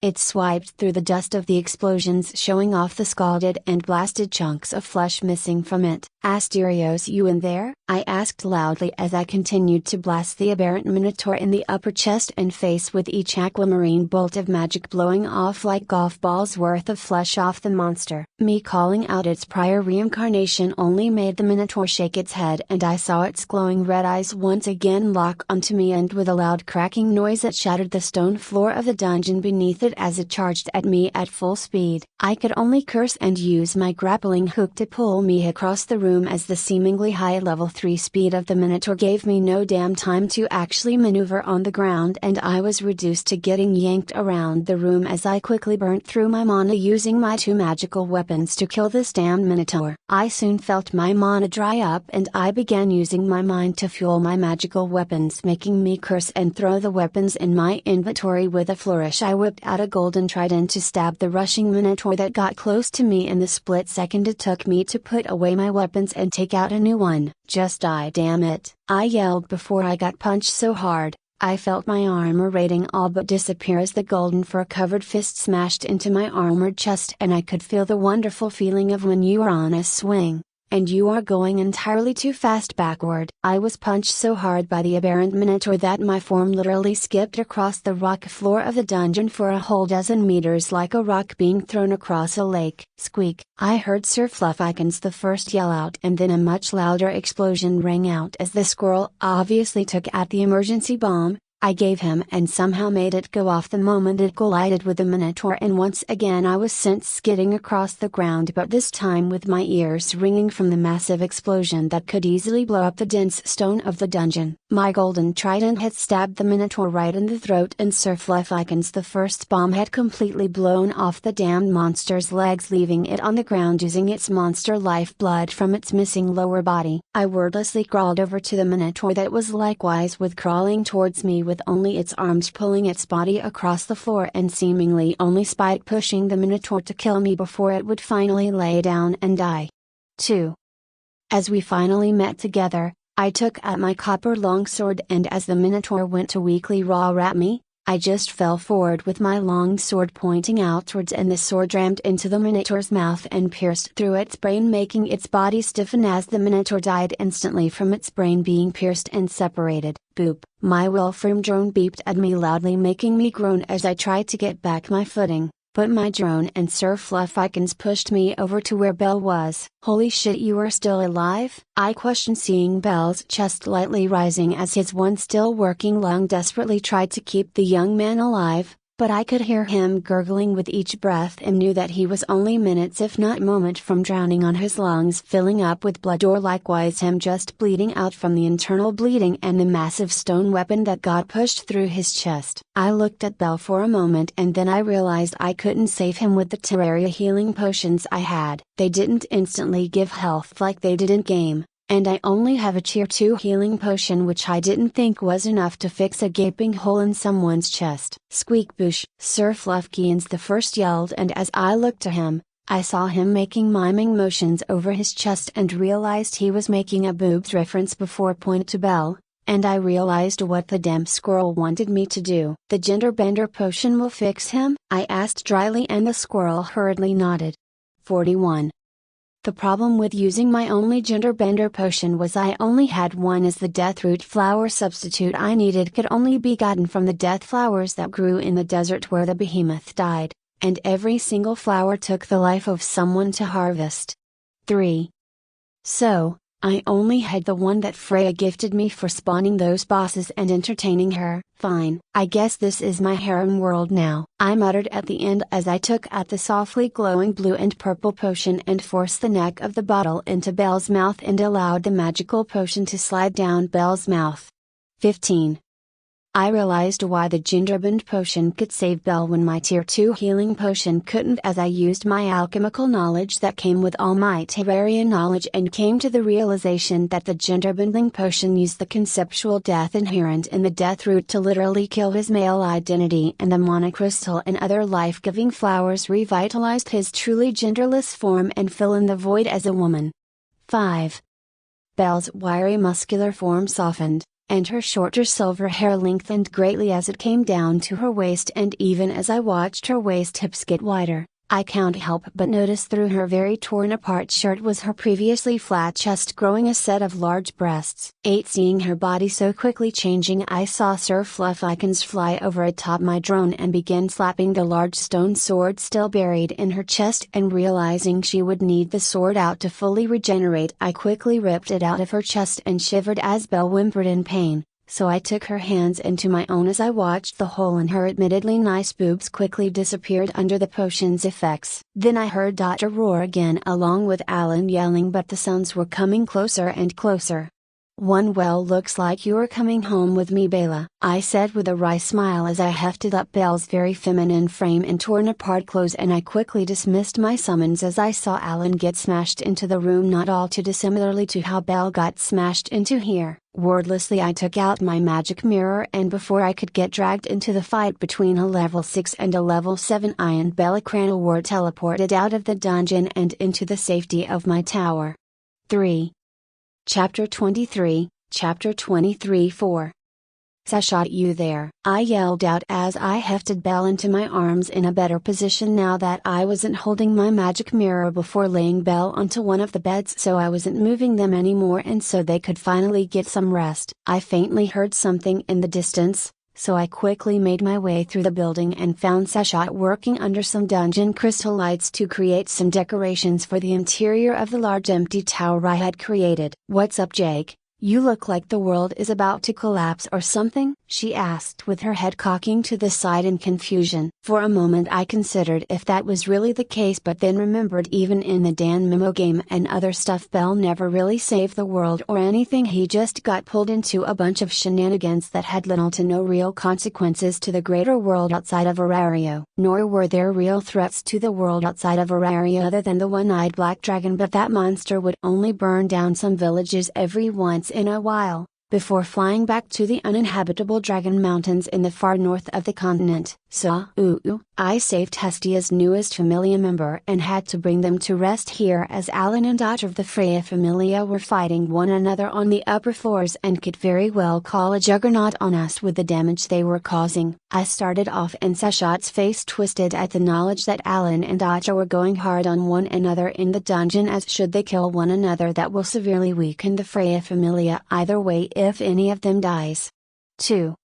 Sashat threw down her carving tool and covered her face as she dragged her fingers down her face as gave me a side eye. There's something you aren't telling me. What happened, Jake? Sashat asked dryly, and I wryly scratched my head. Yeah, well, You remember that super expensive gender-bending potion I made to threaten Ishtar with forcing her to drink if she became a problem? Well, Belle had lost an entire lung on an aberrant Minotaur's landform weapon and was currently drowning in their blood, and none of my potions could save their life. So I used the gender bender potion to basically reset their body into a perfect condition. Just with tits, I said as Seshat looked at me like I was a dead man walking. Hestia is either going to love you for saving her beloved familia member, or she is going to hate you for ruining her crush on that pure soul. Seshat spoke as she shook her head, and I shrugged my shoulders. I literally had no other choice. Either Belle died there, or they got tits. There was literally no other ending to the scenario, as it would take me too long to teleport back here and run to my accordion shit's store for them to try to heal him. I responded wryly, and Seshat nodded in understanding after a moment before she got a weird look on her face. Wait, is that why I could see a ribbon of fate from Belle trying to connect you back at the hostess? She asked herself, and when I asked what the hell she meant,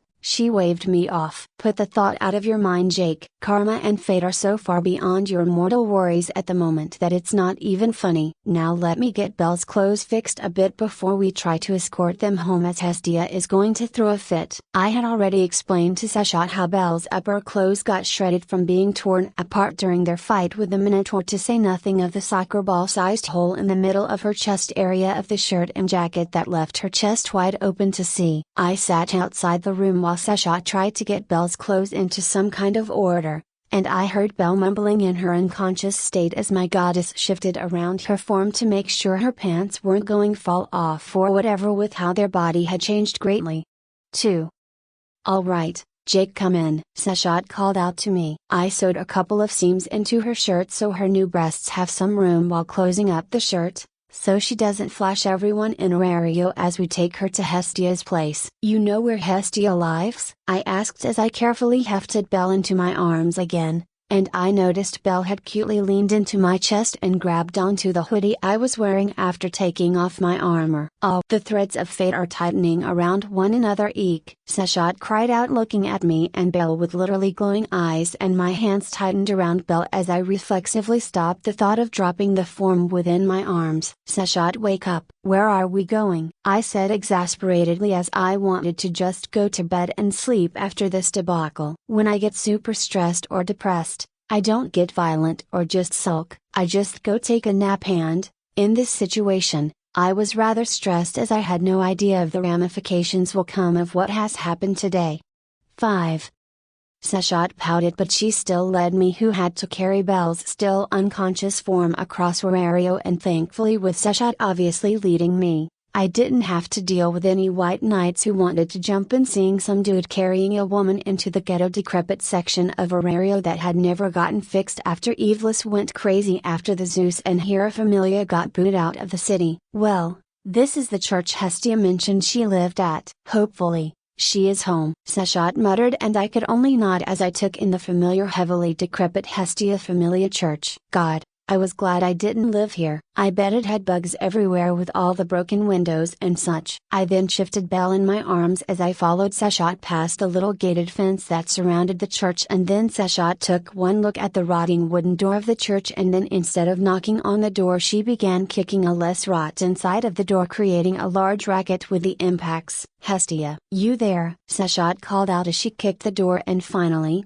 I heard another door slam open or closed from within the church, but as all the racket was going on I felt Belle shifting in my arms, and for a moment I wanted to hush Seshat so Belle could sleep, but then I felt the bit of soreness in my arms that were the result of carrying Belle for like half an hour. So, I mentally encouraged Seshat to kick the door louder. Finally, however, the church's door swung open swiftly, and there was the panting form of Hestia, who had obviously run from the church's less decrepit basement to greet us. Phew. Seshat, you came to visit. Hello.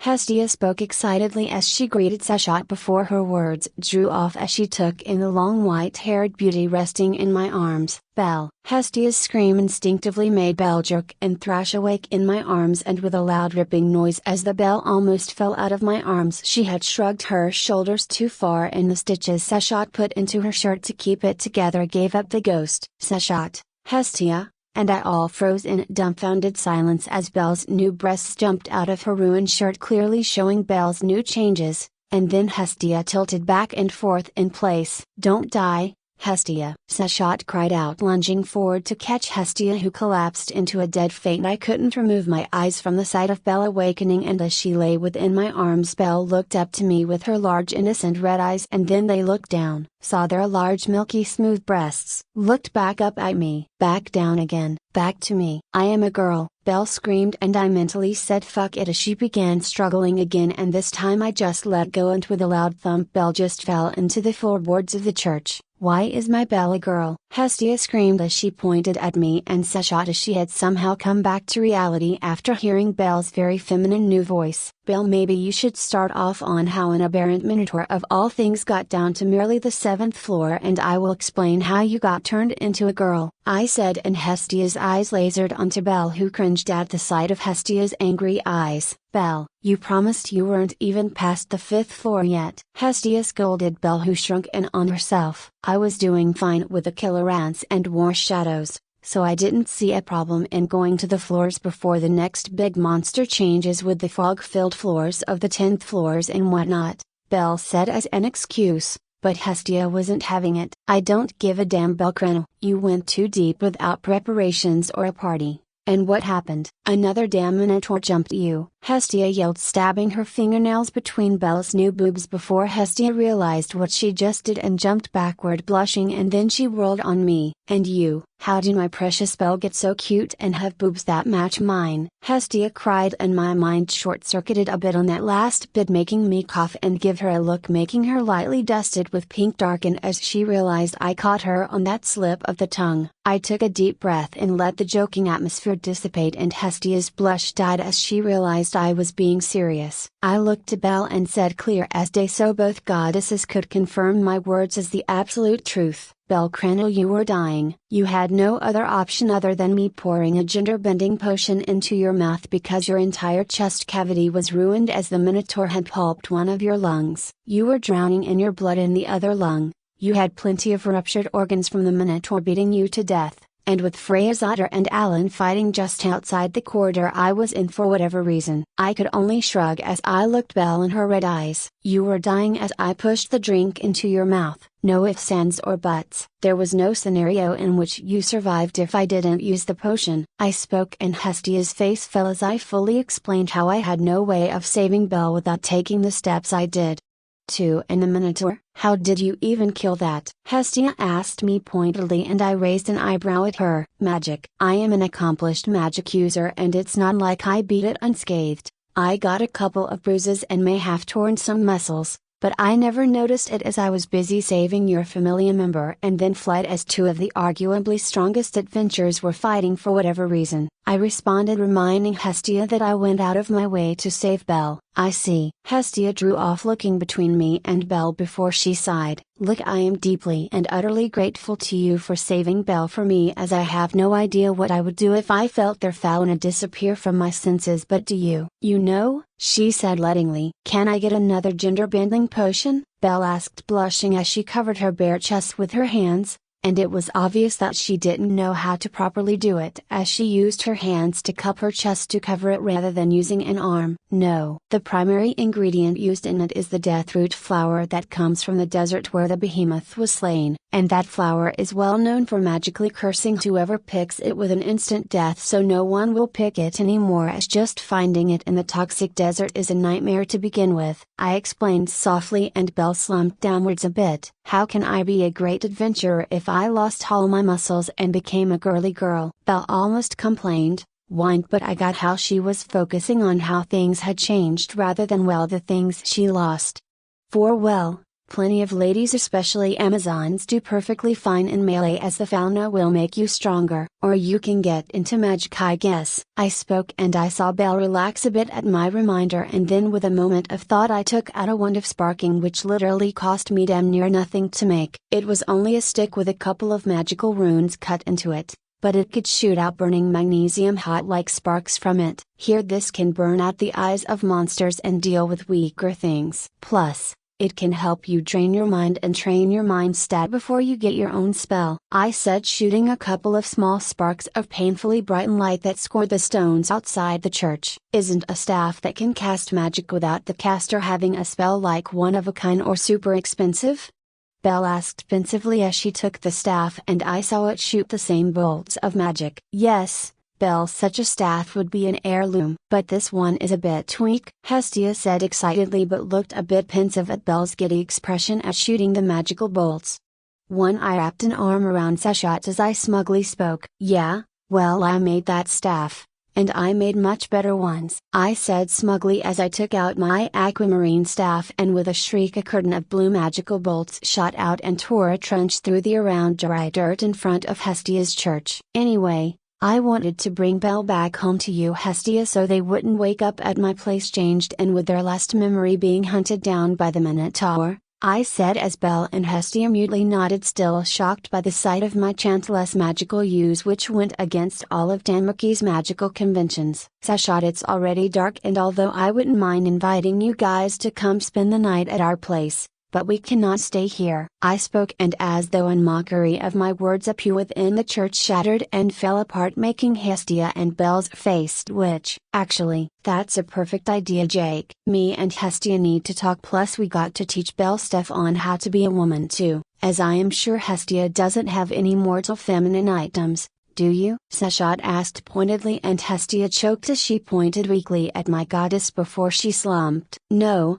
I don't. I thought it was going to be just me and Belle, she whimpered before she looked at Belle and spun around. Fine, give me and Belle a few minutes to pack up for a couple of days and update Belle's fauna, Hestia yelled as she pulled Belle towards the basement. Chapter 24. Chapter 24. Various mobs. For the moment the church door and Hestia had dragged Belle downstairs into the basement. Hestia threw herself face first into the bed and screamed into the pillows loud enough to make the goddess's ears pop. Goddess, I am sorry for bringing you trouble, Belle whispered after Hestia's scream of frustration ended, and she merely slammed her feet repeatedly on the bed as she had to live with all the change that was coming. I need to focus on Belle. They just went through almost dying, and to say nothing of their new status, Hestia thought as she weakly rolled over and off the bed before lunging at Belle. The goddess of the hearth's face scrunched up as instead of her face hitting the wiry physique Belle once had and she was well familiar with, as she was a very touchy-feely woman. Nope,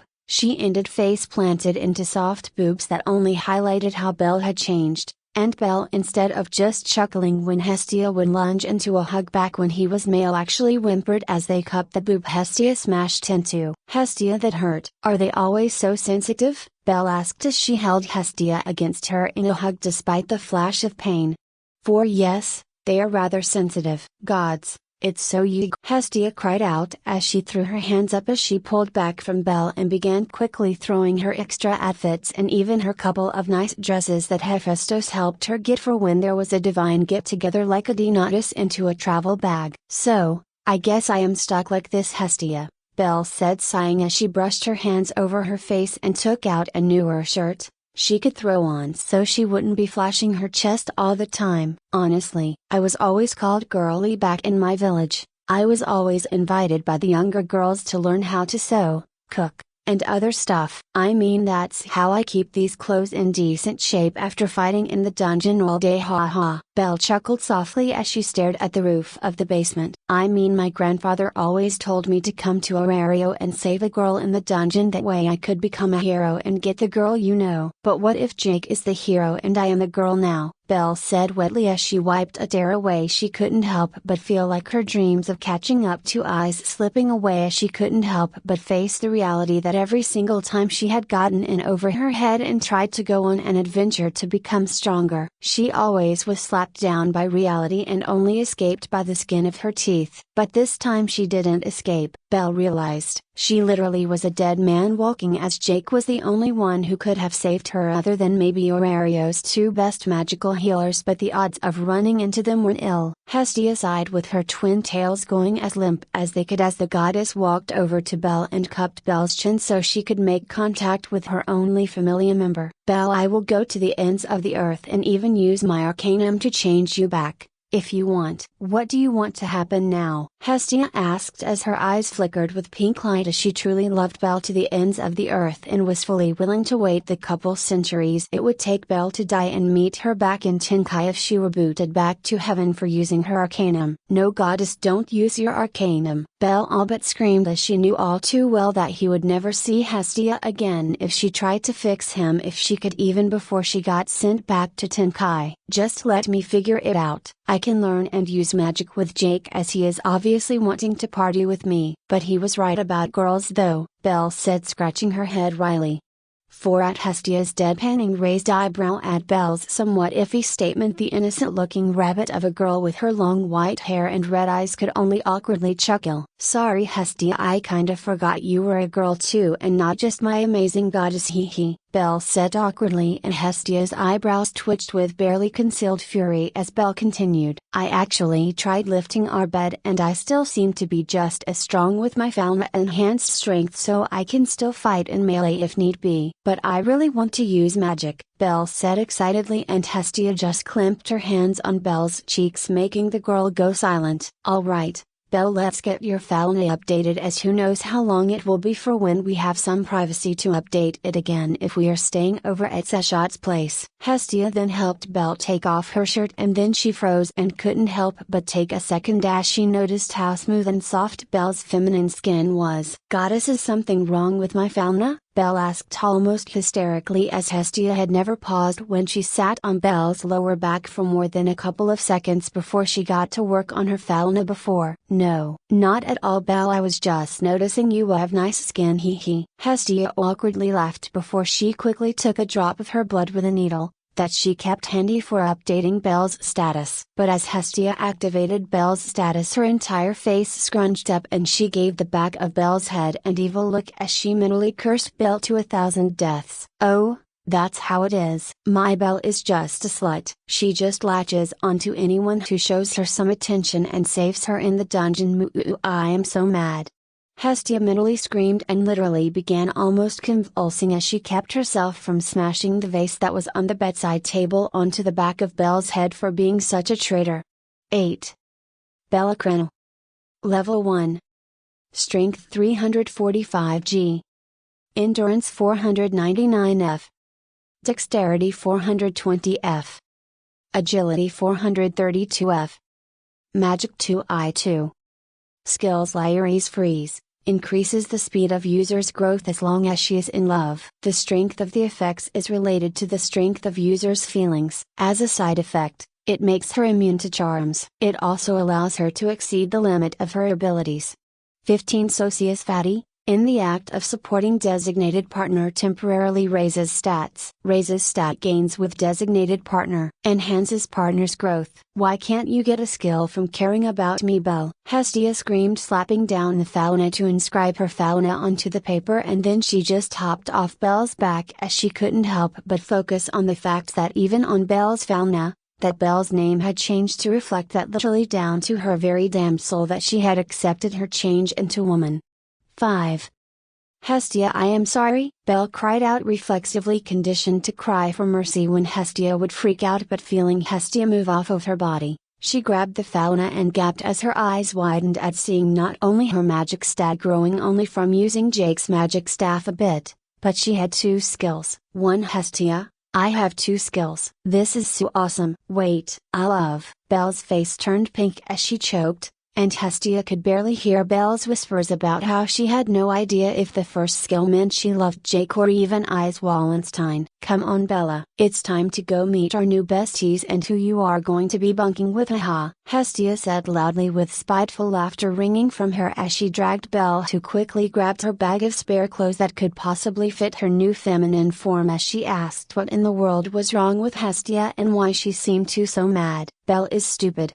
Hestia mentally screamed as she threw open the doors to the church, and with not even a blink she spoke to Jake. Hey, Jake, how about you and Belle bunk together tonight so me and Seshot can catch up on old times? Plus, it will allow you two to get used to being close to one another in the dungeon. Hestia said shamelessly, and she took great joy in how Belle choked on her ear and turned bright red as her soft red eyes took in Jake's form. Jake gave Seshat his goddess an indescribable look before he shook his head and focused on Hestia and Bela. Hestia couldn't help but notice how Jake's eyes had an almost unreal non-mortal depth to them and was curious to know how his soul looked under Seshat's and other gods with soul sight. But Hestia's ruminating thoughts were brought back to reality as Jake nodded, speaking. That's fine, we can go over strategies as my dungeon hunting practices are original, to say the least, he said with a wry smile that made him look so much more approachable, and even Hestia had to wonder how original his dungeon hunting strategies were, as the dungeon had been plumb for literally millennia after Aranos threw the cap on it from Tenkai and the mortals and spirits of the world fought to seal the dungeon and prevent monsters from overflowing from it. Then Jake leaned forward and took Belle's heavy bag from her with nary a thought as he slung it over his shoulder, and then he turned around and spoke as he walked down the church path. Well, let's get going. This place is right next to the Daedalus district,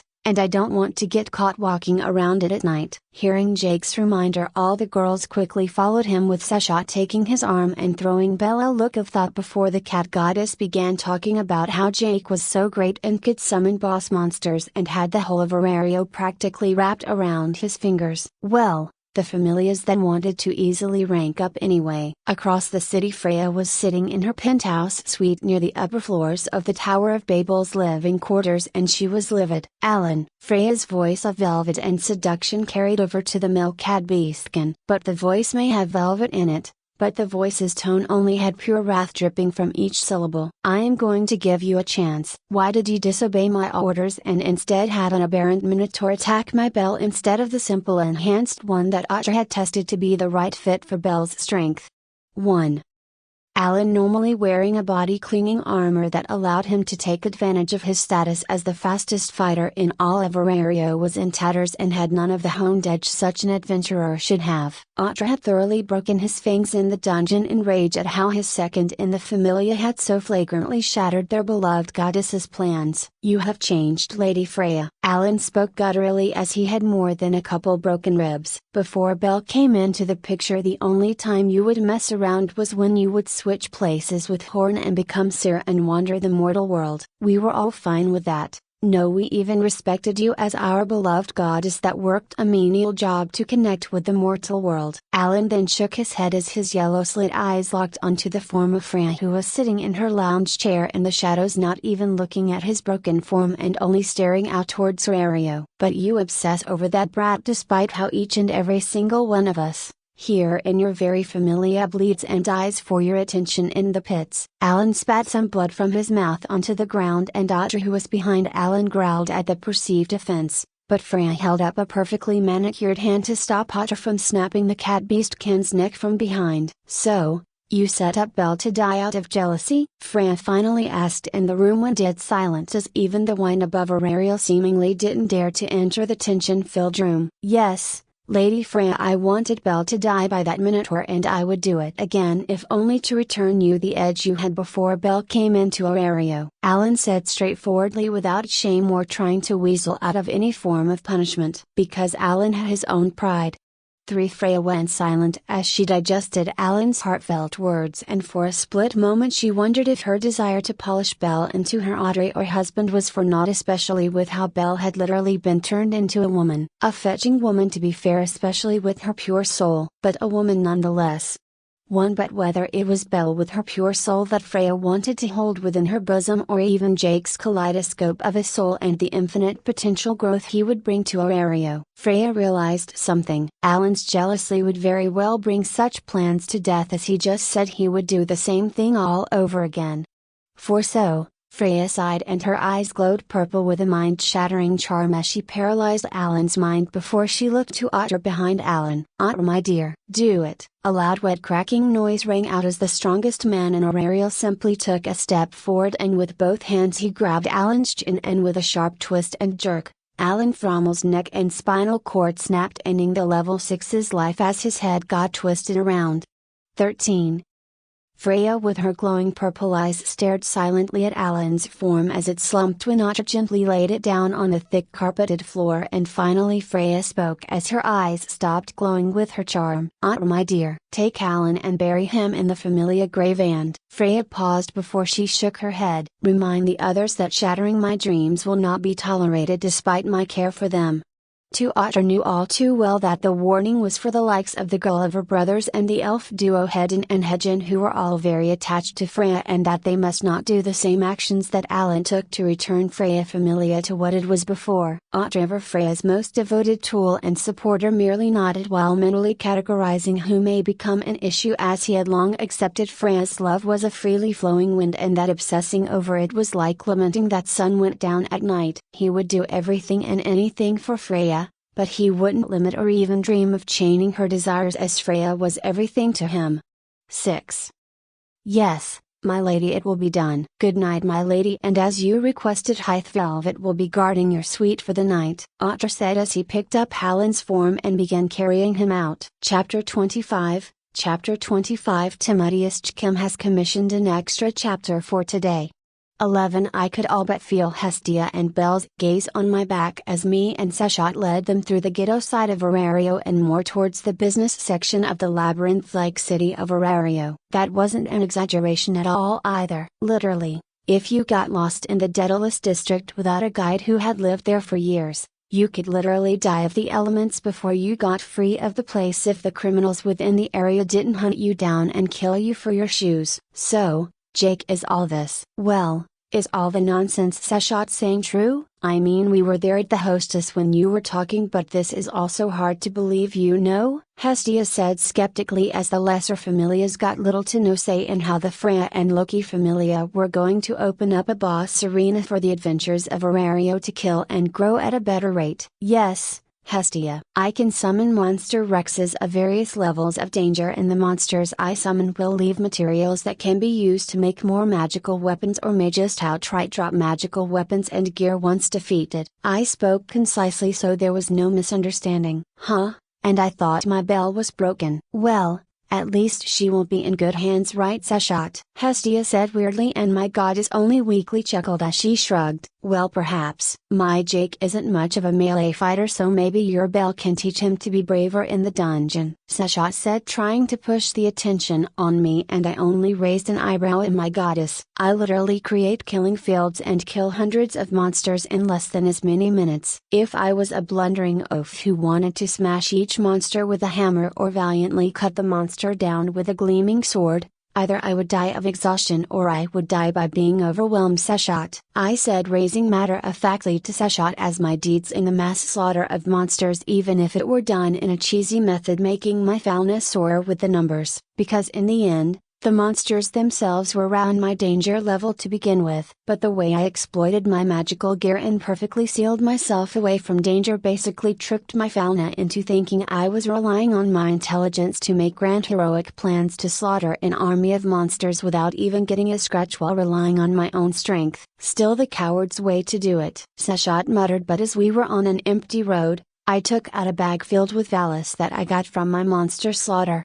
To this bag of 750,000 Valis I made yesterday says otherwise. Hell, I didn't even turn in the matching number of monster stones I got today from farming, seeing as I saved Belle and never went to the guild today, I said to Seshat, pointed as I shook the big burlap sack of Valis in front of her face. She rolled her eyes. Whoa. Will I be able to make as much as that if I party up with you, Jake? Belle asked excitedly, and my eyebrows twitched as she had run forward to me and grabbed my free arm that Seshat didn't have and had dragged against her chest. 5.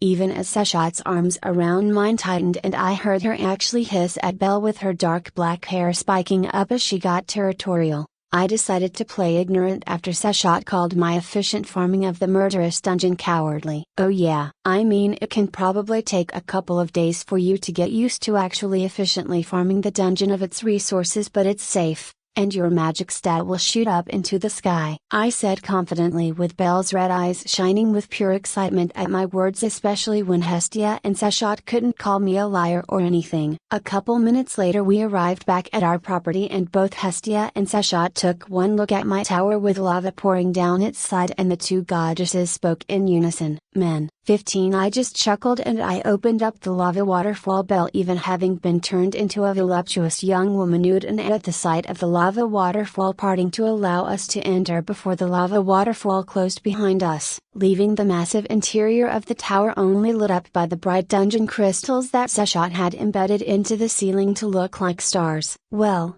today has certainly been a day. I am going to turn in early," I said, stretching before I looked to my goddess. "You good to play host and get them settled? I am going to take a shower before you girls settle down and decide to hog it," I joked at the end, making Sashot roll her eyes before she paused and nodded. "Yeah, teaching Belle how to properly wash and take care of her white long hair is going to take a while, so it's best if you get your shower first and head to bed early," Sashot mused, with Hestia firmly nodding and Belle cocked her head to the side in confusion. "How hard can it be to keep my hair clean? I didn't have problems with my hair when it was like shoulder length," she continued, "but the thing was, shoulder and butt length hair were two entirely different things." "Oh, my dear Belle, I have to teach you the joys of wrapping your hair up in a towel for hours, so it actually properly dries without roughly drying it and tearing up your precious hair," Hestia said, like a mother about to teach her daughter the joys of puberty or something. "All right,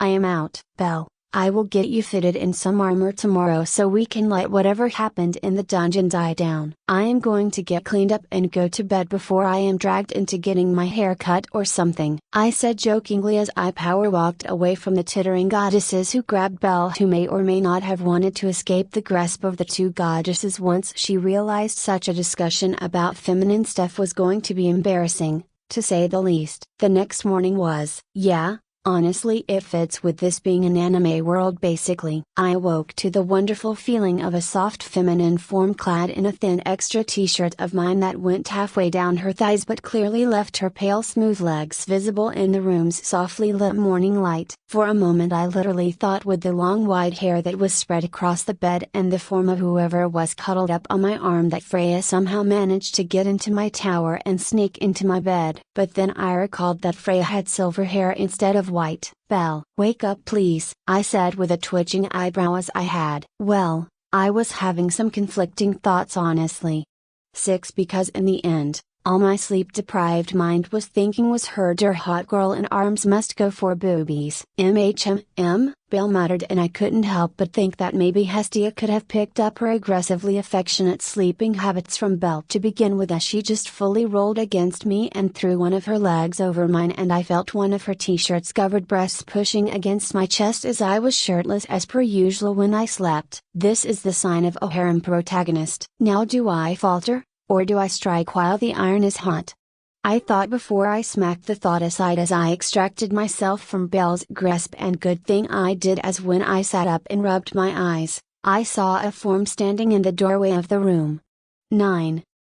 Hestia. "You need something?" I yawned as I took in the already dressed Greek goddess, who nodded at my question. "Yes, me and you need to talk alone for a minute, so please follow me," Hestia said, not really ordering me. But it was clear that she wasn't messing around, so I just grumbled as I took a pair of shoes out of my inventory to slip on as I followed Hestia through Sashot's shop and into the backyard. "Sashot and I got drunk last night, so she won't be waking up anytime soon," Hestia said frankly, and I just shrugged. "Well, I hope you had fun." I mean, was pushing Belle onto my bedspread a drunk Hestia plan, or did you have a reason for it at all? I asked bluntly as I took a bagel to begin munching on it to awaken my brain. Hestia sighed and brushed her hands over her face as she shook her head. "Actually, I thought Belle would wake up first, see where she was, and try to get more comfortable with you. She was the one who sought out your protection after we kept her up all night teaching what she needed to know about being a woman, and frankly allowing Sashot to make her a bra for today so we could get her some clothes that actually fit her," Hestia almost ranted before she took a deep breath. "Look,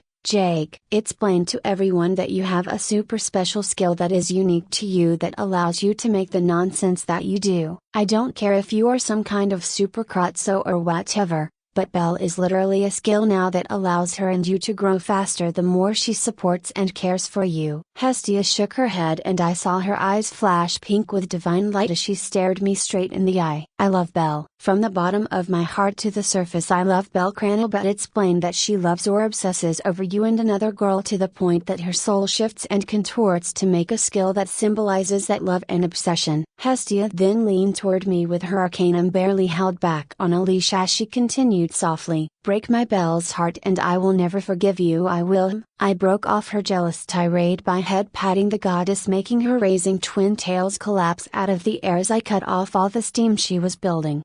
3.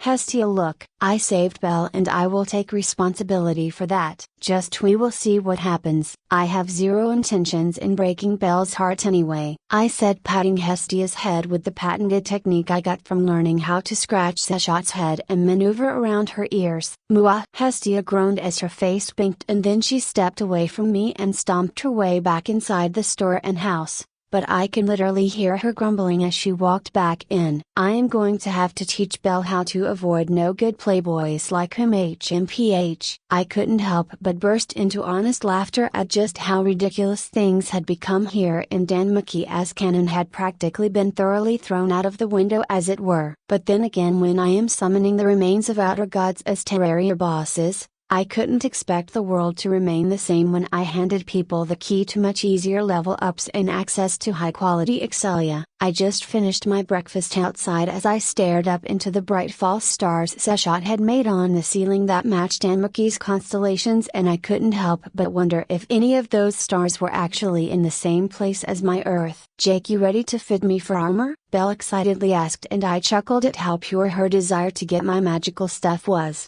13. She didn't want it as a shortcut for power. She just wanted it to protect herself, and it was plain after my tales on how to properly farm the dungeon that she was seeing my side of how to treat the dungeon as a resource rather than a trial in which to grow, with how our bullshit cheats made such suicidal pursuit of challenges inefficient. "What kind of armor you want?" I asked Belle, who beamed and threw out the most outrageous of stuff like armor that could make her fly or armor that would allow her to teleport. 2. "Belle, relax," I said, cutting off her excitement before I continued. "Belle, all that stuff I make with accessories." "See," I said, cutting her off as I wrapped an arm around her waist, pulling her against me as I took out my magic mirror out of my inventory. "See, with this mirror I can teleport back to my room," I said, and as I looked into the mirror, we were both teleported into my room. Belle hobbled a bit as his vision didn't dull like mine did in the teleport and had to thus deal with the spatial distortion apparently. Then after I showed how my Spectre boots gave me super speed, I had to stop Belle from spazzing out as she asked what all the accessories I could and have made do, so I took her to my side of Seshot's shop and allowed her to take a magic loadout of accessories that will cut down on the cost of casting magic, as the damage our magical weapons did plenty of damage on these smaller, weaker dungeon monsters I had been dealing with. "Alright Belle, I need you to get down into a t-shirt or something thinner so I can get your measurements so I can make your armor," I said wryly, as Belle was wearing a thick jacket, and making armor for someone in a thick padded jacket that was designed to absorb some monster hits was a fool's errand. "Alright Jake, just let me go get changed," Belle said as she went to lift her jacket, and I caught a flash of her belly before she remembered she couldn't just change in front of a guy anymore, and then a crimson blush came to her face as she glanced at me, and then she all but fled as she ran to a side room. Chapter 26. Chapter 26. Fitting Belle for armor was an awkward affair, honestly. She was sensitive, to say the least, and thus as I went about using a tape measure to take her measurements so that way her larger breast would actually fit in the chest plate, she squirmed a good deal. But thankfully meteorite armor was the only armor I would need to make Belle for a while. Being able to give her a space gun to augment her melee capabilities would make her a much more balanced fighter, even if we both didn't have powerful damage burst potential. "Can I help you make the armor, Jake?" Belle asked me earnestly, but I had to shake my head, as Belle most certainly wasn't Seshot, who could all but puppet my body into making perfect items with powerful epitaphs. "Sorry, Belle, but the process doesn't really require you to even help bring me stuff as I have all the materials in my pocket space for easy access," I said, patting Belle on her soft fluffy white hair, making her make weird noises. "Okay, well, I will at least bring you wet cold towels so you can cool down after working at the forge to make me such cool armor." Belle all but shouted in her determination to help me, and I couldn't help but find her earnestness adorable. "All right, Belle, thanks for the care," I said, chuckling as I reached into the forge's coals with my meteorite-clad gauntlets. I mentally began hating the coals and the furnace itself, and thus my meteorite armor glowed to life as it turned red hot and began burning red hot at the same temperature apparently that meteors reached when they came into the atmosphere and began burning up. Thankfully my meteorite armor's burning effect only affected things that it was directly touching, so I wasn't a walking multi-thousand degrees bonfire as it were, but its effect was definitely useful for igniting some coals really quick so I could begin forging quickly and easily. I began making Belle's meteorite armor from top to bottom as I began making the helmet by taking thin sheets of the meteoric metal plates, and I attuned them into their Terraria form by flooding them with pure astral mana from the mana crystals I made out of all the aberrant and mutated monsters I had been killing lately, and then used the meteor plates to make the helmet around the horn of my anvil according to the shape of Belle's head. He still has a long way to go, but I can see him making the greatest of weapons and armors with the formulas downloaded into his head. I heard Sashat praising me faintly to Hestia, but I was so in the zone as it were as I switched over to making Belle's chest plate that Hestia's words just flew over my head. 1. Better be careful Goibniu doesn't hire an assassin or something. He is more straight to the point and will want to preserve his business, though Hephaestus will likely use Jake as an example to push her own blacksmiths further. Hestia warned Sashat, who only scoffed. Yeah, the crafting familias are going to hate Jake. No if and or buts will change anything. They will inevitably clash, but maybe if they didn't charge ridiculous mind-boggling prices for their weapons despite the adventurer being the one responsible for bringing most of the materials for custom orders, Jake won't hurt their high-end business. Sashat spoke snidely, as in the end of the day a blacksmith that made a weapon for a level 5 or above literally made tens of millions of valis at the bare minimum. And where did all that money go? Most of the time into the red light district, as the blacksmiths pissed away the money on horse, gambling, or just getting outrageously priced luxury products like some lotion that cost 5 million valis for a bottle to smoothen and rejuvenate the skin that Tsubaki Brand, the captain of the Hephaestos Familia, was famed for buying one literally every couple weeks. "Belle, come here and try on the armor," I called out as I broke out of my stupor after I finished grinding down any imperfections on the boots and it snapped into being a Terraria item I couldn't really mess with anymore. "Yes, Jake," Belle said excitedly as she ran over with another wet towel and began wiping down the sweat that beaded on my brows and ran down my neck as I adjusted the straps on the chest plate so I could help her put on, as she didn't have the ultra convenient accessory and armor options I had in my inventory to take off the armor in a literal flash of light. "Okay, so tell me if anything pinches or anything," I asked as I helped her into the chest plate before Belle stopped me. "Wait, I need to use the body glove Sashat warned me I would need. It's pinching my clothes and my breasts don't fit with the under the armor thick clothes," Belle explained with a blush at the end, and I nodded in understanding. "Alright, go get changed then,"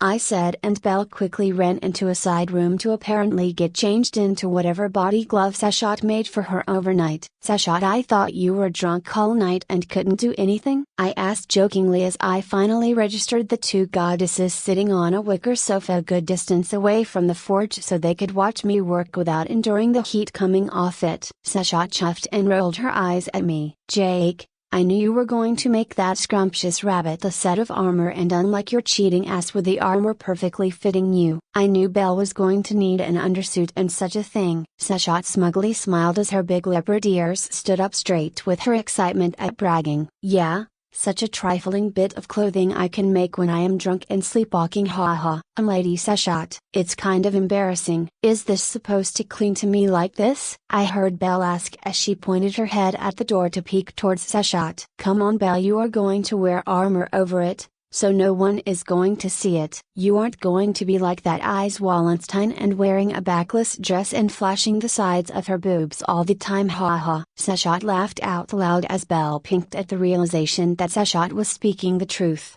6. Then while Belle was obviously thinking about Ace's side boob action, Seshat snuck up and pounced, pulling Belle out into the main room, and I couldn't help but wolf whistle as I saw how Belle was clad in a white tight-fitting spandex-like clothing, and her chest area and thighs had extra layers and a bit of padding, so I couldn't see through it like the rest of her body glove, but it was a beautiful sight. Ah, don't look, Belle cried as she blushed at my wolf whistle and covered up her bottom, as apparently that was the most important part to her. Belle, calm down. No one can see anything. Just get in the armor and no one will be able to see anything. Hestia spoke through some giggles as she calmed down Belle, and I had to point out something. Belle, relax. Look at Seshat and remember what Amazons wear. You're literally the definition of conservative in comparison, I said dryly, as Seshat herself was wearing clothes similar to Amazons in what amounted to being a thick bra and a bikini bottom with a multi-layered silk skirt to cover her bottoms. Yes, and I look damn good, Seshat said proudly as she cocked her hip in my direction, all but twerking her backside in my direction for a couple of seconds, making Belle cough and break into giggles. Finally, I managed to get Belle into her armor, and I had to say she actually looked rather heroic, especially with how her helmet was actually a circlet, so her long white hair was able to flow down the back of her armor. The clothes make the hero, and, in your case, you look like the right heroine, Belle, I said, looking her up and down as she stretched and tested the mobility of the armor. Belle grinned earnestly, kicking her foot back and forth as a small pink hue came her cheeks. And I heard Hestia gag or something, and I looked over to see if Hestia was choking on the sandwich the goddess was eating, but she seemed fine. Well, anyway, let's get going. I have a feeling farming the dungeon isn't going to be so easy with how Ishtar's adventures attacked me on the way down into the dungeon. I spoke as I reflexively checked my inventory for my potions. Wait, Ishtar's horrors attacked on into the dungeon? Seshat asked, frowning, and I nodded carelessly. I mean, I did insult her in front of the familias of Terrario. To not expect a reprisal would be the stupid thing, as her personality seems built on her arrogance and being the one to light up a room or something, right? I asked, and both Seshat and Hestia nodded. I didn't spend much time with her pantheon's gods, but Ishtar is well known around Tenkai for being a troublemaker and would always try to drag people down to her level, so don't get my Belle involved in your troubles, Hestia said fiercely, and I wanted to correct her on how Belle was likely the one who was going to drag more trouble onto me anyway. Alright Hestia, calm down, I will keep your bunny safe and sound, I said confidently as I patted Belle's soft head, and she giggled at my affectionate action, making Hestia's face scrunch up like she bit into something sour. And I realized she was feeling jealous, to say the least. Hey, Seshat, you take Hestia to the divine baths today. Then we can all go on a group date or something, I said shamelessly as I continued patting Belle's head, and then I winked at Hestia, who blustered and turned purple. Then she lost all gas as she realized I was playing wingman for her, and she grinned, throwing me a thumbs up. Alright, Belle, get out into the dungeon and make your goddess some good money, haha, Hestia shouted as she pushed me and Belle out of the tower and onto the road of Aurario before she power walked back into the tower to obviously talk to Seshat about this date or whatever I threw out there. I guess let's get going, Jake, Belle said unsurely as she held on to my wrist, and I nodded as my face twitched as I realized a number of people were going to flip on Belle's recent change, like Ina for example.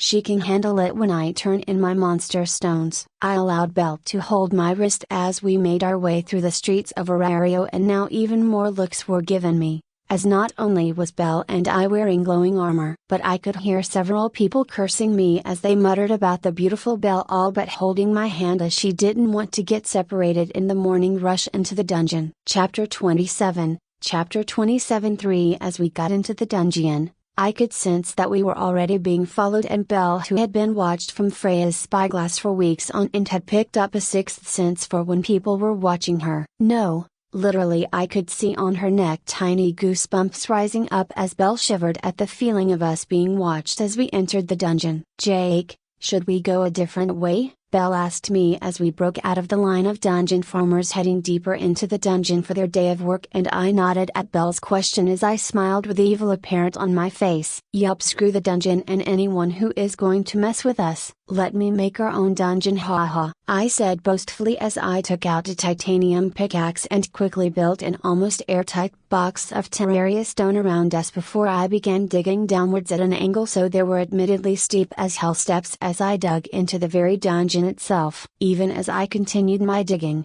I could tell the dungeon was to put lightly fucking pissed at my audacity at not playing its rat race of a game and following the staircases between floors nonsense. But the guild had explored and mapped out the dungeon for centuries and knew the literal exact layout of these upper floors and where the tunnels were in relation to the floors below damn near perfectly. Now as for how the dungeon was reacting to me being the equivalent of a sentient splendor, well, the walls as I dug down visibly tried to regenerate the dungeon stone I broke away, but with a couple of hits of my pickaxe I would take a little meter square of stone and disappear into my inventory, so it wasn't able to match the speed of my mining, to say the least of when I put my own stone that it couldn't break down or integrate in place of the dungeon stone I broke away and took. This wasn't going to be some little one-time deal. I was purposefully taking my time to hollow out a good 5-meter wide and 3 tall tunnels downwards at an angle, as I already was picking up bits of dungeon versions of normal ores like iron and other things.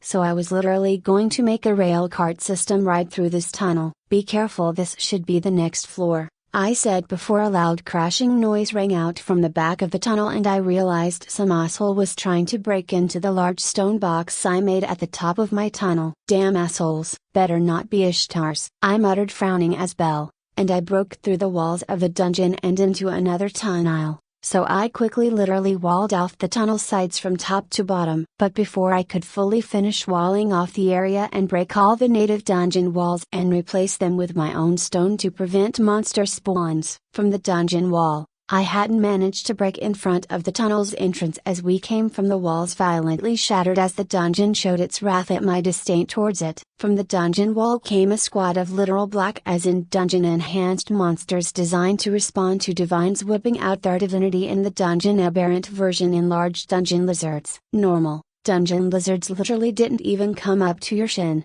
but they were fast, agile and had a decent bite. But aberrant dungeon lizards were actually quite dangerous as their bodies came up to my hip and I was a flat 6-foot man, so they had the size to actually knock down an adventurer and tear them apart, which is how 90% of all adventurers die. Because in the end sure some people got their throats slit or crushed and ended up dying really quick. But the vast majority of accounts of monsters killing adventures consisted of the poor mortals getting knocked down and torn apart when they couldn't get the momentum to free themselves. Belle used the space gun, I ordered her, and I took out mine and laid a hail of laser fire upon the enhanced aberrants that most shouldn't be spawning, as no god whipped out their arcanum. But then again, no one had ever been able to just simply burrow into the dungeon before. Despite the squad of dungeon lizards being the literal strongest version of that monster breed, they simply didn't make the 10-meter distance between Belle and I before we cut them down with a hail of laser fire along with my summons dealing with them. Sure,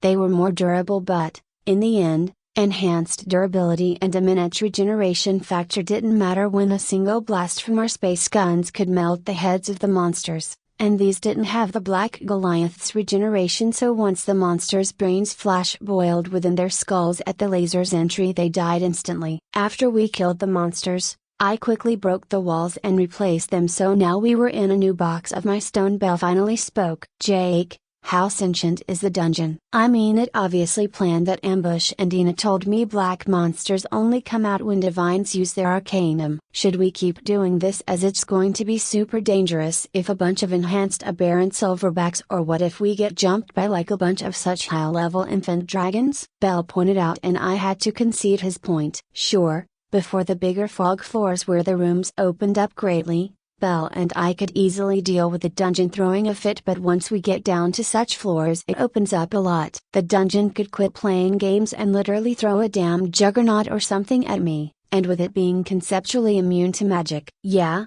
I will without a doubt die against such a foe. Belle, the dungeon wants us to die, simple as that. Yes, It's alive in its own way, but yeah, we can't go past the 8th or 9th floor where it opens up greatly without the likes of Loki or another Familia helping us deal with the dungeon's retaliation for us cheating," I said, pointing at the clear staircase up between floors with not a single monster in sight as they couldn't get past my stone. Belle nodded in understanding and bit her lip in thought before she sighed. "Jake, if you can make a perfectly safe tunnel to Riviera, the whole dungeon experience is going to be a completely different experience, as all the huge Familias are limited literally by the cart size they can drag into the dungeon. To say nothing of how much of an impossible task it can be to safely push the extremely heavy carts down the large and long staircases between floors." Belle spoke as though she was reciting something Ina had probably drilled into her poor head. I sighed, feeling a bit bummed at my trick plan being pushed back, but trying to push through the dungeon's concentrated effort to explicitly kill us with the same measures used to when gods are being stupid made me well aware that this was entirely too dangerous for just the two of us. "Loki owes me a favor. Here, you turn in a few of these aberrant stones for some money for our double day tonight. I am going to the Loki Familia to try and explain my plan and how important it can be for our area," I explained to Belle. For Belle took the aberrant stones from the enhanced we killed, and honestly, they were more than triple the size they were supposed to be due to them being enhanced ones. "All right, where should I meet you, Jake?" Belle asked me, and I just told her to wait for me at the entrance of the dungeon after she meets with Ina, her guild guide, and deals with her inevitable freaks out. If I was lucky, I could snag a Loki executive like Shanna who would probably come help just to see the dungeon flip its shit, as such monsters, even if they were enhanced aberrants, were a joke to her or other level 5s. Me and Belle quickly made our way back up through my new tunnel and reached the first floor in record time, as it were, and thankfully whoever or whatever smashed onto my stone box at the top decided to leave without bothering to wait us out. "All right, Belle, let's get going," I spoke as I had strewed the summon I got from the Desert Scourge. "Check out the area outside my stone box and give us the all clear before me and Belle quickly made our escape from the dungeon and temporarily went our separate ways." Making my way through our area, I was assured Belle was going to be fine, as attacking someone in the guild, well, even during the heights of Evilus's age of terrorism against Terrario, they didn't dare directly attack the guild building, as our Anos had no such compunctions about using his arcanum in the depths beneath the guild to protect it, and people only needed to see their compatriots turn into a pile of ash as they started chanting a spell at the guild building a couple of times before no one dared to directly strike at the guild. Me, however, I was quickly making my way through the streets of Arario in the most populated and busy sections of the city in order to deter anyone who may be following me from doing anything. So I was still facing a bit of danger with how much of a target I had made myself, being the one to create these new boss monsters. Hell, I wouldn't be surprised if the villains of Danmaki and Inu, Dionysius and others were trying to find a way they could have me spawn a bunch of boss monsters in the middle of Arario to have them destroy the city. Thankfully, despite my paranoia, I safely made my way to Loki's Familia castle without being harassed or assaulted. Coming up to the front gate of the Loki's large front gates, I threw back my hood as I approached the two Loki Familia members guarding the gate. "Hello, I am Jake Bears and I have come to speak with a Loki executive about our business between our familias," I spoke as I took in the two guards and recognized one of them as the leader of Loki's second string of lower level executives in Raoul something or another. "Ah, you are the guy who can create boss monsters and swords that eyes cannot even break," Raoul said excitedly, and my face twitched as I realized he seemingly was focused far more on how I made weapons eyes couldn't break. "Yes, that's me. Is anyone available? I know the Loki is planning a lesser expedition soon to acquire funds, but it's rather important," I said clearly, and Raoul raised an eyebrow in thought before he nodded. "Yeah, come on in. I will escort you into the waiting room and get one of the executives," Raoul said as he looked to the dwarf guard that was guarding the other side of the gate. "Brock, you got this?" he asked, and the dwarf just grunted in assent as he waved Raoul off to lead me into the Loki Familia's compound. Chapter 28, Neo has commissioned an Omic because he has a bit of a fetish. 14. The sun was bearing down upon the hundreds of adventurers waiting for their turn to have a go at a spawn monster Rex. It was a truly unusually hot day, as even weather or sun deities were baffled by why in the world it was so hot today was. 2. But after a dozen or so bosses were summoned and thus dealt with by Aurario's adventures with the minimal loss of life to the adventures, the temperature shot even up higher, where went from like a dry 100 degrees Fahrenheit straight up to 120, making me cough at the heat as I wondered if a solar deity was throwing a hissy fit and was attacking someone or something before they got sent back to Tenkai. "It's too damn hot," I muttered, as even in the shade of a tree I could see how the sun literally brightened, filling out the surroundings. So I reflexively looked up to the sun, but rather than the eye-burning orb in the sky, there was something large flying in the air above us that blocked it. Flying down towards the scrambling into position adventures was a beauty of almost indescribable appearance, for to gaze upon her was to gaze upon the light of the sun. She had golden skin that matched the sun's flames and long plasma purple hair that like a wisp of light flowed in all directions. And she flew with butterfly-like wings, solid rainbow light that's colors swirled with every motion of the wings. Even as the warriors of Auraria rallied around to defend themselves against the spirit or something that had come here with dire purpose, the curvaceous spirit's eyes locked onto mine. 1. And then I realized what? No, who was the very sentient being in front of me was. "Nope," I said, taking out my magic mirror to teleport home in the face of the fucking Empress of Light showing up in the middle of nowhere and being hilariously unready for her. And even to make it even worse was how it was literally daytime, so she was enraged or otherwise at maximum power. But seemingly in a picosecond my magic mirror disappeared from my hands, and as I slowly looked up, I saw the Empress of Light holding it in her smooth yellow-skinned hands as her purple eyes stared into my own blue ones judgingly. All the adventures stayed far back in the face of an angry spirit or whatever she was, as no one could even approach her. The grass and stone melted under her feet as she finally landed on her delicate feet, and by the time she had landed she had shrunk her form from a 50-meter large giantess to a still tall but manageable 7-tool woman who loomed over me. Finally, our silent confrontation ended as she tossed aside the magic mirror as she looked from it back to me, and she then walked towards me slowly and with purpose, as each of her footfalls would sink more than half a foot into the ground as she was so hot that all the surroundings melted in her sheer presence. "Don't run, little human, I have words for you." She spoke, but her words were less sounds and more of impressions that filled my mind, as she was entirely alien. "Your summoning and slaughter of the base monsters with no sentience is fine.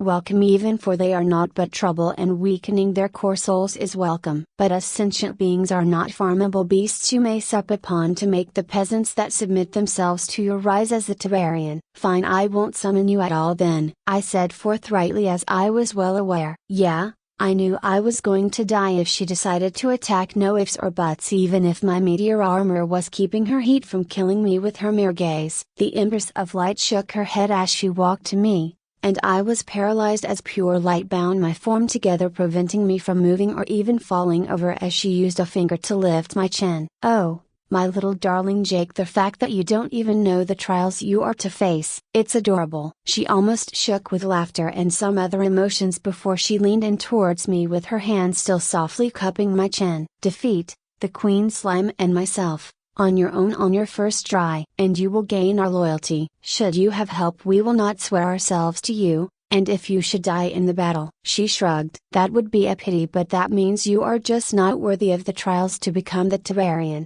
6. Knowing she wasn't going to kill me or something, I finally asked my own question. "And if I cannot summon to defeat you repeatedly, how am I supposed to get the gear I would get from your goodie bag?" She just rolled her eyes thinking as she poked me in the head, literally burning a hole in my supposedly indestructible meteor armor as she flicked my head, giving me a second-degree burn as she spoke to me like I was the stupidest person imaginable. "Stupid boy, get an NPC mod so you can just buy boss goodie bags after you defeat us the first time with the money you get from selling monster stones, drops, or even spare gear you get from farming the non-sentient boss monsters. Now do I need to demonstrate how out of your league you are now, or are you going to be a good boy and behave?" The Empress of Light spoke almost seductively as she leaned over my bound in place form, and I weakly nodded as I literally couldn't even break the bindings of light holding me, nor could I escape as she was as fast as light. Pity that. I was hoping I was going to have an excuse to bully you before I either killed you or submitted myself in my lesser form to you after you defeat me. She pouted as her purple hair flared like plasma, getting more power as it shrieked with power at her distress. You are sure I merely can't sit on your face a little? She asked, and I only stared at her in silence, making her pout even harder before she carelessly shrugged, and with a soft thumping noise my face was buried into her excessively hot voluptuous chest. 6.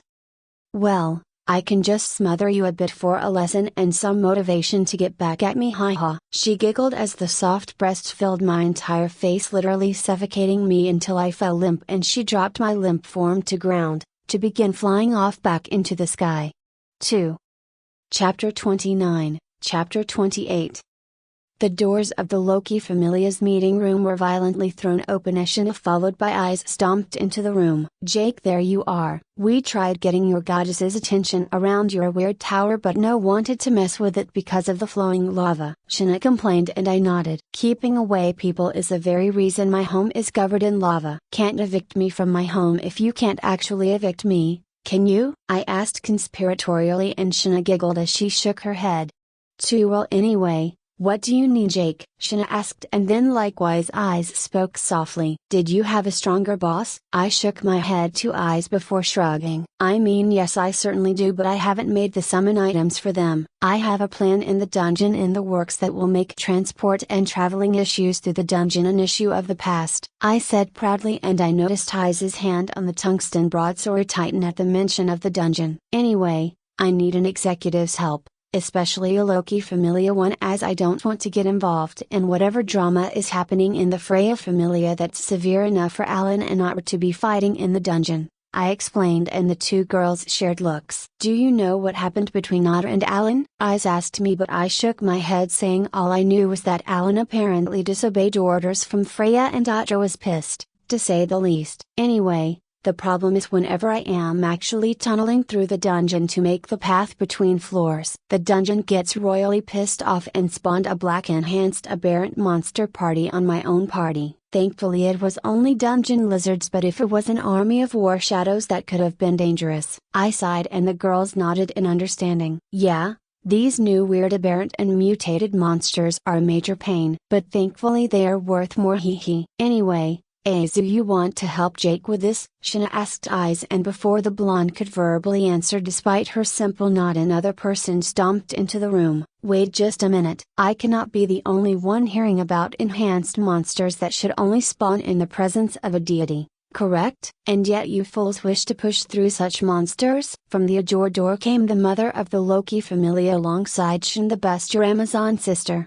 To Reveria, I said in greeting, drawing her eyes to me. I do not wish to push through them, but think, if the Loki and other familias had an easy tunnel in which they could ride carts down from the top floor of the dungeon down to Riviera without having to deal with a single monster or the obnoxious stairs that make taking carts of supplies into the dungeon such a pain, how valuable and useful would that be, to say nothing of the hours it would shave to get to and from Riviera to the surface, I pointed out, and Riviera frowned. Plus, not to mention, before Riviera, the dungeon has literally zero record of ever even with a couple gods flexing their arcanum summoning an actual juggernaut, as the floors literally are too small for such a monster to freely move, as they cannot get into the hallways between the chambers in the deeper floors, I explained, with Riviera grudgingly nodding in acceptance to my words. That is true. Fine. I and the rest of these executives have the rest of the day and tomorrow free after getting well ahead of our expedition planning, Riviera said before adding on as an afterthought, disregarding how you can actually break the dungeon enough to build tunnels through it. But how in the world are you building a tunnel it cannot close? She asked. I stood up with Eyes and Shna standing up beside me, as Riviera had all but taken over the negotiating for this work in the dungeon. I don't know about you, Riviera, but when I make something, I want it to last. When I build something, whether it be a weapon, armor, clothes, or even an outhouse. I always make sure to throw on my own version of the Durandal enchantment that all but freezes the item in time so it cannot be changed in any way, shape or form, I said before looking at Eyes. Eyes, had you had a single issue with your sword? I asked, and Eyes nodded, making me blink in surprise. Yes, the shape, weight, and sharpness are terrible, but I like how it cannot break, Eyes said, nodding to me in appreciation as Shana giggled in the background at my face. When I brushed my hand down my face as I deadpanned. In that case, I should just give you a stick that cannot break, I muttered, but Riveria heard my words and took them seriously. Actually, blunted wooden training weapons would be a worthy purchase to make. So after we assess your dungeon plan, we can discuss such an order of training weapons, Riveria said seriously, and I wanted to shoot her with the slime gun I had in my inventory. 7. But taking it out in a room filled with only women? Yeah, I would like to see the coming day, as they would just need to roll up my corpse in the carpet before burying me in the backyard of the estate. Whatever. Come on, Jake, let's get going into the dungeon, Shna said excitedly, and I nodded as there wasn't anything else to say other than some small talk that would inevitably take place in the space between floors. By the way, just a heads up, my party member is the sole member of the Hestia Familia, of which the Familia is temporarily staying with mine as they had a bit of an incident when Otter and Alan were fighting. Apparently, somehow a damned aberrant minotaur got to the upper floors, and well, Belle found it, I explained in preparation for meeting Belle, and Eyes perked up. Ah, that white-haired boy I saved from another minotaur? She asked, and I nodded, and she frowned with sorrow clear in her eyes as she sighed. Ah, I am sorry for his passing if he was your friend, Eyes said awkwardly, and my face froze before I couldn't help but giggle. Well, it's complicated, but yeah, Belle is still alive, though I had to kill that minotaur and that wasn't fun at all. I couldn't help but brush my hands over my chest where I could feel the phantom pain of my ribs being heavily bruised due to being smashed by the minotaur. How long have you even been an adventurer? Riveria asked the pressing question, and I whistled. Man, I think it's been a week and a half, but it's not like I decided to punch out the minotaur. I fully took advantage of my chanceless magic to drown it in magical blasts, although it got a couple hits in on me. I was the one to walk away, I said proudly, and I noticed both Shin and Shana giving me looks of interest in the Amazon sense, even if Shin's were more of a look of taking note of my potential. Shin was still firmly interested in her eternal Shoto captain, who was literally 41 years old in comparison to Shin's current age of only 17. Who had zero interest in her and only wanted to find a strong Palim to marry to help with his quest to bring up the Palim people. The path of magic is the path of ultimate strength in the world, Jake. If you have any questions, I would be happy to answer. An aspiring mage despite you not walking the orthodox path of magic, Riveria offered freely, and I wanted to ask her how her 9 spells were going when I could pull out literally more than a couple hundred different magical items that had pre-programmed spells within them. Instead, I had a better question to ask rather than insulting her for being beholden to the stupid Danmuki magic system. Riveria, what would you do for a secondary magical energy pool within yourself so you could more freely cast magic? I mean, the limited mind pool within mages is literally their greatest weakness once they have companions and can use concurrent chanting so they can dodge and still fight, I asked, and Riveria gave me a dumbfounded look before she shook her head, sending the curls of green hair that escaped her loose ponytail flying about. Jake, I fully acknowledge you to be an unmatched craftsman besides gods and possibly some spirits, but giving or creating a new mana pool within someone is impossible. The Elvish race has done studies upon such a topic for dozens of millennia and has broken no ground other than storing mana inside some extremely rare gems, but the mana within the gems will break down the very gems, so it's just not worth it, Riveria said hotly, and I smiled with the cockiest grin imaginable. Yeah, about that. Oh, looky, there's my bestie Belle, I said, ignoring Riveria, who squawked in outrage as she was wise enough to see my shit-eating grin as proof on how I was beyond proud to have gotten something over the normally so damned haughty about their superiority with magic elves. I all but skipped towards Belle, who noticed me waving to her, and as she smiled seeing me, her eyes widened as she noticed the party behind me, and most noticeably her previous crush Eyes Wallenstein. 1. Eyes. Jake eyes, Belle said utterly spastically as she bowed to Eyes and me before turning to flee, but I grabbed her by the back of her backpack with both my hands and literally just lifted her off the ground as she ran fruitlessly in place for a couple of moments before she realized that, no, she wasn't running faster than the ground could support her, and instead she was off the ground and her backpack straps were lifting her armor-clad arms. Belle, say hello to the Loki Familia. May as well introduce yourself, I said, holding Belle in front of me so she died a little inside. She waved to the Loki Familia members who frankly didn't care one whit about Belle, as they thought she was just a huge fan of the Loki Familia and was just super nervous to be around them. But Eyes was different. Eyes had seen her previous form, so as Eyes' head tilted to the side, and she spoke, I couldn't help but giggle before my mouth snapped shut in incredulous silence at the reply she got. You were the one I saved from the Minotaur? I thought you had short hair and was maybe a boy. I guess it was just all the blood covering you, Eyes said carelessly with the same damn lack of tact that she used when describing the sword that even now she was using. But Belle's answer made me stagger and let her go of her as she spoke. Yes, I was always a girl, I just had my hair up that day, haha. Belle lied weakly as I woodenly turned towards the dungeon and away from the group so they wouldn't see my face. 6 Chapter 30 Chapter 29 3 This is bullshit. How are you doing this? Shin bluntly asked after she and the rest of the Loki executives who were following us into the dungeon saw the entrance to the tunnel I made and how no one and not even the dungeon could break the stone I placed around it. I looked at Shin and smiled as I looked over to Shina. My secrets are just that, secrets. Now Loki execs help me do some actually dungeon mining and I will give you guys free passes on the upcoming Riviera Expressway, I joked as I began placing down rail tracks on the way down the flat path that went downward until eventually, we landed at the end of my tunnel on the 4th floor where the dungeon spawned a horde of enhanced aberrant monsters on us. Okay guys. The moment I break into a new floor, kill all the monsters as I immediately begin going around walling off the dungeon so it cannot spawn more monsters in the tunnel, I explained, and all the girls nodded with Eyes standing right beside me as she prepared to dash forward,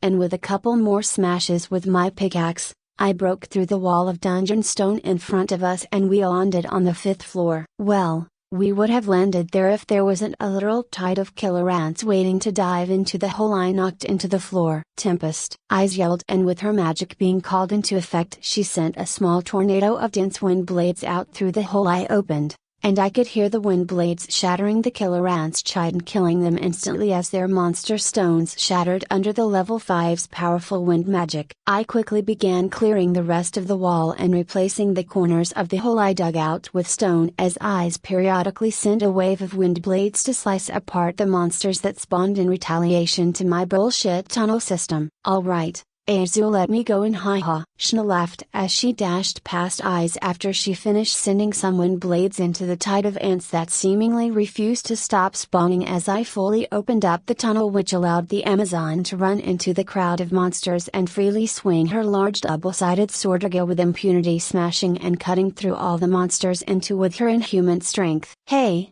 I guess I will join as well, Shin then muttered as she also dashed into the crowd, leaving Eyes, who pouted at having to protect Belle Riviera and me as I went about walling off the area so I could continue the tunnel downwards. I am going to use some magical construct stone to attack them, I called out as I summoned my summons and quickly threw surfluff icons atop the drone so it could be mobile. The starfish summon I got from the desert Scrooge quickly got to tearing through all the monsters as it spun through the monsters with its razor-sharp star sides. Eventually, though, I managed to wall off the floor so I could begin to safely continue the mine shaft downwards at an angle, and as I continued, the girls caught their breath as even Belle had to deal with a few enhanced aberrant killer ants that got past the other level 5s as they were literally stacked and running atop one another to eat me in particular. This reminds me of when that time Loki got drunk off of mixing Soma and Dionysus wine and ended up walking into the dungeon and we had to deal with hordes of enhanced weak monsters. Shna spoke up as she stretched and flicked some of the gore off her double-ended sword, but at her words her older sister just smacked her upside the head. Anywho, I cut in to stop that topic and possibly have the Loki Familia think about silencing us. Reveria, this little horde nonsense is likely to happen on each floor. Do you think if I open a hole that you could directly just shoot a spell into the next room to clear it out? I asked, and Reveria shook her head. I could certainly send a tightly woven spell through it, but the resulting backblast would be entirely too dangerous even if it was my ice spell, Reveria explained, and I wanted to ask what good she was down here then. Alright, well then plan B. I then turned to Sir Fluffykins the first and then refilled his grenade bag while I kept a mental eye on them in my inventory. When I open up the area, just let me throw some small bombs in there. With it being the 6th floor, there will likely be war shadows and other stuff among the killer ant swarm. I thought aloud before shrugging. I will not be useless if that is your thought, Jake. We merely need to reach level 10 where the rooms and tunnels open up into the fog-filled chambers, and I will easily be able to use my fire magic to burn away the entrance you open up and direct the remaining explosion deeper into the floor. Reveria confidently spoke as she had somehow realized my thoughts, but then again, she did have a century of wisdom going for her as she was literally 90 years old. Alright, I shrugged as I looked to Belle, who was looking at Sir Fluffykins, who was riding my drone and hovering out of the reach of the grabby girls. As I continued digging deeper into the dungeon, continuously replacing the edges of the tunnel, I was digging out with my pickaxe. Shana loudly sighed and obviously asked me, "So, Jake, I get that you want to keep your secrets and all, but any chance I can get my own cute animal summon like the squirrel?" she asked, and wordlessly I threw my slime pit summon that would summon only a slime pit and not the actual slime staff that would summon a slime that would attack someone. 2. The royal delight in Shana's hands instantly summoned a small Shanghai blue slime with 2 small eyes and a much smaller king slime crown that kept bobbing with each of the slime's bounces. "Oh my god, it's so cute!" Shana screeched as she picked up the slime, and all would have killed it as she pressed it into her flat chest if it didn't flatten and hang over her arms. "That slime won't fight, by the way," I warned her, and she instantly pouted, but she still didn't let go of the slime as it was clear she had instantly imprinted on the adorable slime. "Do you have any more summons that can fight?" I asked quietly, and I saw Reveria raise an eyebrow in interest, as she knew all too well that having summons that will stand beside the summoner and defend them like my starfish one would be very useful, especially the summoners that didn't have concurrent chanting to dodge or defend themselves while chanting some stupid long spell. Not on me. And frankly, the ones I can make with the materials I have cannot match your level. If you want something useful from me, get my accessories that give miniature skills like preventing you from getting hurt from falling or any number of the things, I explained, and eyes nodded before she looked at both me and Belle. "What about the armor? What does it do?" she continued to ask, and I shook my head. "It strengthens my magic while allowing one of my magical items to take no mana to use, as it's so attuned to the item that it can use the world's surrounding mana to fuel the weapon without using my own without any issues," I said as I stopped mining to show off my space gun and how it could score a powerful burnt line on the dungeon stone. "Any armor that can strengthen when magic or otherwise make me stronger or faster?" she asked, and I hummed and thought as I recalled the pumpkin armor among other things, so I nodded. "Yeah, there are such things, but let's save the details for when we reach my shop, as I have everything written down for convenience." I finished the conversation as I went back to mining, but as I was mining and getting between floors, I noticed how Shin a lot of times would throw her machete like kukri blades and would need to retrieve them. Then I couldn't help but wonder if she would like one of the bladed boomerangs or chakrams I could make that would return to the user after being thrown. 3. Shin, have you ever tried bladed boomerangs or something that would return to you after being thrown? I asked as I also realized yo-yos would fit in that area as well, and I just barely held in giggles at the thought of her using a super high level yo-yo to clobber a boss to death. 1. Nope. Boomerangs don't do nearly enough damage and don't return to the user after smashing into something here in the dungeon. It's best to just use weapons that can be both thrown in a pinch and also used as a primary weapon, she said, giving me some actually good advice even if that wasn't likely going to be my fighting style. Finally, though, after we hit the deeper floors of the 10th floor and past that, Riveria was able to use her powerful level 6 fire magic to blast the openings that I opened up in the floors and render any waiting horde into non-existence as the raging flames of Surtur that her fire spell that took after washed over all the monsters. Thus, after more than 6 hours of mining, we broke into Riviera after dealing with constant hordes of monsters every damn time we entered a new floor, but breaking into the 18th floor was a solid relief, as for whatever reason the dungeon didn't spawn a horde on us and we were greeted with the almost surface sun level light that filled the floor from the massive crystals that hung on the floor's ceiling and filled with pure light. Woo, we're finally here. Let's go get some early dinner in Riviera, haha, Shana cried out as I finished creating a good-sized building around the tunnel that led right up to the surface. 3. I admit having a tunnel with 0 monsters in it will be phenomenal for the process of carrying out our expedition. So, Jake, I assume the tunnel and these rails will be available for Loki Familia to use for our hard work in escorting you down thus far? Riveria asked, and in response, I handed her a gold key that would open the door into the building. I promised the Loki Familia pass, and I keep my word. Come to my shop, I got special rail carts that can use a smidgen of mana to propel them, that way you don't have to walk up the tunnel at an angle the whole way. I spoke, ever drumming up business, and Riveria nodded, smiling as she knew all too well the value of today's work could change our area's treatment of monster farming in its entirety. As with Riviera being so easily accessible, the guild could even begin extending its influence down here, especially after I build a stone canopy over it so monsters cannot destroy it again. Chapter 31, Chapter 33. Just as I expected and knew beforehand, the food and just everything in general down here in Riviera was ruinously expensive, which made me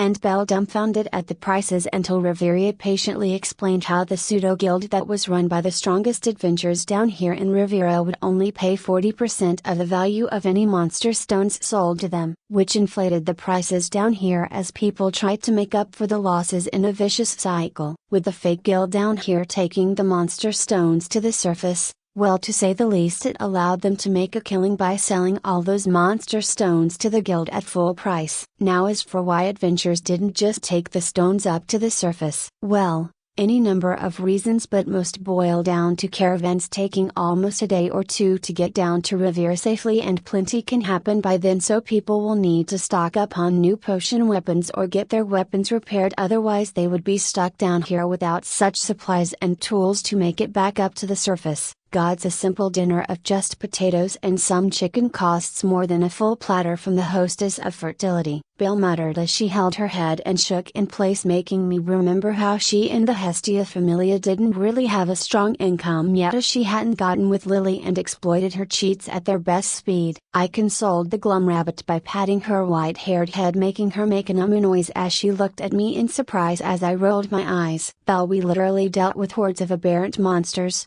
so we have picked up weeks of income due to the others not thinking to bring a bag to pick up the monster stones, I said dryly as I pointedly looked at the scantily clad Amazon ladies, who shrugged. Well, I planned on selling some of the monster stones at least for a bit of cash, but for the rest, I needed to make mana crystals so I could make Bill a better spellcaster, as well as making more magical weapons and artifacts. So now that the tunnel is built, now what do we do? Shana asked before she continued. Wait, Jake, can I and my sister actually get to fight one of those bosses down here? I bet that will be so much fun, she asked excitedly, and eyes perked up at the mention of fighting a boss, which had my head tilted to the side as I hummed and thought as I looked around the massive floor of the 18th floor and knew we would have plenty of space basically. Riviera, you okay with that? I asked the mother of the Loki Familia, and the elvish woman sighed before nodding with a wry smile. Very well, I myself am getting a bit tired, but we can deal with those bosses you mentioned without too much issue, she said confidently, and it was most definitely true, as my Terraria bosses were real living monsters with anatomically correct bodies, so when a level 6 or even 5 nukes them with powerful magic they just die instantly. Well,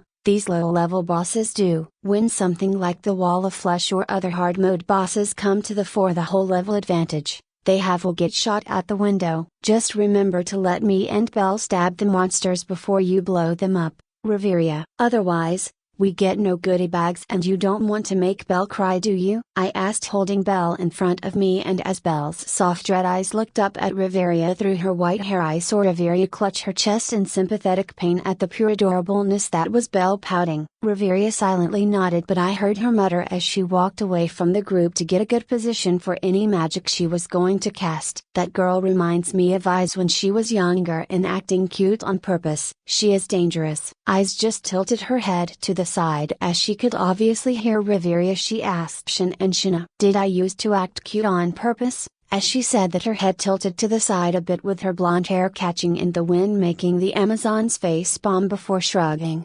2. Alright, let's get this going before we end up comparing who is cuter in Belle or Eyes, I joked, making Belle squeak and look at Eyes in mortification. But Eyes didn't really care, as people had been comparing and harping about her looks for years. I then took the King Slime crown out of my inventory, as I most certainly wasn't going to leave such an item outside of my inventory even if I was the only person who could actually use it and summon the monsters. Who knows if some god or goddess was capable of walking the line of using their arcanum and forcing a way to summon the boss attached to it. Using the King Slime went just fine, as the massive slime grew up in a nice clearing we found in the woods, which allowed Belle to get a good few stabs and jabs with the tungsten short sword I made her before she dashed out of the way as the slime attempted to squish her and me at the same time as the Loki adventures gleefully tore through the monster with little issues. 1. Stand aside, Riveria called, and I grabbed Belle as I zipped away with the help of my grappling hook, latching onto a tree on the other side of the field as Riveria began chanting loudly, "The flame will soon be released, creeping war, unavoidable destruction." The horn of battle sounds aloud, and the cruelty of conflict envelops all. Come, crimson flames, the ruthless inferno. You're the avatar of hellfire. Sweep completely, bring a close to the great war, burn them through, sword of searcher. My name is Alf. Her voice rose at the end as a large magical glyph formed in the air above the slime that froze. It looked up and stopped chasing me as the bit of intelligence within it felt the powerful mana inside the magical glyph, but its frozen state didn't matter, as from the magical glyph came a deluge of white hot flames that burnt away the King Slime into nothingness. As we all received goodie bags from the King Slime, we all came together to open them. Ha ha! You Loki girls must be fated with that item, haha. I couldn't help but burst into laughter seeing how Shin and Riveria both got the slime launcher gun that would melt normal clothes, and to say nothing of how Riveria's face twisted in disgust at the sight of it. Even Shin looked angry at the drop she got. But both Shina and Eyes got slime hooks, whereas surprisingly Belle got the slime summon staff that would actually help her fight somehow. Was that a new addition in the latest version of Terraria, or is it just because of how the items so closely fit the slime theme? I couldn't help but ponder. The best part about seeing Riveria with the slime gun was how even with her level 6 strength, even if she wasn't focused on that stat, she had no way of shattering or otherwise breaking it within her hands, despite how her hands flexed and attempted to subtly break it. I can get rid of it, I offered, holding a hand out to her and Shin, and thus, the elvish princess quickly pushed it into my hands. But Shin hesitated oddly. Shin, give Jake the slime gun. Riveria all but growled as she had a light blush at the memory of her clothes being melted off her. Ahem, I need to borrow it for an experiment, haha. I am going to go see the captain, good luck guys. Shin yelled, running off with the slime gun as I slowly lowered my hand. I am not responsible for whatever someone does with my weapons or magical tools, I said quickly as I covered my face, shaking my head at the thought of the ordinary Amazon running back to the surface and literally melting off Finn's clothes. It's okay, Jake, I don't believe you are a pervert or anything, I said as though to console me, but her deadpan delivery made me think she was being sarcastic. I just threw up my hands as I called this dungeon excursion a success, even if the Loki Familia was still filled with weirdos. Screw it, Belle, let's go home, I said, taking her into one of my arms as the Loki executives looked at me in surprise at my action with grabbing Belle to me. Bye guys, see you later, I said to Riveria, Eyes, and Shina as I pulled out my magic mirror, and I wish I could have seen their faces as me and Belle literally just teleported out of the dungeon in front of their faces. Chapter 32, Chapter 31 Various mobs 3 Being able to travel unmolested to and from Riviera was an utter game changer in terms of dungeon exploration and more easily acquiring the valuable materials that were so much more common in the water and jungle floors of the dungeon. But Jake of the newly formed Seshat Familia didn't seem to care one whit about how valuable such a service was to Aurelio. But as Riviera looked down at the key in her hands, she knew all too well how every single rock that Jake placed down had the equivalent of a Durandal enchantment. She knew that somehow breaking into the tunnel would be a fool's errand. So, teleportation. Can we buy that from him? Shana asked blankly at the site where Jake Barris and Belcrana literally just said screw the tunnel they just built and teleported probably back to the surface. No. Teleportation is supposed to be something only within the domain of the gods, and that's when they have their arcanum. Riviera all but snarled as she felt like a child being shown countless magical and technological wonders that made absolutely no sense, as they simply should not work without divinity forcing them to do so. 5. He teleported. No footprints, no wind from them moving under illusions, they teleported Riviera. Eyes reported blandly, making the elvish princess's eyes twitch at Eyes knowingly made points to distress her. One fine he teleported, but that is ridiculous. No, he is just ridiculous, Riviera all but yelled, having reached her breaking point for the nonsense Jake kept pulling out of nowhere. Sure, monsters that give drops to everyone that participates is one thing, but the only off thing about it was how the monster he summoned would drop stuff for everyone. That bugged Riviera as it was too convenient. But teleportation to and from the dungeon? Wouldn't that make the countless years she and other adventurers put into the dungeon, and even losing their lives to map out the dungeon and pushing on to lower floors, be wasted? What if Jake could teleport from the surface all the way down to the 50th floor and skip the weeks of travel it would take others to make the journey? It was demoralizing to Riviera, honestly. Riviera, I noticed the throwing knives he loaned me don't break either, he. Shan added, making Riviera just roll her eyes as she realized the other girls were just trying to get a rise out of her. Yes, every damn rock the human touches become indestructible. Are you really so surprised his knives also don't have such an effect? Riviera pressed, making Shan pout at not getting Riviera to react. Anyway, we should test how long it takes to make the trip from here on Riviera back up to the surface via the tunnel, and whether we even need to buy those carts from Jake, as I wouldn't be surprised if those carts just happen to need some kind of fuel or something only he sells. Riviera spoke as she still carefully tied a silken string through a hole in the large golden key and wore it as a necklace and tucked it under her dress to nestle between her bosom, that way she couldn't lose or have the key stolen somehow. I wanted the key, Eyes muttered, earning a slight smile from Riviera as she led the girls away from the field in which they fought the King Slime boss and towards the tunnel they helped create. We need to meet up with Jake and give the tunnel a super cool name though, Shana said exuberantly. Although the tunnel was, to be fair, rather dull with its slightly toned stone walls,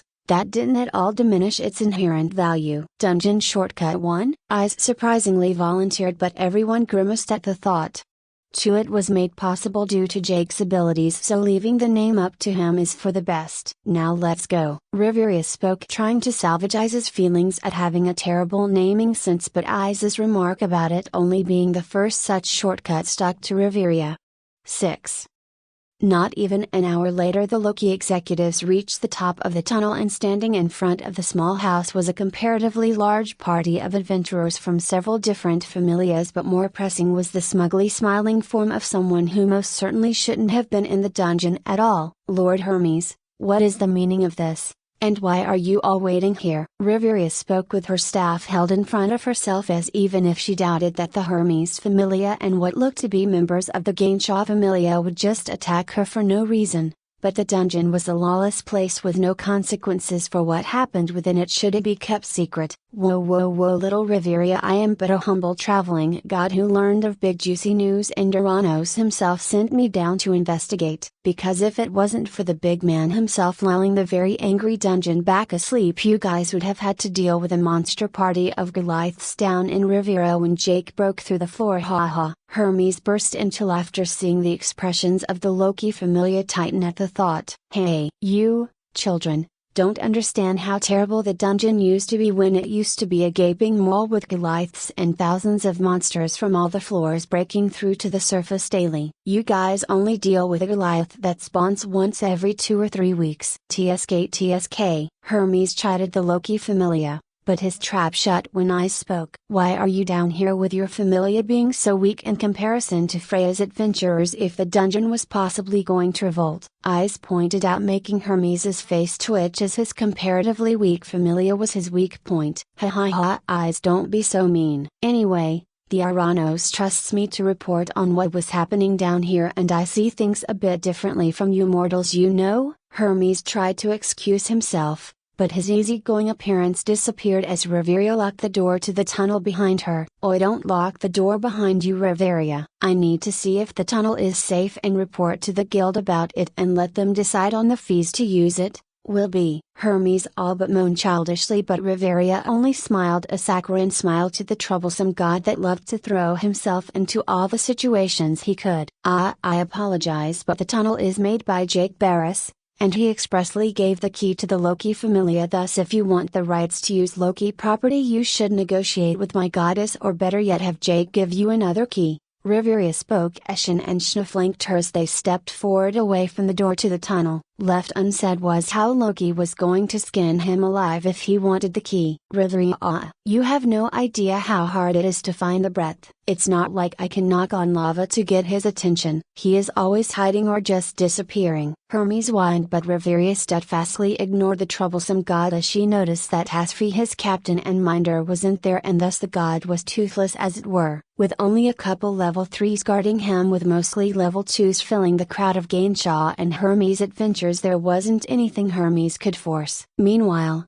Aranos had a more first-person view of the dungeon and what Jake had been doing. So did Freya in her apartment within the massive Tower of Babel, as she had a magical mirror that could view that which she desired to see even within the dungeon itself. Heath, my dear, Freya spoke up, and the woman kneeling beside her seat lifted her head as Freya switched the legs that were folded over the other as she continued to watch the Loki familia exit the dungeon. Heath Velvet, the second best magical healer in Orario, had long red hair done into twin tails, but thanks to her being moved to care for Freya directly as Freya needed after watching her jealous familia members in case of another Alan incident, Heath no longer had tired bags under her eyes due to constantly overworking herself due to having to constantly heal the Freya familia members that pushed themselves almost to death in fighting one another in the pits that were the highlight of the Freya familia home of Folk of Ender. So having a cute red-haired beauty in a nurse outfit had definitely lit up the room more than Otter's staggering weighted presence would. Do you think I should take steps to push Jake and Belle ever further? Or do you think the shenanigans Jake is leading them into is good enough? Freya asked shyly, as she had little clue at the moment what Jake could and couldn't do, so let alone craft some kind of challenge that could push Belle and Jake's soul to burn ever brighter to rise to her challenge. She had no idea if whatever she pushed the two into, if Jake would just deny it and teleport back home.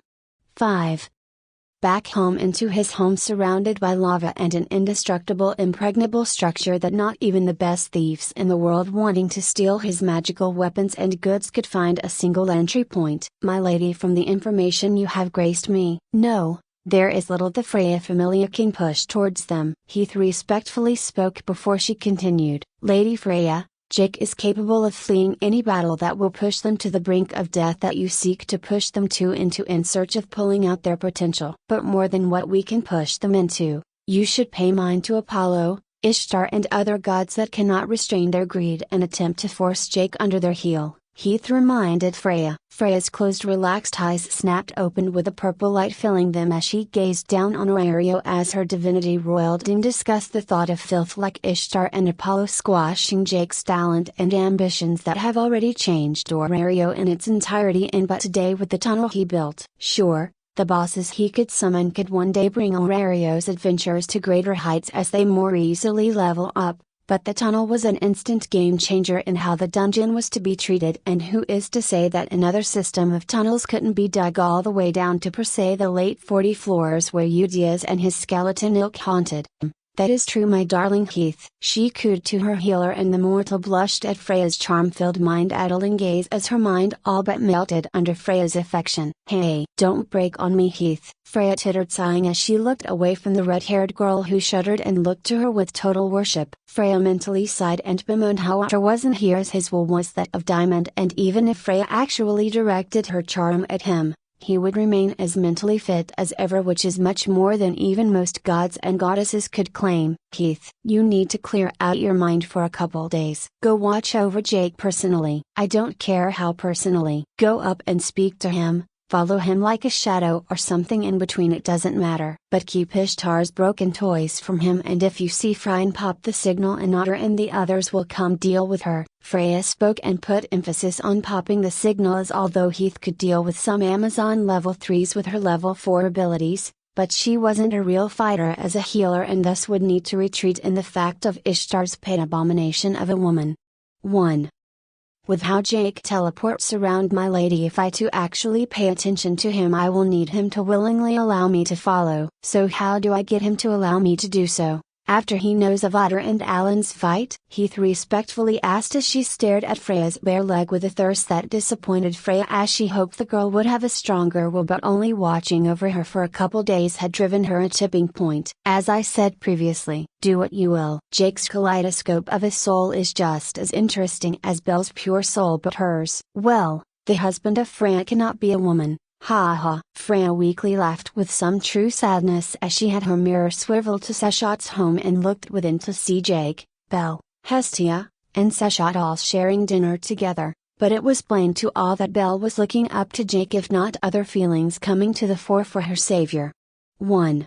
Chapter 33, Chapter 32. For teleporting into our bedroom as per usual with my tag-along, via teleportation, they didn't get their senses dulled with the teleportation, so they were dizzy and wobbly, to say the least, so Belle with a loud clanking noise head-butted her circlet-covered forehead against my chest plate, making her groan in surprise but thankfully not pain. Lady Seshot said your teleports would make you think you had been held upside down and spun in a circle for several minutes, but I didn't think it would be this bad, Belle muttered as she held onto her head in order to keep herself from falling over. "Oh, Jake and Belle, welcome back," I heard Hestia yell out, and from the downstairs section of the shop Hestia power walked through the building, and I saw how nicely dressed up she was, and I recalled how we had planned to go on a double date or something of the sort. Hestia was wearing a similar dress to the one she would wear during more fancy meetings like at Adinatus or something. Hestia then helped Belle take off her armor by removing the clasps on the side of the chest plate and the leggings before glomping the surprised white-haired girl, who cried out at how tightly Hestia was hugging her. "Hestia, I can't breathe and they are pushing against one another," Belle cried out with embarrassment clear in her voice as Hestia was all but bear hugging the poor girl and both of their chests were being pushed against one another as Hestia did her best to fuse with Belle's form.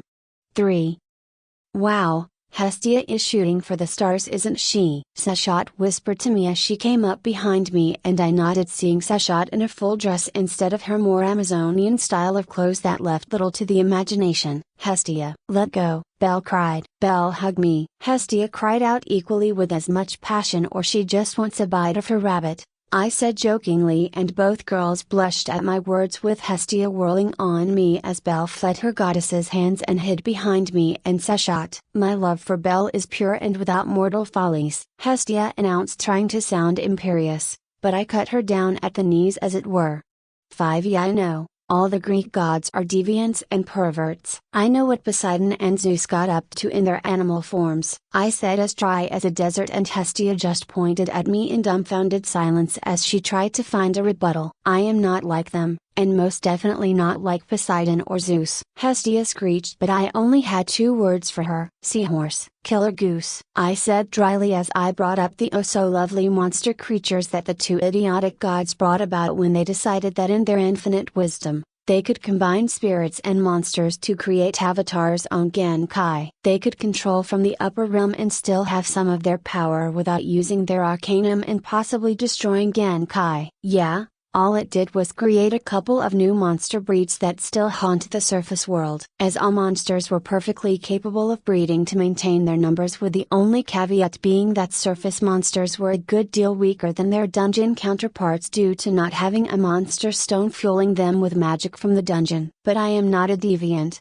am I, Belle? Hestia asked Belle after she had absolutely no response and could only turn to her only adventurer. The only person who believed that she could have a familia and wanted to join her. I mean, you did sneak into my bed all the time, and even now you keep trying to touch my boobs, Belle said, blushing at the end as she held her arms in front of her body glove-clad chest to block off the room's gazes as she brought them up. Hestia just slouched over, so I went over and patted her back as I walked past her towards the room's bathroom. Alright, I am going to get a shower so I can put on some nicer clothes. Belle, you can use Sashat's bathroom or something, I called out, but Sashat loudly coughed, and as I looked back, I saw her holding her arms up in an X in front of her chest. Nope, nada, not happening. My bathroom is mine, remember, Jake? No one and nothing gets to use my bathroom regardless, Sashat said, putting her foot down, and it was honestly a surprise, as other than discussing my fauna and my more extreme actions, she was rarely so serious. Ah,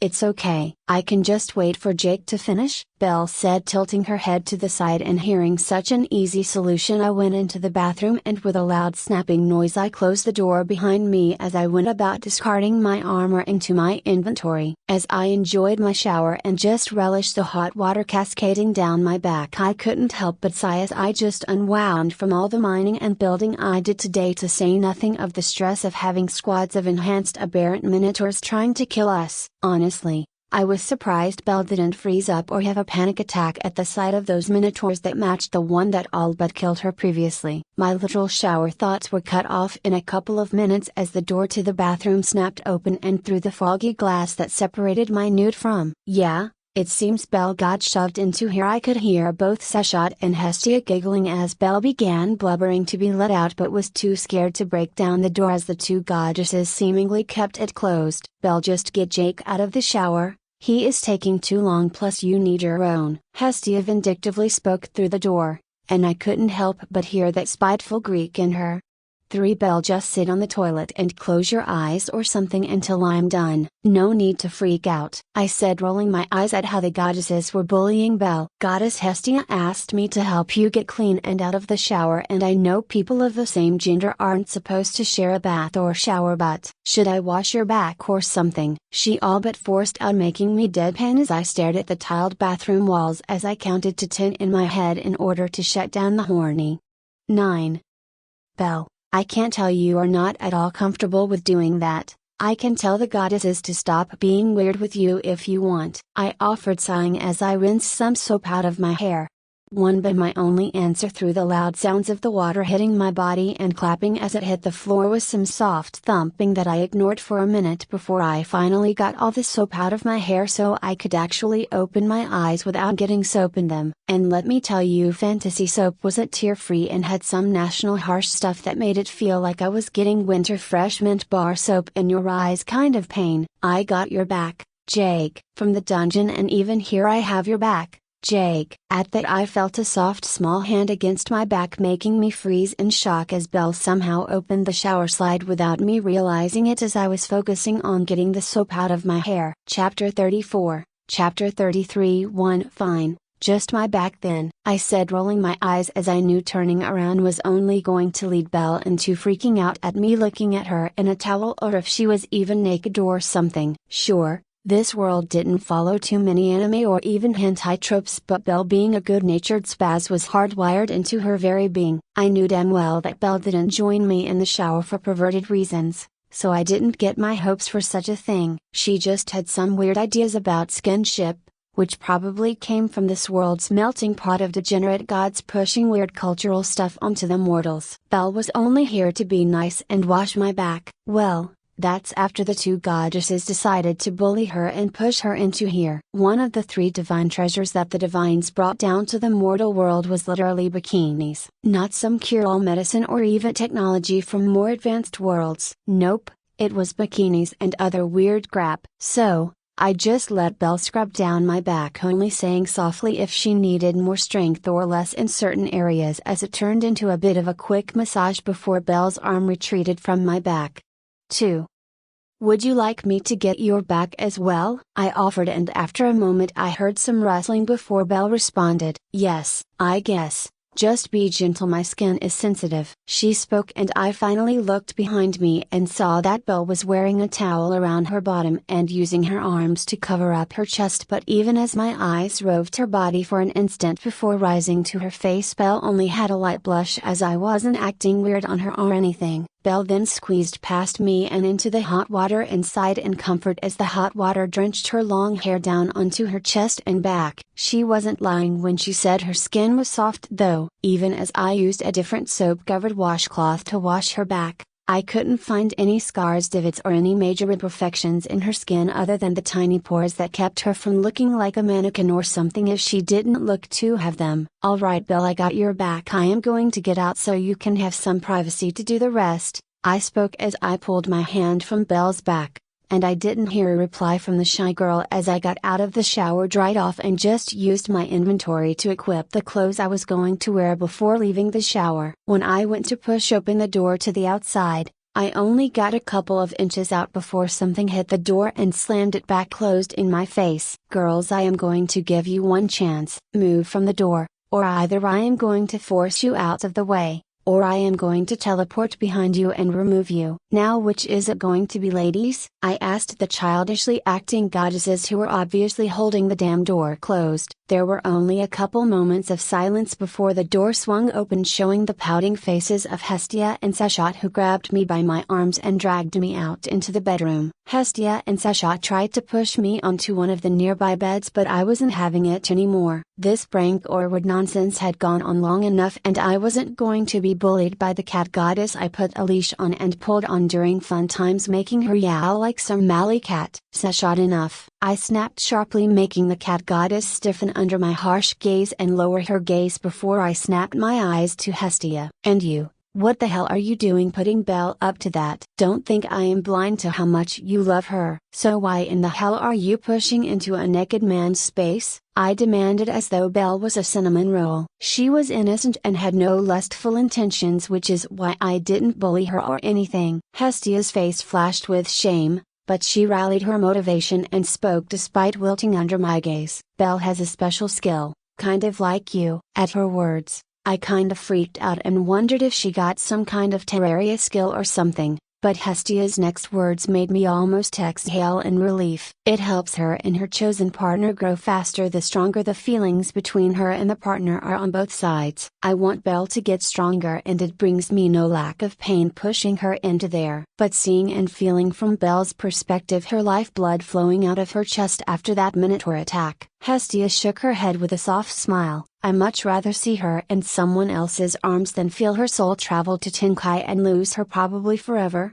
if I didn't just go back to Tenkai with her, Hestia said, looking through me and towards the bathroom where Belle was cleaning up after 8-something hours in the dungeon. While I was wondering if Belle even had Lyri's freeze, Hestia spoke up again. Jake, I don't know you. I don't know if I even like you as a person, but I have to ask you, as the person Belle trusts down to her very soul, to help protect her, help her grow to whatever level you can. As her goddess, that's all I can ask of you. I couldn't help but snort at the thought and shake my head, making Hestia frown, but her face as well as Seshat froze as I spoke. Hestia, whatever dreams Belle has an adventurer, I will go beyond it. I will summon true gods as bosses to slaughter in order to refine them into materials. I will go so far beyond the fauna that our Onos is going to one day look at me and decide he needs to make a whole new system, as I haven't already. I'm breaking the game with how me and Belle can wholesale slaughter monsters above our level with our magic. I spoke almost arrogantly, but my words rang as sturdy as a mountain, as they were all truth in the end. The trick was that the fauna was slated to give mages an easier time getting Exiglia, otherwise how in the world would Riveria have her stats other than magic compared to other adventurers who didn't focus on a single stat, when all she typically did was stand far away, chant a Chayuni as help home, and nuke a boss or army with a powerful spell, not even including how actions of our summons also give us Exiglia, though I haven't given Belle one yet. Hell, even now with how I have helped kill Terraria bosses, and actually killed that aberrant minotaur. I already had the high quality Excelia to level up, I just wanted to pad out the rest of my stats. And when I leveled up and got all of Fargo's mods and the absolutely ridiculous accessories within, yeah, I was confident in fighting even level 3s when I had a full set of enchantments and other stuff from that mod. 17. So, if anything, look at me as the trouble magnet, but I will protect Bella. She is my family or something now. If she truly considers me her partner down to her very soul, I said, brushing a hand through over my face as I tried to conclude this nonsense. I can kinda see how Sashot and Belle have fallen for you a bit, Hestia joked, making me roll my eyes as I had patted Sashot and pulled her against me, making her purr at my dominant affection. Yeah? Well, I haven't even gotten to see how Sashot's claim on me will interact with Beastkin, so I am kind of a bit scared to meet my guild advisor, as she is a Christmas cake in search of a husband. I likewise joked back, making Hestia giggle before she looked at me in interest.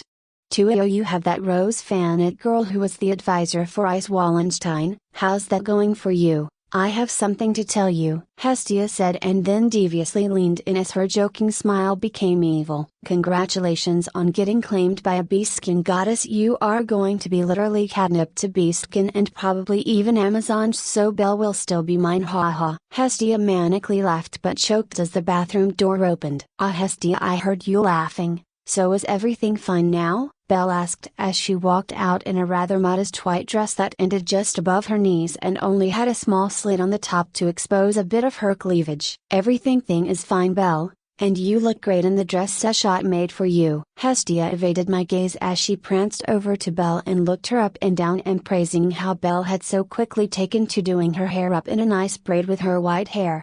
1. Jake. Girls, let's get going to dinner before I take my man to bed for the night. Sashot spoke as she took my hand in hers and softly pulled me out of the room as Hestia took Belle's arm into her own and more forcefully dragged her to match us as we left the building. 1. Chapter 35, Chapter 34-5.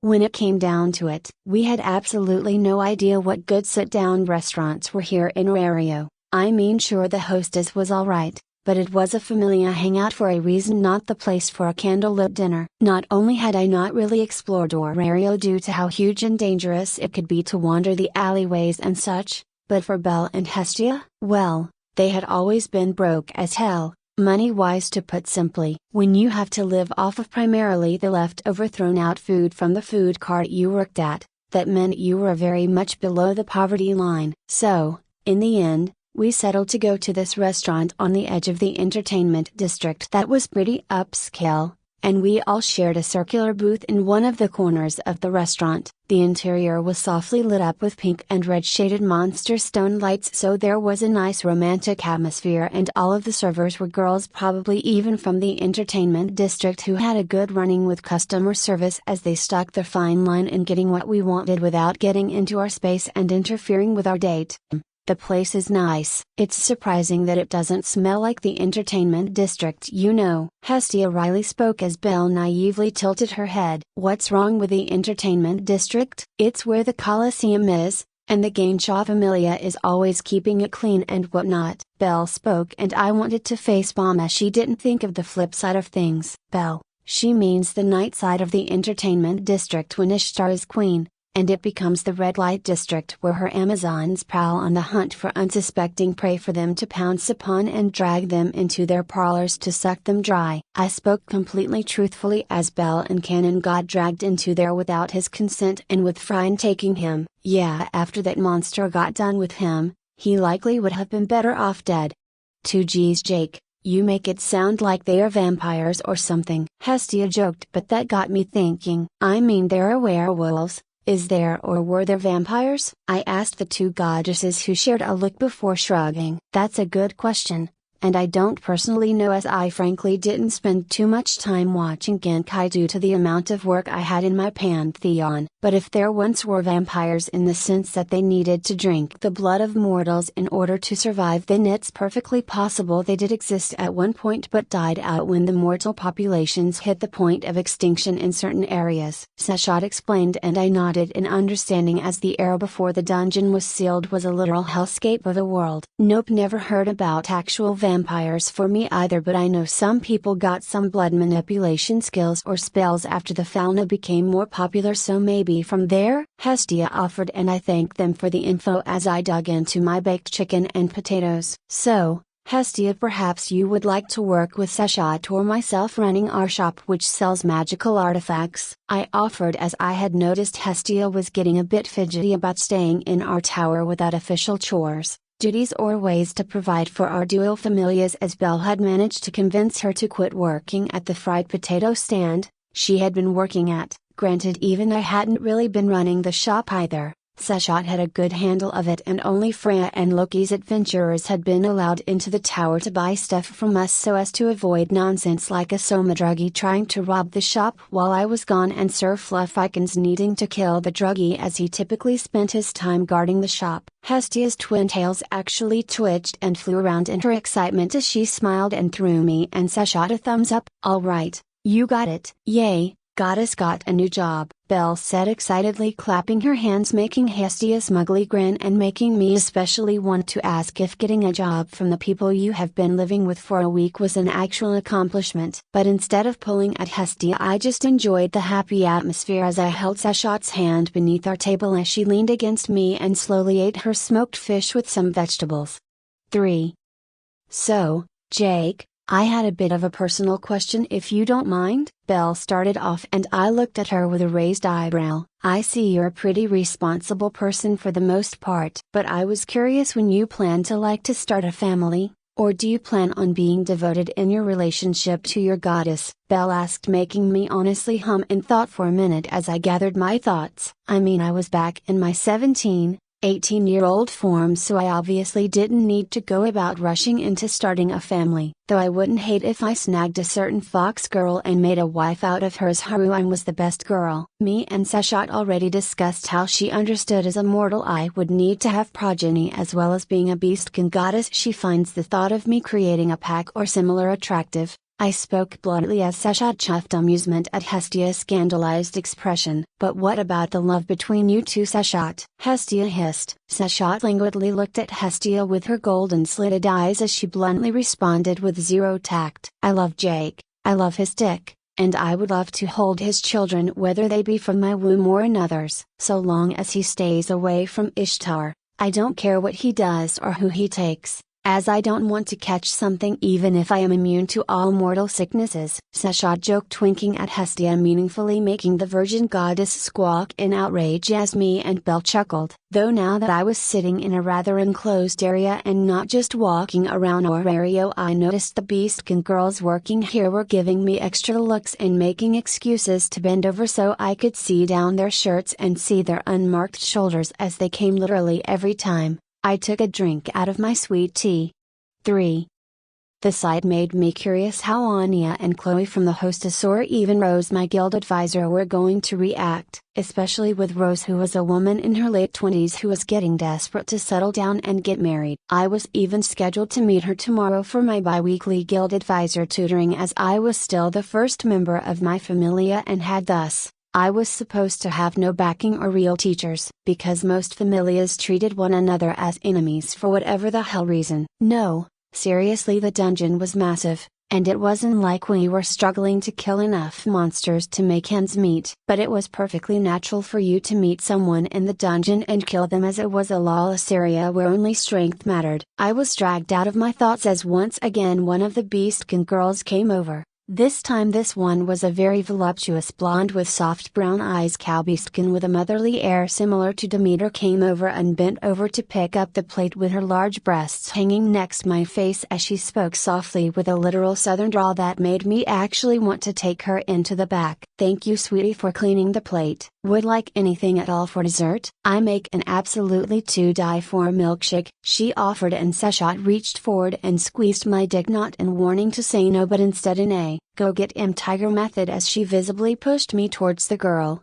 so my face got pushed into her wide open chest. "Ah, Beatrice was it? I am his goddess, and he adores milkshakes, so please take him and get him a drink as he needs all the fluids for when he takes care of me tonight. Also, make sure he gives you a drink as well," Sasha said with all the innuendo in the world. The blonde cowgirl quaked as I stood up beside her, and despite how voluptuous she was still a mite short thing that didn't even hit 5 feet tall in comparison to my flat 6-foot height. "Yes, sir and lady goddess," the cowgirl spoke, and I noticed her eyes dilated as she stared up at me, and then Sasha asked another question. "Oh, and what familia are you part of, girl?" she asked nonchalantly, and Beatrice just shook her head as she stared up at me. "No familia. The gods who wanted to recruit me only wanted to perv on me, and the other familias didn't want to take me as I just wanted to make good food." Beatrice spoke with a bit more clarity to her eyes, and then she blushed as she seemingly came back to her senses at the questioning. "You still want to give Jake a custom milkshake, or you back to your senses, girl?" Sasha teased her, and the waitress hurriedly bowed and quietly asked for forgiveness, as this was one of the best places for her to keep working to become an actual chef. Honestly, this was making me feel a bit bad, as I thought she was just a thirsty woman out of the entertainment district trying to get some side action on a guy who was interesting. Bah,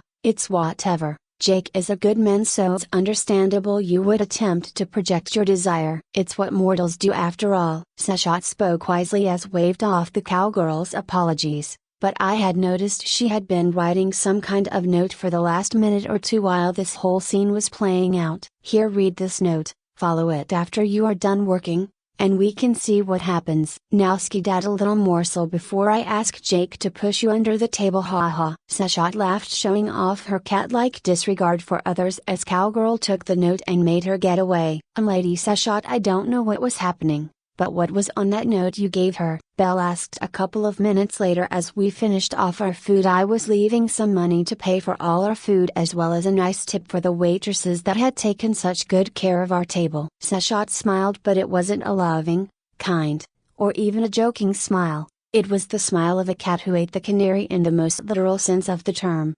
3. "Oh, I just gave a lost mortal some divine inspiration. If Jake can recruit Hestia to man our store so I can nap more often, then I can recruit a chef who can save us money on the packed meals that go into your dungeon meals," Sasha said proudly, like she actually accomplished something. I needed to spank my goddess again for being troublesome. 6. Chapter 36. Chapter 35. After we got home, Hestia and Belle each took one of the side rooms I built that was a little bare in terms of decoration and furniture, but the rooms had beds and a dresser for their stuff, while I needed to sit down with my goddess about what the hell is up with her messing with that cowgirl. "So Sasha, want to explain what is up with how you want to recruit that cow beaskin? We know literally nothing about her, and should we even get someone involved in the nonsense I am going to bring about, just by existing?" I questioned the cat goddess. 2. The only response I got for a moment was a smug catty smile, but seeing my dull look, she finally spoke. "Jake, frankly, we need a servant or someone to take care of us. We simply don't have the time to deal with cooking, cleaning, and all that other menial stuff when you spend half a day in the dungeon growing at ludicrous speeds admittedly, but the other half of the day you spend either crafting or creating lists of materials that you will need for crafting in the future," Sasha said strongly, and I grimaced at the truth of her words. 2. I had spent literally hours a day reviewing my memories of the stronger Terrarian mods, the resources they would need, and obviously what path I should take my growth as. Once I hit level 2 finally, after a month or so of adventuring, I will be able to get Fargos, and that's when my strength will skyrocket due to being able to make all those enchantment accessories. 6. But the crafting of those things was going to be an indescribable resource sink, thus I was trying to account for everything I needed. But still, we literally know nothing about her, and her being a cow beaskin in a sexy maid costume isn't a good enough reason to recruit her to your familia, Sasha. "Don't be a Loki," I added on, making her hold her chest as my statement shot into her chest like an arrow. But Sasha recovered and gave me another catty smile. "Well, too bad. This is reality. If I want to recruit new adventurers, then I need to reach out to them, and as your goddess, Your only response should be, "Awesome Sashot, thank you, O great goddess of the sands and rituals. I always wanted a big titty cowgirl made to lewd at my leisure." Sashot said victoriously, as though the cringe as hell statement won this agreement, and I was going to begin clapping, thanking her for her wondrous foresight and cunning. Nope, I just pulled Sashot over my lap, and just like Riveria the Loki Familia and all the other leaders of Familias here in Danmuki did, I disciplined my deity with a spanking, even though mine was just by hand, whereas Loki typically got beaten over the head with a sword's sheath or bonked by staffs when she was a pervert. Boo! Sashot cried, literally trying to ham it up and make me feel bad. But I could smell her reaction to me putting her in her place. That and her all but swinging her backside on my lap to encourage more made me roll my eyes. Well, I hope that set you straight, Sashot, because before I could continue, Sashot cut me off. Wait, so all I have to do to earn a spanking from my big strong captain is to recruit scantily clad girls who are already all but drooling over you due to carrying my mark? For I closed my eyes and counted to 10 as I held in my ever so slight desire to smother the troublesome goddess with a pillow. I had to remember that all gods were down here in Tenkai for entertainment in the end. Sure, they fell in love with the mortals they attached themselves to and grew more human with their affection towards us. But in the end their mindsets were completely alien to us mortals. To say nothing of a goddess's mind as a bonus. Fine, Sashot, you can have this, Beatrice girl, after you ask some questions about whether she plans to steal from or harm us so I can hear her intentions. But in return, I am in charge of recruitment. I don't want a bunch of random people joining our familia, as I have plans, and our familia growing too large and having too many interests will harm that. I laid out, and Sashot sighed, looking at me like I was stupid. Jake, she wants the dick of a man who tamed a goddess. Your sind is literally a divine signboard saying, "I am a perfect mate for strong children to beskin," she said flatly, making my eye twitch, but thankfully she shrugged and continued. 5 But I thought she would make a good little sub for you, as our lovemaking is more a competition and fight most of the time as I buck against you. Either way, I accept your deal. I get a cute maid to take care of me and Hestia if she actually doesn't have any weird intentions. Sashot said, basically accepting my deal of being in charge of recruitment. I nodded, not exactly all too happy about it, but honestly, I needed to get over it. I likely wasn't going to be able to fill my familia with just the canon characters of note, but I still needed and wanted more familia members, as the massive tower I made was extremely empty, to say the least. Like it or not, I needed other people, as I literally couldn't trek all around Genkai hunting for certain ingredients like even common desert sand. The nearest desert was literally a whole week away from Arario on the back of tamed wyverns that the Hermes familia had. So, if I wanted to get all the rare resources I had to play nice with everyone to an extent, as otherwise I couldn't create jack. 7. Anyhow, she should be here soon. Let's go outside and meet her, Sashot said excitedly as she dragged me outside her shop, into the tower, and towards the tower's exit. Hold on, let me get the lava parted, I spoke as I took the remote out of my inventory and had the drawbridge system lower itself, which blocked the lava from flowing over the doorway, allowing us to freely exit the tower. I had an idea. I should get a massive amount of sand and turn it into glass and make a glass sphere around our property so we can fill the property with trees I can grow that are made literally out of gems. I said, just imagining people trying to break through the glass sphere with no success as they see the gem trees with fist-sized diamonds and other fruit-shaped gems hanging off them would be a good source of actual income, as I was all too aware that I was selling my weapons and accessories for ridiculously low prices, but in the end, I was selling them for connections and favor rather than profit. 7.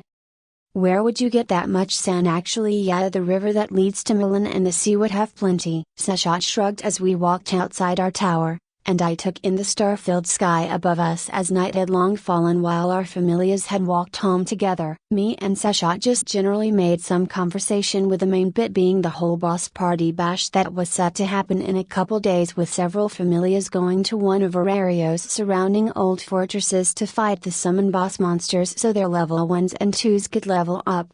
1.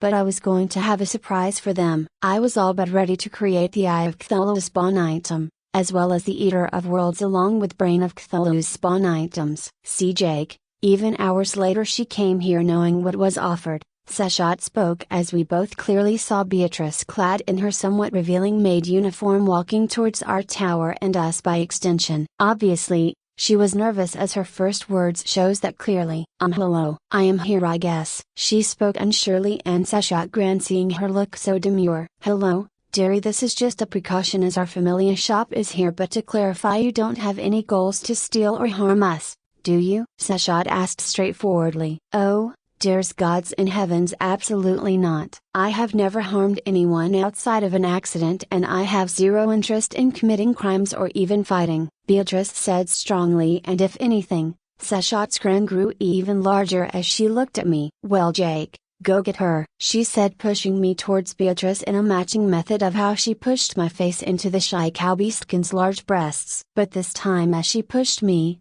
I only had the shorter girl's face pressed into my chest and I could audibly hear her inhale my scent as she leaned into me with her body molding against myself. 5.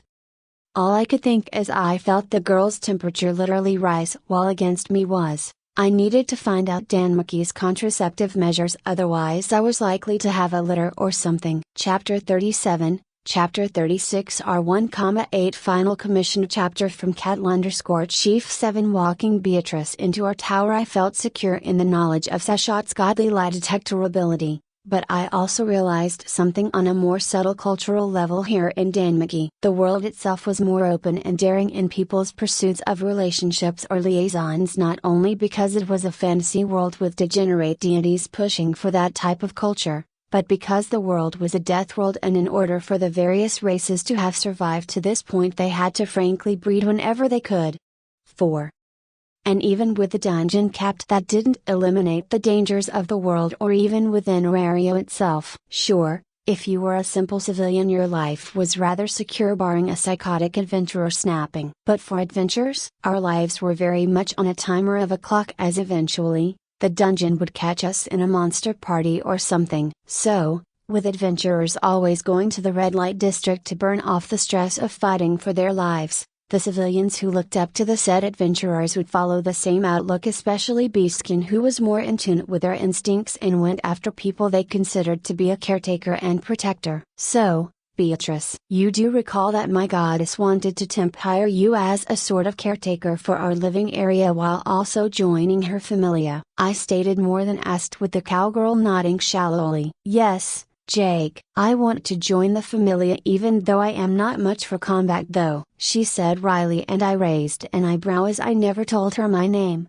nor had Seshat unless she included that in that note. She wrote to the girl that at our address, you already gathered some information on our familia, I asked as I led the girl to what was once the solar room, but with the tower built over the shop only the faint false starlight of the star map Seshat made filled the room as I led her to a nearby couch so we could actually talk for a bit, and I could get to know her a bit. Beatrice actually chuckled at my question as she sat down on the couch, and I noticed that even as she sat down gracefully her large breasts still bounced mightily in the motion. 4. Honestly, maybe she thinks her boobs were too big to be running around in the dungeon?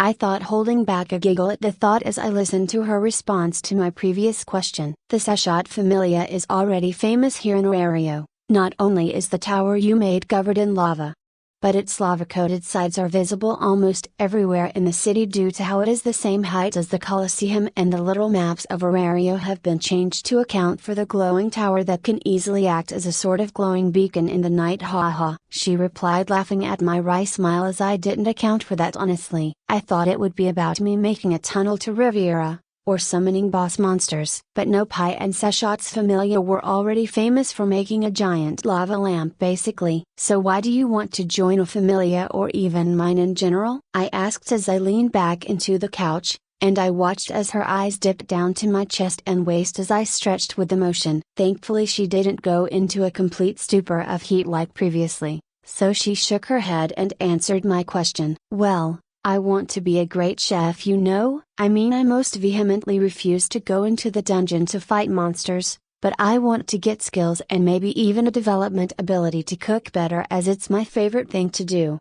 I wonder if the Falna can actually give a chef development ability. At least I never heard of such a thing, but I wouldn't be surprised if there were such a thing. But I kind of like you as well. I mean, even after only half a day since it has happened, all of Terraria has heard about how you have literally made a completely safe tunnel down into the dungeon through all the floors and into Rivera, even if it was only with the help of the Loki Familia," she said, making quotations around the Loki Familia helping a bit as her eyes shined while she stared up at me. I nodded, as they truly were indispensable in creating the tunnel, as the pissed off dungeon most certainly didn't like me tunneling through its flesh. "Yeah, Loki's executives helped a lot with killing the monsters as I used my magic to build the tunnel. But I'm surprised you already heard of it?" Beatrice's eyes widened at the question, and she lunged forward, grabbing my hands into her own as she stared up at me earnestly. "No, Jake, no, you don't understand at all. For us common civilians who can't make it as an adventure, we never ever see you adventures create or do anything of note that isn't killing something or just doing something that isn't inherently violent. Plus, the potions you guys have been selling for super cheap have been a boon to the poorer people who can't pay adventurer prices to get healed at magical clinics." She rushed, and I honestly never really thought about how people would love the potions. I mean, I literally made them in 50-gallon drums, as all it took was water and magically attuned mushrooms. I can literally create garbage bags full of them before getting tired. I mean, I appreciate adventurers fighting in the dungeon to keep our lights lit, our stoves going hot. But more often, all we civilians see or hear, especially around the red light district, is some drunk adventurer going on a rampage as they have nightmares of their dead comrades or just don't want to pay the men or women they sleep with. Beatrice spoke, and with how she mentioned the red light district, I was once again reminded on how, for whatever reason, STDs weren't a thing here in Danmuki due to the robustness of our adventure bodies. 4. So, you would be content cleaning up after us, cooking for us, and even selling stuff for us in the shop with Goddess Hestia and my own Goddess Eshat? I questioned her as I pulled her closer to me. With the shorter busty cowboy-skin girl still in her maid outfit all but in my lap, she was forced to look me right in the eye rather than us looking at each other on the side of one another. At my final question, she knew it would set the tone and pace for her activities here in this familia, and although she likely didn't want to merely be a maid and still wanted to be a chef, but to do one dream job you had to do other things to get there. Once she finally bit her lip and looking very demure as she nodded lightly as she spoke softly, "Yes, Captain, please take care of me." Then our lips met, with her soft brown eyes closing as she instinctively scooted as close as she could, so she could wrap her legs around my waist while our lips remained locked in a quiet dance. But finally, our lips broke apart, and as she dizzily leaned back, I saw her eyes were darkened with lust. But before she could lean back in for another kiss, my hands, which had been behind her back, pulled the strings to her dress in the back, making her shiver as her top loosened. Even as we shifted, her white and black maid top slid off down her shoulders, and her exposed cleavage gave up the ghost, with her large teardrop-shaped breast being fully unveiled to me. 5. "Damn, these are nice," I could only whisper to her as I hefted one of the soft breasts and my fingers sunk into the tit as I massaged it within the hand, making her exhale in comfort as she leaned down to me, and my lips were recaptured as she silenced me and even began grinding against me as I sent all my clothes into my inventory, making her whimper as my unbound manhood bounced and her grinding panties hot-dogged it for a stroke. 1.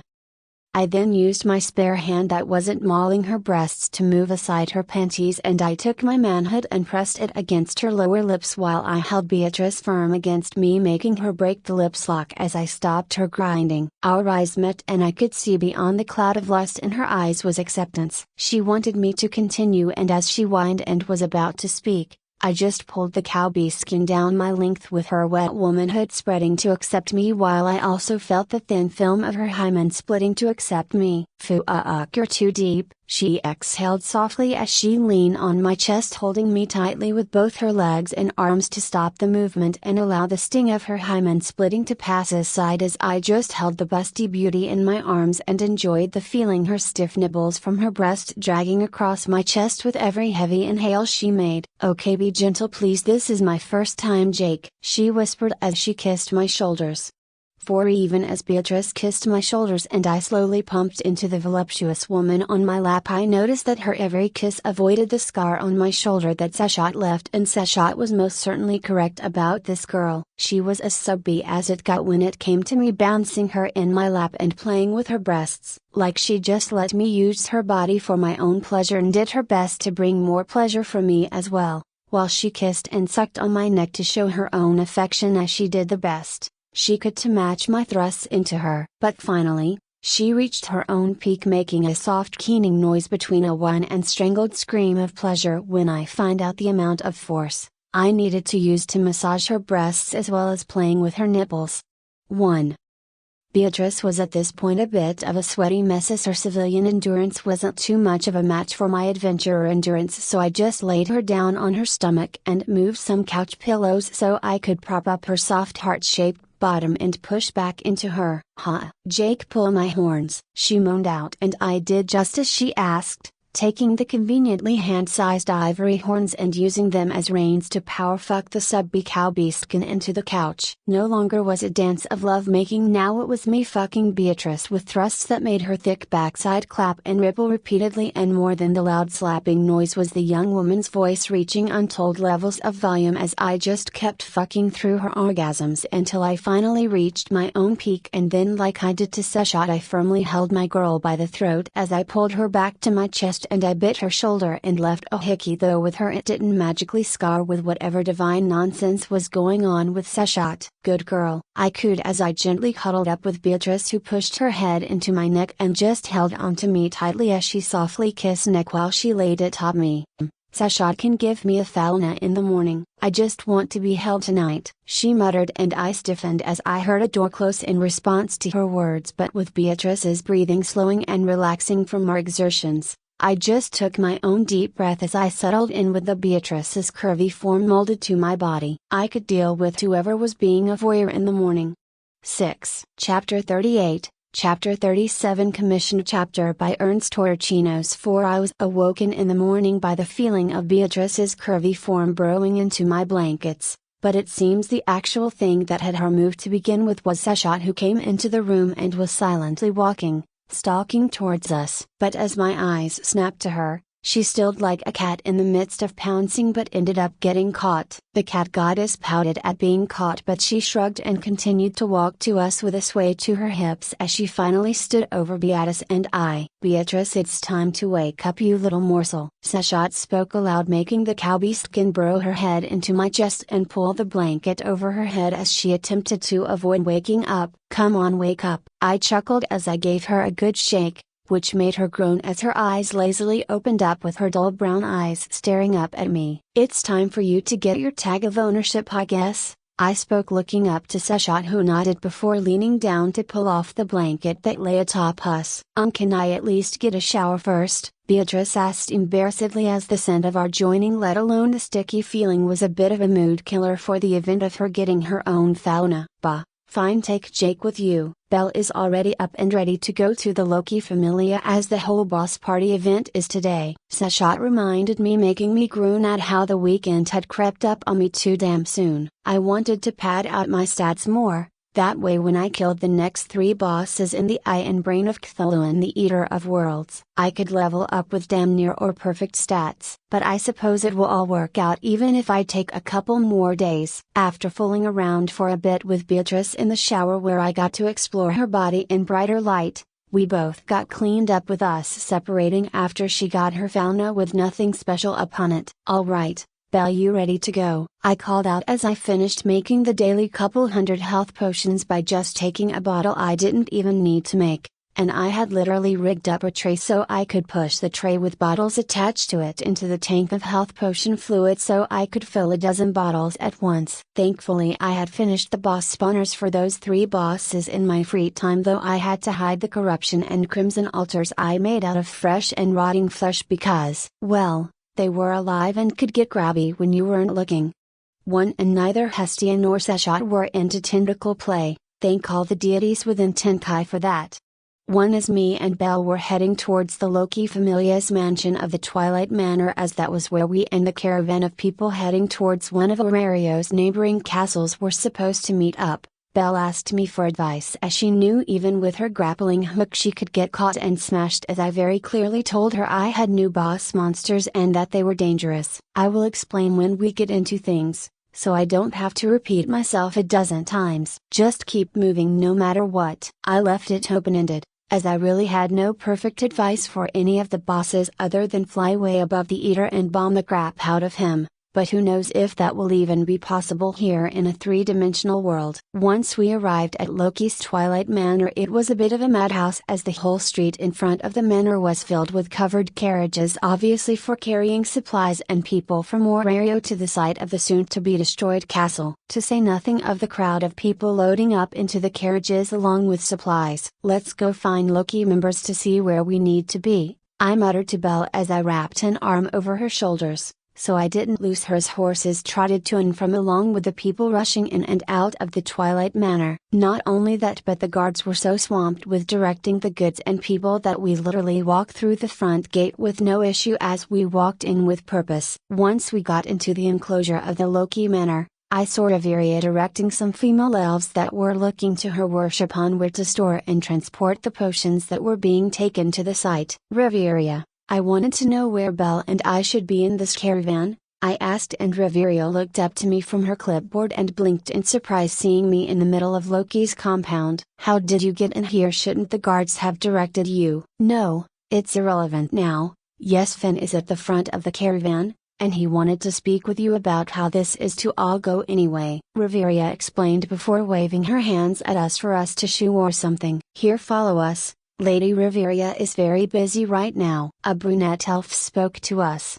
and I just held up my hands as I nodded, taking Belle with me as I left Terrarian to her list, as the Loki Familia elf escorted us out of the compound and literally watched us walk towards the lead caravan. Once we reached the lead caravan, I wasn't at all surprised to see Finn also doing some check work for supplies for the literal 300 or 400 people apparently, as, to say the least, people were hopeful for their chances to fight a weaker monster Rex that could guarantee their level up without needing to force themselves to fight minotaurs or infant dragons, which could be more dangerous than a Slime King. But the aspect that wasn't at all surprising was how Shin was hovering over her captain and all but growling at anyone who came to take up his time. "Finn, I will be in the back of the cart so we can talk on the way. I got news of the new monster Rexes I can summon and will need help clearing, as they are more dangerous than the last two." I spoke up with Shin's face twisting into a snarl at my voice directly addressing her beloved captain, but seeing it was me, her face dropped the fierce visage and adopted a smile. "Oh,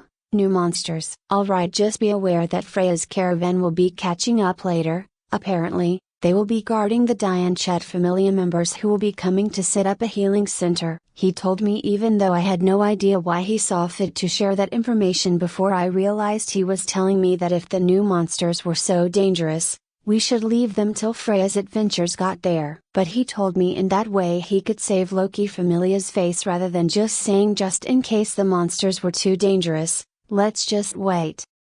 On the way to the castle, Finn joined us in the cart, allowing one of his level 3 Familia members apparently drive the cart, so I began to explain to him the general abilities of the 3 bosses, though I made sure to not share their names, as the Hulk Thulu and Eater of Worlds bit could drive the deities of Terrarian into doing something stupid, to say the least. "So how long or huge is the new centipede-like monster you mentioned?" Finn asked, and I shrugged, as my estimates for the desert scourge were wrong, with the monster being almost double the size I mentioned, but people never really called me on it, as it was already so huge it made little difference. "I cannot say, but putting level 2s and 3s against it will only lead to their deaths probably, even if it's solo focused on me," I replied dryly, as I realized I needed to get stuff that drew aggro away from me, even if that would lead to other people's deaths. Belle's hand that was on my arm flexed and she asked, "Jake, but as a level 1 shouldn't you not be summoning such a monster to begin with?" At that question, even Finn's eyebrow rose as he looked at me with interest, and I knew he was going to take whatever I said to put in a bit of a psyche file or something. "I would like some of the drops that come out of the monsters. Not only that, but facing those will obviously give me the excelia I need to level up as well." I added on with Finn nodding in understanding, as fighting monster Rexes and boss monsters always gave the best Excelia, and high quality Excelia always made your stats grow by far the fastest, which is how Belle's cheat Lyri's freeze worked. The amount of drive and desire she had would upgrade the lesser almost worthless low quality Excelia to high quality Excelia, which would make her stats shoot up into the stars at an unprecedented rate. After a while longer we finally arrived at the castle, and I could hear Shina yelling out in joy at the ride ending, but before me and Belle could hop out, Finn spoke again. Also, Jake, the guild and other forces are very much interested in the tunnel you made through the dungeon into Riviera. The Loki Familia can hold our own, but a safe shortcut through the dungeon is a very appealing target to people, especially with how you locked it down, preventing anyone from entering despite people being able to see through the windows you left open on the walls. Finn's calm eyes held me in place as he spoke very deliberately. So be careful as you walk through Orario. That key you gave to Riviera has become a symbol to easily getting to Riviera without dealing with any monsters, and supposedly the arrogant merchants are looking for assassins to take hits out on you to retrieve it. I just sighed, shaking my head. If they want to die, that's their business. I won't die so easily, especially to a blade in the dark. But either way, if something does happen, thanks for the warning, I can handle it. I spoke as I calmly stepped down from the carriage while Belle was waiting outside, obvious to what Finn was warning me about. 1. Chapter 39, Chapter 38 3 A bit of a history lesson for the surroundings of Orario. Way back before the gods put the cap on the dungeon that was the Tower of Babel, the surface world was a hellhole with monsters constantly pouring out of the gaping maw into the earth that was the dungeon. It was only when the gods capped the dungeon after some gods went into to explore it, and even with their arcanum fully being used, those gods died and never returned to Tenkai, and to this day have never reformed and are the only gods to have truly died. But with the dungeon being capped, the mortal races along with the spirits and newly arrived gods who blessed the mortals with the foulness system over the course of centuries eventually cleared out the area surrounding Orario of monsters. But in doing so they left hundreds of fortresses in the area surrounding Orario, which are now used nowadays to host war games if the chosen game requires such a location. Now such a site was going to host several boss monsters. Do you think you will be able to summon like 30 bosses at once? That would be so cool, haha. Shna laughed as she found me and Belle just hanging out awkwardly as everyone set up their stuff. For a moment I considered the logistics of fighting so many monsters Rexes, and then I recalled with Fargo's the mod I was going to get next I would literally be able to do so. I don't think it's a good idea, Shina, I said wryly, and then eyes walked over to us, and following the blonde beauty was the lesbian elf herself. Lefia, Finn told me you had new monsters. Are they strong yet? Eyes bluntly asked, and I nodded slightly. Well, they will certainly be stronger than the others, but also larger and much more dangerous, I said dryly, but Eyes only nodded subtly, smiling like the battle maniac she was. Will these boss monsters help even level 3s like me level up or just get high amounts of Excelia? Lefia asked, and I just nodded for the umpteenth time before I pulled out a new sparking wand. Here Lefia, I got you a gift. Go play with the magic stick, I said nicely, and as she took it reflexively and her mind connected with the staff and shot out a couple of sparks, she seemed to somehow miss how I was trying to get rid of her. Jake, Lady Riveria already gave me the wand of sparking you sold her. Apparently, it made her really mad because she couldn't figure out how you preset magic within the staff like a Krotso sword but without the whole breaking bit. Lefia awkwardly explained to me, but then her eyes found Belle, who was standing beside me. Sorry, my name is Lefia Viridis of the Loki Familia. It's nice to meet you, she said, bowing to Belle rather than offering to shake her hand or anything, as elves were mostly racist against other races and literally didn't want to touch them. 2. Hello, Miss Viridis.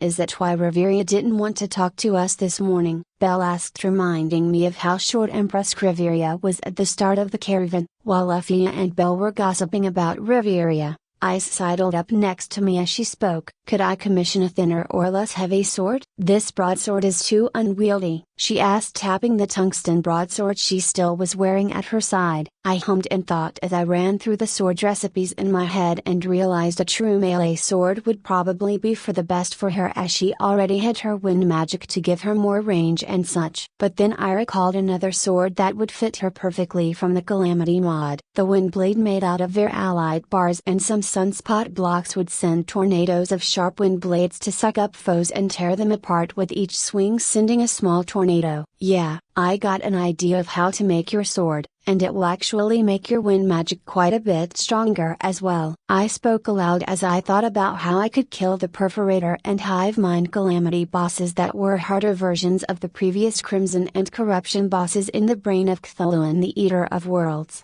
Eyes literally gently grabbed my face as I stared off into the distance. I tried to, with no success, think of a way to kill those much stronger bosses. My eyes were all but forced to meet Eyes' hard blue ones as she spoke softly. You are thinking too much. What do you need to make that sword? Because I need it.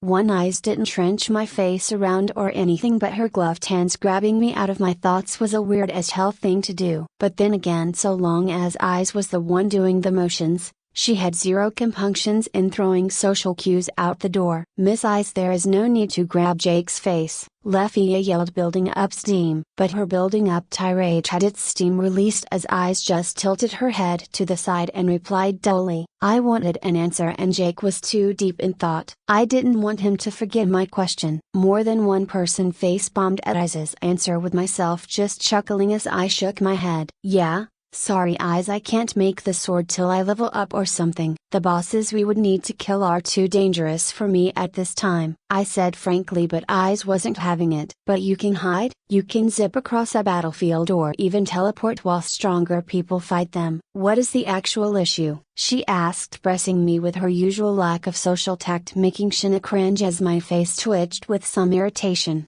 4A's, let's let Jake go spawn the monster Rex for the newbies. They're looking antsy, haha. Shinna laughed forcefully as she literally just threw Eyes over her shoulder as she ran away with the blonde beauty, who held an arm out to me begging for salvation as the Amazon ran off with her. Alright, Leffia, if you end up fighting just be careful, I huffed as Belle quickly followed me as Power walked away from the situation and towards the area that was designated for me to spawn the monsters. As I got there, I saw Finn speaking with the blonde elf member of Freya's Familia head in something. There you are, Jake, are you ready? Finn asked me as the Freya executive shot me an imperceptible look I didn't understand while I told Finn I was ready. Alright, wonderful. We have taken some measures to give you some room to grapple hook away from the boss. And more importantly, when you do, we want you to try to get fully away from the boss and see if it will instead focus on the other people in the vicinity so they can get the authentic boss experience, Finn explained, and I hummed and thought. I mean, I will try, but this trick will probably only work on the King Slime and Desert Scourge boss. The next ones are just too damn big and have different senses than the last more normal bosses. Well, as normal as a semi-truck size slime could be anyway. The Apollo Familia has paid a great price to fight the Desert Scrooge in particular as the first boss to be summoned here for all of Arario to watch remotely in the same style as a war game. Congratulations, Jake, you have 10 million Valis sitting and waiting for you back in Arario, Finn said, shrugging as from the opposite of the field came a crowd of Apollo's lower level adventurers. His captain isn't going to take part? I asked dryly, seeing the level 1 and small squad of level 2 standing together waiting for me to summon the boss. No, apparently, he didn't deem it worthy of his time, and that it was best for his weaker Familia members to fight the boss monster and earn a level up, Finn replied coldly, and I looked over to Daphne, Laurus, Cassandrolian, and hoped they would survive this experience. One especially Cassandra, as she was a true seer, even if her predictions were always disbelieved for some contrived reason around her. Pity for them then, I muttered, sighing, but saving idiots from committing suicide wasn't my responsibility. To be an adventurer here in Danmuki was to walk with death, and just because a group of level 5s and above could slap these weak bosses around shouldn't give these fools such bravery. They needed a reminder of their place, in other words, with Finn giving the go-ahead as the systems were in place in Orario to watch the coming battles. I walked out alone into the middle of the field that was surrounded by woods that I was going to go hide within as soon as I summoned the boss. As I got closer to Apollo's group, I saw Cassandra was a shaking mess and almost in tears, making me sigh as I realized she may have seen herself and the people around her dying. Well, let's see if I can save another heroine or two, I thought wryly as I pulled out the desert medallion to summon the Desert Scrooge. Chapter 40, Chapter 39. Asdo has commissioned several chapters. 11 Hopes and Dreams. That's all I could see as the Desert Scourge announced its presence with a roar, and although it tried to follow me through the thick forest that surrounded the clearing, it lost me and thus obviously focused its all-consuming murderous fury on the Apollo adventurers. But just like hopes and dreams, we all had to awaken from them. Screams rang out as the Desert Scrooge showed the low-leveled adventurers why even if level 5s could kill it fairly easily, it was still a monster Rex and thus far beyond humanity typically. The spikes on the undulating body of the massive sandy brown centipede monster tore through flesh, bone and armor like if they weren't ultimately just flattened under the sheer mass that was the Desert Scourge, as the monster Rex was twice as thick as two elephants standing atop one another. Even more pathetic was how their melee weapons broke upon his scaled body, and only the few Apollo mages managing to get some distance to chant some spells to throw at it, made any headway in killing the boss. Seeing what had to be Apollo's high level 2 elf that had his face covered up with a scarf and had blonde hair jump atop the Desert Scrooge and attempt to stab out its tiny eyes, but only to end up shattering his longsword thrown up into the air and swallowed with one bite, made me realize something very clearly. People without the true strength and abilities of at least a level 3 should just toss aside their delusions if they think they can take on the Desert Scrooge, at least, because monster Rexes were horrors for a reason.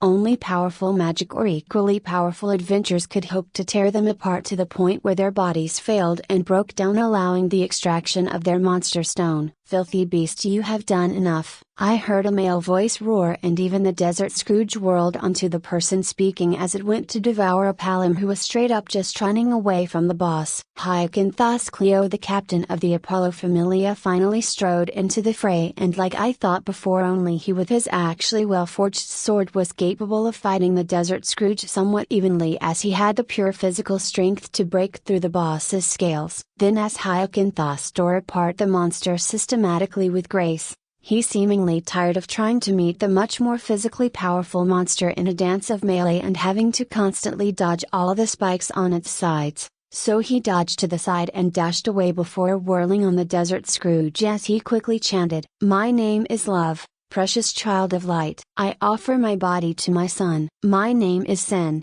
jealousy of wind. I call a gust of wind to my body. Release ring of fire, come, wind of the west." A large ring of pure light, no condensed solid flames formed beside Hyacinthus, and as the Desert Scrooge attempted to eat Hyacinthus along with digging under the ground to continue chasing the other Apollo members, Hyacinthus sent the ring of fire into the Desert Scrooge's mouth before dashing away. Phoebus's light, he roared, and the apparently swallowed ring of fire violently exploded, blowing off the massive jaws of the Desert Scrooge, who screamed an ear-piercing wailing noise as it suddenly whipped to and fro in agony. And I grimaced as one of the spikes on the side of the Desert Scrooge literally shot off like a missile and slammed through Hyacinthus, leaving a basketball-sized gaping hole in his upper chest, and I knew the man was dead. Guess these bosses do have an enraged state, I grimaced as I dashed back towards the fight, as honestly, the Apollo Familia had failed this event. They were arrogant and didn't set up a proper fighting formation, and they didn't even come to me for information on the entity. If Hyacinthus actually fought at the beginning of the battle and allowed Apollo's dozens of magics to pepper the boss, and with the help of that more agile elf and Cassandra who literally had a spell that gave her the speed of an upper level 3, they could have easily kited the monster to death.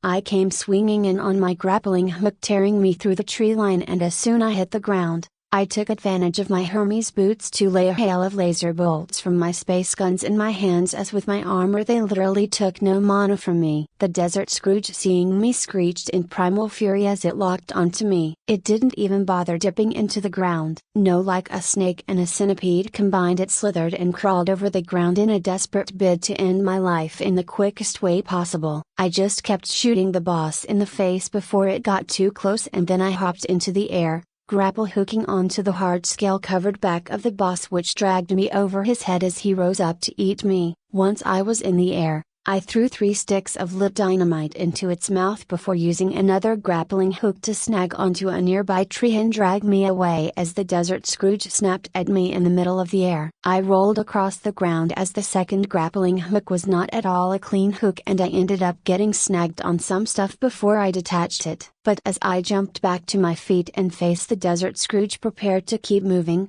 I laid witness to its head violently exploding into a bloody mess as chitin and scales went everywhere, as the 3 sticks of dynamite had more than enough force to blow off the lower section of its head where the dynamite landed in his gullet. Then it faded into ashes as a soft thump rang out in unison as cloth bags landed at the majority of the Apollo members' feet along with my own. Man, the people without bags got to feel devastated, as even Cassandra, who only had a couple of healing spells, got a bag, which was good to note. I thought tryly as I picked up my bag and strode towards literally the only level 2s seemingly in Apollo's Familia in Cassandra the Seer, and her minder Daphne Laurose. "Are you two the only level 2s left in Apollo's Familia?" I asked rather bluntly, and Cassandra just stared at me flabbergasted, so I almost waved in her face before her minder Daphne spoke up. "Forgive my friend, she is just in shock, as well as being close to her mind down due to all the healing she did. But yes, it seems we're the last, as Hyacinthus won't survive that wound even with the D-Saint's efforts." Daphne spoke softly as Ermentizanere and the other healers of the Dianchet Familia took this opportunity to try to drag people from the grips of death for their own felony growth. "How are we still alive? I saw us die." I knew we were to die just then. Cassandra began blubbering, and I gave her a look as I eyed Daphne, who didn't expect her friend to spill the beans. "Little seer, not even the gods know the concrete future. It is literally infinite possibilities, and not even the gods of time itself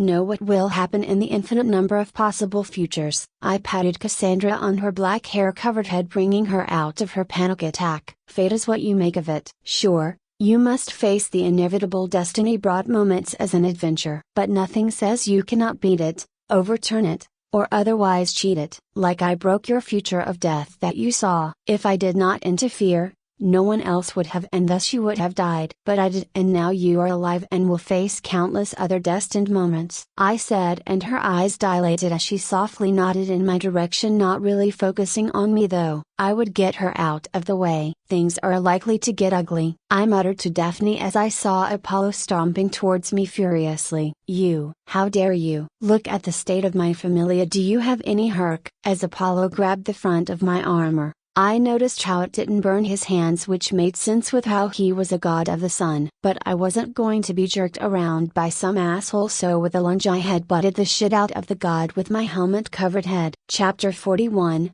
Chapter 40 Timothius Chkim has come into Chapter 4. Apollo's head snapped back at my abrupt headbutt, and I made sure to actually hit his own forehead and not shatter his nose or anything. Despite how Apollo was scum, I didn't want the death of a god hanging on my shoulders.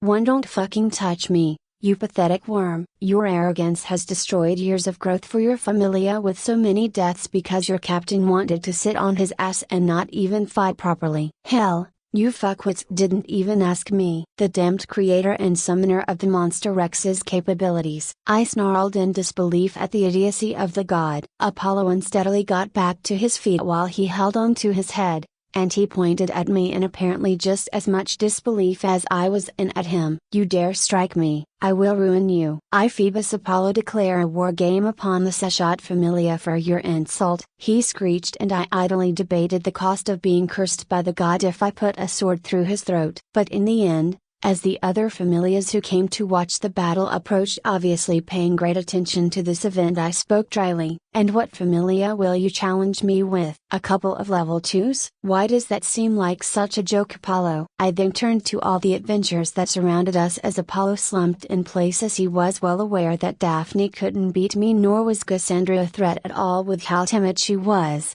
"Adventurers of Terraria, hear me. These monster Rexes are not a joke. They are not a status symbol or something you can shrug off. These are monsters that are worthy for you to level up with. Thus, such a challenge is more than capable of reaping your lives if you treat this a joke." I spoke loudly, with many of the more savvy, experienced adventurers nodding their heads in agreement, but such people were already level 2 or 3. Not the newbie level 1s who treated monster killing as a bit of a side gig or something. I then stared down Apollo, who had stood back up. "This is a dangerous event, far more lethal than any wargame. Should you continue your claim, I will finish your familia in any case," I said before dismissively looking away from him, to the next familia on the list of people who wanted to test their might. "Take me Kazuchi familia. Are you ready?" I asked, looking to their captain Uka, who nodded, hefting his large great axe behind himself. "Yes, we will be fighting the King Slime monster, and we have made plans to deal with it safely in a controlled manner. But do you have any advice, Jake?" Uka proudly spoke, and I smiled, as Take Me Kazuchi was a friend of Hestia, so I didn't mind helping them out with some advice. "But where once you deal a good bit of harm to him, he will become enraged, jumping around much faster than usual, and will shake off its acidic gel to land on you, and such a fate of being covered in metal melting acid will not be pretty," I said with utmost seriousness. Uka nodded, and everyone dispersed, with the Take Me Kazuchi familia staying to fight the next boss, but the crowd was kind enough to help with dragging the Apollo familia corpses off the field so no one would trip over them or something. "This isn't over, Jake Barris. There will be a reckoning for your failure to help or warn us," Apollo snarled, and I looked over him one final time before I came to a conclusion. "All right, Apollo, fuck you and your familia. In the name of my goddess Seshat, accept your wargame. I will see you at the guild to formalize the details later today at sundown," I said strongly as I eyed Apollo. I was literally done with this degenerate red-headed stepchild. "Damn it, Apollo," Daphne hissed as she stormed over at hearing my declaration, and in the middle of all of Terraria watching remotely, the crimson-haired beauty grabbed Apollo and dragged the god away by his ear. After getting King Slime summoned, watching the Take Me Kazuchi familia take care of it was a completely different experience from how the Apollo familia dealt with the Desert Scourge. Because the Take Me Kazuchi familia was a familia that lived and breathed in the dungeon, whereas despite the Apollo familia having dozens more members, they were trash who only got the bare minimum letter requirement before leveling up by killing a minotaur or an infant dragon in a party. First, they corralled the King Slime with Uka carefully herding it away from Mikoto, who at the moment of the monster Rex coming into being, began chanting while her teammates used longbows to strike the boss with my own arrows, so they didn't just melt in the potent acid within the slime's body. "I respectfully speak to you, my war god that can break through anything, lead me from the precious heaven. Give my petty body, the divine power of your grand body. Rescue them, light of purification, sword of crushing evil, sweep sword of suppression, sacred sword of conquest. It arrives here now by my order. Descend from heaven, rule the earth, Shinbu Taosai," she chanted, yelling at the end as a pure black magical pillar captured the King Slime and squashed it flat under its crushing gravity magic that filled the pillar. "Use the explosive bolts," Uka yelled as he pulled his own longbow off his back. The half-dozen supporters and other adventurers switched to alchemical bolts. Then the King Slime, once the height of a semi-truck, was compressed to the point of only being as thick as a cinder block, and with each explosive arrow that collided with it, its flesh was blasted apart until the King Slime died under Mikoto's powerful gravity spell. While I stood in the tree line with Belle beside me watching the fight, Finn came over to me. "Well, Jake, got any ideas after seeing a weaker familia properly deal with the monster Rex?" he asked, and I shrugged. "Yeah. Hook up to the roof of the dungeon in Riveria where it cannot jump that high, and then just drop bombs on it, until it dies," I answered cheerfully, and the Palam snorted at my cowardly answer, but in the end he shrugged. "I suppose that's one way to level up. The fauna cares more for the success of a challenge than how difficult you make the challenge in any case. That's how Perseus, or Hermes' asked Fee. Andromeda reached level 4 by bombing monster Rexes to death after much preparation. Finn spoke candidly. So, Finn, why are you here? Did you come to speak with me about Apollo's little challenge that I answered? Finn sighed, nodding. Look, Jake, the Loki familia can't be seen interfering, as that would be considered the highest degree of bullying, with them only having some level 2 sand. Before he continued, I cut him off. Finn, I do not fear Apollo's little collection. Whatever challenge the Denotus gives between our familias, I will win outrightly, or their familia will not survive challenging me as I drop another monster Rex on them, I said bluntly, and Finn face-palmed, shaking his head. Well, tame monsters haven't been outlawed for use in war games, so monster Rexes. Yeah, I imagine they will allow you to abuse such a thing for the first fool to challenge you, so they can have cause to outlaw it due to you not having control over them, Finn said, shrugging, as that was the politics of Terrario. In the midst of the cheers of the Take Me Kazuchi as they happily took their goodie bags from killing the bosses, Belle finally spoke, as she had gone silent after the deaths of the Apollo members. Jake, please don't just kill all the Apollo members. I mean, Apollo is obviously a terrible person and should be sent back to Tinkai or something. 3. Finn just snorted, shaking his head. Well, I said my piece. The guild has your cut of today's earnings. Also, I wanted to warn you about something personally, Jake. Finn's face was both a cut of grim and wry as he continued to speak. Hythe Velvet, the Golden Witch, or Vanna Mardell, a Freya's familia who was helping the Diane Chet familia with healing, has been asking a lot of questions about you and your familia. Where you fight in the dungeon, your interests, how people can get into your tower to access your shop. Just a lot of questions to a number of people. This isn't Freya herself doing something, no, this is Heath up to something. He warned me, and then he nodded to me and Belle as he walked away. It's just never one thing alone now, is it? I thought, sighing as I gave Belle a side hug, making her squeak in surprise, but I paid her surprised noises no care as I refueled on Belle's cute energy. 3.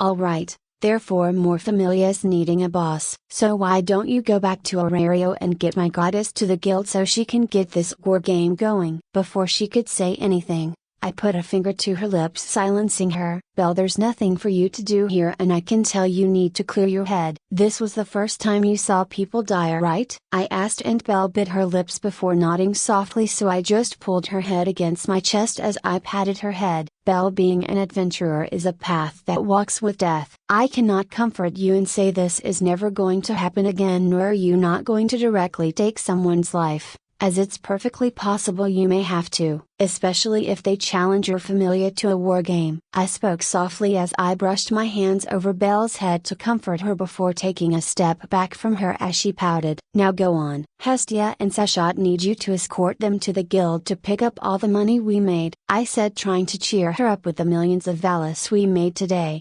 2. Alright, Jake, I will. Belle nodded, and then, just like the rabbit everyone called her with her looks, she ran off, almost literally bouncing as she dashed back to Terrario faster than the trots of the horses that brought us here. Chapter 42. Chapter 41. The rest of Timotheus Chkim Commission for after Apollo's frankly abysmal performance with the Desert Scrooge. As a reminder, there were only a couple more deaths in the dozen other familias who challenged the King Slime or Desert Scrooge, all of whom were people who were obviously treating adventuring as a side gig and not their life's passion. But as all the lesser familias cleared out and Finn approached me again, I knew a more important moment had come. Finn, you and the familia ready for the stronger bosses? I asked, and Finn nodded, tilting his head to the side. I saw the mages, archers, and long-range specialists around Riveria, while the melee-focused were close to me and Finn in a circle so they could respond no matter where the monster appeared. Okay. So I will be summoning a massive monster that takes the form of a flying eye that can shoot some lasers and cursed fire from the center of its eye. After we greatly damage it,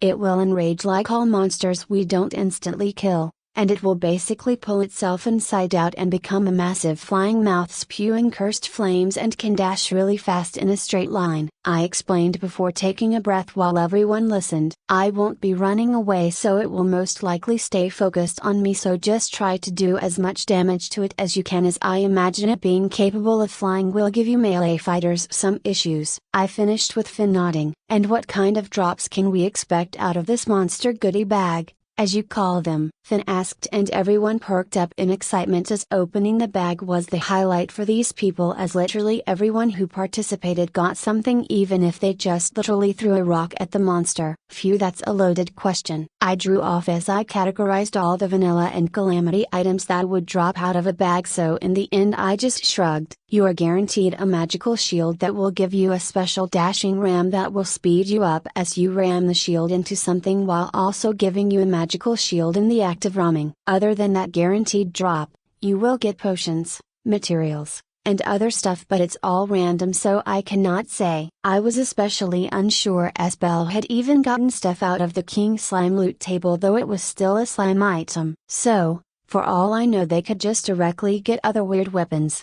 Finn hummed and thought for a minute before he looked over to Riveria, nodded and spoke again as he looked back to me. "In that case, the Loki Familia will be helping you. Just do your best to keep the monster from the mages," he asked, and I nodded in agreement. The Eye of Cthulhu, a spawn item better known as a suspicious looking eye, was literally a football-sized eyeball, and how else did I summon the primordial remains of some space god? I had to literally poke the center of the eye with my finger, and as I did so a primal roar filled with rage and pain rang out in the darkened afternoon's light. "Jake, did you just poke that nasty looking eye in the eye with your finger?" Shana asked as her face twisted in disgust. I wasn't even given time to make excuses, as from over the tree line came a damned blimp-sized flying eyeball that locked onto me with its reddened eye, and I wondered if the eye was so red and angry because I literally poked an eye that shared some kind of voodoo sympathetic connection with it. "Riveria spells now," Finn yelled as I shot the floating eye in the sky with my space gun, and I zipped away on my grappling hook. The Loki Familia did all they could to hurt the flying eye that spitefully followed me through the forest, shooting lasers and even burning down the fucking forest with widespread swathes of green cursed flames. Weaker spells smashed into it, tearing off hunks of flesh.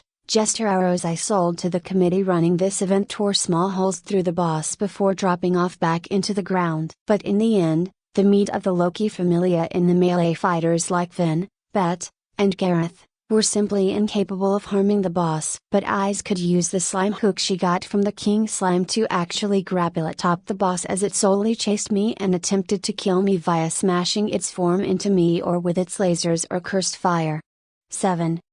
So, Eyes was the one actually dealing the most damage to the boss, though she had to avoid friendly fire from spells and jester arrows going through the bottom and sides of the boss and end up traveling all the way through it. "Riveria, kill it," I called out, feeling the strain of constantly dodging while keeping everyone else at a decent distance from the boss, other than the people leaping up to try to take a chunk out of its flesh. Those people were only Eyes, Gareth, Shna, and Bet. The rest were content to bring down the boss in a death by 1,000 cuts. If I had the whole forest to run around in, I wouldn't find it as difficult, but I had to keep everyone else's position in mind, and that was stressing me out, as I didn't want Loki's people to die, as that would sour my plans for them. Because I had no delusions in thinking I was going to casually kill the wall of flesh, though with getting Fargo's that may change with all its enchantments and stuff. Harbinger of the end. The white snow, blow with the wind before the twilight, closing light, the freezing land, blizzard, the 3 severe winters. My name is Alf. Riveria chanted her ice spell that called upon the frozen winds of the underworld apparently, and a piercing silver light shot into the Eye of Cthulhu, freezing it utterly solid in but a couple of moments, leaving it floating in the middle of the air. "Riveria, mages, it's still alive, chant your next spell," Finn yelled out, frowning as he pinched his thumb, frowning heavily. Riveria loudly began chanting again, and I could feel her mana filling the air as a large fiery glyph formed in front of her as her chants drowned out all the other mages chanting. "The flame will soon be released. Creeping war, unavoidable destruction. The horn of battle sounds aloud, and the cruelty of conflict will envelop all. Come, crimson flames, the ruthless inferno. You're the avatar of hellfire. Sweep completely, and bring a close to the great war. Burn them through, sword of searcher. My name is Alf." But before her chant fully finished, the frozen Eye of Cthulhu shattered its ice with a great deal of its frozen flesh falling off with the effort, but then the monster Rexes screamed a mind-numbing screech that made my vision fog over as the eye of Cthulhu spun through the eye so fast that it blurred and seemed to grow even larger as it turned itself inside out into its mouth form that instantly lunged to snap towards me. Reveria's beam of concentrated fire magic only swiped it, but the explosion of powerful flames was more than enough to blast it off its course. It screeched in fury as it smashed into the ground, creating a large ditch. It tore through the ground before rising into the air. "Thank the gods it can't no-clip through the ground," I muttered as I just kept shooting the enraged eye of Cthulhu until finally it just broke apart into ashes as Reveria's fire spell, although didn't fully connect, burnt through the monster's frame and had apparently fried its internal organs. So it was only working unlimited time in its enraged state. "Yay, goodie bags!" Eyes cheered as she picked up her own while I had to backtrack a bit as mine fell to the ground, and I missed it as I was still in constant motion running around with my Hermes boots and being tugged around on my grappling hook. 2. But seeing how the Eye of Cthulhu fought and acted, I realized that until I got wings or something to give me a lot more mobility, by far the best bet for me was to keep using magic. Despite Eyes doing plenty of damage with her level 5 strength literally carving chunks of flesh off of it. But in the end, not even Gareth, one of the physically strongest adventurers in Orario, could physically manhandle any monster Rex at all. They simply were too large and strong to match physically with human leverage. "How do I look?" Eyes asked dully as she hefted the shield of Cthulhu along with her broadsword, and I couldn't help but chuckle seeing how odd it looked on her. 1. The weapons were a bit too large and unwieldy for her, honestly, though there was little I could do about that. Try to hold the shield in front of you and dash into a tree?" I asked, and her head cocked to the side cutely before she nodded and advanced on one of the nearby trees. "So, Jake, I got this staff. What does it do?" Riveria asked dryly as she held out the death stare rod, and I pouted as I opened my back and got the shield, the materials, and the teardrop cleaver. "Ah, that is a staff that will summon a much smaller eye to float over your head and will attack things that you have great negative intent towards," I said, pouting as I didn't get the summon item. Riveria pushed a bit of her mind into the staff and then flicked the grotesque staff that was literally a living eye looking around as it was seemingly impaled on an intertwined staff of 2 metal bars that met in the middle to impale said eye, and then with a wet squishing noise like a grape being stepped on, a fist-sized eyeball appeared above Riveria's head. "Jake, this is disgusting," Riveria said, shuddering at the sight of the eye hanging over her head. "Do you make anything?" "That's normal." 1. Hey, I didn't make that. It literally came from the boss, and don't even complain, damn it. That eye can shoot lasers through the dungeon walls into other tunnels as it's capable of sensing enemies with negative intent around you. I all but pouted as I swung the teardrop cleaver spurtlessly. Eyes on the other hand literally only got the shield, so she was just pouting as she poked my shoulder. "What does the sword do?" she asked, looking at the thinner, more manageable sword. I actually had to recall its effect before I smiled, as actually, it wasn't at all useless. If something is cut or harmed by the sword, it's conceptually cursed for 1 minute to lose half of its strength and durability. I had to make the sword disappear into my inventory as Isa's hand snatched for it and her pout became apoplectic, not even desperate, as she looked up at me and I could see the thoughts in her head. What if the black dragon was literally at half strength? Could her father have killed it with such a curse upon it? 8. Chapter 43. Chapter 42. When a truly loud and brutal bonking noise that far eclipsed my headbutt on Apollo rang out, as Riveria nonchalantly brought her staff down on Isa's head, making the blonde's eyes go cross-eyed at the blow. As Isa crouched down holding her head as she looked up to Riveria, tearfully pouting with her bottom lip actually quivering in distress, I couldn't help the thought crossing my mind. I mean, Riveria actually drowned Isa when she called her an old hag. Maybe she legitimately isn't an airhead and actually has some brain damage due to always being conked over the head by superhumans. 8. I shook my head at the thought and mentally reminded myself to be careful with any kids I interact with, as I didn't want to accidentally hurt them, as I was already getting used to only interacting with people with superhuman physiques. "Eyes, what have I said about taking things from people?" Riveria said imperiously as she leaned over Eyes, whose pout only deepened with her even blushing a bit in embarrassment at being scolded in front of so many people, including myself, who wasn't used to Riveria taking the Loki members to task as their den mother. You said not to. Jake, how much are you selling the sword then? She asked as she looked away from Riveria, who rolled her eyes at Isa's act in getting out from under her gaze. I'm not selling this one as it's my first one and going into a display case if I don't craft it into something better later on. But the Loki Familia literally had dozens of people who attacked the boss. I bet there are members who got the sword and won't mind selling it to you if they are mages or something. I offered and she hurriedly nodded before bowing to me. Thank you, Jake. Getting stronger is all I care about, and I have grown more from killing those bosses than going on shallow expeditions past Riviera. So, thank you again. Ice strongly thanked me as she stared into my eyes to convey her seriousness after she came out of the bow. I nodded in understanding, as I knew her goal in killing the one-eyed black dragon, though I knew she was far from its match, as Albert, her father, was some kind of sword saint who could do cultivator bullshit with his pure sword skill, being able to cut through space and time, and was such a Chad that he could impregnate his spirit wife to make eyes, which wasn't possible. Spirits were literally entities coming to life from the world itself and were the closest thing to a god. Give me a week or even just a few more days and I will have a bunch more accessories you can wear. That's far less of a pain than my other things. You will get much stronger with them, I added on, as I knew for my level 2 mod, I was going to get Fargos, which was going to make myself and the people I sell the enchantments far stronger simply by wearing the pins. I will be there, Jake. Do you want some sword training to beat Apollo? She asked me after a moment of thought and chewing on her words. As the Loki Familia cannot be seen favoring another Familia about to get into a war game,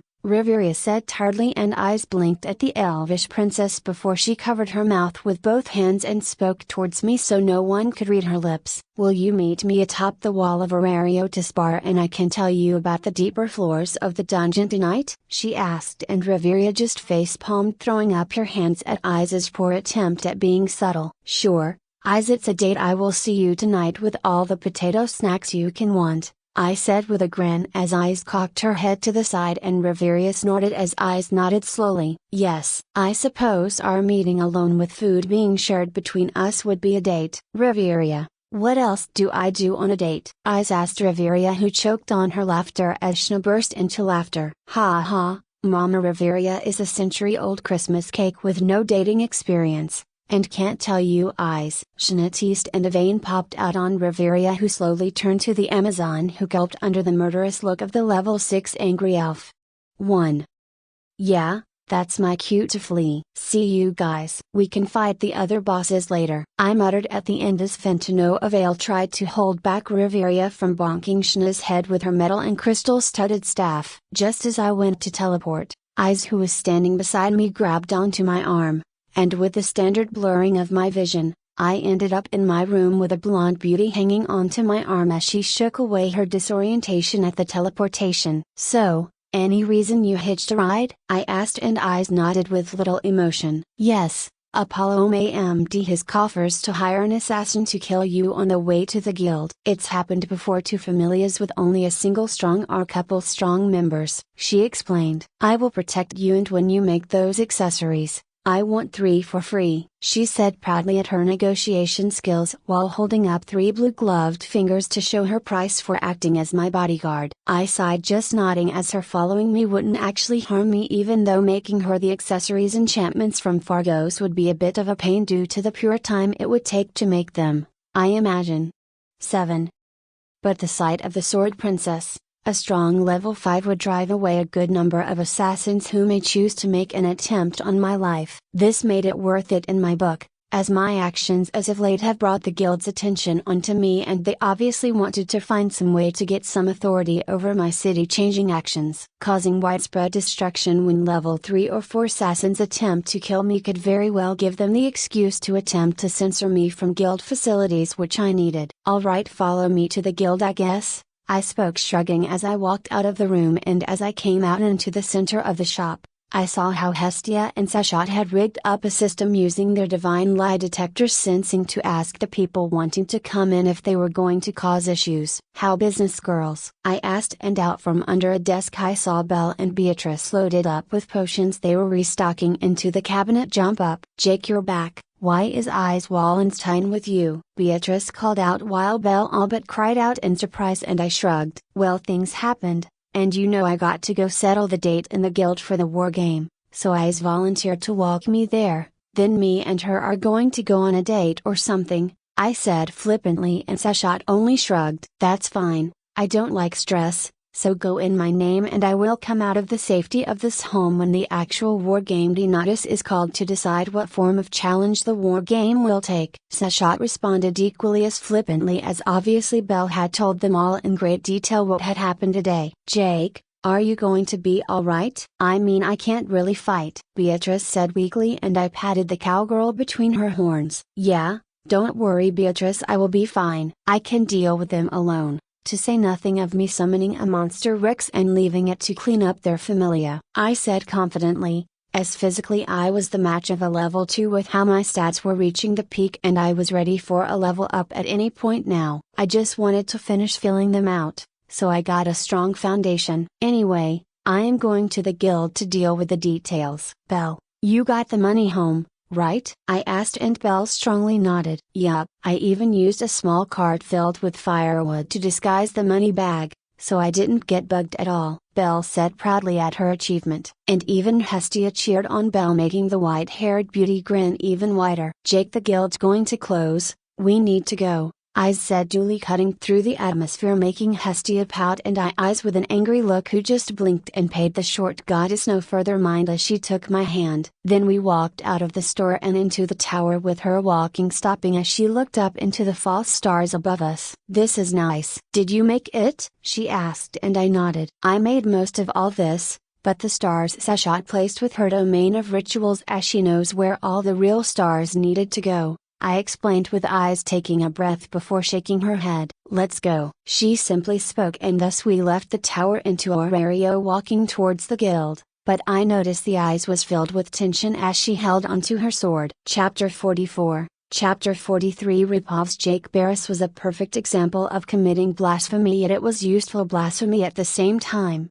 Ru pondered as she duly watched the Apollo Familia get splattered across the ground via the remote viewing system that Hermes was streaming to all the clubs, bars, and places where people gathered to watch war games. On one hand, Ru understood the sheer value of having high-quality Excellion on demand, yet Ru couldn't for the life of her forget the army of white-cloaked, absolutely mind-broke individuals that made up Evelis. And what better tool to destroy Aurario and even uncap the dungeon than having an army of monster Rexes summoned throughout Aurario? Jake is not even a threat to Aurario. No, with his summoned monster Rexes he is a legitimate threat to the world itself, as that Desert Scrooge could begin breaking down the Tower of Babel. She muttered under her breath so quietly that not even Anya or Chloe, her co-workers, could hear, as a flicker of murderous intent rose up in her heart. But then Jake swung back in after the Apollo captain was eaten and killed the Desert Scrooge, and although seeing his heroic action did blow out the murderous thought she had, in the end, she honestly considered hunting down Jake to save him from the torture that Evelis would use to break his mind, even with their delusional evil gods no doubt being willing to dirty their hands to break in such a valuable mortal. Then as Jake had butted the Apollo onto the ground and accepted the Fool's Wargame challenge, Rick grinned. It wasn't the smile of triumph or even happiness that someone Seer had mentioned in friendly terms before. No. It was a smile of utter satisfaction, because with Apollo's Familia being decimated in the monster Rex but still being highly wealthy, it was obvious that Apollo was going to reach into the dregs of society to even the odds against the monster that was Jake, with his no-chan magic and being capable of dropping a monster Rex on his opponents. And who better to respond to such a call to action than the utter scum of society like assassins and Evelis? Ru worked and all but lived solely at the premier bar for adventurers. Literally every rumor that passed through Aurario ended up here at some point in the hostess of fertility. Rumors of people in white cloaks, abducting people in the depths of the Daedalus district had been growing as of late, and Ru, even though she had hung up her mantle, sometimes at night, she wondered if the Gale should make a return and make the streets of Aurario run red with the blood of sinners again. Mamma mia, I am taking a week off. I have paid my dues for the month, and I need to take care of some things, Ru said as she watched the broadcast as Jake led that weird flying eye monster around the forest that got utterly wrecked by the stone pillar-sized beams of magic the eye would shoot at him, to say nothing of the obviously cursed flames that melted off the flesh of any Loki member who got too close to it. Yes, Such a monster could cause terrible damage to Aurario, and thus of course Evilus will not be able to hold back its desire to make a move on Jake. He is literally the perfect bait for the rats.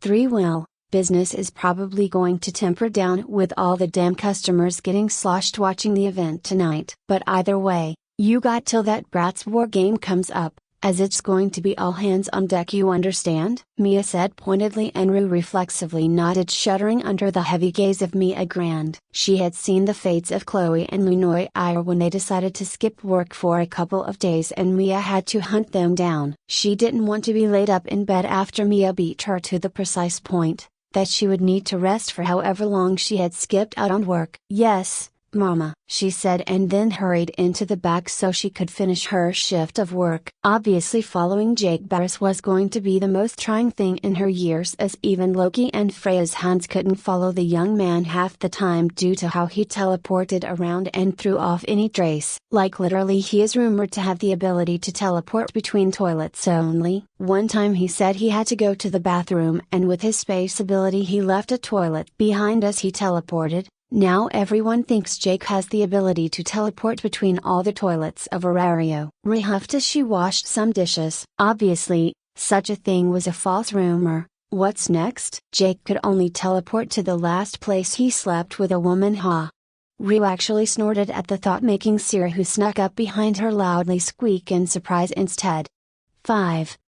Oh Sierra, it's just you. Is the broadcast over now? Rue asked nonchalantly while hiding the smug little smile she had and actually scaring her troublesome savior under her elfish poised expression. Yup, it was so adorable. Apparently, Eyes Wallenstein has a crush or something on Jake, as she was making grabby hands and trying to beg for Jake's magical sword that he got from killing that weird monster Rex. Sierra exclaimed gleefully, obviously taking great joy in the rumors that were going to fill the bar tonight. But Rue frowned. Why in the world would the Sword Princess follow Jake around? And she most certainly doesn't like or have a crush on him, as she is well known for having less emotional intelligence than the average tree stump.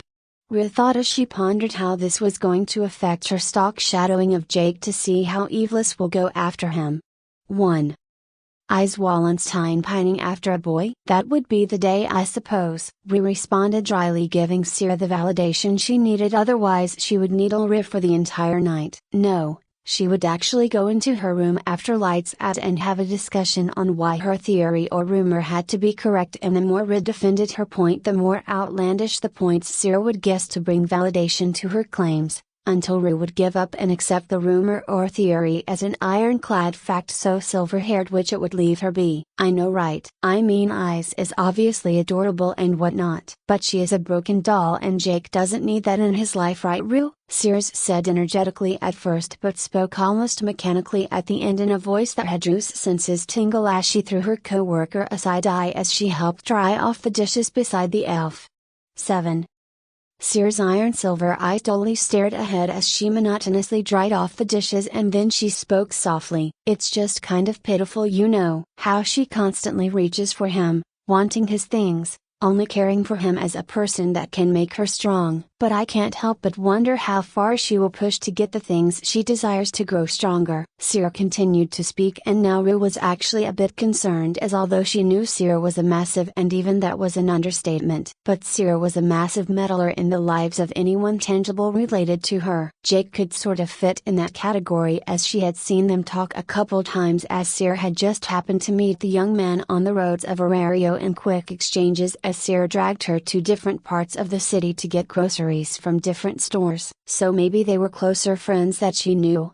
Rue thought as she coughed to get Sierra out of her mental mess. Jake is a smart human, isn't he? Then trust in him to know how to handle the Sword Princess. It's not like she is going to seduce him or something, Rue said, and Sierra nodded, taking a deep breath. Yes, of course. Jake doesn't even seem to be aiming for a life partner anyway, always messing around with demi-humans and whatnot. Sierra muttered under her breath at the end, at a level that Rue only thought Sierra was grumbling about Jake not being romantically interested in anyone. Maybe you should be more proactive then, Rue spoke to get Sierra out of her head. I mean, this war game business is probably going to happen in either a few days or more likely get pushed back to this next weekend so everyone can watch. In the meantime, Why don't you catch Jake on his way to the dungeon and ask him out on a date or something? I mean, you already have a whole book on where you want to take Jake, or have him take you," Rue said with a hint of red coming to her cheek. Rue was a chaste elf, and seeing Sir's sordid diary filled with filth had made her feel some very unelfin desires.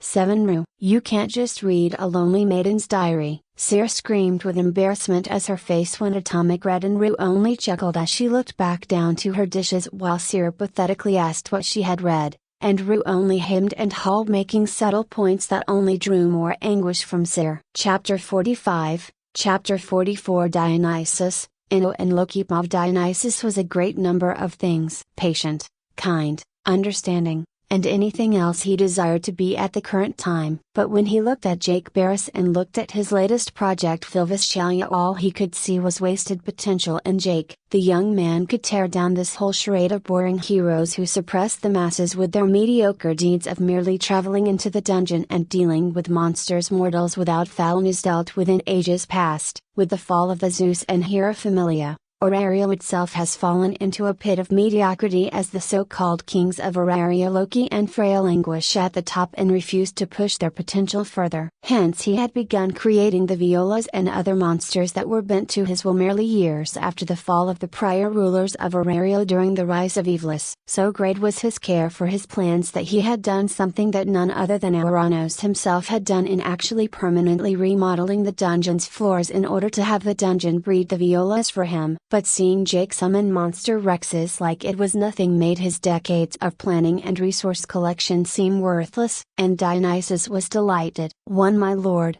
will he be an issue?" Filvis asked, and Dionysus knew she was asking if Jake needed to be dealt with, so the mad god hummed and thought. Dionysus then gave his other project another look, as his mind whirled. Filvis, his oh so loyal tool, was an elf with long black hair, red eyes, and typically wore a cool, cold demeanor to keep others at bay due to her painful past, a past that he had orchestrated in the background to push her to the brink of delightful insanity and despair. Filvis Chaya had to wear a thick dress and a body glove across every bit of her flesh that wasn't below her neck, because Dionysus had with great care mutated her body and form with monster flesh taken the dungeon's heart itself, added to the skill he never told her about, which increased her strength and growth depending on how much despair and negative emotions she was feeling. She was Dionysus's ace in the hole, as even now, as merely a level 4 she had the pure physical ability to fight that boar of Freya. "My dear, why would we kill him?" Dionysus asked as he propped up handsome face on his hand as he lazily looked at Filvis, who looked at the ground at being questioned in response. "He could be a threat, and him allowing other adventurers to break their limits could bring unforeseen variables as well as simply make it more difficult for us to uncap the dungeon." Filvis, his delightful creature, spoke, because that's what she was now. She had the pure flesh of the monsters forced into her so she could grow by eating monster stones,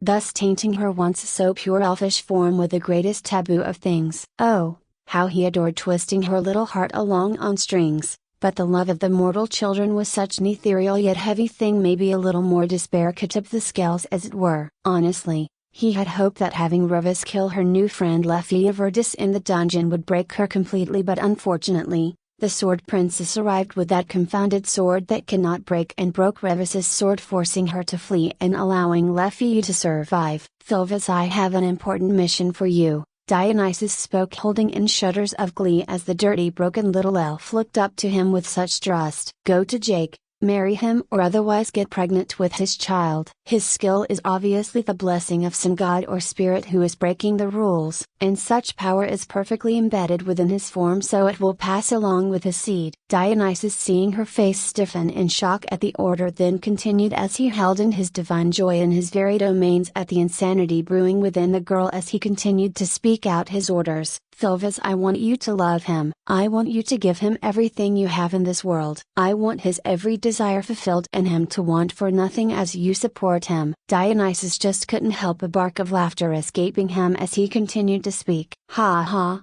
I am a patient god. I can wait a couple centuries at most for the human to die, but you, no, you are a creature, you will outlive all. Breed with him and make me an entire family line like the Kratzos with the gift, And then no matter even if the Viola's and Evelyn's plans fall, and even if I am sent back to Tenkai one day, one of Jake's progeny will see the filth that is Ariel under your teachings and will destroy it with monster Rexes. There it is.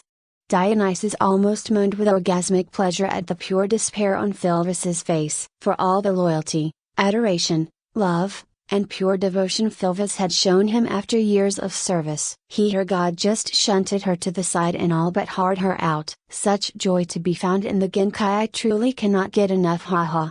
Dionysus madly giggled as his eyes flickered with a maddening kaleidoscope of colors as his grip on his arcanum slipped at his inner side of his being just so filled to the brim. Now begone, I will not see you again for a long time, I suspect, my dear, Dionysus said, waving Philvius off, who staggered in place and stared blankly ahead before tears of blood seeped down her eyes. Yes, my lord, I obey as always. She all but choked out her once ruby-like gem eyes dulled like dirty blood, and she stiffly turned around, standing with her back to her god for half a minute. Dionysus couldn't help but wonder if he pushed her not to despair but madness, and that she was about to kill him where he stood and send him back to Tenkai. He wouldn't blame her. He wouldn't even curse her to a life of utmost misery until they died, and then spent the next few thousand years torturing her soul like other gods would do to mortals who ended their fun down here in Genkai early. No, he knew what he was doing was wrong, but he had his domains, and despite being a good boy for Zeus and Hera,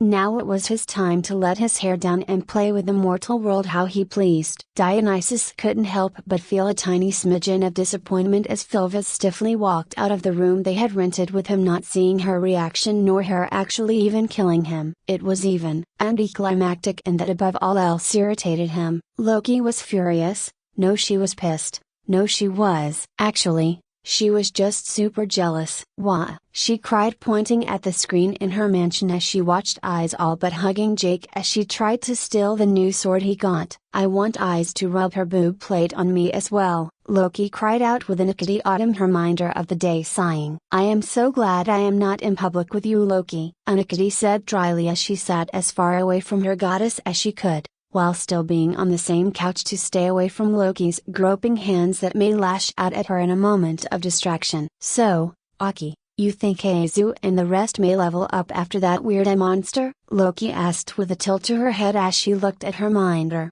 One Anakiti was actually one of Loki's most talented level 4s she had now, with her being expected to level up perhaps after the next expedition or two in the coming months. That, and she was a well-balanced beauty that didn't have a lot of the weird hang-ups like all of Reveria's simping elves did, made her one of Loki's more favored members, as who didn't like curvy cat girls. Eyes probably is getting close, but she needs a true push, I guess would be the way to put it. I mean, the monster was strong and took a beating, but they weren't truly pushed with how Jake led it around, Aki replied wryly as she wondered if she herself was there, if she would be coming home for a level up. Always my Aki feeling jealous. If you want, I can try to get Jake to summon another boss friend, just you to fight in the dungeon with the other lower levels, she offered, and Aki rose an eyebrow in surprise at the offer.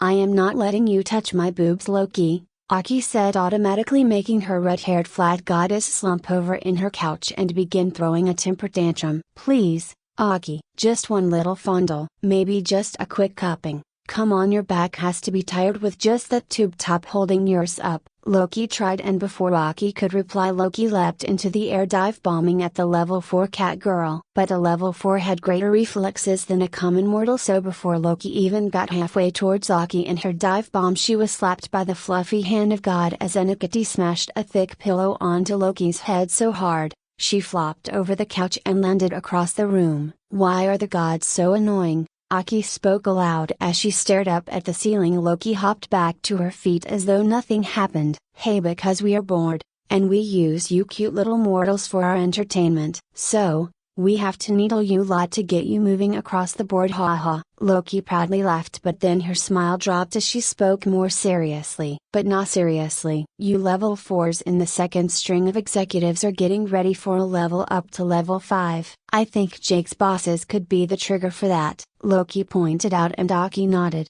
One, they very well could be. But his bosses are hard on weapons, and he simply doesn't sell enough to replace all of our weapons. Aki complained with some jealousy as she very much wanted a weapon that simply didn't break or even need maintenance. But Jake, despite selling the weapons for stupidly cheap, only sold a couple at a time, which were instantly snatched up by the people who were tested and allowed into the shop. Loki just smiled as she knew Jake will be make much more stuff with the massive influx of money that he would be getting for helping create this event. In the end, all Loki had to do was get to his shop first and clear it out. Loki, Eyes just hugged Jake when he teleported back home. Aki cried out, pointing to the screen. My Azu has betrayed me. Nuu. Loki hysterically screamed, playing it up as she carefully felt for Iza's contract inside her and sighed in relief at her being alive. Chapter 46. Chapter 45. Walking with Eyes down the streets of Orario was a test of patience, as people always fixated on her, as she was literally one of the most famous people here in Orario. Thankfully, Orario's culture of strength and value is the most important. No one dared to run upon Eyes to harass her, as she was very clearly armed and walking with purpose, as she kept one of her hands on her sword sheathed at her side. Let's get the potato snacks on the way,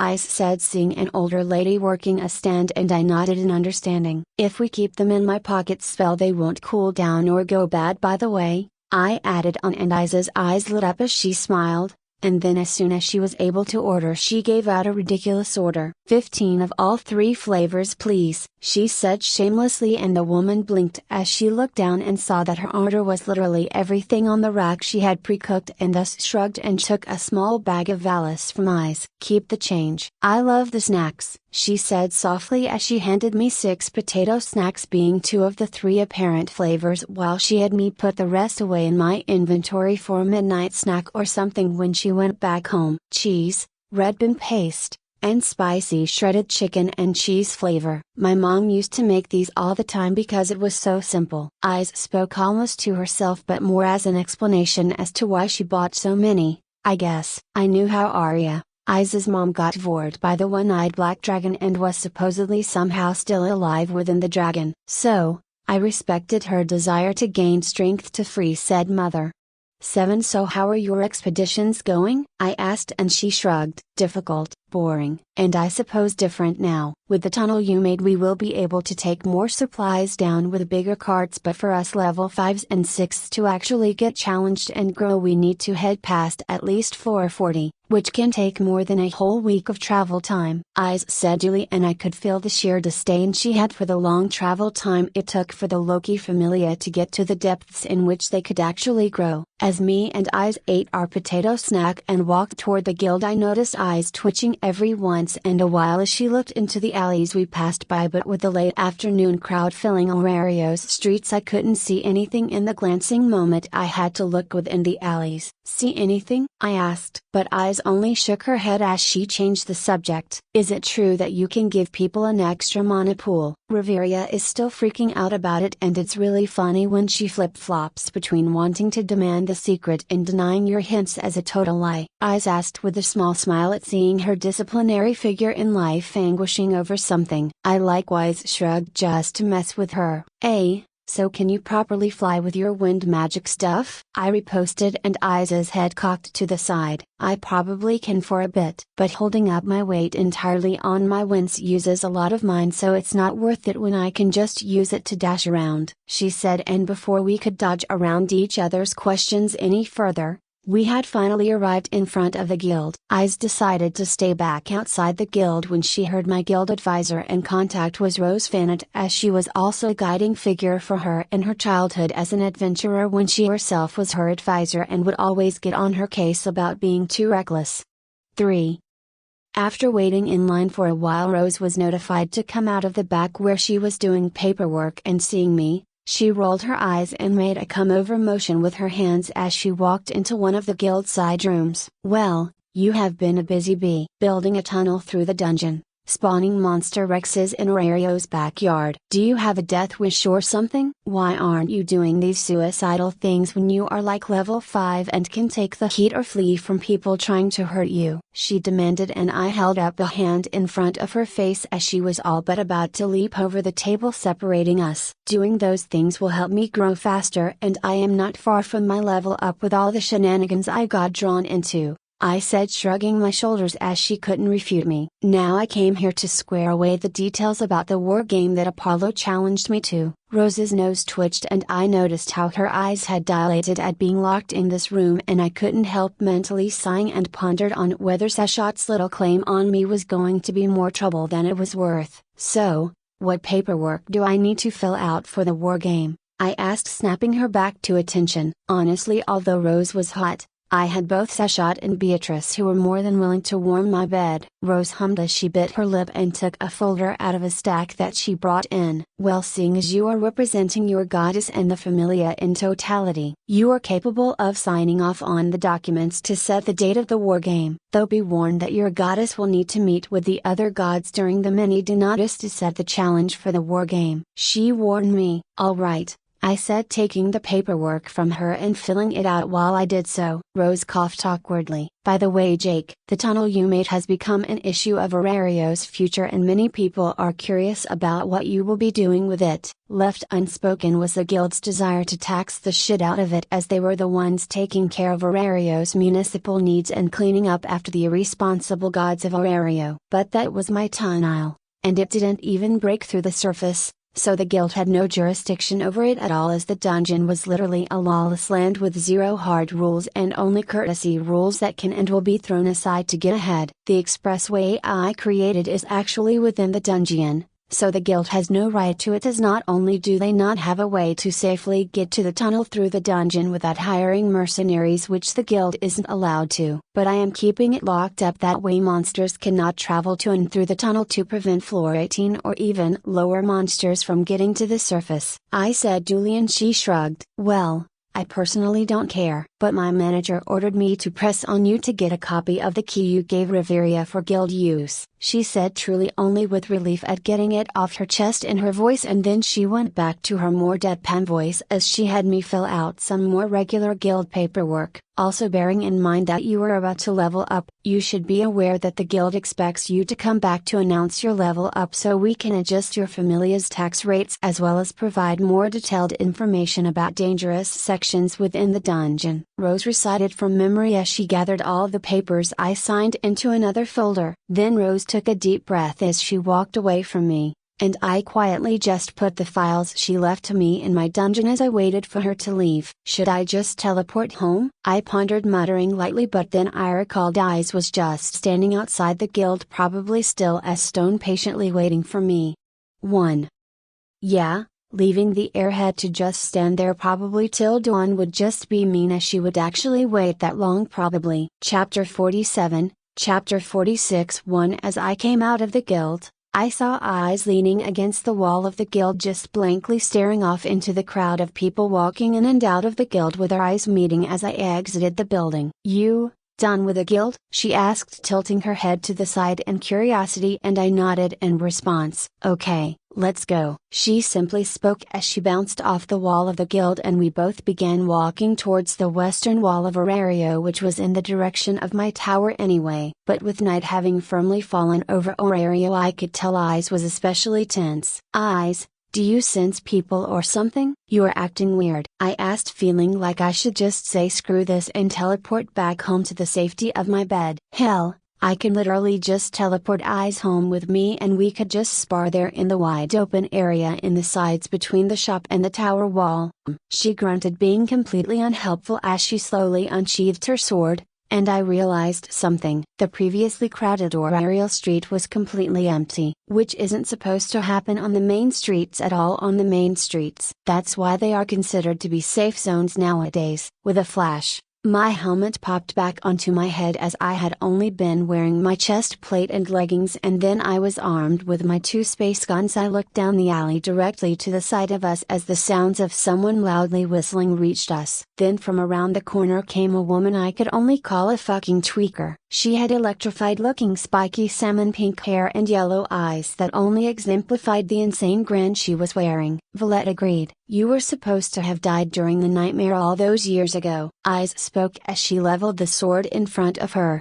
2. But not only was there a person that eyes obviously respected as an opponent, but on the roofs of all the nearby buildings were people wearing white robes that covered all their features except for their hands and leaving a slit so they could see. Jake, those are evilest members. They are enemies of Terrario, so don't worry about killing them. And they are almost all super weak. Eyes added on dully, making the salmon-haired psychopath walking us scowl and lose her insane smile. Hey, you blonde little bitch. Only I get to call my drags, waste of space that should have run down their mother's legs, haha. She cackled before her laughter abruptly died and she looked away from Eyes with zero care and looked at me. Go ahead, little Jackie. Teleport home. We have set up bombs everywhere in the nearby homes, so everyone is going to go boom. She yelled out, and just to prove it she snapped her fingers and a building down the road violently exploded, sending shrapnel and wooden beams everywhere, and I could faintly hear screams in the distance.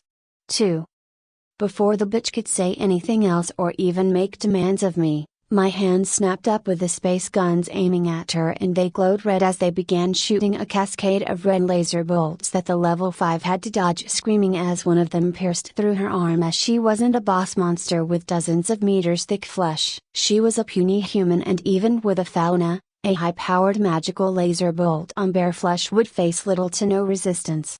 5. I have her. She is a level 5. You deal with the trash, Eyes said as she spun around me and cut dozens of almost invisible metal wires that were about to encircle me. Eyes Wallenstein. You Loki fucks have always pissed me off so much. I am going to enjoy scalping your pretty blonde hair off and using it as a wig, she screeched as she swung a horrific looking sword at Eyes that glowed with malefic purple light. I took Eyes' advice and left the insane level 5 to her as their high speed sword duel stretched on, with dozens of blows seemingly ringing out every moment as I reaped the lives of all the evilest members who most certainly couldn't dodge my space gun's laser bolts. Each laser bolt punched a fist-sized cauterized hole in the chest or stomach of each evilest member that dashed at me with nets, weighted ropes, or any number of capture devices. Jake, we have hundreds of members here. Come on, let out a monster Rex to save you, haha. That pink-haired girl cackled as with a grunt she managed to throw Eyes backwards in an overextending blow. But the obviously cursed sword kept Eyes from trying to capitalize on the overextension. With a snarl I just grabbed the face of an evilest member who jumped on my back, and his screams as my meteoric armor burned his body filled me with a dull satisfaction, as this was getting ridiculous. It was obvious that they were trying to capture me, as not a single member had attacked with weapons more deadly than a simple billy club equivalent. The only reason I hadn't just teleported back home was I did have some worry about those evilest bombs in the neighborhood, as that would weigh on my consciousness, as I knew damned well that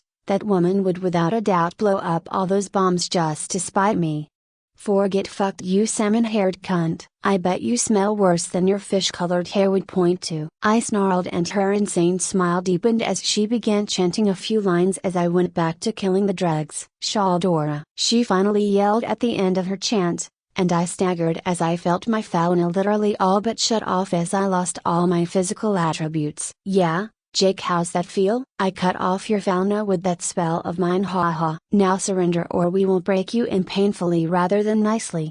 1. Before I could freak out, Eyes spoke again as she stood up from the collapsed building she was thrown into. She can only remove a single level of stats. With you being level 1, it feels like you lost your fauna, but you haven't. Eyes explained. For a moment I frowned at the thought before I shook my head, and I threw the teardrop cleaver at her feet. Use that. I will be fine, I said as I sighed, and, in a flash, I switched out of my meteor armor and switched into platinum armor that almost shined with its polished metal, and then I pulled out the massive blade of grass. If any of you value your lives, run away, I said dully to the group of white-cloaked people that advanced on me, and I couldn't help but sighing as I swung the sword in front of me, and then, with it being a magical sword, the large green sword sent a wave of green thorns that stabbed into the people, to scream, literally turning purple as the poison within the magical bolt quickly began melting their very flesh from their bones, as I hefted the literally largest sword in Terraria and swung it again in a wave, sending another wave of green thorns that slaughtered the evilest members. I am not some little maid age you can bully," I yelled as I cut through a net someone threw at me from atop one of the nearby building roofs, but in response, for whatever reason, the person who threw the net at me seemingly committed suicide by jumping off the building and landing directly on his neck. The sight actually made me pause and snarl as the evilest members took advantage of my distraction to jump me, but with my maxed out armor rating I literally just popped a couple of grenades as they dogpiled me, and in a couple of seconds,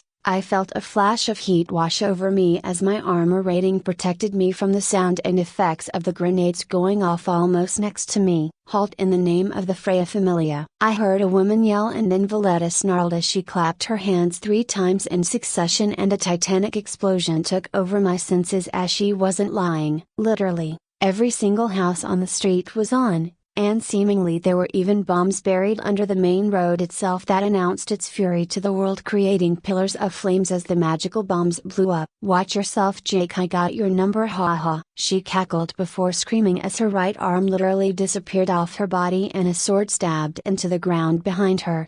3 You talk too much." A deep voice rang out, and I felt the king's presence before he even stepped out of the alleyway at a sedate pace, uncaring of the flames that danced across the collapsed buildings nearby and licked his body as he strode toward the woman. Valletta agreed, "You are a hunter of the weak and delights in the suffering of others merely for personal joy. You are weak, so die in the name of Lady Freya." Otter spoke, but then swiped his other hooked sword through the air as an exploding arrow filled with obviously toxic gases exploded when struck, filling the air with purple fumes. But with the exploding arrow distracting Otter, that woman managed to jump into an open sewer or something that her bombs opened to the air. Jake teleported home and took an antidote. "This is condensed purple moth dust. Nothing lethal for us, but it can mess with your lungs as you don't have the abnormal resistance skill. Actually, take Heath Velvet with you. Freya won't want you to get sick," Otter said as he pushed the red-haired girl that was right behind her against me as I took out my magic mirror in agreement and heading home, as honestly my lungs were starting to hurt even with my fauna coming back online from whatever bullshit spell Valletta used. "Otter, wait," Heath began, but the Boaz turned his hard eyes on her, and feeling her quiver beside me I just rolled my eyes and took a deep breath to teleport back home, but coughed at the act. My lungs were now beginning to legitimately begin to burn under the poison's effects, so I quickly teleported home, not giving a damn about the red-haired woman in some kind of nurse fetish outfit that I took with me. 9. Chapter 48, Chapter 47. I kinda pushed Heath away after I got my feet back under me as I teleported back home and began stumbling towards the voices of Belle and the others in the shop. "I need antidote. I got poisoned," I coughed, hacking up some phlegm as my lungs tried to isolate the toxic crap to no avail, and hearing my demand, Belle froze for a split second before sprinting off to her adventurer bag as I cursed myself for not making a buzzer, so I didn't ever have to worry about poison. 7. But with my meteor armor, I never had to worry about the dungeon-based poisons as the armor would burn away any harmful chemicals, but my platinum armor set, although more defensive, didn't protect me in that way. "Here, Jake," Belle yelled, about to push the antidote into my hands as she rushed back over to me, but Heath Velvet, who herself managed to make her way through the house, stopped Belle from giving me the antidote. 1. Wait, he needs both a different dosage and a stronger antidote to begin with.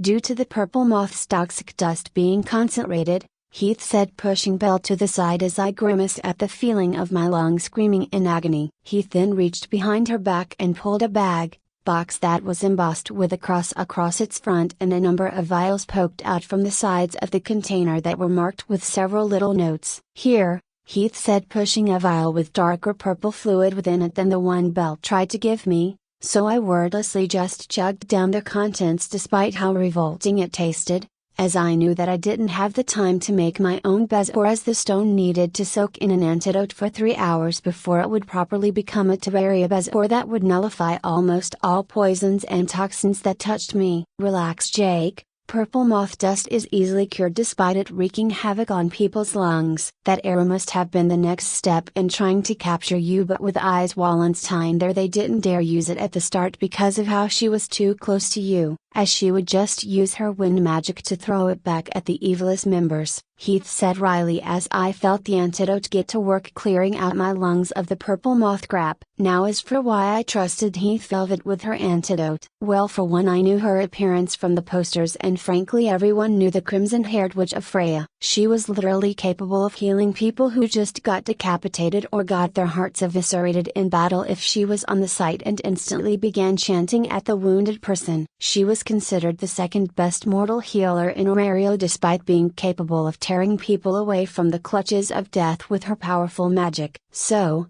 I knew for a fact with how Freya was likely interested in me and Belle that she wouldn't have Heath try to poison or kill me. Take a deep breath for me, Jake, Heath asked me, and I felt her give me a hug as she pushed the side of her head into my back after I made my chest plate disappear. Alright, good. The purple moth concentration wasn't high enough to melt your lungs. That means they either went light on the concentration or Evelist has a masterful potion maker. Heath seemed to speak to herself as she moved away from me. Thanks for the antidote. How much do I owe you? I said, wanting to pay her back for the obviously expensive antidote that worked so well on me. Oh, don't worry, I am a medical professional. I cannot charge you for stuff used outside the dungeon in an emergency, Heath said, waving off my question as a flash of fear flew through her eyes, and I imagined how Freya would react to her charging me through the nose for the stupidly expensive antidotes and potions that were so prevalent here in Orario. I nodded before I sat down on the shop's couch and just tried to catch my breath, relaxing as my goddess finally walked over to me and gently lifted my head to look into my eyes. Sashat's golden slit eyes looked into my blue ones before she hummed and looked away from me to Heath. You,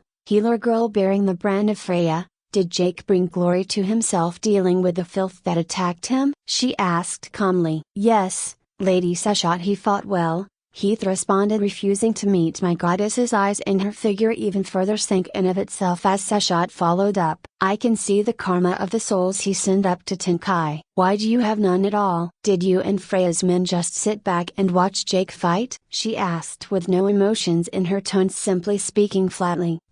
Yes, Lady Freya ordered me and Otter not to intercede until Jake had thoroughly blooded himself on the evilest members, she said, looking to the ground as Sashat hummed and thought. Finally, Sashat grinned, and her soft mocha-colored finger tilted up the chin of the red-haired beauty. And I thank you for that, little girl. Your little game has pushed my Jake. Yes, you broken little girl, I can see your mangled soul. Jake is mine and not going to be Freya's newest little baked addict to her charm. Sashat shook her head of any irritation as Heath's eyes flashed with the typically maniacal fanaticism for Freya that disgusted her. Anyway, thanks for helping push my Jake to his level up that I shall grace him with. Hell with that poison dose he got, he probably will get a powerful antitoxin skill. So, you just sit down next to Hestia while I take Jake to level up, Sashat said, pushing Heath down onto the couch beside me as she gave me a wink as I stood up beside. When we went into the next room, before I could even scold her for being a bitch or something, she coughed to cut me off. Jake, when I called her soul mangled,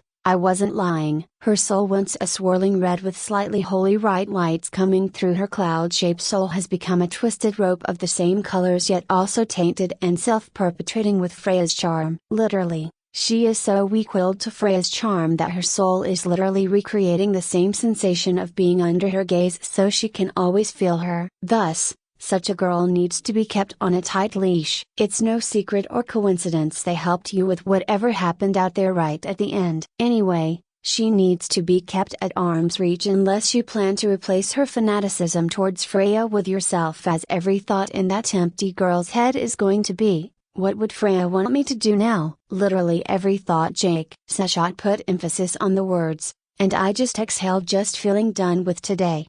Alright, Sashat, I will take your lead on this. I am a guy and dealing with a normal girl is enough. Dealing with a girl with her head being magically twisted around is too much, I said tiredly as I sat down on the love seat in the sitting room Sashat pulled me into. Hey, it's not all bad, Jake. You still got me, and I guess Beatrice. though you need to spend more time with her. She is going to think you only hired her on because we wanted a maid and not the breeding cow she wants to be. Sasha joked, poking me in the sides, making me jolt and reflexively smile at the ticklish feeling. Now take off your shirt so you can break that sword princess's level up record over your knee, Sasha said with true excitement in her voice. And I couldn't help but match her grin as I wondered if I should get Fargo's or something else as my new level mod. Chapter 49, Chapter 48. Asuna Kirito has commissioned several chapters. 7. As Seshat filled my Falna with her power in order to update my status as well as to begin the ascension process, Shitsuket and I felt her knees that were resting beside my side squeeze me as she was working. Well, Jake, I got good news and bad news, Seshat began. Go on, I drawled off softly, wondering if just like in modded Terraria, something freaking broke, and now issues are going to crop up. But thankfully I was wrong, as Seshat went on to explain. Okay Jake, so for every 2 levels or here at level 2, 4, then 6, and so on, you are allowed an auxiliary mod that primarily makes things easier for you. Want me to list them? She asked and I nodded. 1. By God, there was an exhaustive list, from mods that only allowed you to craft more unlimited ammo pouches to weird as hell mods that would allow me to automatically make tiny houses for NPCs that didn't exist. And Danmaki, is more accessory slots or magic storage in there for the quality of life mod? I asked, and Seshat hummed as she searched in my soul for the options. Yes, they are both in there. Well, that's interesting. Each level would unlock 3 extra accessory slots for you, so that way when you hit level 10 you would have a supposed max 30 from this mod alone. So that could literally be 30 skills being in your inventory, not hanging on you weirdly like how other people who want to use your accessories have to deal with it, Seshat explained before she looked over at the magic storage mod.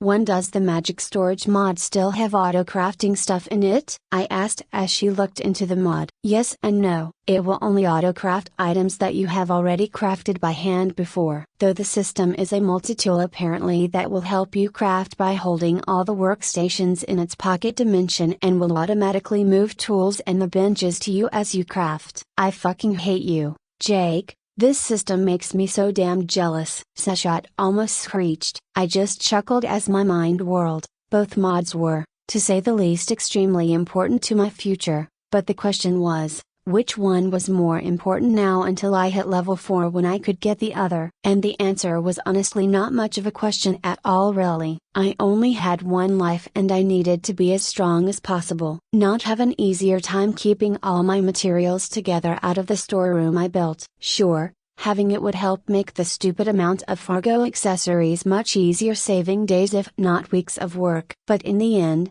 I needed the accessory slots to actually wear all that stuff to take advantage of it. Get the accessory slots mod, and for the main mod get the Fargo's mod collection, I ordered confidently. You don't want me to even look or see if new mods came up? Seshat asked and I shook my head. No, that mod is the most important for me. Hell, I probably should have taken it for my first mod, as now I need to kill all those bosses I already killed for the new loot within them. I spoke, taking a deep breath as I felt my soul get pulled at, with my bare bones HUD that I could see when I focused on it that had my inventory and stuff glitching out as the sidebar stretched out with 6 more accessory slots opening up. You alright Jake? Opening this mod literally carves slots into your very soul to host these accessories. So tell me exactly what you feel, she demanded, and I nodded as I relaxed in her divine power and began to explain how it felt like my soul was taffy or some kind of dough that had holes molded into it. I wasn't feeling pain or anything, just that now I had slots in my soul. Alright, I am going to install this Fargo pack of stuff inside of you. Do you have anything to declare? Like, is this going to light you on fire or something? She asked and I shook my head in denial. This wasn't the DBZ mod that could make me a Super Saiyan, and sadly the mod wasn't a thing in my soul. 3. Seshat then fiddled with my soul, and then, like when she added the Calamity mod, I felt pure potential being shoved into my soul as foreign concepts tried to overtake my soul before my soul simply swallowed the weird energy constructs attempting to convert it into whatever it was. I wasn't truly able to pay too much attention to the process as my head was filling with all new crafting recipes and a mountain of information about the items, like how to summon the mechanical squirrel boss that was super weak and the exhaustive amount of weapons, armor and most importantly accessories within the Fargo's mods I got. Just looking into the information on the soul items like Soul of the Conjurer, Warrior, Ranger, and all the other things gave me a headache, let alone trying to make the endgame accessories in the Fargo's mod like the Soul of Eternity was a literal handheld black hole with dozens if not a couple hundred magical effects within it. Fargo's was literally the reason I was selling my stuff so cheap. The sheer amount of stuff I needed help collecting around the world would take me literally years to find, whereas instead I could pawn off collecting such things off onto other people in return for heirloom weapons they could pass down in their familia. But finally,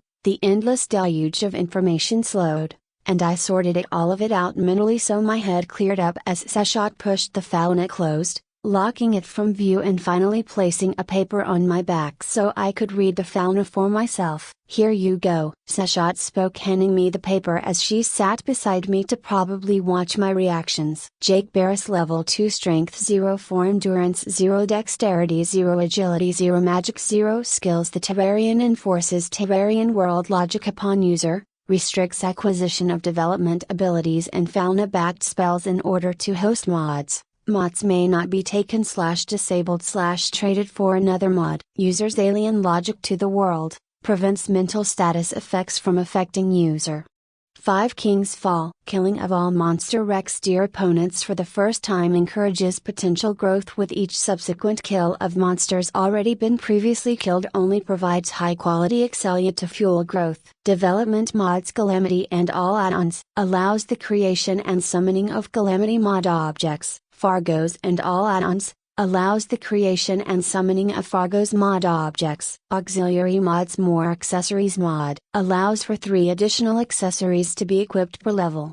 1 Honestly, I think that magic storage mod would be better for our business at this time, Seshot began, but I cut her off with a shaken head. No, I need more accessory slots. With these I cannot make myself immune to poison and a few other special effects. Not to mention with the death of the Eye of Cthulhu I can craft a bunch more things and I need better weapons if I am to be fighting the stronger bosses to come. I responded stonily as I despise the feeling of that poison weakening me and possibly bringing me a painful death if I didn't get an antidote. Fine. Anyway, let's go celebrate with the Familia and Hestius. Oh.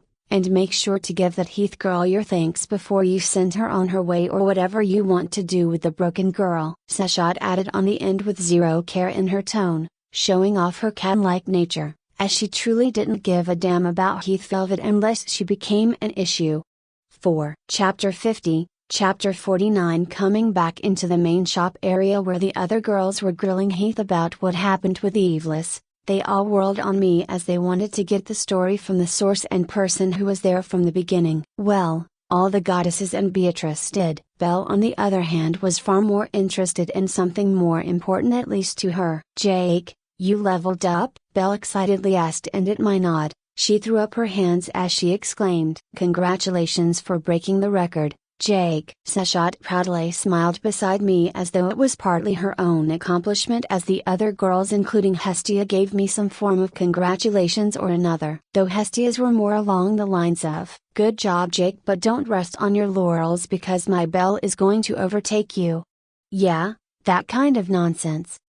So, "Heath, would you like me to escort you outside so you can make your way home?" I asked the Freya Familia member that got shoved into my life. And like Freya herself, she merely smiled, shaking her head as she tried to have a reason to latch onto me. "Jake, if it's alright with you, I would like to discuss the pros and cons between my healing magic and perhaps your potions. Let's see if we can draw any inspiration from one another," she asked excitedly, with a welcoming smile being aimed at me but with Seshot's repeated warnings about her. I could see it. I could see the trailer park, the tweaker in her eyes. This girl was a broken mess, and worse, it wasn't even a chemical mess that you could sweat out. No. This girl had her soul twisted into knots under Freya's mirror presence and was not even deliberately being charmed by the goddess. She literally got addicted and broken just on the contact high, like people could just by touching fentanyl in with a drug seeping in through the pores. Did I want to try to, as Seshot advised, mind break the girl back to normal,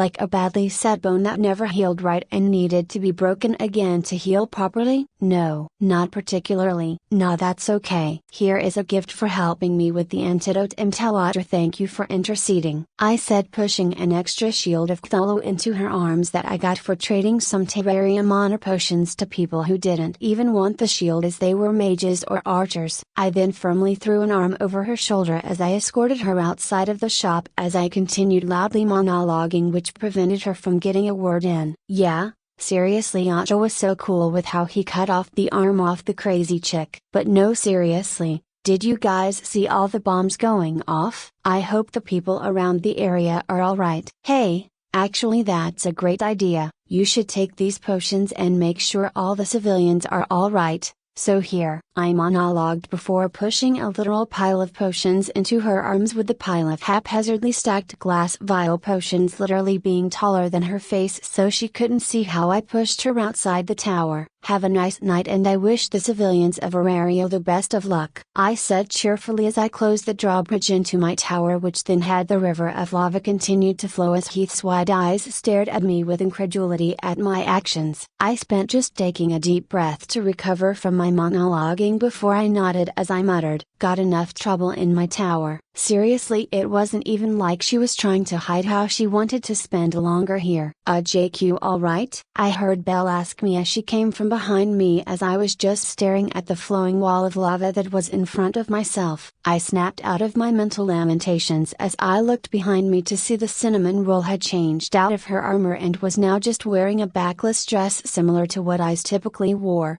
but instead of being blue with some white highlights, hers were predominantly black with some white highlights. For honestly, with her pale skin, white hair, and red eyes, she had a bit of a Saber altar vibe with the dress, but she didn't have a Saber face at all. And frankly, she had bigger breasts.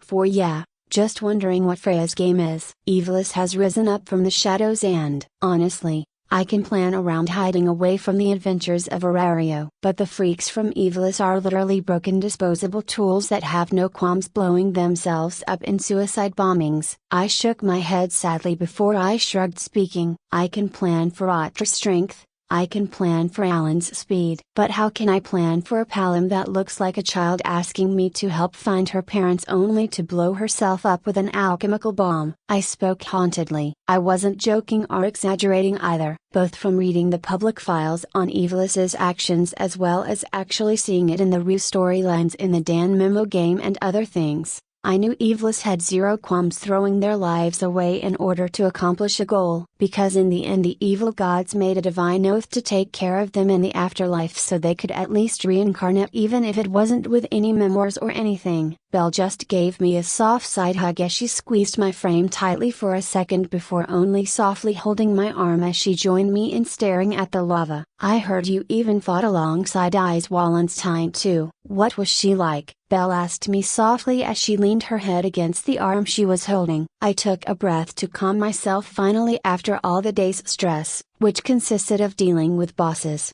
Apollo dropping a fucking war game in my lap, Evilus attacking Aurario in order to get me, and even the stress of worrying about what mods I needed to take for my future development. Eyes Wallenstein is certainly a great fighter. She was like a graceful dancer, with each step being a step to kill a monster. But that's just it. Her style seemed to be tailor-made for sidestepping large monsters and carving them apart in the motion, so she had some issues with the level 5 that she was fighting, but then again, the woman was wielding an obviously cursed sword. So, Eyes had to be cautious and not get cut at all. I explained with Belle's grip on me tightening. Do you like her? Belle asked me quietly, and I couldn't help but softly chuckling at the question, and Belle whined, swinging my arm that was in her grasp around. Don't laugh, Jake. It's a serious question. At Belle's pouting face I couldn't help but laugh as I patted her white hair covered head. Yeah, Belle, I totally like Eyes Wallenstein. She is so adorable when she is making grabby hands and reaching for anything I dangle in front of her, I joked. Waha. Belle broke into giggles as she herself recalled Eyes' face and actions when I mentioned how I could make a wind blade that would heavily strengthen her wind magic and be a lot more in tune with her fighting style than the large cumbersome broadsword she had been using. Jake, that's not what I mean, Belle added, pouting, but I just flicked her forehead as I shook my head. Eyes is trouble.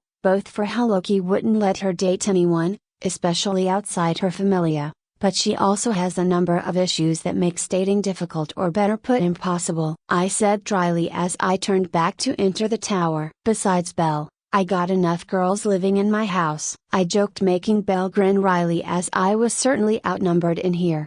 6-0, and would it be alright if we had a bit of a sleepover in celebration of your level up, like we had when we first came to stay with you guys? Belle asked me, and I shrugged, feeling a bit miffed about not spending the night with Sashat or Beatrice in bed, but some time with Belle could be fine as she was a sweetheart. I looked down to Belle head shorter form as she was walking beside me, and I agreed with a simple, "Yeah, that would be cool, sweet." "I will bring snacks and stuff," Belle said excitedly as she ran into the shop ahead of me, giving me a moment to stop and just look up at the false star above me before I chuckled and went into the shop to hopefully just relax with a friend for a few hours before I slept and got dragged into Aurelio's mess in the morning.